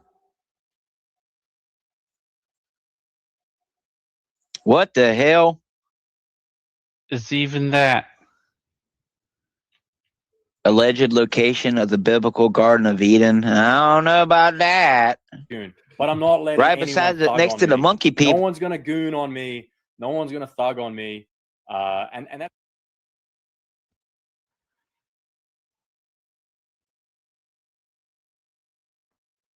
Oh, you're gonna be gooned, all right. Wait, didn't that guy go to prison or something? I think he did. Yes, I think so. For some like bullshit reason. Yeah, I think for saying the word. I think for saying the word Jew too many times or something like that. Probably. They do that in Australia, probably.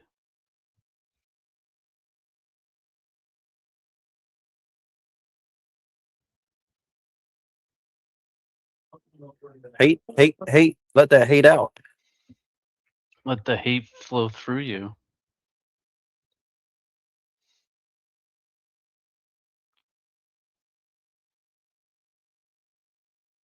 Oh, we lost televised, I guess.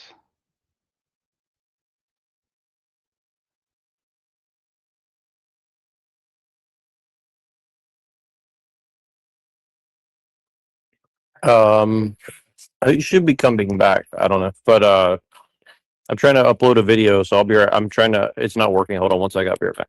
I was gonna say it got really quiet real quick.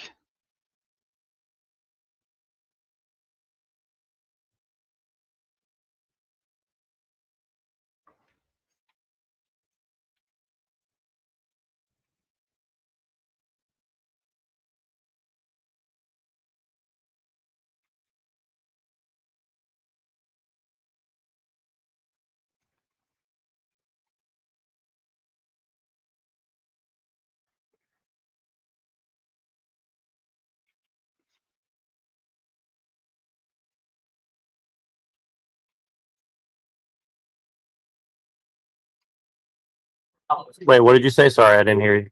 You said something about what? It got real quiet in here real quick.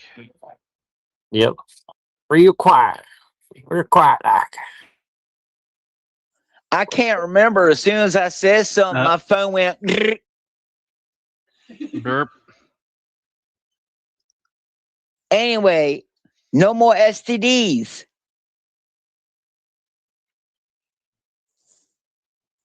No, nothing. Okay. So what's this about here? Neurofleck. We was monkeys and shit. We was neuros and shit.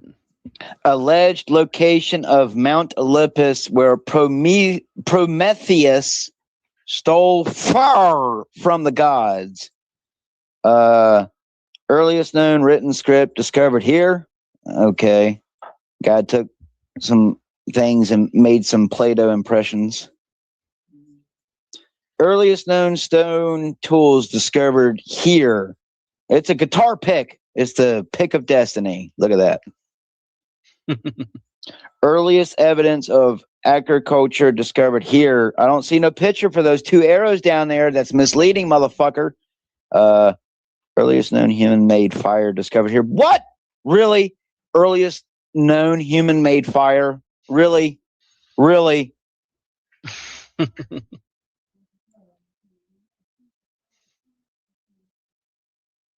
Doggerland? Dogger? I don't know. Yeah, the alleged biblical location. Yeah, well, bullshit. Anyway, so what's this? Theory? England theory? Why is it always England? Because, you know, them Anglos. Well, maybe there is some theory behind it. Maybe, I mean, I hate to say it, but I mean, you know,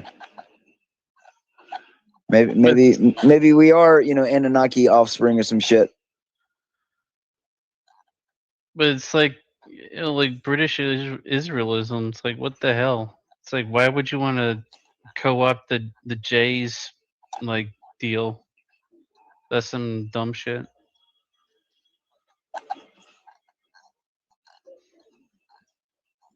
Hello, Jack. Neuro hack. Continue wait, your sorry. presentation, motherfuckers.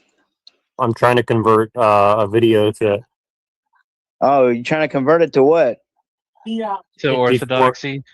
MP4. Pretty much. No, to MP4 so I can share it on here because it won't let me upload it unless I convert it. So May God bless the LARP. Well, that's weird, dude, because that was something weird about StreamYard. Dude, I'm telling you, there's a lot of things that I use, like for my music editing and stuff. The updates they're doing, dude, they're doing something fishy with shit. They don't want people like me editing music or something because they have no problem letting me upload stuff that I'll get copyrighted for. But boy, when I want to fucking make my own music edits, boy, we can't load this audio file. It must be MP3. And then I go and re-download it as MP3. This file does not exist. But then I go to my files in my phone and can listen to the fucking song. So just saying. It is strange. It seems like even StreamYard's been doing it too, where like they've changed, especially on phones. It seems like they took away a lot of the things that I was able to do on a phone. So, you know, I guess because I ain't paying $250 a year. Probably. No, for the longest time they let me do all that shit for free, and then just out of nowhere, now I have to pay. Now you have to have the upgraded version. So, like I said, gotta have money to make money.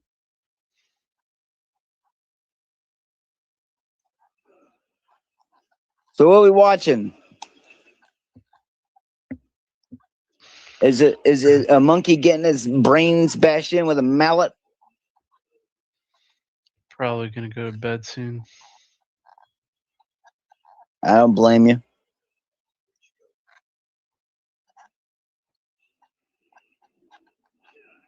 Squeak. Oh, did you hear it squeak? Some kind of like rubbing noise, maybe. It's my controller. It's got Oh. a brand new rubber band in there, so it makes a real high pitched squeak until it starts to loosen. Very strange.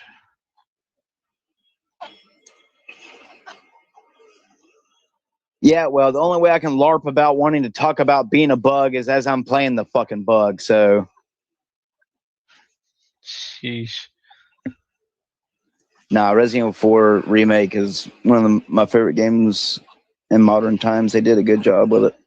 So it gives me a close feeling to when I used to play it when I was a lot younger, but no point is here. Pretend. There's a music producer called The Bug. Him and Flodan make some good beats.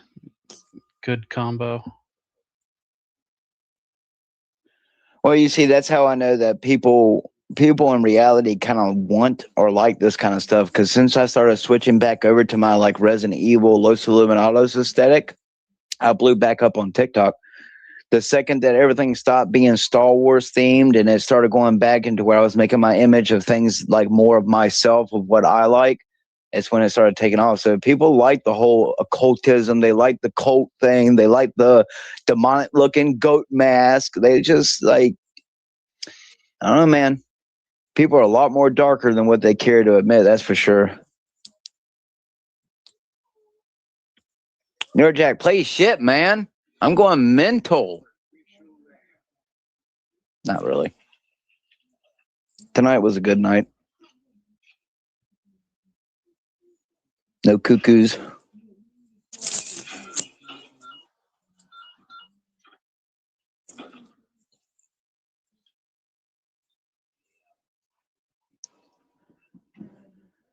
Making me wait. It rubs lotion on its skin or else it gets the hose again. Row.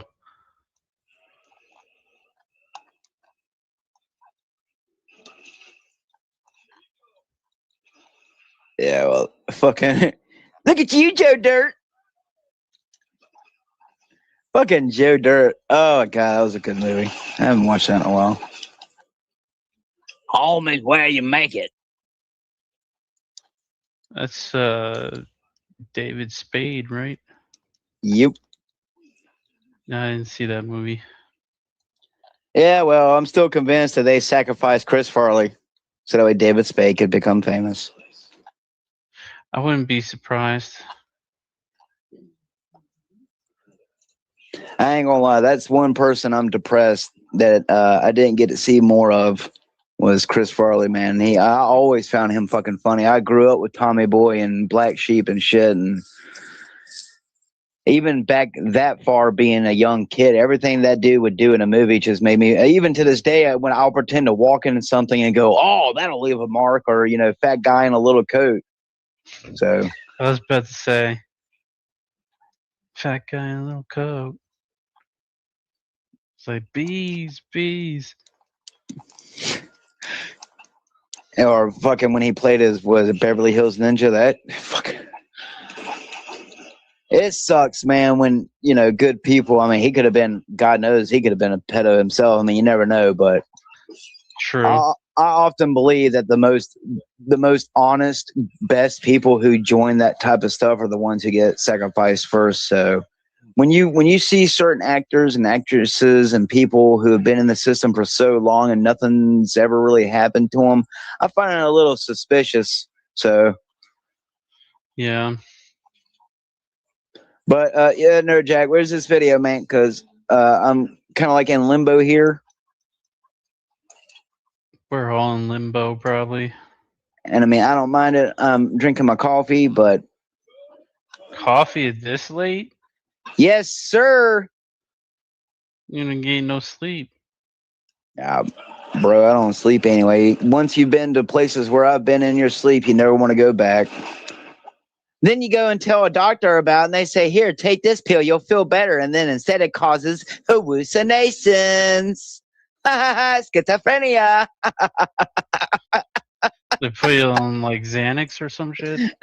No, they tried to put me on like literally 8 or different pills in my life. And every time I would say no. I'd say, why can't you just tell me that it's something religious? Because they said you got schizophrenia. It's because you need to take this pill. You need to take this pill. And it's like, or maybe it's actually something religious and I'm actually going to these places and actually experiencing demons attacking me. And it's not just, you know, deep REM sleep. They can't admit to that.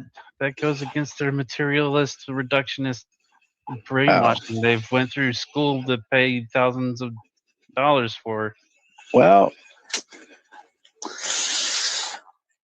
but then they make a bunch of money pushing those pills. So there you go.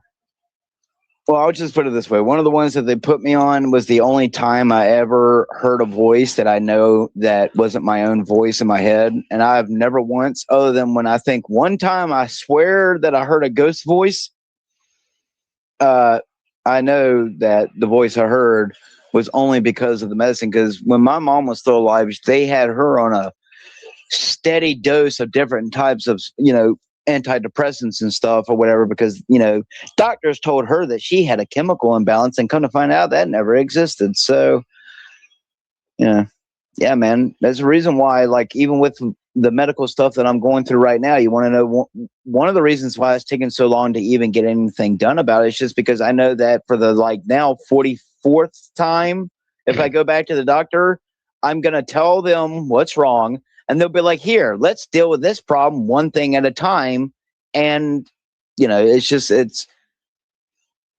I can just put it this way. It doesn't seem like even when you have money that they're actually caring about your health. It really is, you know, what's the best remedy to give you the impression that we're healing you and drain you dry of any money that you do have, even if you're someone like my aunt who's rich. Sure, you might be able to pay for a surgery, but, you know, when the time comes for you to go into a rest home, you're going to be abused just like everyone else. So, not sure really. Or he died of cancer. I mean, even Steve Jobs allegedly couldn't beat cancer. So. Oh, well, I mean, I guess allegedly. That's what happens when you work around a bunch of devices that produce radiation. Yeah, but they delegate that shit to everybody else, though, right? When you're the head of the company. So they claim.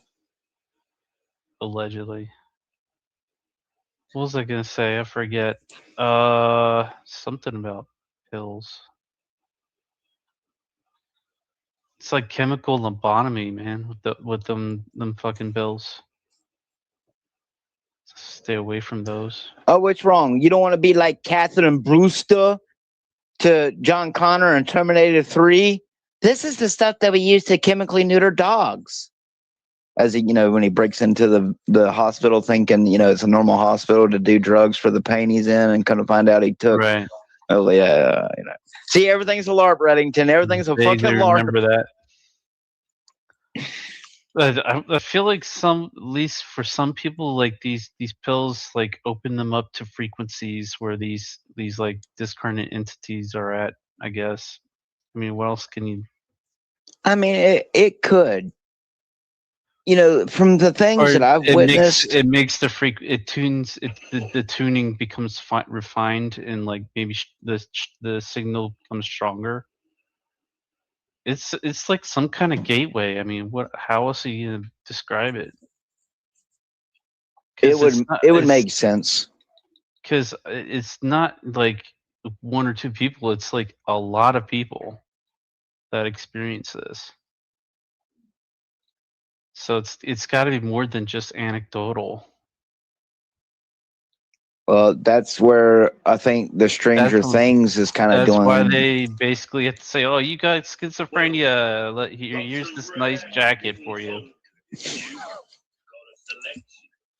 I'm just going to tell you, I've been to a psychiatric hospital, and I can tell you I've had quite a few conversations, and I feel safer with the people who allegedly were in there for violent crimes more than I do half the people walking the street. So, yeah, I get that. I can see that for sure. At least the majority of the people who were already in the hospital when I talked to them were there because that's when the system was actually working, at least somewhat the way it was supposed to, because I haven't been to one in modern here in like the last 10 years, but I can imagine from the last ones that I've seen, they probably haven't gotten much more better. And I doubt the healthcare has got much more better from how the mental capacity and the spiritual capacity is of everything I'm witnessing. It's like with the drug rehab. You want to know the reason why I didn't go to a drug rehab is because in the very program that the people were supposed to be using, the woman was fucking the druggie. So, Ruh-roh. Just to get her cocaine. And that's not a lie. It was a social worker, and she got caught fucking one of the drug rehab dudes in the closet of the place to get drugs. So, I'm just saying that a lot of the establishments may be good, but I've often found it if you can't really pull yourself out of the muck you're in, I'm not saying that antidepressants can't help some people, dude, but I can just tell you, as someone who's experimented with them, they made me worse. Not like suicidal, not like how, want to go and, peel off your face and wear it like the Joker, but it did not help. Nothing about the pills that I took made me want to go outside and look at the sun and smile. I'm just going to put it like that, sir. I'm telling you, man, it's like a chemical lobotomy here. Yeah, I felt like a zombie. I had no passion. I didn't want to play games. Didn't want to go outside. Didn't want to. I like coloring, hyper realistic looking pictures of characters and stuff from comic books. So, like even the stuff that I would have passion in for the longest time, I didn't give a shit. I probably had 4 or 5 different coloring books just sitting on the shelf for 2.5 years, just because I never wanted to look at anything colorful. Who the fuck wants to look at a bunch of colorful when nothing in your life is colorful? But then, when you go and you ask someone what could really be wrong, and instead of saying, I can tell you, I recommended my wife to go and talk to a psychiatrist because of the abuse that she suffered from her mother when she was younger. And you want to know what that psychiatrist told her? Told her to look around the room and look for something beautiful to look at as she was sitting here telling her about the abuse she went through. If that's what you go to school and college for and get paid all that money is to look at someone who's grieving and dealing with trauma from childhood trauma, and to tell them to look around the room, to look at something beautiful and to focus on it, then there you go. That's your fucking healthcare system, regardless of how much you were paying. Go and tell a millionaire, oh, well, you experienced childhood trauma. Oh, well, just go look around your room for something beautiful to stare at to forget the fact that your parent did something horrible to you. And that's her medical profession. Like, and I helped get that place shut down. I talked to someone on the phone who was apparently above the head doctor there, and then within a week that place was cleared out. My doctor was gone. 3 of the nurses that I complained about is gone, but still nothing's changed over there. So I mean,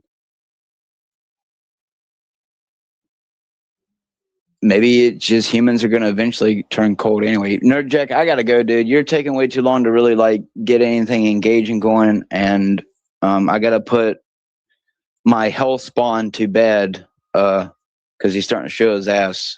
So if you're still on here, I might come back, but I gotta drop out. Peace, y'all. Easy. I should probably go to bed too.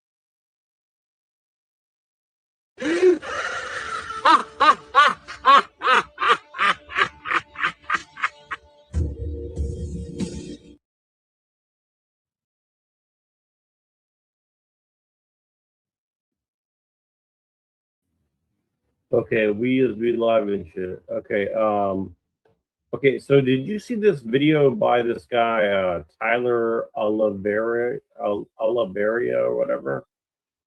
He's like some kind of like pseudo right wing Hispanic guy, kind of like a Nick Fuentes, but he's trying to like pretend he's not right wing, kind of. You ever heard of this guy? I don't think so. You sent me this? Yeah, I might have, but let me just show you very briefly because I think you'll see. This goes into what we were just talking about, is it the J? Isn't it the J? You get the idea, right? So I'm very suspicious of this shit because remember how I've been talking about Scientology a lot lately, and the reasons why of that. So let me show you guys. Let me show you this really quick, and I'm trying to also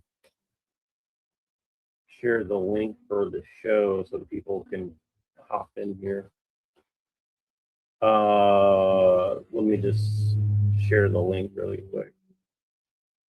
Blah, blah, blah, blah, blah. I like the thumbnail for your show coming up, by the way. Looks sick. That headless Japanese one. Oh yeah, yeah.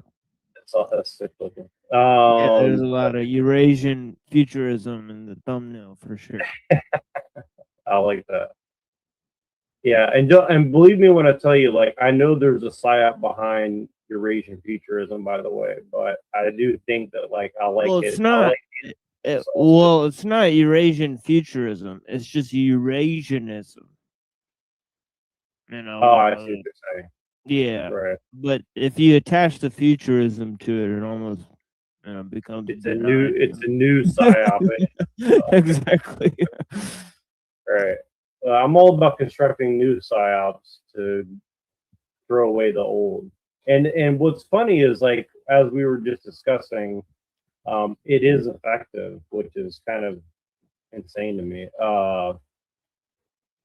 How effective it can be, at least. And that's kind of what I think our mission is to demonstrate to people, is that your participation in the LARP does not go unnoticed for good or bad.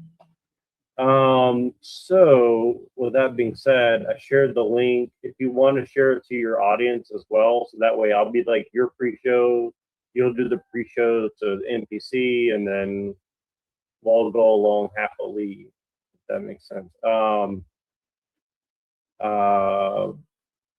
Again, I'm just saying if you want to. So let me share this link with you. I mean, let me share this a little bit. And again, I don't want to forget why I'm showing this, so I'm trying to do it as quickly as possible because I'll forget my own point. But okay, so this is a guy named Tyler Oliveria. Can you see? Oh, I didn't share. This is 8 minutes long. Okay. So this is a guy who developed a subject named HUNDUN. Okay. And he's the founder. So this guy infiltrates like Scientology churches and shit, and starts talking shit to the Scientologists. He tries to like harass them and say that they're like cult members and they're dangerous. And see, look, he's talking to this guy. See, remember this dude here? The SBTV, the suppressive person TV guy. I think so. Is that like the drugs guy? He's like this guy who's like always protesting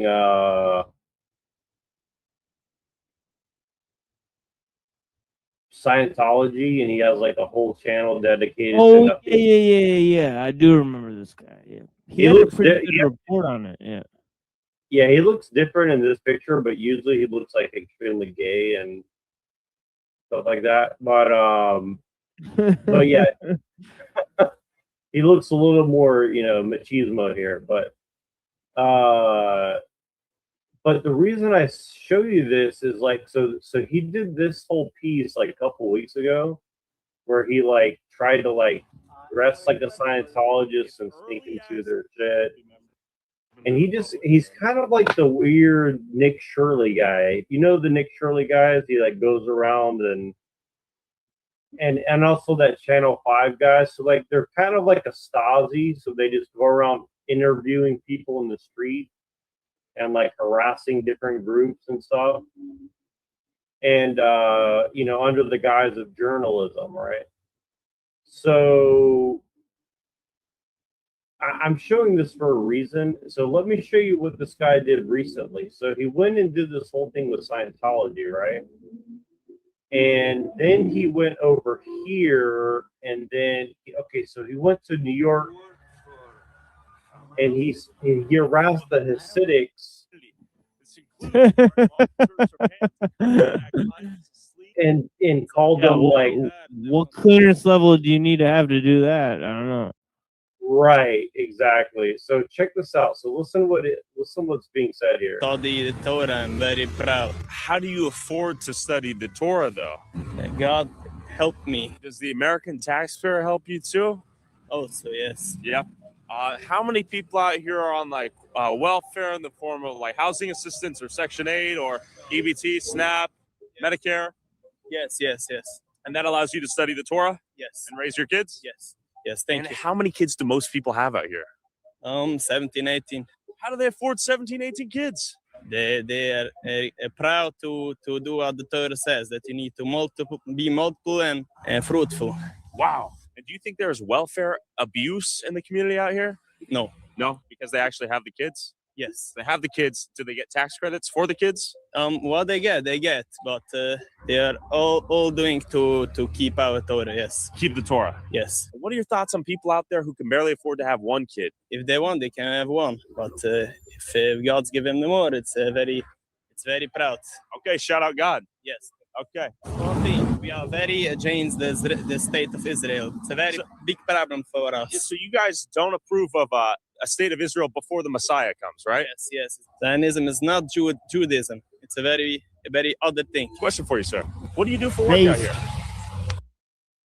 Yeah, and you know, Zev Jabotinsky, he said that these religious Jews, that they would be used to garner support for the state of Israel, but then they'd be dumped afterwards. You know, that the real state of Israel will be for secular Jews only, right? So they'll be discriminated against within Israel. So this was the plan all along, is to use these religious people, right? So he's right on the money. All right. Right. So it's interesting because this guy is out here harassing non-Zionist Jews living on welfare with 7 to 18 kids, saying that they're a problem for America. Right, exactly. Right. Like, meanwhile, like the Zionists, like, that run the entire country, right? It's like, yeah, we'll just leave them aside, right? And here's what's interesting, right? It's almost like the classical Scientologists aren't the real problem. It's the crypto Scientologists that are the problem. And in the same way that it's not the Jews that are the problem, it's the crypto Zionists that are the problem, right? Like you were saying before, it's like when you say a deist or you say Christian, you're actually saying like, well, you're referring to a quote unquote Jew that everybody's referring to, right? So it's like this weird, like, diversion that's like very subtle, but it's very important, So this is kind of what I was saying is like, it's bizarre. So I'll show you another weird example of this. Just give me 1 second. I'll play this for a second just because I need to kill time for a second, but I'll be right back. Are you on the Believing God that Believing God God? created that? Interview? How would he know? Do they communicate? Hi. Tyler, yes. How are you, my friend? How are you doing? Yes. Wow. How are you? He's You want to say hi? Independent journalist. Yes. Lucy, you want to say hi? No. Okay, how are you doing? Hey, shit, this office. Do you want to tell me a little bit about this place? Sure, we grew up here. Okay.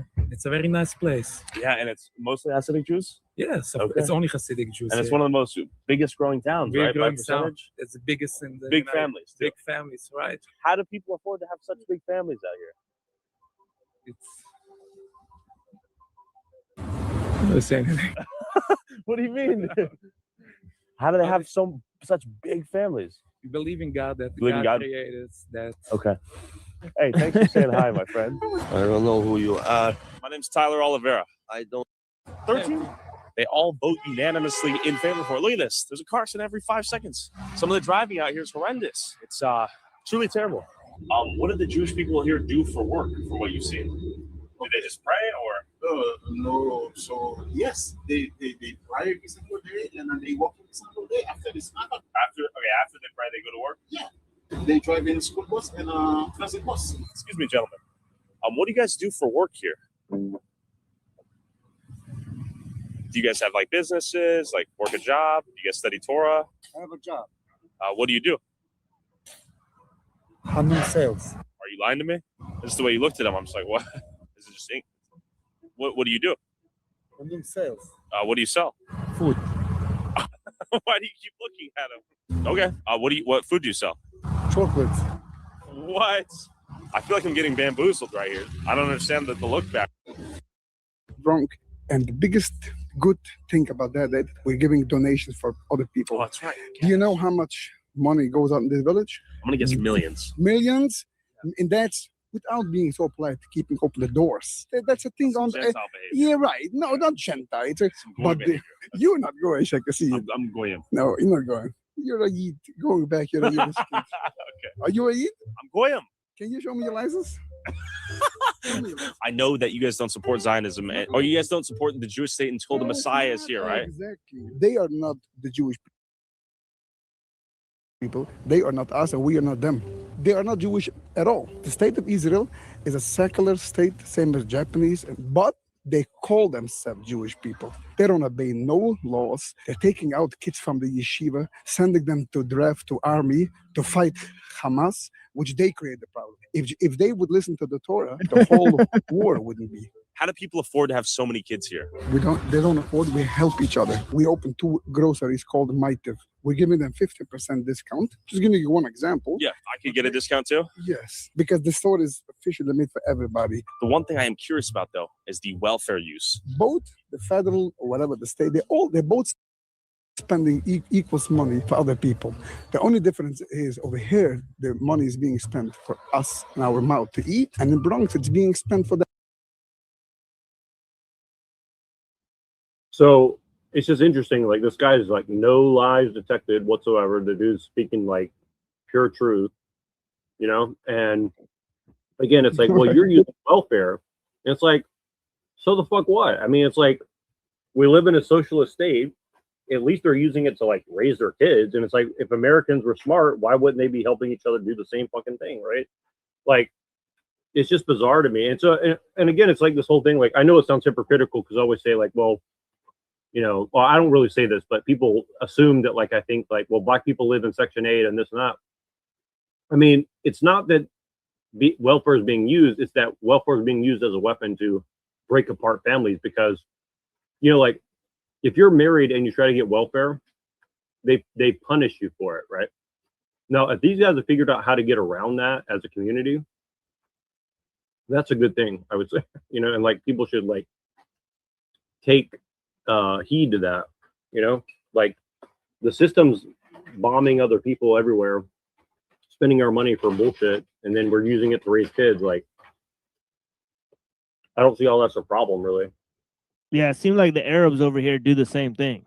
You know, they'll exploit the system and the resources that the system offers in order to build up their own communities, right? And and I mean, like, those are offered to everybody, and the poor whites and the poor blacks do not take advantage of those resources because right? they don't have a community and they don't make a community and shit like that, right? So so it's just interesting, right? And so this is kind of my point, and I think it's very bizarre. It's because it's making it like a racial thing. Like, well, whites need to hate Jews because they're using the welfare system. It's like, well, That seems kind of presumptuous, I would. So I want to play this dude. This guy says some interesting things, and I want to break apart the philosophy that this guy's employing, if you don't mind. It's very subtle. This guy is like I think he's American living in Thailand, and I just thought it was very interesting because it's kind of related to what we're talking about. So I wanted to get your take on, like, what do you think this dude's trying to say? So the U.S. claims that 36% of Thai immigrants are receiving welfare in America. So they've stopped issuing immigrant visas to Thais because 100,000 of them are extracting American wealth. First of all, America is the most indebted country in the world, and that has nothing to do with immigrants. Okay, so he says that has nothing to do with immigrants. Yeah, I think a lot of it's due to the trade deficit, right? And the printing of the money, right? So I think most of it's probably due to that, right? Well, yeah, but if immigration's undercutting labor in the same way that women being in the workforce is also affecting labor, right? To say it has zero impact is kind of like dishonest, I would say. Well, that's the thing is, like, if you have people come over here and work here for less, you know, then the U.S. corporations do make more money, you know, but are they going to use that money, like, you know, to enrich Americans? Probably not. Right? They're going to use that money to enrich the corporations, or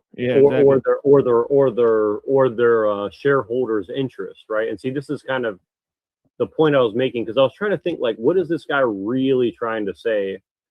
And I'll just continue on. I want to, because it's very, like, I think he's selling something to the Thais, because, like, there's this whole, like, new woke class in Thailand where it's mostly a bunch of rich, like the equivalent of like rich, what do you call them? Trust fund kids, right? So, like, they have equivalent of that in Thailand, mostly like Thai Chinese people or people who are born into like families with a lot of wealth. And a lot of those people are kind of taking on this new, especially the higher educated class, right? And so I'm trying to figure, like, that's who his audience is, obviously. His audience is obviously like these like very, very Western educated Thai people, right? So I'm trying to see, like, what is he trying to push here, right? So, okay. In 2023, federal, state, and local governments collected over $650 billion from immigrants, accounting for nearly 20% of federal tax revenue. Also in 2023, the USDA reported that 89% of food stamp recipients were American-born citizens. The problem isn't immigrants now, nor has it ever been. Okay, so, you know, again, it's just like factoid, and then immigrants have never been a problem then, and they never have been a problem now, or something, like whatever he's saying, right? And so it's like, okay, so it's like, where, like, how does the factoid prove the point he's driving home? You see what I'm saying? It's like, he's supposed to be a journalist. So I'm like, okay, factoid framing, right? It's like, it's a very, I'm just trying to figure out, like, there's some sort of goal here. What is the goal? Like, you're talking to people in Thailand, allegedly, and telling them about American policies towards immigration. And you'll see how he frames it at the end here. That's why he kind of ties it all together at the end. And so I want to see what you think of it.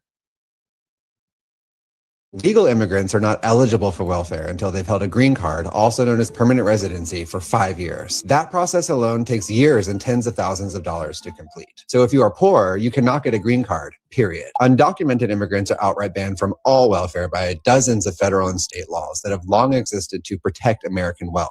The government says that money is intended to make America great again, with healthcare, housing, public education, and a higher quality of life for everyone who contributes. The reality is that the U.S. government is using extraordinary amounts of public money to fund foreign wars, subsidize tech billionaires with government contracts, and increase the wealth of the country's top 1%. The Thai Ministry of Foreign Affairs has sought clarity on the issue, suggesting that retaliatory visa measures may be taken. Okay, so the Okay, so, like, I agree with most of what he's saying, right? It's not that I disagree, like, what he, like, the general gist of what he's getting at. It's like, okay, yes, all this is true. The two things that I don't understand is one, it's like, So corporations wanted a bunch of cheap labor for the past 100 years or 50 years or whatever it is. Now suddenly they're changing their mind, and he's telling Thai people, well, they're blaming you for taking welfare, but immigration's never been a problem. It's like, okay, so why did they allow a bunch of immigration for 50 years? And then if they're now changing their mind, and also America's like a part of all this evil stuff. Yeah, Are you yeah. The telling government isn't the one supporting tech oligarchs and waging, foreign wars. Those are the corporations that have hijacked the American government. So I just think like he's blaming it on the Americans, right? So right? Well, kind of that's what I was trying to say. And I even DM'd this dude kind of, and I was like, what exactly are you trying to say? Like, why are you blaming the average American who doesn't like immigration for this? Because it's like, he's like, well, I'm not doing that. And I'm like, well, you kind of are though. It's like, what exactly are you trying to get across? Like, well, he's blaming the government, and he doesn't see how the government has been hijacked to do all those things, like fight the fund foreign wars and tech oligarchs and stuff. Yeah, and I don't know. It's just kind of like, it just seems like, again, it's like you're trying to make immigrants feel like they're being victimized by a system, and that the system is so evil and bad. And I'm like, hey, I agree. But then it's like, well, you need to demand your right to participate in this evil empire economy and support the system through your tax dollars. And it's like, okay, like, it's like, this system's really evil and bad. It's trying to kill and suppress you. But you need to fight for your right to go and work for these giant corporations that are ruling the government, that are now using the government to go and attack and blow people up. It's like, okay, what am I missing here? It's really weird, and that's kind of the whole left wing thing right now. Is like, America's really bad and evil. Now fight for your right to bring all the people in the world into this evil empire. It's like, okay, like, well, we want to crash it down, and it's like, well, why is it that all these major corporations are supporting you in crashing their own system that's making that's the thing, is like they want to crash America down by making everybody Americans. Right, like, let's just make the whole world America. It's like, okay. Yeah, it's like we can't do that. Like, well, that's why I call it Trotskyist, right? Because it's like, okay, let's make the whole world first world. It's like, well, what does that mean, really? It's like, you're just going to make everybody like a white man living in the suburbs or something. And so it's like you say, you always said monoculture, and I never quite got it until recently. Like, between you, Pinoid, and Pill Eater, now I'm starting to understand. Plants. It comes from who? From plants? No, from plants. Right? If you plant the same crop, that's a monoculture. Right? So it's like if you plant a field of bananas, it'll get destroyed because nature doesn't create fields of bananas. Right? They're weak when they're all planted together like that. You need bananas to be planted with strawberries, to be planted with mangoes, with the mango tree, and then they all grow stronger together.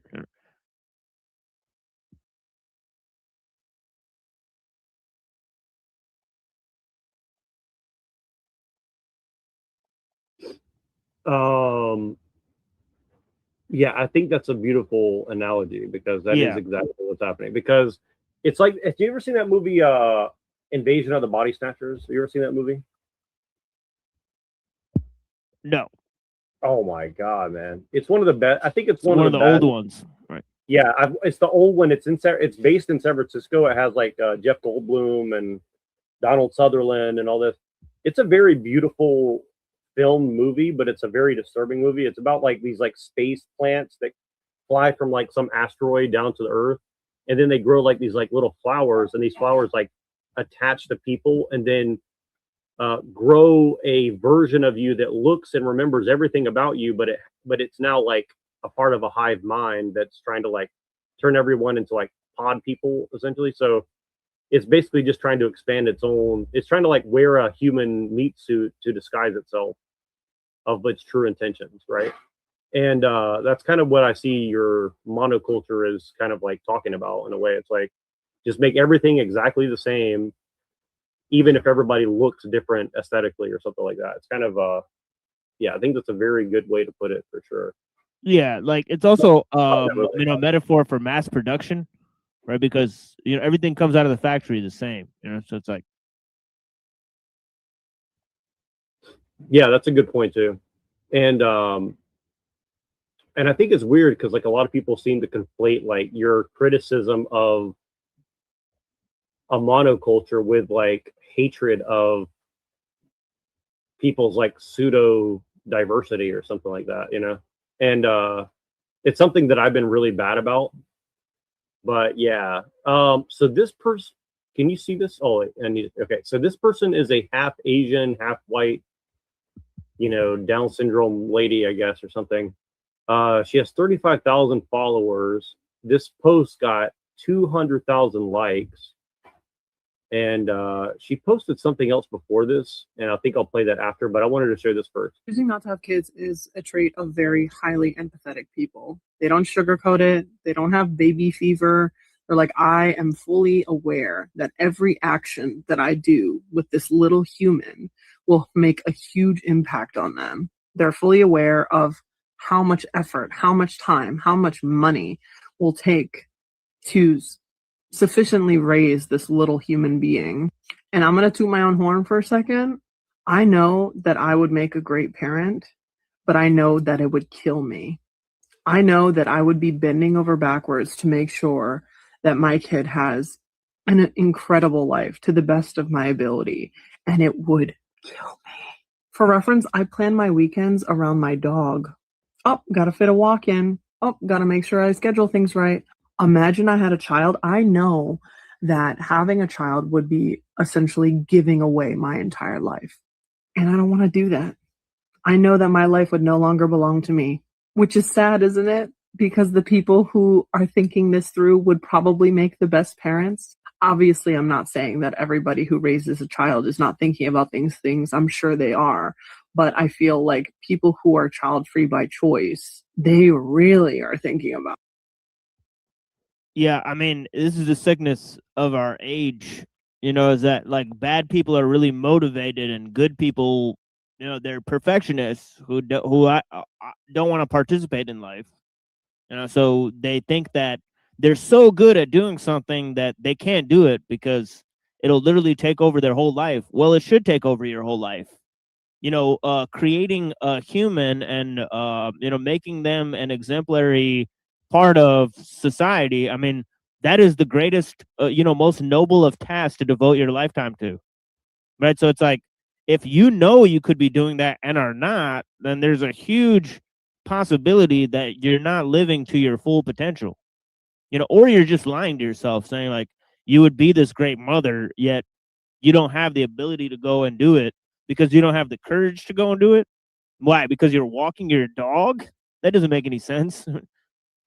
Yeah, she's like, I've already sacrificed my entire life for my dog, so I know that like I could do it for a child. Right. I just choose not to, because not that I'm a good person, but because I'm quote unquote empathetic. And again, she's equating like goodness with thinking. It's like, why is thinking to the point Right. of like unproductivity, or reproductivity a positive thing? See, it's like, it's just Right. pure mental illness. In my opinion, I don't really believe in mental illness, but if I were going to claim somebody's mentally ill, I think this would be like the top tier of it. It's like, It's demotivated. It's what like TV and all this stuff does to people, where they think like they can't have the life that people on like, that are really popular on Facebook have, so they just quit. So it's like,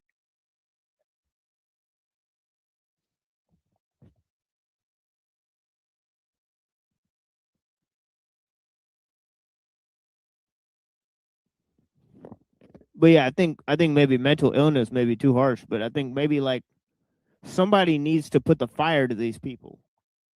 They definitely don't need like dogs, and that sort of thing to like, I don't know. They don't even know if that dog wants to be there. right. Well, one reason I don't have dogs right now is not because I don't like dogs, but because like I've raised a dog in the country and I've tried to raise them in a city. And dogs are exponentially happier animals in an environment that's like natural to them, right? Right. Living in an apartment locked up 14 hours a day or more, it's not good. And especially if you have to spay and neuter them to make them conform. Like, I'm extremely against spay and neutering, right? Like, I think that's cruelty to the nth degree. It's like, let me sterilize you for my convenience. It's like, okay, Margaret Sanger, like, what the fuck, you know? You know what I mean? Like, I just think that's so bizarre. Like, I could maybe see it if you're like in an extreme environment and there's something going on with, you know, animal husbandry or something like that, maybe, right? But if you're living in a city and you have an animal as a pet as a luxury, right? Like, I think that's like, to me, it's beyond bizarre, you know? And I think the whole pet scenario, the whole pet industry is like, I love animals, you know, I really do, but like, I love them enough to respect, like, just like she's saying, it's like, if I'm going to have a pet, I'm going to respect that animal's like sense of being a little bit more than what most people do, where it's like, I'm not going to just like walk them for 30 minutes a day and say that I've done my job. Like, I've had to do that before. It's actually very, it's like torturing an animal, in my opinion. Like, if you don't have the time to love and give them affection and give them other animals an environment that's good for them, I think that's like, you're not really caring about the animal. That's just my opinion, you know. I'm not saying that you shouldn't do it. I'm just saying, like, you just need to be honest about your thing. So I want to show you this. And this is like, I have mixed feelings on this because, you know, Nick Fuentes is being extreme in this clip, but also like, it's clearly he's trolling as well. And I don't want to like pretend that like I support everything Nick Fuentes says, but I just find this very performative, if that's the right word. So I just want to show you this. Women want to be raped. And when I say raped, I mean like, that sounds bad when I say it like that. But there's like a lot of women that really want a guy to beat the shit out of them. But also they have to pretend, but part of it is they have to pretend like they don't. I have 3 sons, 10 and younger, and I've had conversations with all my sons about what misogyny is, what the manosphere is, so that they can recognize it when they see it. Nick Fuentes. Oh, this guy. What a weird dude, man. Honestly, but so you got Nick Fuentes who's like saying some like crazy off the wall stuff. Then you have this guy. I have 3 sons. Okay, like I talk about the project all the time. Yeah. Yeah. I can't believe he talked to his sons about what misogyny is. That seems really just frail. You know what he looks like? He looks exactly like Jim Carrey when he did like that gay character on like In Living Color. He's like, excuse me, the earth is hurting. He's got like a purple sweater on, you know, a purple cardigan or whatever. Fucking crazy, dude. It's like I honestly feel like this is like central CIA casting or something of like, let's just make everybody mentally ill as possible. Yeah, and he's underreacting to what the dude is saying. Like, right? Yeah, it's like, oh my god, this is so terrible. Yeah, like I don't know. Like, we reviewed this before, and yeah, I mean, we thought it was kind of weird. What was really strange was that Wilson was defending it. You know, so Wilson was so we were actually reviewing Wilson defending you know, Nick Fuentes saying that stuff. And it's funny because I just played that you know, as a replay to my show, right? So some of our commentary is there on my last show, you know, in regard to what he's saying. And yeah, he just, I mean, I'll have to say, he doesn't seem like he appreciates a woman's touch, woman's company, right? And you know, when he's talking like that, it seemed like something else is going on. You know, like, it does sound kind of fetishy and, you know, like all that type of stuff. And yeah, it does verge on sort of gay, you know, because it's like, what you're saying is that you don't really, because he goes on to say that, like, he doesn't really like women that much, you know, so that's part of his bit too, right? That he's kind of like, well, you know, I don't really like women that much. And and he's Well, actually see- promoting not getting married. So Well, that seems really weak especially if you're a leader of a movement for young men, and you're telling people not to get married, and you want your movement to prosper, and for those people to be like in good standing, like in 10 years. Unless you're like an accelerationist that's actually trying to ruin these guys' lives, you actually wouldn't tell them stuff like that. So I think Nick Fuentes is like a Fed trying to ruin people's lives, honestly, most likely. Right. Well, and here's the thing is, like, you could make the like I'll give Nick Fuentes more of a benefit of a doubt than someone like Andrew Wilson or any of these other people for one reason and one reason alone. One, he's young, and two, if he's never really been in a long-term relationship, you don't know what you don't know, right? And I think that's one of those things of like, okay, maybe he's just like a super weird Catholic, pseudo, maybe gay or whatever, and he just doesn't know, and maybe he's just playing his role. Someone like Andrew Wilson, who's been married, to come out and say things like he said, again, I'll give a max benefit of the doubt. Even if you were saying that to people in private, that's very different than going on your live stream with like tens of thousands of people going to see what you're saying and give horrible framing and advice towards women. See what I'm saying? Like, it's like, I find it inexcusable in that regard, because it's like, you're basically, like you said, you're giving them advice that could totally ruin their life. Right. You're a leader. You're a leader of a movement of young men. I can't stress that enough. I mean, this guy's a leader of a movement of young men. Does he think in 10 years, those men that don't get married, they're going to be better for his movement or worse for his movement? I mean, that's the question, isn't it? And it's obvious that they'll be worse for his movement. So what is he actually producing? Or what is he trying to produce? Definitely not a serious movement of intelligent young dudes. Right, exactly. Yeah, exactly. And here's the thing is, like, I honestly wouldn't even take it as seriously if I had not personally talked to tens of young men who like Andrew Wilson personally, and they take what he says very seriously, right? They're 18, 19 years old.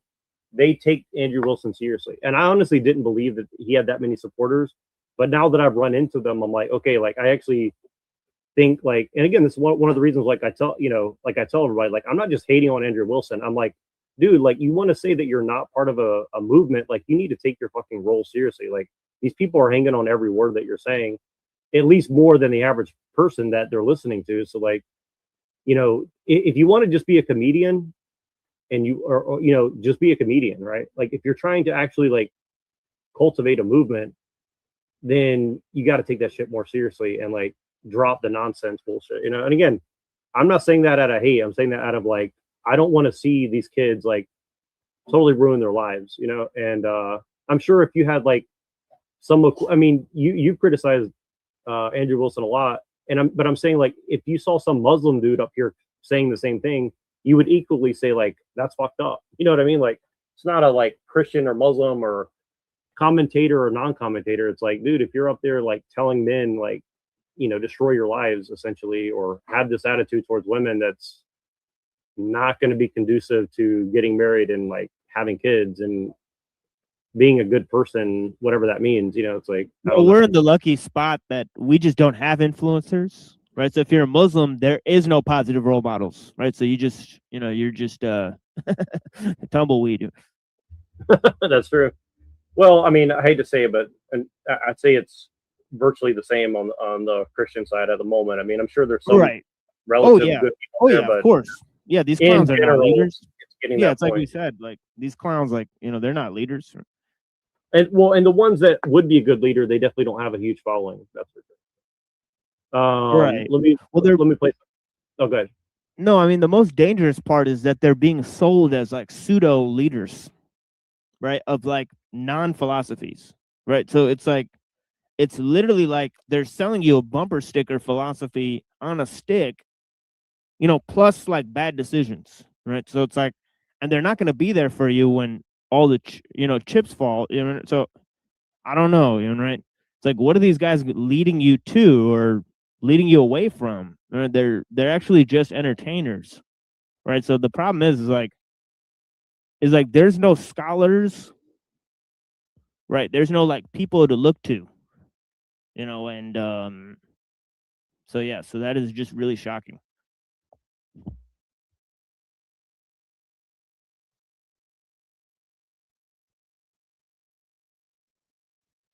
I've been touring stateside, kissing my Swedish boy over FaceTime. Oh no, opening up will make me a headline. Boots, that's my ego boost. Schedule ain't been loose for a minute. Yeah, I'm that girl I've been there. Already, let's go.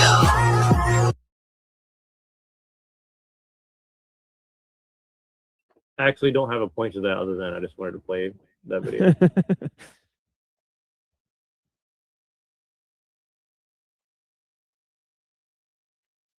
Is the mayor of St. Paul. We've received reports of federal law enforcement officers going door to door asking people where the Asian people live, right in our very own city.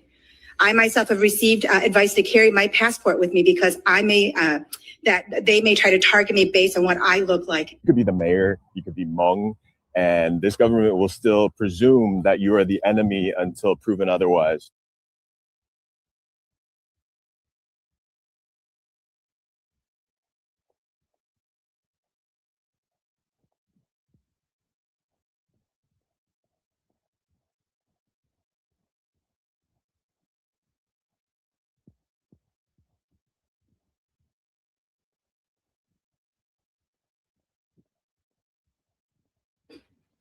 I mean, it seems legit.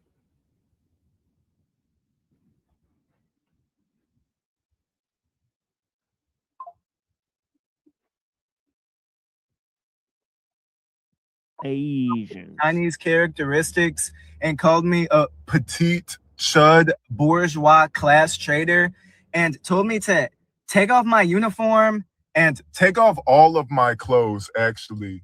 My socks, my underwear, my shoes, my pants, my shirt, and handed my badge right there on the spot and made me walk home like that in a blizzard.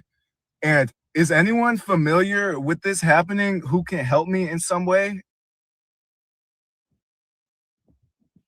Wait, what?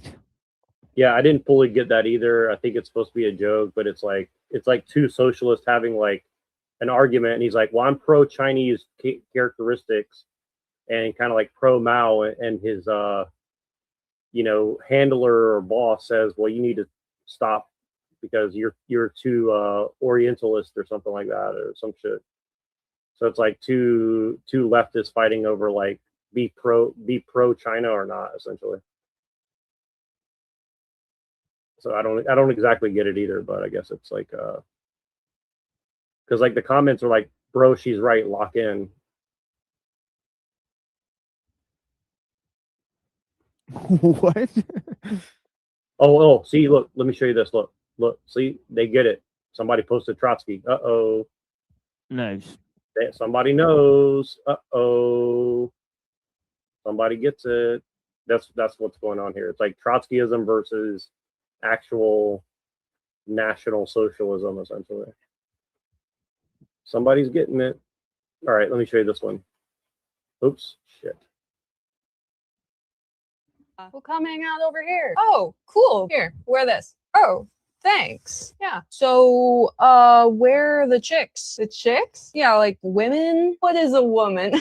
You'll get that joke later. Anyway, they hate us for the same reason they hate you. Wait, I didn't think they hated me. No, they hate you. You especially, most of all, which is why you should hate them. But how will that give me a girlfriend? Oh, it won't. But as you get lonelier and lonelier, you'll go deeper into this echo chamber that tells you it's women's fault that you feel this way, increasing your irrational frustration that drives them away from you in the first place, making you even lonelier and keeping you trapped in this cycle of toxic masculinity. Wait, if the right is taking advantage of young men like that, why doesn't the left do anything? Because it's easier to just make fun of you than acknowledge that young men are also struggling in America. Oh, anyway, how's that hat fit? How are you feeling?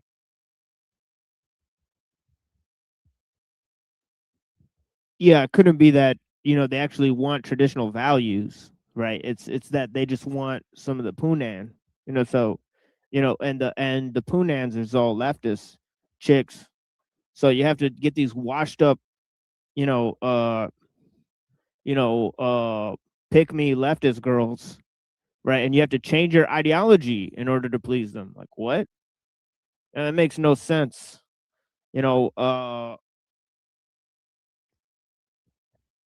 you know, and meanwhile, like, there's a bunch of right-wing dudes who like have girlfriends and stuff.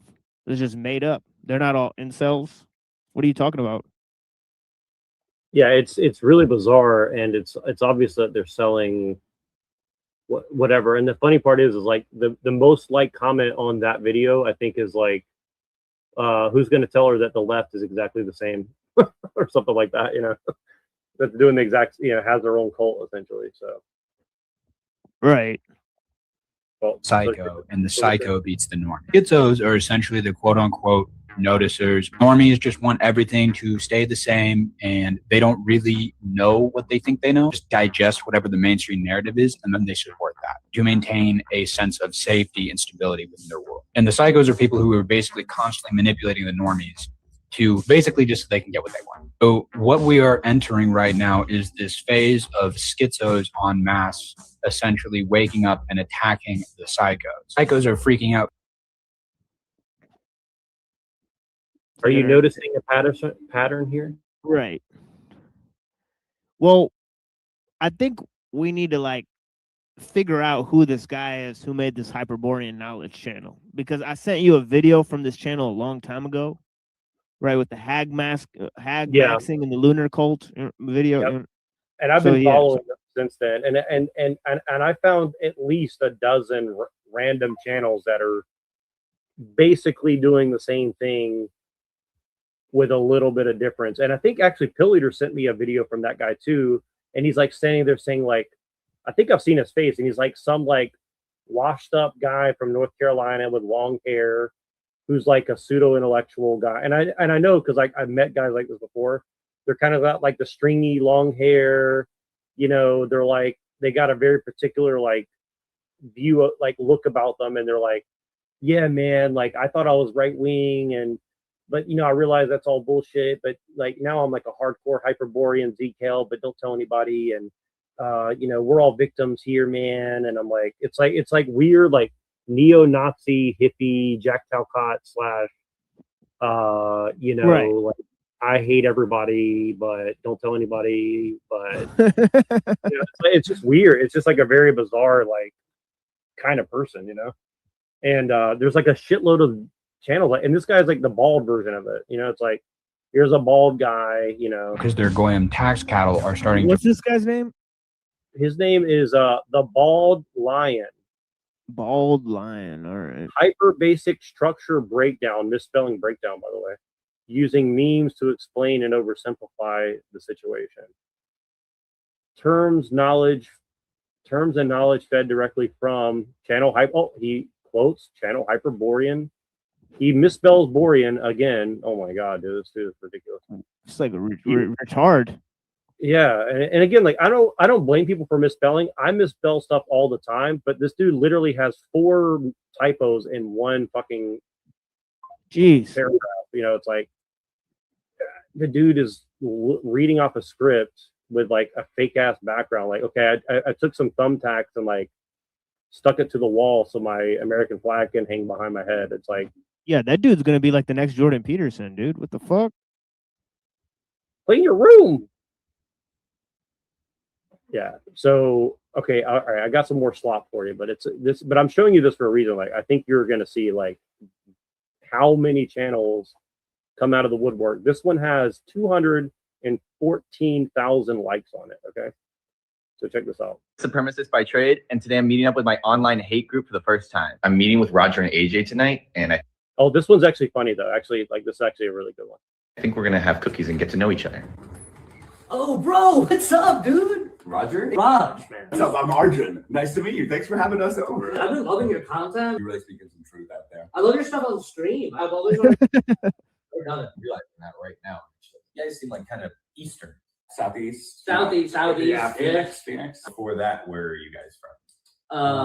I don't want Phoenix. My country. That's base as hell. That's base. That's base. I was like, that guy's speaking for us. The problem is that you people are taking our jobs. No, that's what I'm saying. No, that's what I'm saying. No, that's what you really have signal boosted our message. I actually got an O visa to move here and do racist tweets on Twitter. In many ways, we owe all of this to you. So thanks.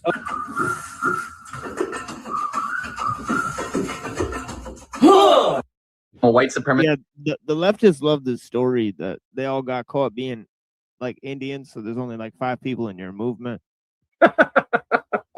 Yeah, it's actually really funny. Like it's true though. It's true and it's not true. It's like, and it's funny. Like, dude, if you go and you like ask certain questions or you type certain comments on a lot of these leftist things, they immediately accuse you of being from India, and I'm like, okay. Well, like, you know what it is, dude? Like there was a lot of Indian kids that were in the 90s, right? They wanted to be black guys. So You know now what I they mean? feel like white guys all of a sudden, or They what? switched because being the white guy is being the cool weird guy now. Right? So it's like, you know Oh, what I I'm see. saying? Yeah, I get you. I get you. Yeah, it's like a weird like subculture, like punk rock thing, or. And that's the thing is like I've met a lot of Indian people, and like most Indian guys I've met like individually, they're pretty funny. Like I don't have any problem with them at all. It's like Here's another thing. They're chronically online.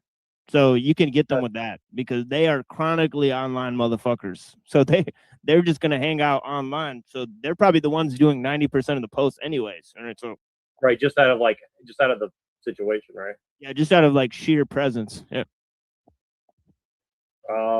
Let me show you this one first, actually. Let's see if I got this one. Okay, yeah. Okay, let me show you this one first. Okay. So I want to get your impression. What do you think when you see this? This is in San Francisco in like the middle of like the white people area.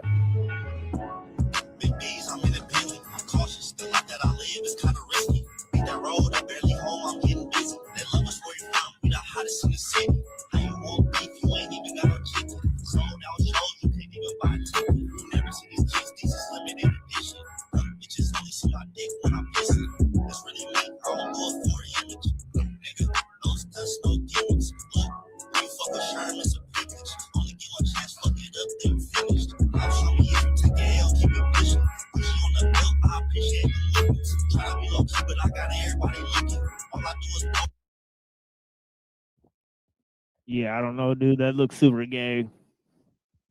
Yeah, so there's like a group of guys. I mean, this has been going on for like 10 years in San Francisco, where it's like you have like these guys who are like 13 to like 35, and they just kind of like jump on dirt bikes and ATVs and like ride through the traffic, ride on sidewalks, like almost run people over. Yeah, I hated kids who had those when I was a kid. I was like, man, these like the types of kids that had those weren't the best type of kids. They weren't quality people. Let's just put it that way. Right, exactly. Well, that's kind of the argument I was having with Pinoid about it. It's like it's not like I don't like people who ride dirt bikes and shit like that. It's that like the type of people that gravitate towards that are just kind of like shitty ass people, you know, that I wouldn't cry if Pol Pot put him against the wall and threw him in a ditch. Personally, you know, that's just a personal preference. Can you hear me? Yeah, you're ruining the fucking road. You're ruining the fucking road. You know, honestly. You know, you're putting these fucking marks. And there's like people with kids over there too. You know what I mean? It's like you're literally like might run over a fucking kid on a dirt bike. You know, it's like that's what I'm saying. It's like or whatever. I don't know. It's just seems gay and retarded. What's up, Builder? I know you got some report from the ground and the of gang stalkers. Dude, I caught one red-handed, and I got I got the intel. I got the group chat. I got like 8 good chats. So I got some really juicy intel here. You can check this out on my X right now. But there's a group of a faction from Zoltanis where me and Zoltanis used to get along. But here's the thing: Zoltanis has gang stalkers on him. So the thing with me and Zolt is I used to respect him, but he's a drug addict. He hangs out with Thomas 77. He thinks he's like a meth addict punk. And well, this isn't the transhumanist Zoltanis. This is like a different one, right? This is like the white nationalist guy, right? Yeah, the white nationalist Zoltanis. Oh, okay. His real name is Simon Simpson. Okay. I'm Joe Nally. He's Simon Simpson. He went to the military, went to Unite the Right. So we both have stories. We're both old, and we both bond over fascism and National Socialism. But he was really into Atomwaffen, Word of Nine Angles. So he was like wanted to be a part of the subculture. I was like, hey, man, I like the Satanists and Process Church.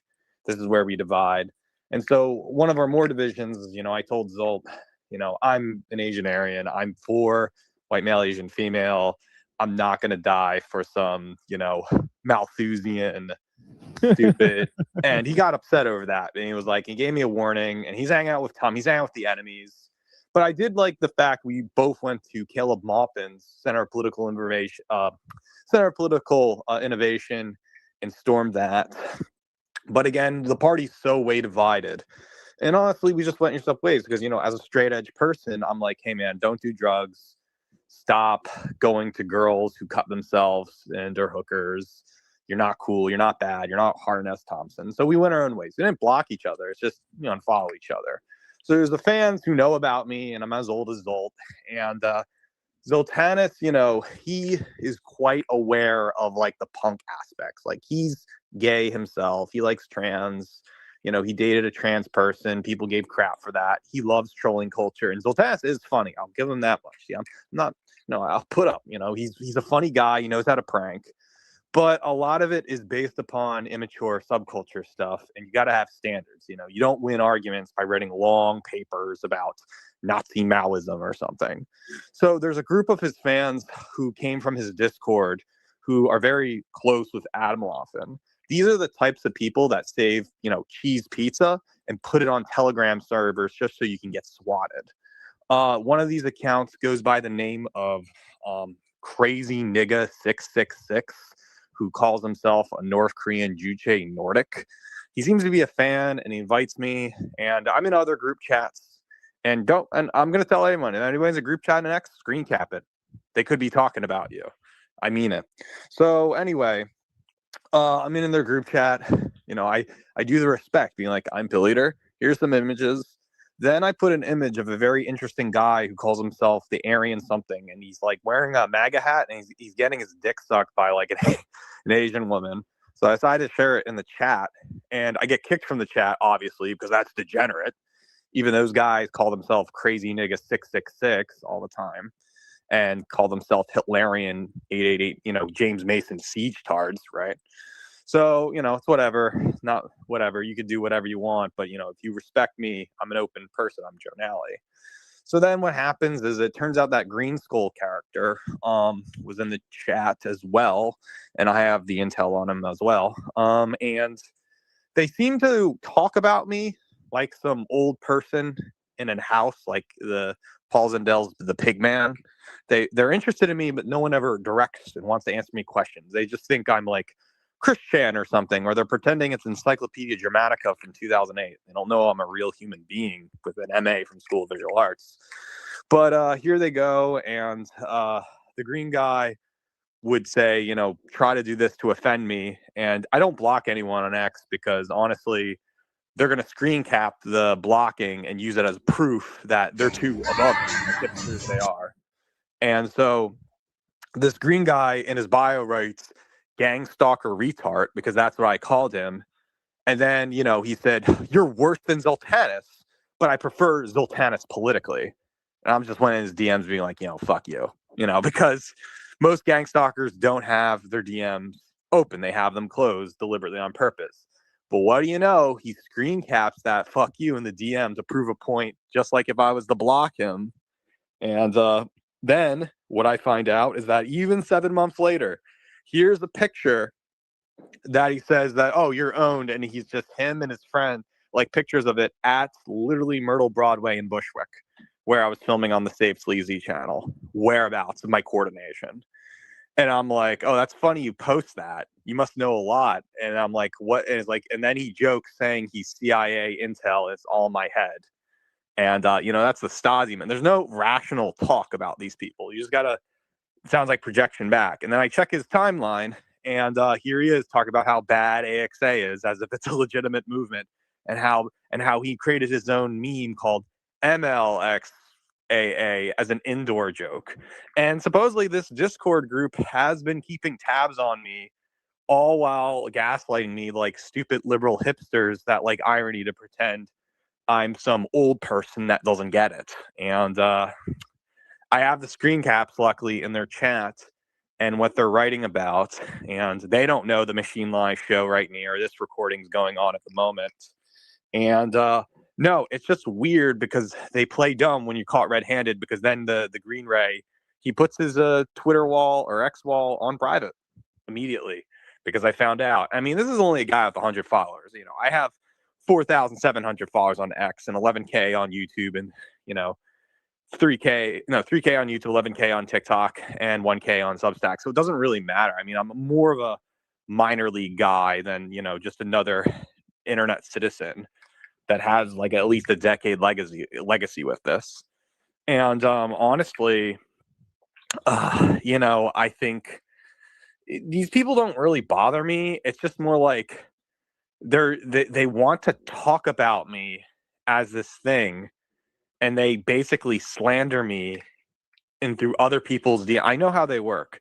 And Paul Town used to do this. Paul Town would have fans and then tell people who are associated with the person, they go in their DMs, like, hey, do you know Joan Alley? Yeah. Oh, yeah, Joan Alley's gay. Here's a picture of him doing gay things. And it's like, all this is public, right?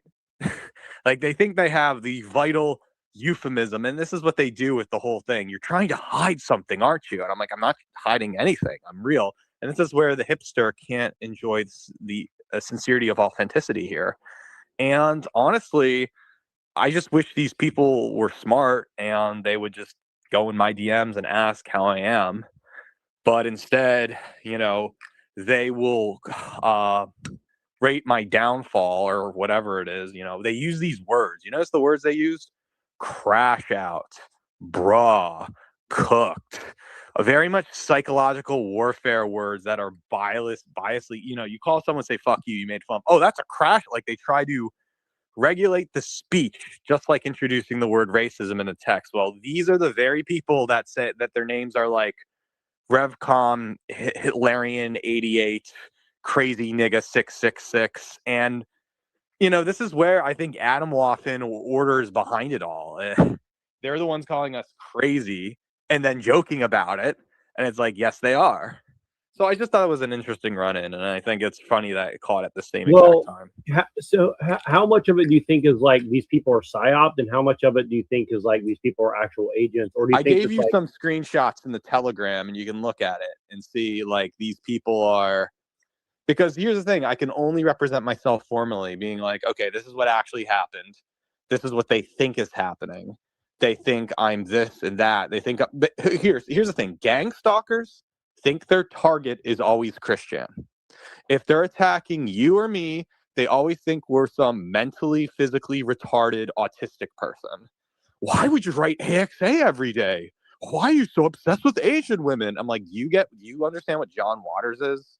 Do you get Lydia Lunch? Do you get Jim Goad? It seems like the millennial or Zoomer types do not understand the avant-garde arts of 20, 30 years prior. We have all this technology to represent ourselves, but it becomes this ironic hipster game. Well, they've never heard of Jello by Opera or something. Exactly. Right? Yep.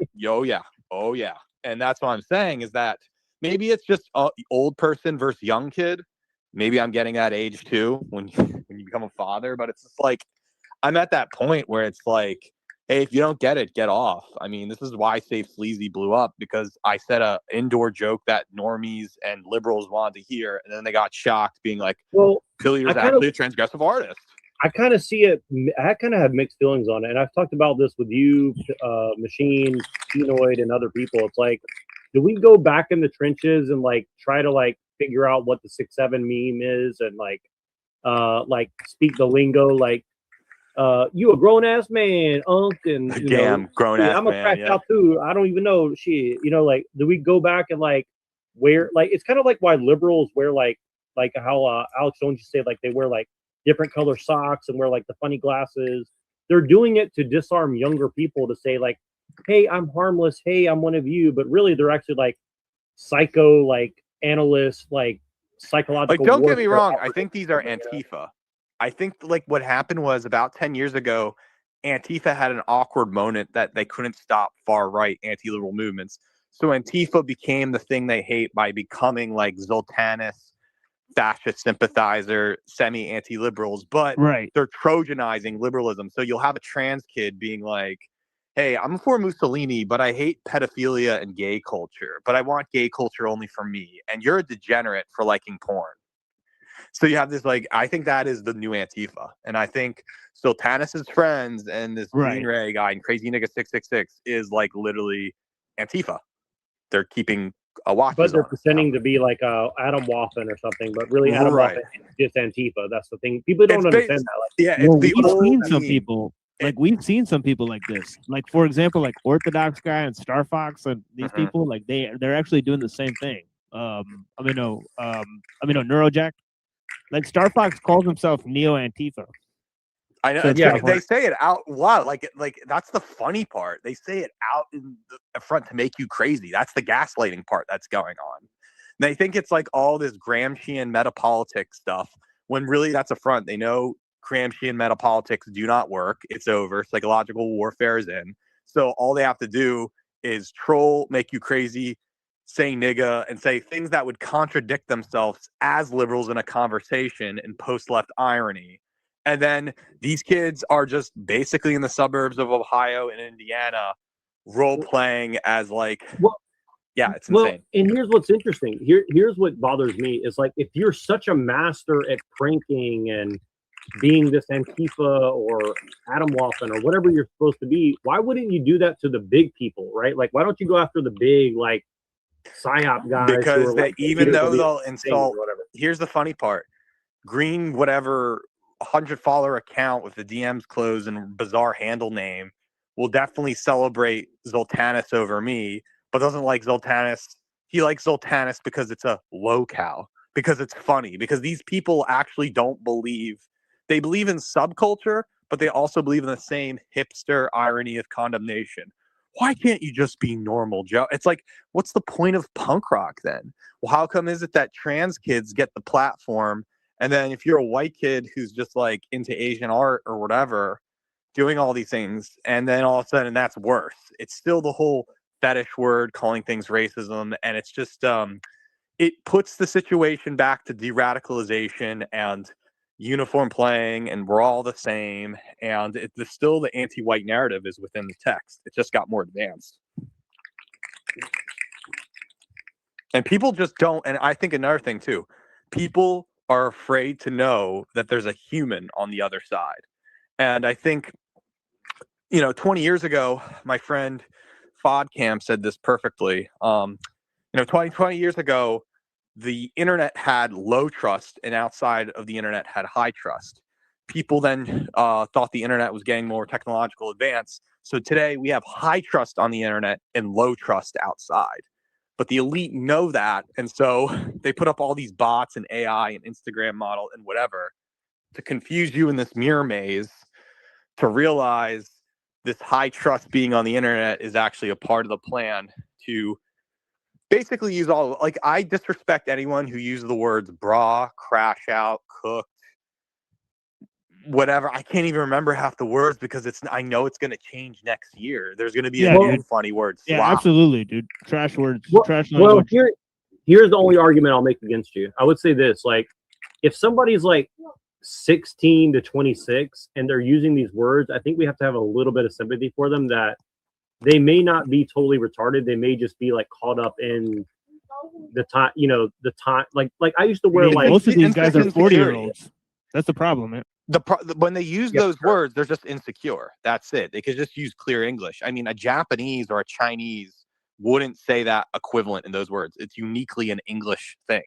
Well, like what I like to do, like if I were talking to like a 24-year-old woman and she's like starts using these words like crash out and stuff, and then I just keep like talking normal, and then I'm like, why are you saying that all the time? Like, what is that about, right?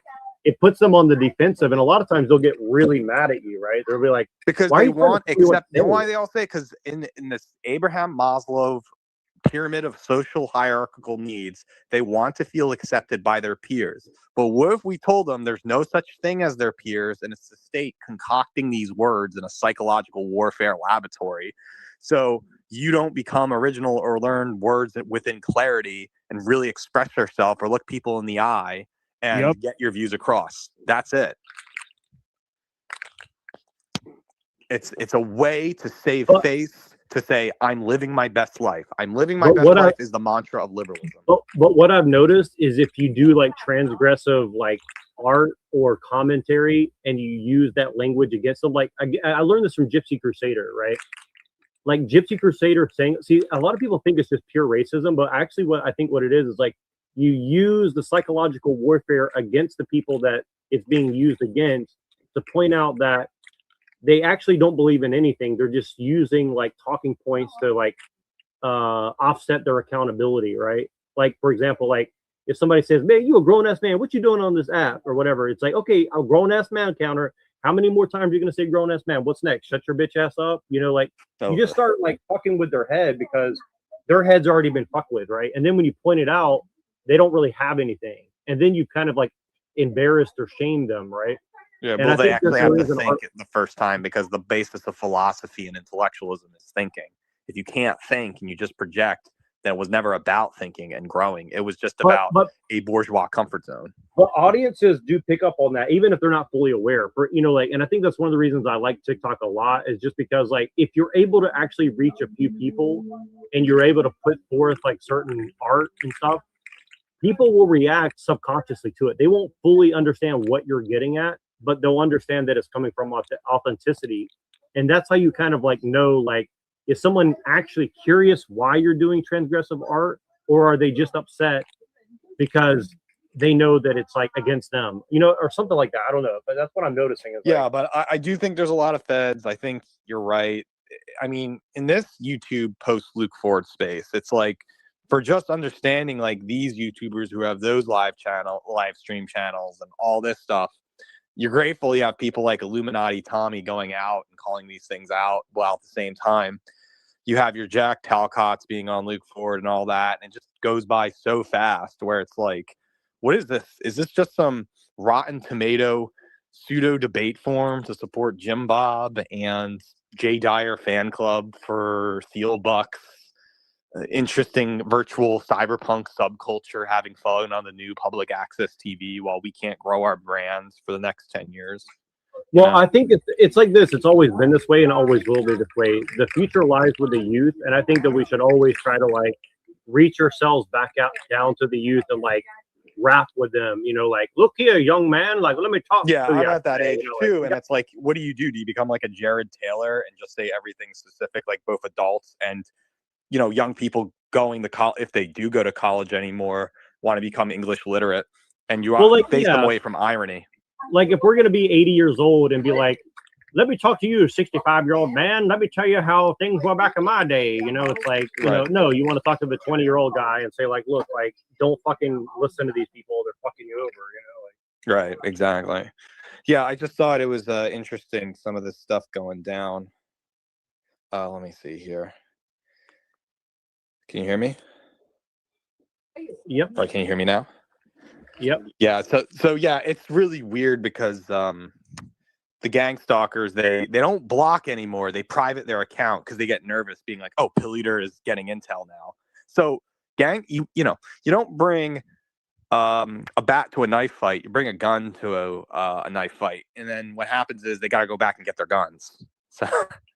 And I think that's the thing with gang stalkers. It's mutually assured destruction. If you play their game, you play dirty, they don't want to pull down their cards. They're like, yeah, that's true, but you can't say the loud part out loud. Well, what's weird is like a lot of these guys, they try to act like they have power, but it's apparent that they don't, and that they're just like waiting for their turn that's never going to come, which is kind of weird. Right, and that's why this one small account will be like, I found that picture of you at Bushwick, and now I'm making fun of you. I'm like, so you basically go in your bio, right? Gang stalker retard, use pictures of me, make fun of my movements. No, never have I had come with sincere intentions. Then you insult me. It sounds like you're jealous and you're projecting and you're upset because you wish you had this legacy. And that's what drives them crazy because they don't know how to build. They know how to tear down, because tearing down is the same of being, I just want to live my best life, right? It's like this. I'll tell you this much. Basil, who's done amazing work exposing the far right pseudo market of Thiel, Mark Lombardi webs. There was a guy who has just like 500 accounts who would, followers who would just go on the X Spaces, right? And this person would be collecting intel on people, and he thought it was okay to get Basil's, where he worked out as a lawyer, and then find his information, and then write death threat emails and say all this bad stuff to him to get him fired, which he did. And Then all of a sudden he only did that not for any movement cause. He did it as a short dopamine hit to feel good to a small community to try to make friends. So it goes back to this Abraham Maslow self-sufficient pyramid of, it's not that this person has a blog or has music or has art. They feel like if I can take down one big person, everyone would give me respect, like I'm the guy in the hood. It's kind of like hood culture entering the internet. And yeah, that's exactly what it is for sure. and it's a dopamine, but here's the funny part. This guy who did that on Basil, he's still at 500 followers and he didn't grow and he's not getting a brand and he thinks the small little dopamine hit is like good enough and he doesn't realize, no, it's a Manchurian candidate for other forces to be like, Basil's a problem. How do we get rid of them? Let's make this little guy who really, really wants to be us, give him some fame and some fake friends, because all these people who think you're friends who only did that to expose Basil is the part that corrupts them the most. They think they'll do it because they want friendship, but they'll never get friendship. And this is why the Abraham Maslow pyramid is so psychosocial important, that so much of this is high school kids trying to belong in a high school rather than political movements and this is what the teal box is doing to people. Well, this is kind of what P.O.A. wrote an article today or yesterday about like Machiavellianism versus Stoicism, and he's like, the Stoics are bitches because they think that like they're going to make decisions based on pure morality, and it's actually the Machiavellians who make pragmatic, friendships and alliances based on like commonalities and needs to form tribes and things that actually have like lasting power versus the Stoics.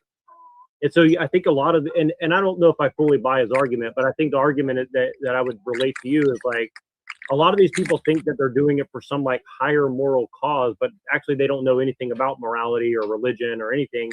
They don't have any actual like higher level values to go. They just kind of say like the guy said to you, he's like, well, I agree with Zoltanus's like political opinion, whatever that's supposed to mean. It's like, okay, like I want to LARP as a National Socialist Hitler lover, so I don't like you because this guy is like pretending to be something that's never going to happen. And guess what? Even if he had, here's the funny part: when he had talking behind my back sincere arguments against AXA, his only arguments was Asian men are dysfunctional and will shoot up schools, and 2, it's just Brazilianization. And I sincerely commented back. I said, listen, AXA is not Brazilianism. It's clearly Eurasianism. And 2, if you hate Asian men, you hate white men. And then he writes back and he says, nigga, I don't care. You're just degenerate. So I said, wait. He's like, nigga, you're degenerate. So he's like performatively acting ghetto and saying, yes, to be. And I said, you're just, and I just, in just straight words, I'm like, this is what liberal hipsters do. This is what post-left irony is. It tries to save face by satirizing its enemies. Satire is not enlightening. They think satire is the Canterbury Tales is the ultimate blow because it's a way to condemn the wrong type of white people against the right type of white people. And they do this in politics because satire means you don't have an argument. Satire means this is what I think the enemy acts like. Therefore, you shouldn't be. You should condemn the enemy. That's why satire is a weapon used for white people against other wrong types. I think it's Anglo-Saxon. And the only remedy against satire would be farce. Let us suppose there's actually trans people who believe they want to teach kindergarten and they think it's progressive. That isn't satire. It's farce. And it's farce because it's like what Mark Twain would say. Sometimes reality, it's stranger than fiction, right? What's stranger is the truth. So when people actually live with this sincerity, like I do with AXA, how could you have Aryanism with white male, Asian female? How could you have virtue ethics with white guys just massively going in Asian men and having your Asian children? This must be a joke, right? And then you say, no. So it's not satire. You're not hating those people. And see, that's why liberalism gets mad. Always satire boils down the argument to say, listen, Pilliter's performing satire because he actually hates Elliot Rodgers and the fetishists. I'm like, no, I don't. That will get you canceled. And that means I'm there. The fingers point at me because it doesn't go with the liberal agenda. You never read Landon Benoit or anything like that. And so that's why they can only make fun of me as farce. And that's why it always goes back to Chris Chan and Encyclopedia Germanica and the Quickie forums. So that's why it's like this. Two people on the internet are dividing, having an argument. I think it's Poe's law that says then it resolves to calling the opponent a Hitler lover, a Hitlerian, right? Well, I think now we're seeing a second version of Poe's law where it's, well, if this person is sincere with his conviction and not ironic in a meta narrative, this person must be Chris Chan. He must be wearing a medallion of Sonic Pikachu and having sex with his mom and creating autistic he is autistic, even though the word autism has been psyoped by places like Hot Topic, where now it's cool to be autistic, right? So again, I think the problem is post-Christian. Yeah, I got to break out of here. So I'll talk to you soon, my friend Phil Eater. All right, you have a good night. Yeah, and you too, I'll share the link before I leave, man. And just send me the link. I'll jump. Are you opening the panel up before you go? Yeah. It's open the whole time. Come by if you guys aren't doing shit. All right, cool. We'll do. Cool. Yeah, peace, guys. Yeah. And that's pretty much what I wanted to say. Yeah, I have a lot more stuff to talk about too, but we could probably talk about that offline. But right. I don't know. I have more to cover too, based on a lot of this. But yeah, they haven't commented back. I think the gang stalkers got scared and had to retreat, and that's what they're funny. They're a fan club, but they just want to throw eggs and tomatoes at the thing they hate. They think I'm literally, again, it's like hard to shake off these. I don't think they're young people. I just think they're stupid. Like, you realize I'm like I don't want to show my full power level, but like an aristocratic, normal person, but they don't want to believe that. And to me, you have to guess what is being normal. Logging off the internet, which is impossible to do when everybody's supposed to be on the internet. So again, there's no winning with these people. It's just a way to, and honestly, I didn't realize this until I, reflected on a lot of shit you told me when I first met you. But yeah, it is just a way to basically get you not involved in the conversation, so they can exactly people dehumanization. Because the winners, the Andrew Tates and the Jay Dyers, and Greg Johnsons, they can have the call because they can tolerate the blows. So you can't go work at Walmart. I wanted to show you a couple of my little art pieces here and get your official take on. As an art critic, I just want to ask for your artistic interpretation of what I did. Okay. Because I've been trying these different psyops and seeing how it goes, and I just want to get your takes on it. So, right, I touched on this the other day, but I want to be more specific. This is about the incident in Miami with the influencers at the club and what they did. Check this out. To the younger generation, I get you guys are like outraged at being told what to think, what you can and can't say, what you can and can't do. I understand that, right? But there's lines you don't fucking cross when it comes to being cruel, being mean, and being disrespectful to millions of people and countless lives that were lost throughout history. But this is another perspective I want you to think about. Being disrespectful to the other people in the room with you. Okay? These guys are alpha males, right? You're supposed to be, you protect women. Were you protecting the well-being of the 21-year-old chick who was at that club, who might have been Jewish or half Jewish or have Jewish friends, or anybody for that matter? But think about. Right. So this is Chet Hanks, Tom Hanks' son, telling men that they're bad for going and playing a Kanye West song at a club because it might hurt somebody's feelings, maybe, possibly. Yeah, but it's so weird because it's like you look at everyone who's a part of the Andrew Tate Club. It's like I do think it's like the people who are like the Republican faction trying to make sense of what's going on in America. And it's two forces, liberalism versus anti-liberalism. So I get like that way. But I think the majority of people are anti-liberal, where the conclusion of liberalism would be to eat itself. And just try to get out of the way of it. But people like this are trying to drag you back into it. Like, oh, just stay around, stick around. Right. So, here, guys. I would say, actually, I will say, it makes me think, speaking of which, somebody got shot today in Minnesota again. Why? I don't know. Alex Jones makes a comment, and Alex Jones is like, this is all paid for. They got the call. Look at all those people in Minneapolis. Minneapolis collapsed as a city. White people have nothing else better to do than go outside and complain. And I'm like, I wonder if that's like what's happening to white Americans right now. They're just going outside and complaining. Well, Peter. Well, here's the thing: is like none of them are going to produce children like by meeting women at the protest or something, right? It's just going to be a bunch of cat ladies and gay guys and. Right. So what does that mean? Does that mean Minneapolis is like doomed, and so there's no jobs and no work, and so the protest is just saved? Yeah. What's funny is like the Somalians aren't going out and protesting. They're like, I don't give a fuck. Like I got right. I got So other shit what does too. that tell you about the managerial class? If all your work was just in being in front of the computer, and you go outside being mad at something, then there's nothing being produced. It's the collapsed city. So I think Alex Jones is right. That's what's happening. If the city is collapsing, but it tries to save face saying this is a rightful protest because nothing is being produced anymore. It's a weird type of socialism. Well, like a bunch North of Korea. cat ladies, a bunch of cat. You are the product. Cat ladies are being produced at record rates. So that's Right.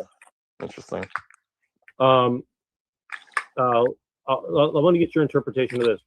Give me your artistic opinion on this video. Banger. The bitch is too drunk. Banger. I ain't no punk nigga. I'm a banger. Ching. I'ma bang that bitch. Vanessa. I'ma bang that bitch. Whitney. I'ma bang that bitch. I ain't no punk. I'ma bang that bitch. Hey, short, you know what's up. Last night at the club, I was trying to fuck. Seen a bitch with a big old butt. Took her to the bathroom to bust a nut. If you know she wanna fuck. Here's the funny part. I like this.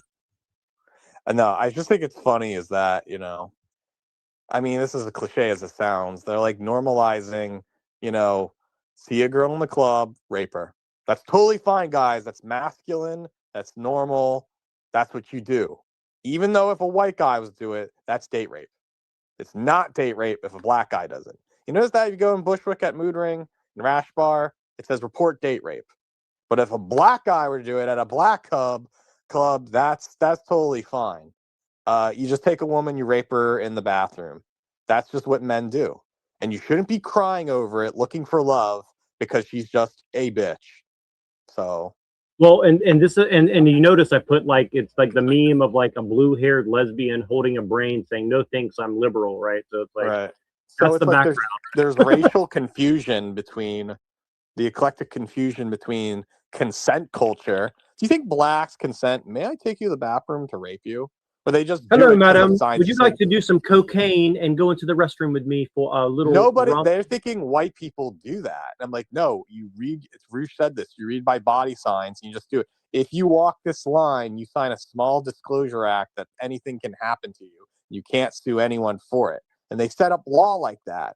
And that's why it's like a dark rape machine. All these women are going in. Like, this is what it means to be a woman. So if I'm a man, a white man, I write a rap song about treating women as objects to rape and murdering them. Now I'm the problematic one, but not the black guy.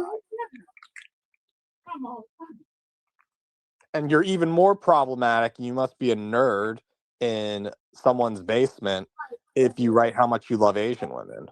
The double standard is so high.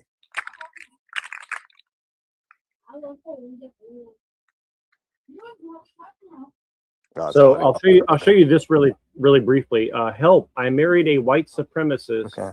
Unpacking MAGA's Asian fetish. That's funny. Did they cite us?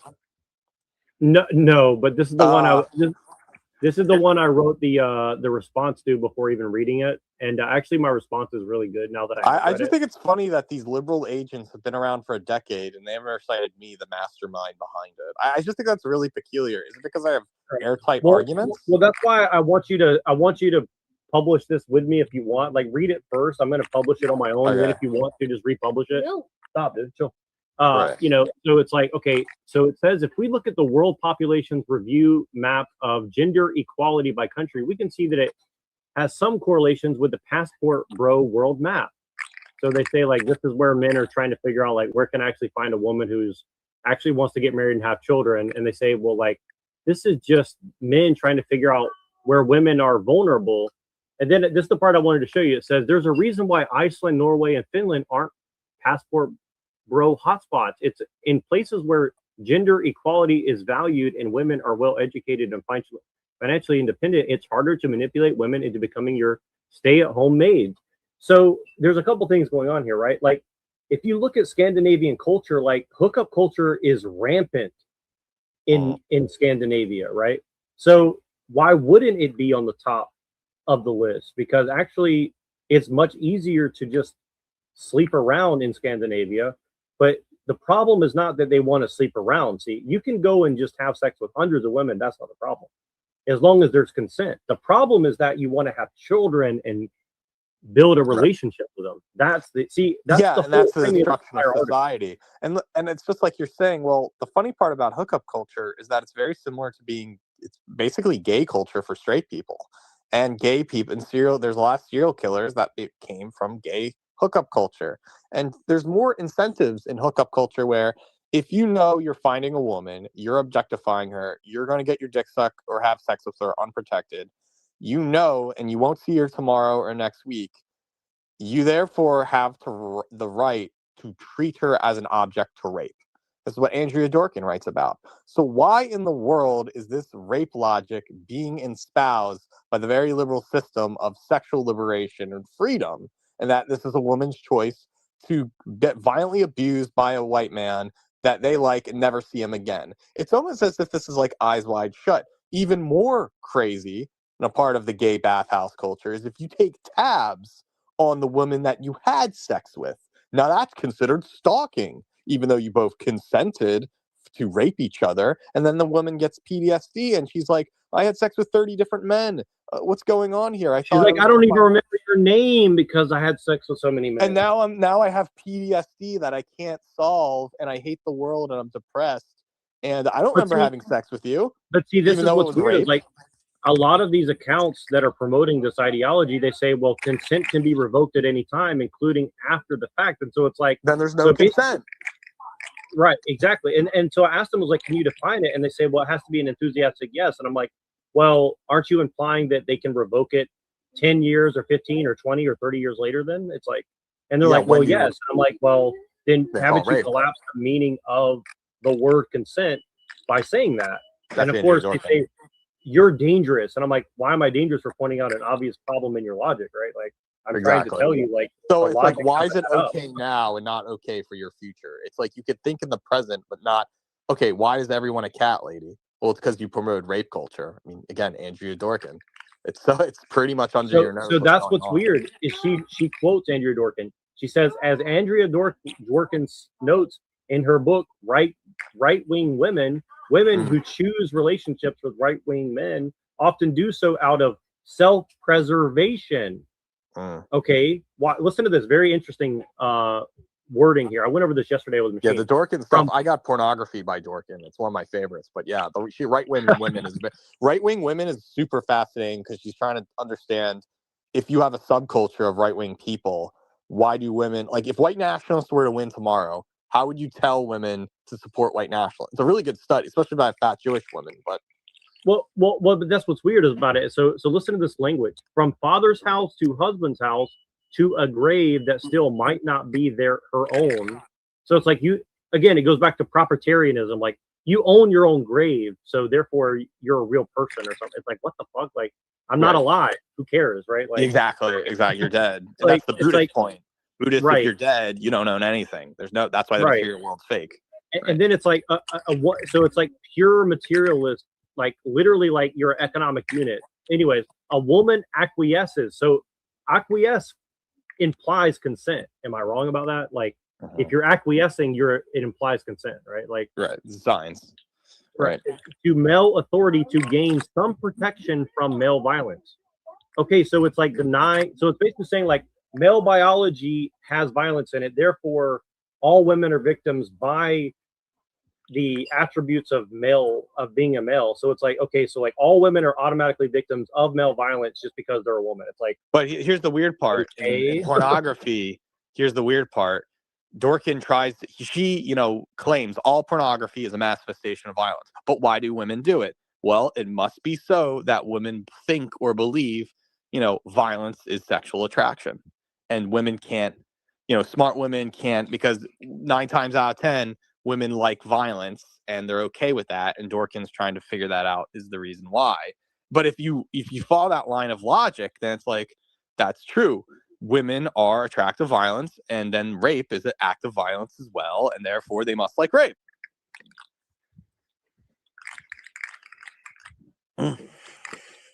Well, that's what they're trying to say. They're trying to say, well, women's nature needs to be gatekept because it puts them in danger. But one, we don't want to give them accountability for that. Two, we want to put all responsibility on men to like neuter themselves to protect women. Three, I mean, it's like, it's literally like, and that's why like my article, I wrote it without reading this article. And like, I actually feel bad because I totally crushed this article into like a million pieces, because this article is literally retarded. Like, it literally is arguing like women are only economic units. Women have zero agency. Women are retarded, lower than animal beings that have no agency in like any decision. I mean, it's like, it's literally insulting to women, particularly Asian women. It's like Asian women are just economic units, and if you treat them any differently, then you're an evil fascist right-wing Nazi, and you need to accept. But here's the thing in dialectic materialism: if everybody is just a materialistic and there's no spiritual idealism behind it, well, then obviously their morality is those who have more Asian women. And it's like, well, this is why they do gynocracy, is because if you had the supply and power over demand, then it cuts off rational demands in favor of bad demands. Like, I remember getting in an X conversation, somebody said, look, female hypergamy on the top. And the top guy's like, yeah, I want to punch Nazis. And therefore all the girls, like, it was a joke. But I wrote, no, you're conflating female hypergamy with evolutionary psychology. You think that, in evolutionary psychology, the women are going to rank the alpha male, but the alpha male isn't someone to liberal authority, because women don't find that. And so the people, this stupid Spanish whatever wigger kid was like, I bet you get no bitches.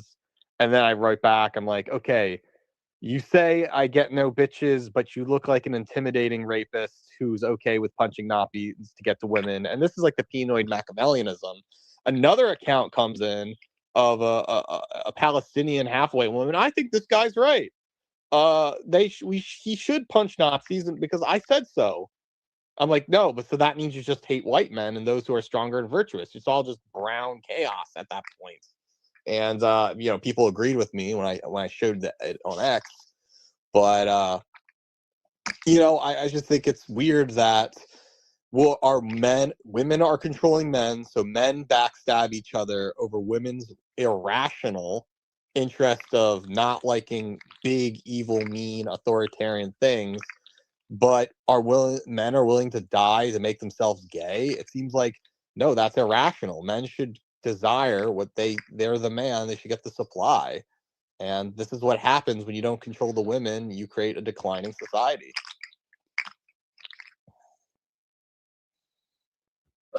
Well, that's kind of what they're trying to gatekeep us. They're trying to gatekeep us and say, like, just stop trying your evil Nazi PDF, whatever. It's like, and that's why they get really upset when you get the Asian wife.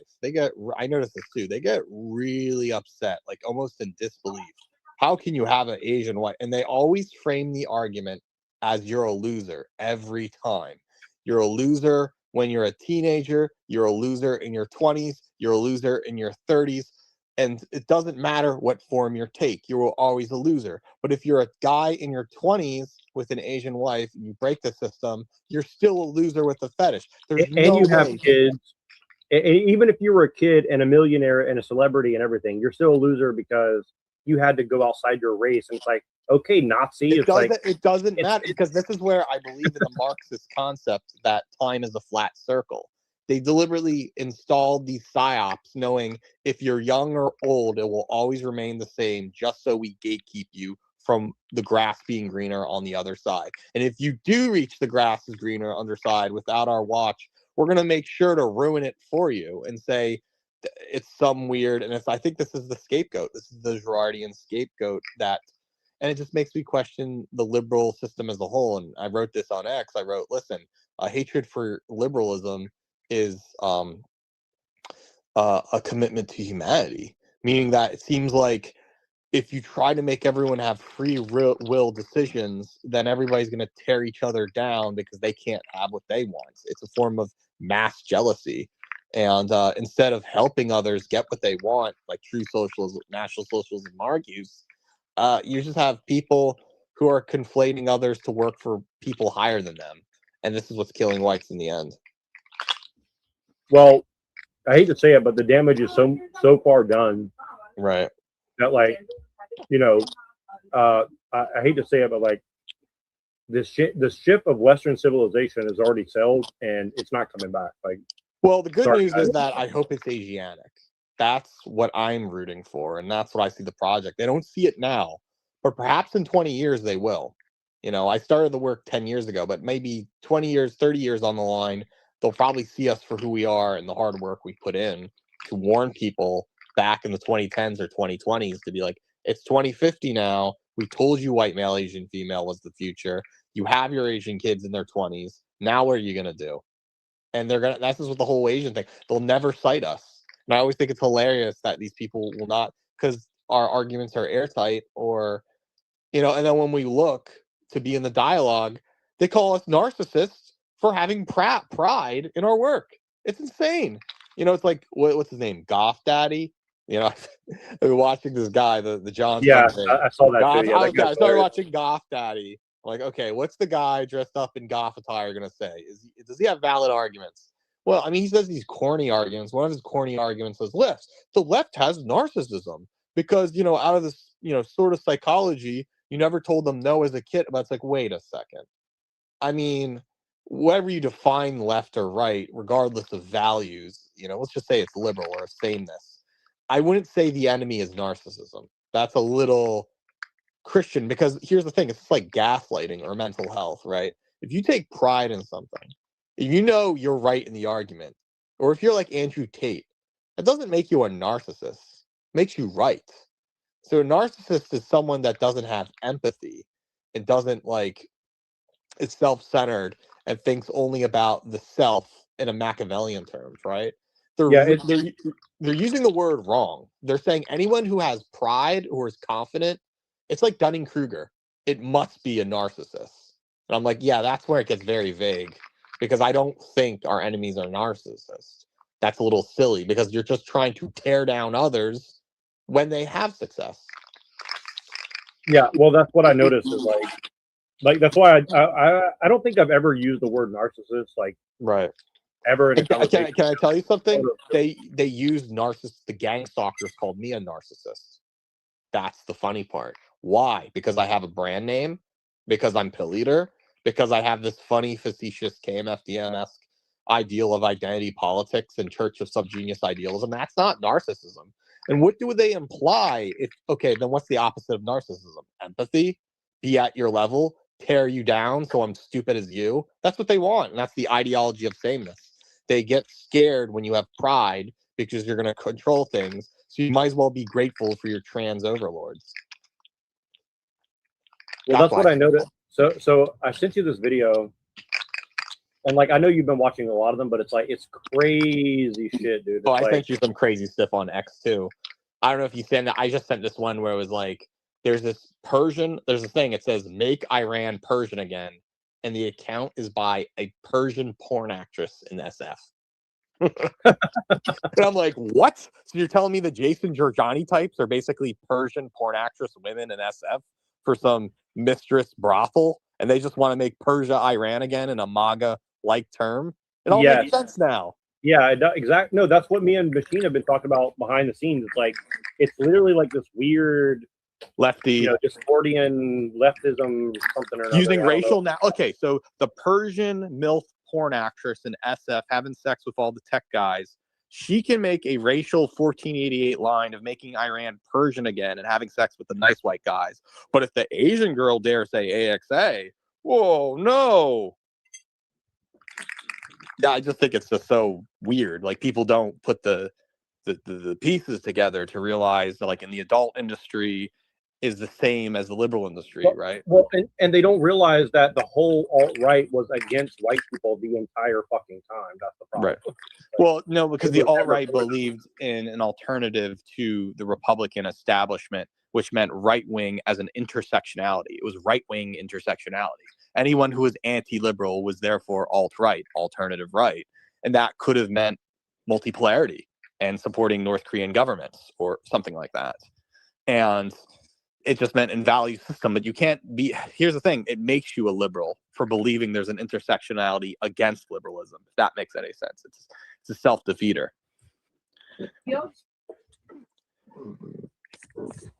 Let me show you this really quick. Yep.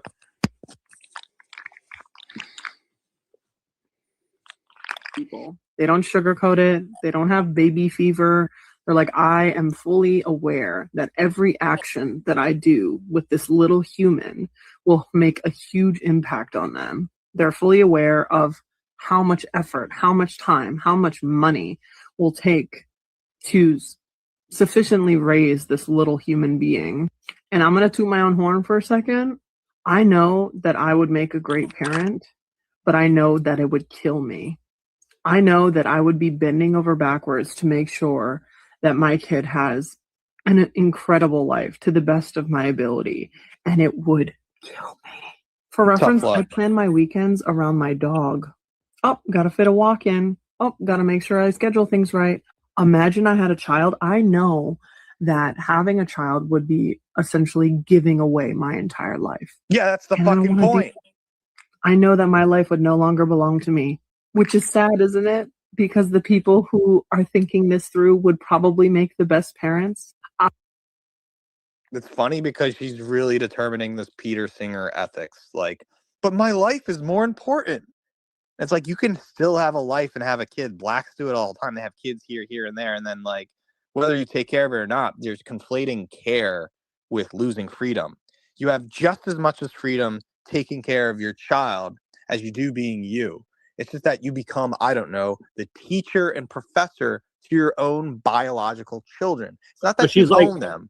Right. She's like, I identify as a fur mama, but if I identified as an actual mama, that would destroy me. It's like, what? Yeah, exactly. It's like glitch in the computer. Another thing too, I think it's really bizarre is that there's some of these people who think they own their children, right? And so it's like, I own you. And so this ideal of property under liberalism, they can own a dog, but you really can't own a human being. You conceive of a whole human being, and you can be a guardian for a human, but you don't own it. And this is what's making them feel that when they have a child, they think like, because I can't control the child and because I have to sacrifice it to be the best, it's not for me because I can't control it, which means I can't own it. And that's so bizarre. Because for all the guys who knocked up women, never seeing them again, or some Irish guy from Chicago who knocks up a Japanese woman, now she's like in the highest position of the Japanese government, that's a good for society. So what these people do not understand is that life is a gift, not a privilege. They think life is a privilege. All you have to do is tell them those lines and they break down. Like, life's not a... I was like, do you know the difference between a privilege and a gift? You think life is a privilege. Well, no, life's a gift. And see, here's the thing is, why would someone tell you it's a privilege rather than a gift? Only somebody who wants to manipulate and destroy you would tell you such a thing. Right. Or own you, pretty much. They say, oh, if I have children, I own them. Well, those children are going to be dysfunctional because they're going to have the helicopter person. Because, again, you don't own a life. You know, you conceive of someone's life, and that's it, that you have a child. That's not your responsibility. The only responsibility you have is just to make sure the symbolism of what a father is, and to make sure the basic necessities of teaching them what is right, what is wrong. And because if you're not doing it, somebody else will. And if you're not a good teacher, well, somebody else will become the teacher surrogate. Somebody else will become Socrates to the Alcibiades.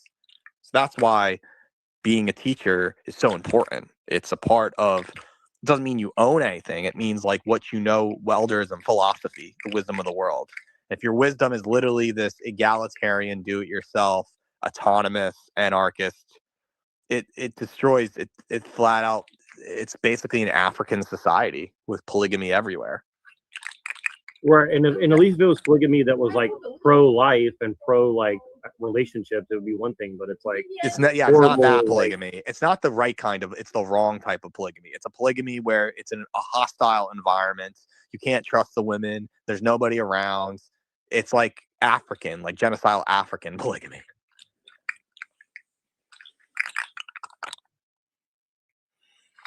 And I just think that African mentality has entered the United States under deracination, and what Emil Durkheim saw as the fall of capitalism. Yeah, I hear you. I want to continue this, but I have to do some stuff before it's too late. If you don't mind, I'll call you. I gotta. Yeah, I gotta call me then. All right. Talk to you then. All right, cool. Bye.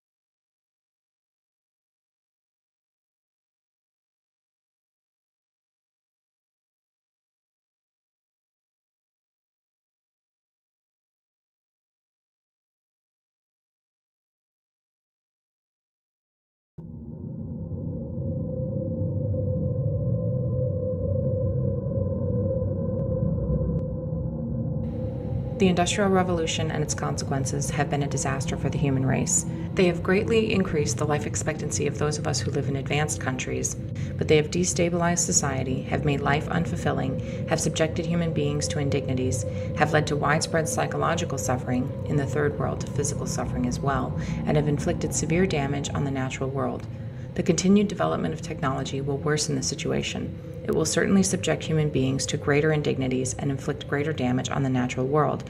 It will probably lead to greater social disruption and psychological suffering, and it may even lead to increased physical suffering, even in advanced countries.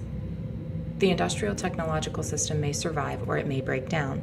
If it survives, it may eventually achieve a low level of physical and psychological suffering, but only after it passes through a long and very painful period of adjustment, and only at the cost of permanently reducing human beings and many other living organisms to engineered products and mere cogs in the social machine.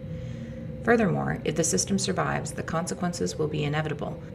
There is no way of reforming it or modifying the system so as to prevent it from depriving people of dignity and autonomy. If the system breaks down, the consequences will still be very painful, but the bigger the system grows, the more disastrous the results of its breakdown will be. So if it is to break down, it had best break down sooner rather than later. We therefore advocate a revolution against the industrial system. This revolution may or may not make use of violence. It may be sudden, or it may be a relatively gradual process spanning a few decades. We can't predict any of that. We do outline in a very general way the measures that those who hate the industrial system should take in order to prepare the way for a revolution against that form of society. This is not to be a political revolution. Its object will be to overthrow not governments, but the economic and technological basis of the present society. In this article, we give attention to only some of the negative developments that have grown out of this industrial technological system. Other such developments we mention only briefly or ignore altogether. This does not mean we regard these other developments as unimportant. For practical reasons, we have to confine our discussion to areas that have received insufficient public attention or in which we have something new to say. For example, since there are well-developed environmental and wilderness movements, we have written very little about environmental degradation or the destruction of wild nature, even though we consider these to be highly important. The psychology of modern leftism.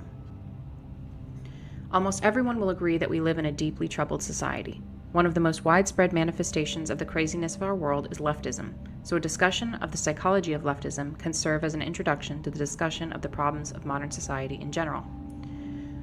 But what is leftism? During the first half of the 20th century, leftism could have been practically identified with socialism. Today, the movement is fragmented, and it is not clear who can properly be called a leftist. When we speak of leftists in this article, we have in mind mainly socialists, collectivists, politically correct types, feminists, gay and disability activists, animal rights activists, and the like. But not everyone who is associated with one of these movements is a leftist. What we are trying to get at in discussing leftism is not so much movement or an ideology as a psychological type, or rather a collection of related types. Thus, what we mean by leftism will emerge more clearly in the course of our discussion of leftist psychology. Even so, our conception of leftism will remain a good deal less clear than we would wish. But there doesn't seem to be any remedy for this. All we are trying to do here is indicate in a rough and approximate way the two psychological tendencies that we believe are the main driving force of modern leftism. We by no means claim to be telling the whole truth about leftist psychology. Also, our discussion is meant to apply to modern leftism only. We leave open the question of the extent to which the discussion could be applied to the leftists of the 19th and early 20th centuries. The two psychological tendencies that underlie modern leftism we call feelings of inferiority and over-socialization. Feelings of inferiority are characteristic of modern leftism as a whole, while over-socialization is characteristic only of a certain segment of modern leftism. But this segment is highly influential. Feelings of inferiority. By feelings of inferiority, we mean not only inferiority feelings in the strict sense, but as a whole spectrum of related traits: low self-esteem, feelings of powerlessness, depressive tendencies, defeatism, guilt, self-hatred, etc. We argue that modern leftists tend to have some such feelings, possibly more or less repressed, and that these feelings are decisive in determining the direction of modern leftism. When someone interprets as derogatory almost anything that is said about him or about groups with whom he identifies, we conclude that he has inferiority feelings or low self-esteem. This tendency is pronounced among minority rights activists, whether or not they belong to the minority groups whose rights they defend. They are hypersensitive about the words used to designate minorities and about anything that is said concerning minorities. The term Negro, Oriental, handicapped, or chick for an African, an Asian, a disabled person, or a woman originally had no derogatory connotation. Broad and chick were merely the feminine equivalents of guy, dude, or fellow. The negative connotations have been attached to these terms by the activists themselves. Some animal rights activists have gone so far as to reject the word pet and insist on replacement by animal companion. Leftish anthropologists go to great lengths to avoid saying anything about primitive peoples that could conceivably be interpreted as negative. They want to replace the word primitive by non-literate. They may seem almost paranoid about anything that might suggest that primitive culture is inferior to ours. We do not mean to imply that primitive cultures are inferior to ours. We merely point out the hypersensitivity of leftish anthropologists. Those who are most sensitive about politically incorrect terminology are not the average black ghetto dweller, Asian immigrant, abused woman, or disabled person, but a minority of activists, many whom do not even belong to any oppressed group, but come from a privileged strata of society. Political correctness has a strong hold among university professors who have secure employment with comfortable salaries, and the majority of whom are heterosexual white males from middle to upper middle class families. Many leftists have an intense identifications with the problems of groups that have an image of being weak: women, defeated, American Indians, repellent, homosexuals, or otherwise inferior.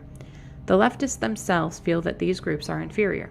They would never admit to themselves that they have such feelings, but it is precisely because they do see these groups as inferior that they identify with their problems. We do not mean to suggest that women, Indians, etc. are inferior. We're only making a point about leftist psychology. Feminists are desperately anxious to prove that women are as strong and as capable as men. Clearly, they are nagged by a fear that women may not be as strong and as capable as men. Leftists tend to hate anything that has an image of being strong, good, and successful. They hate America, they hate Western civilization, they hate white males, they hate rationality. The reasons that leftists give for hating the West, etc., clearly do not correspond with their real motives. They say they hate the West because it is warlike, imperialistic, sexist, ethnocentric, and so forth. But where these same faults appear in socialist countries or in primitive cultures, the leftist finds excuses for them, or at best, he grudgingly admits that they exist, whereas he enthusiastically points out and often greatly exaggerates these faults where they appear in Western civilization. Thus, it is clear that these faults are not the leftist's real motive for hating America and the West. He hates America and the West because they are strong and successful. Words like self-confidence, self-reliance, initiative, enterprise, optimism, etc. play little role in the liberal and leftist vocabulary. The leftist is anti-individualistic, pro-collectivist. He wants society to solve everyone's problems for them, satisfy everyone's needs for them, take care of them. He is not the sort of person who has an inner sense of confidence in his ability to solve his own problems and satisfy his own needs. The leftist is antagonistic to the concept of competition because, deep inside, he feels like a loser. Art forms that appeal to modern leftish intellectuals tend to focus on sordidness, defeat, and despair, or else they take on an orgiastic tone, throwing off rational control as if there were no hope of accomplishing anything through rational calculation, and all that was left was to immerse oneself in the sensations of the moment. Modern leftish philosophers tend to dismiss reason, science, objective reality, and to insist that everything is culturally relative. It is true that one can ask serious questions about the foundation of scientific knowledge and about how, if at all, the concept of objective reality can be defined. But it is obvious that modern leftish philosophers are not simply cool-headed logicians systematically analyzing the foundations of knowledge. They are deeply involved emotionally with their attack on truth and reality. They attack these concepts because of their own psychological needs.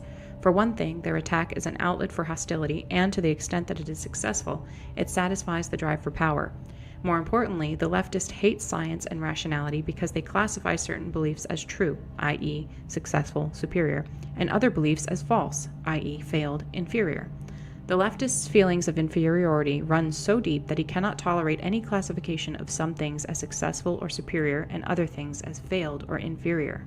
This also underlies the rejection of many leftists of the concept of mental illness and of the utility of IQ tests.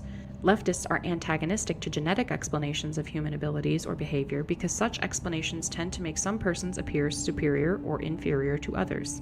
Leftists prefer to give society the credit or blame for an individual's ability or lack of it. If a person is inferior, it is not his fault, but society's, because he has not been brought up properly. The leftist is not typically the kind of person whose feelings of inferiority make him a braggart, an egotist, a bully,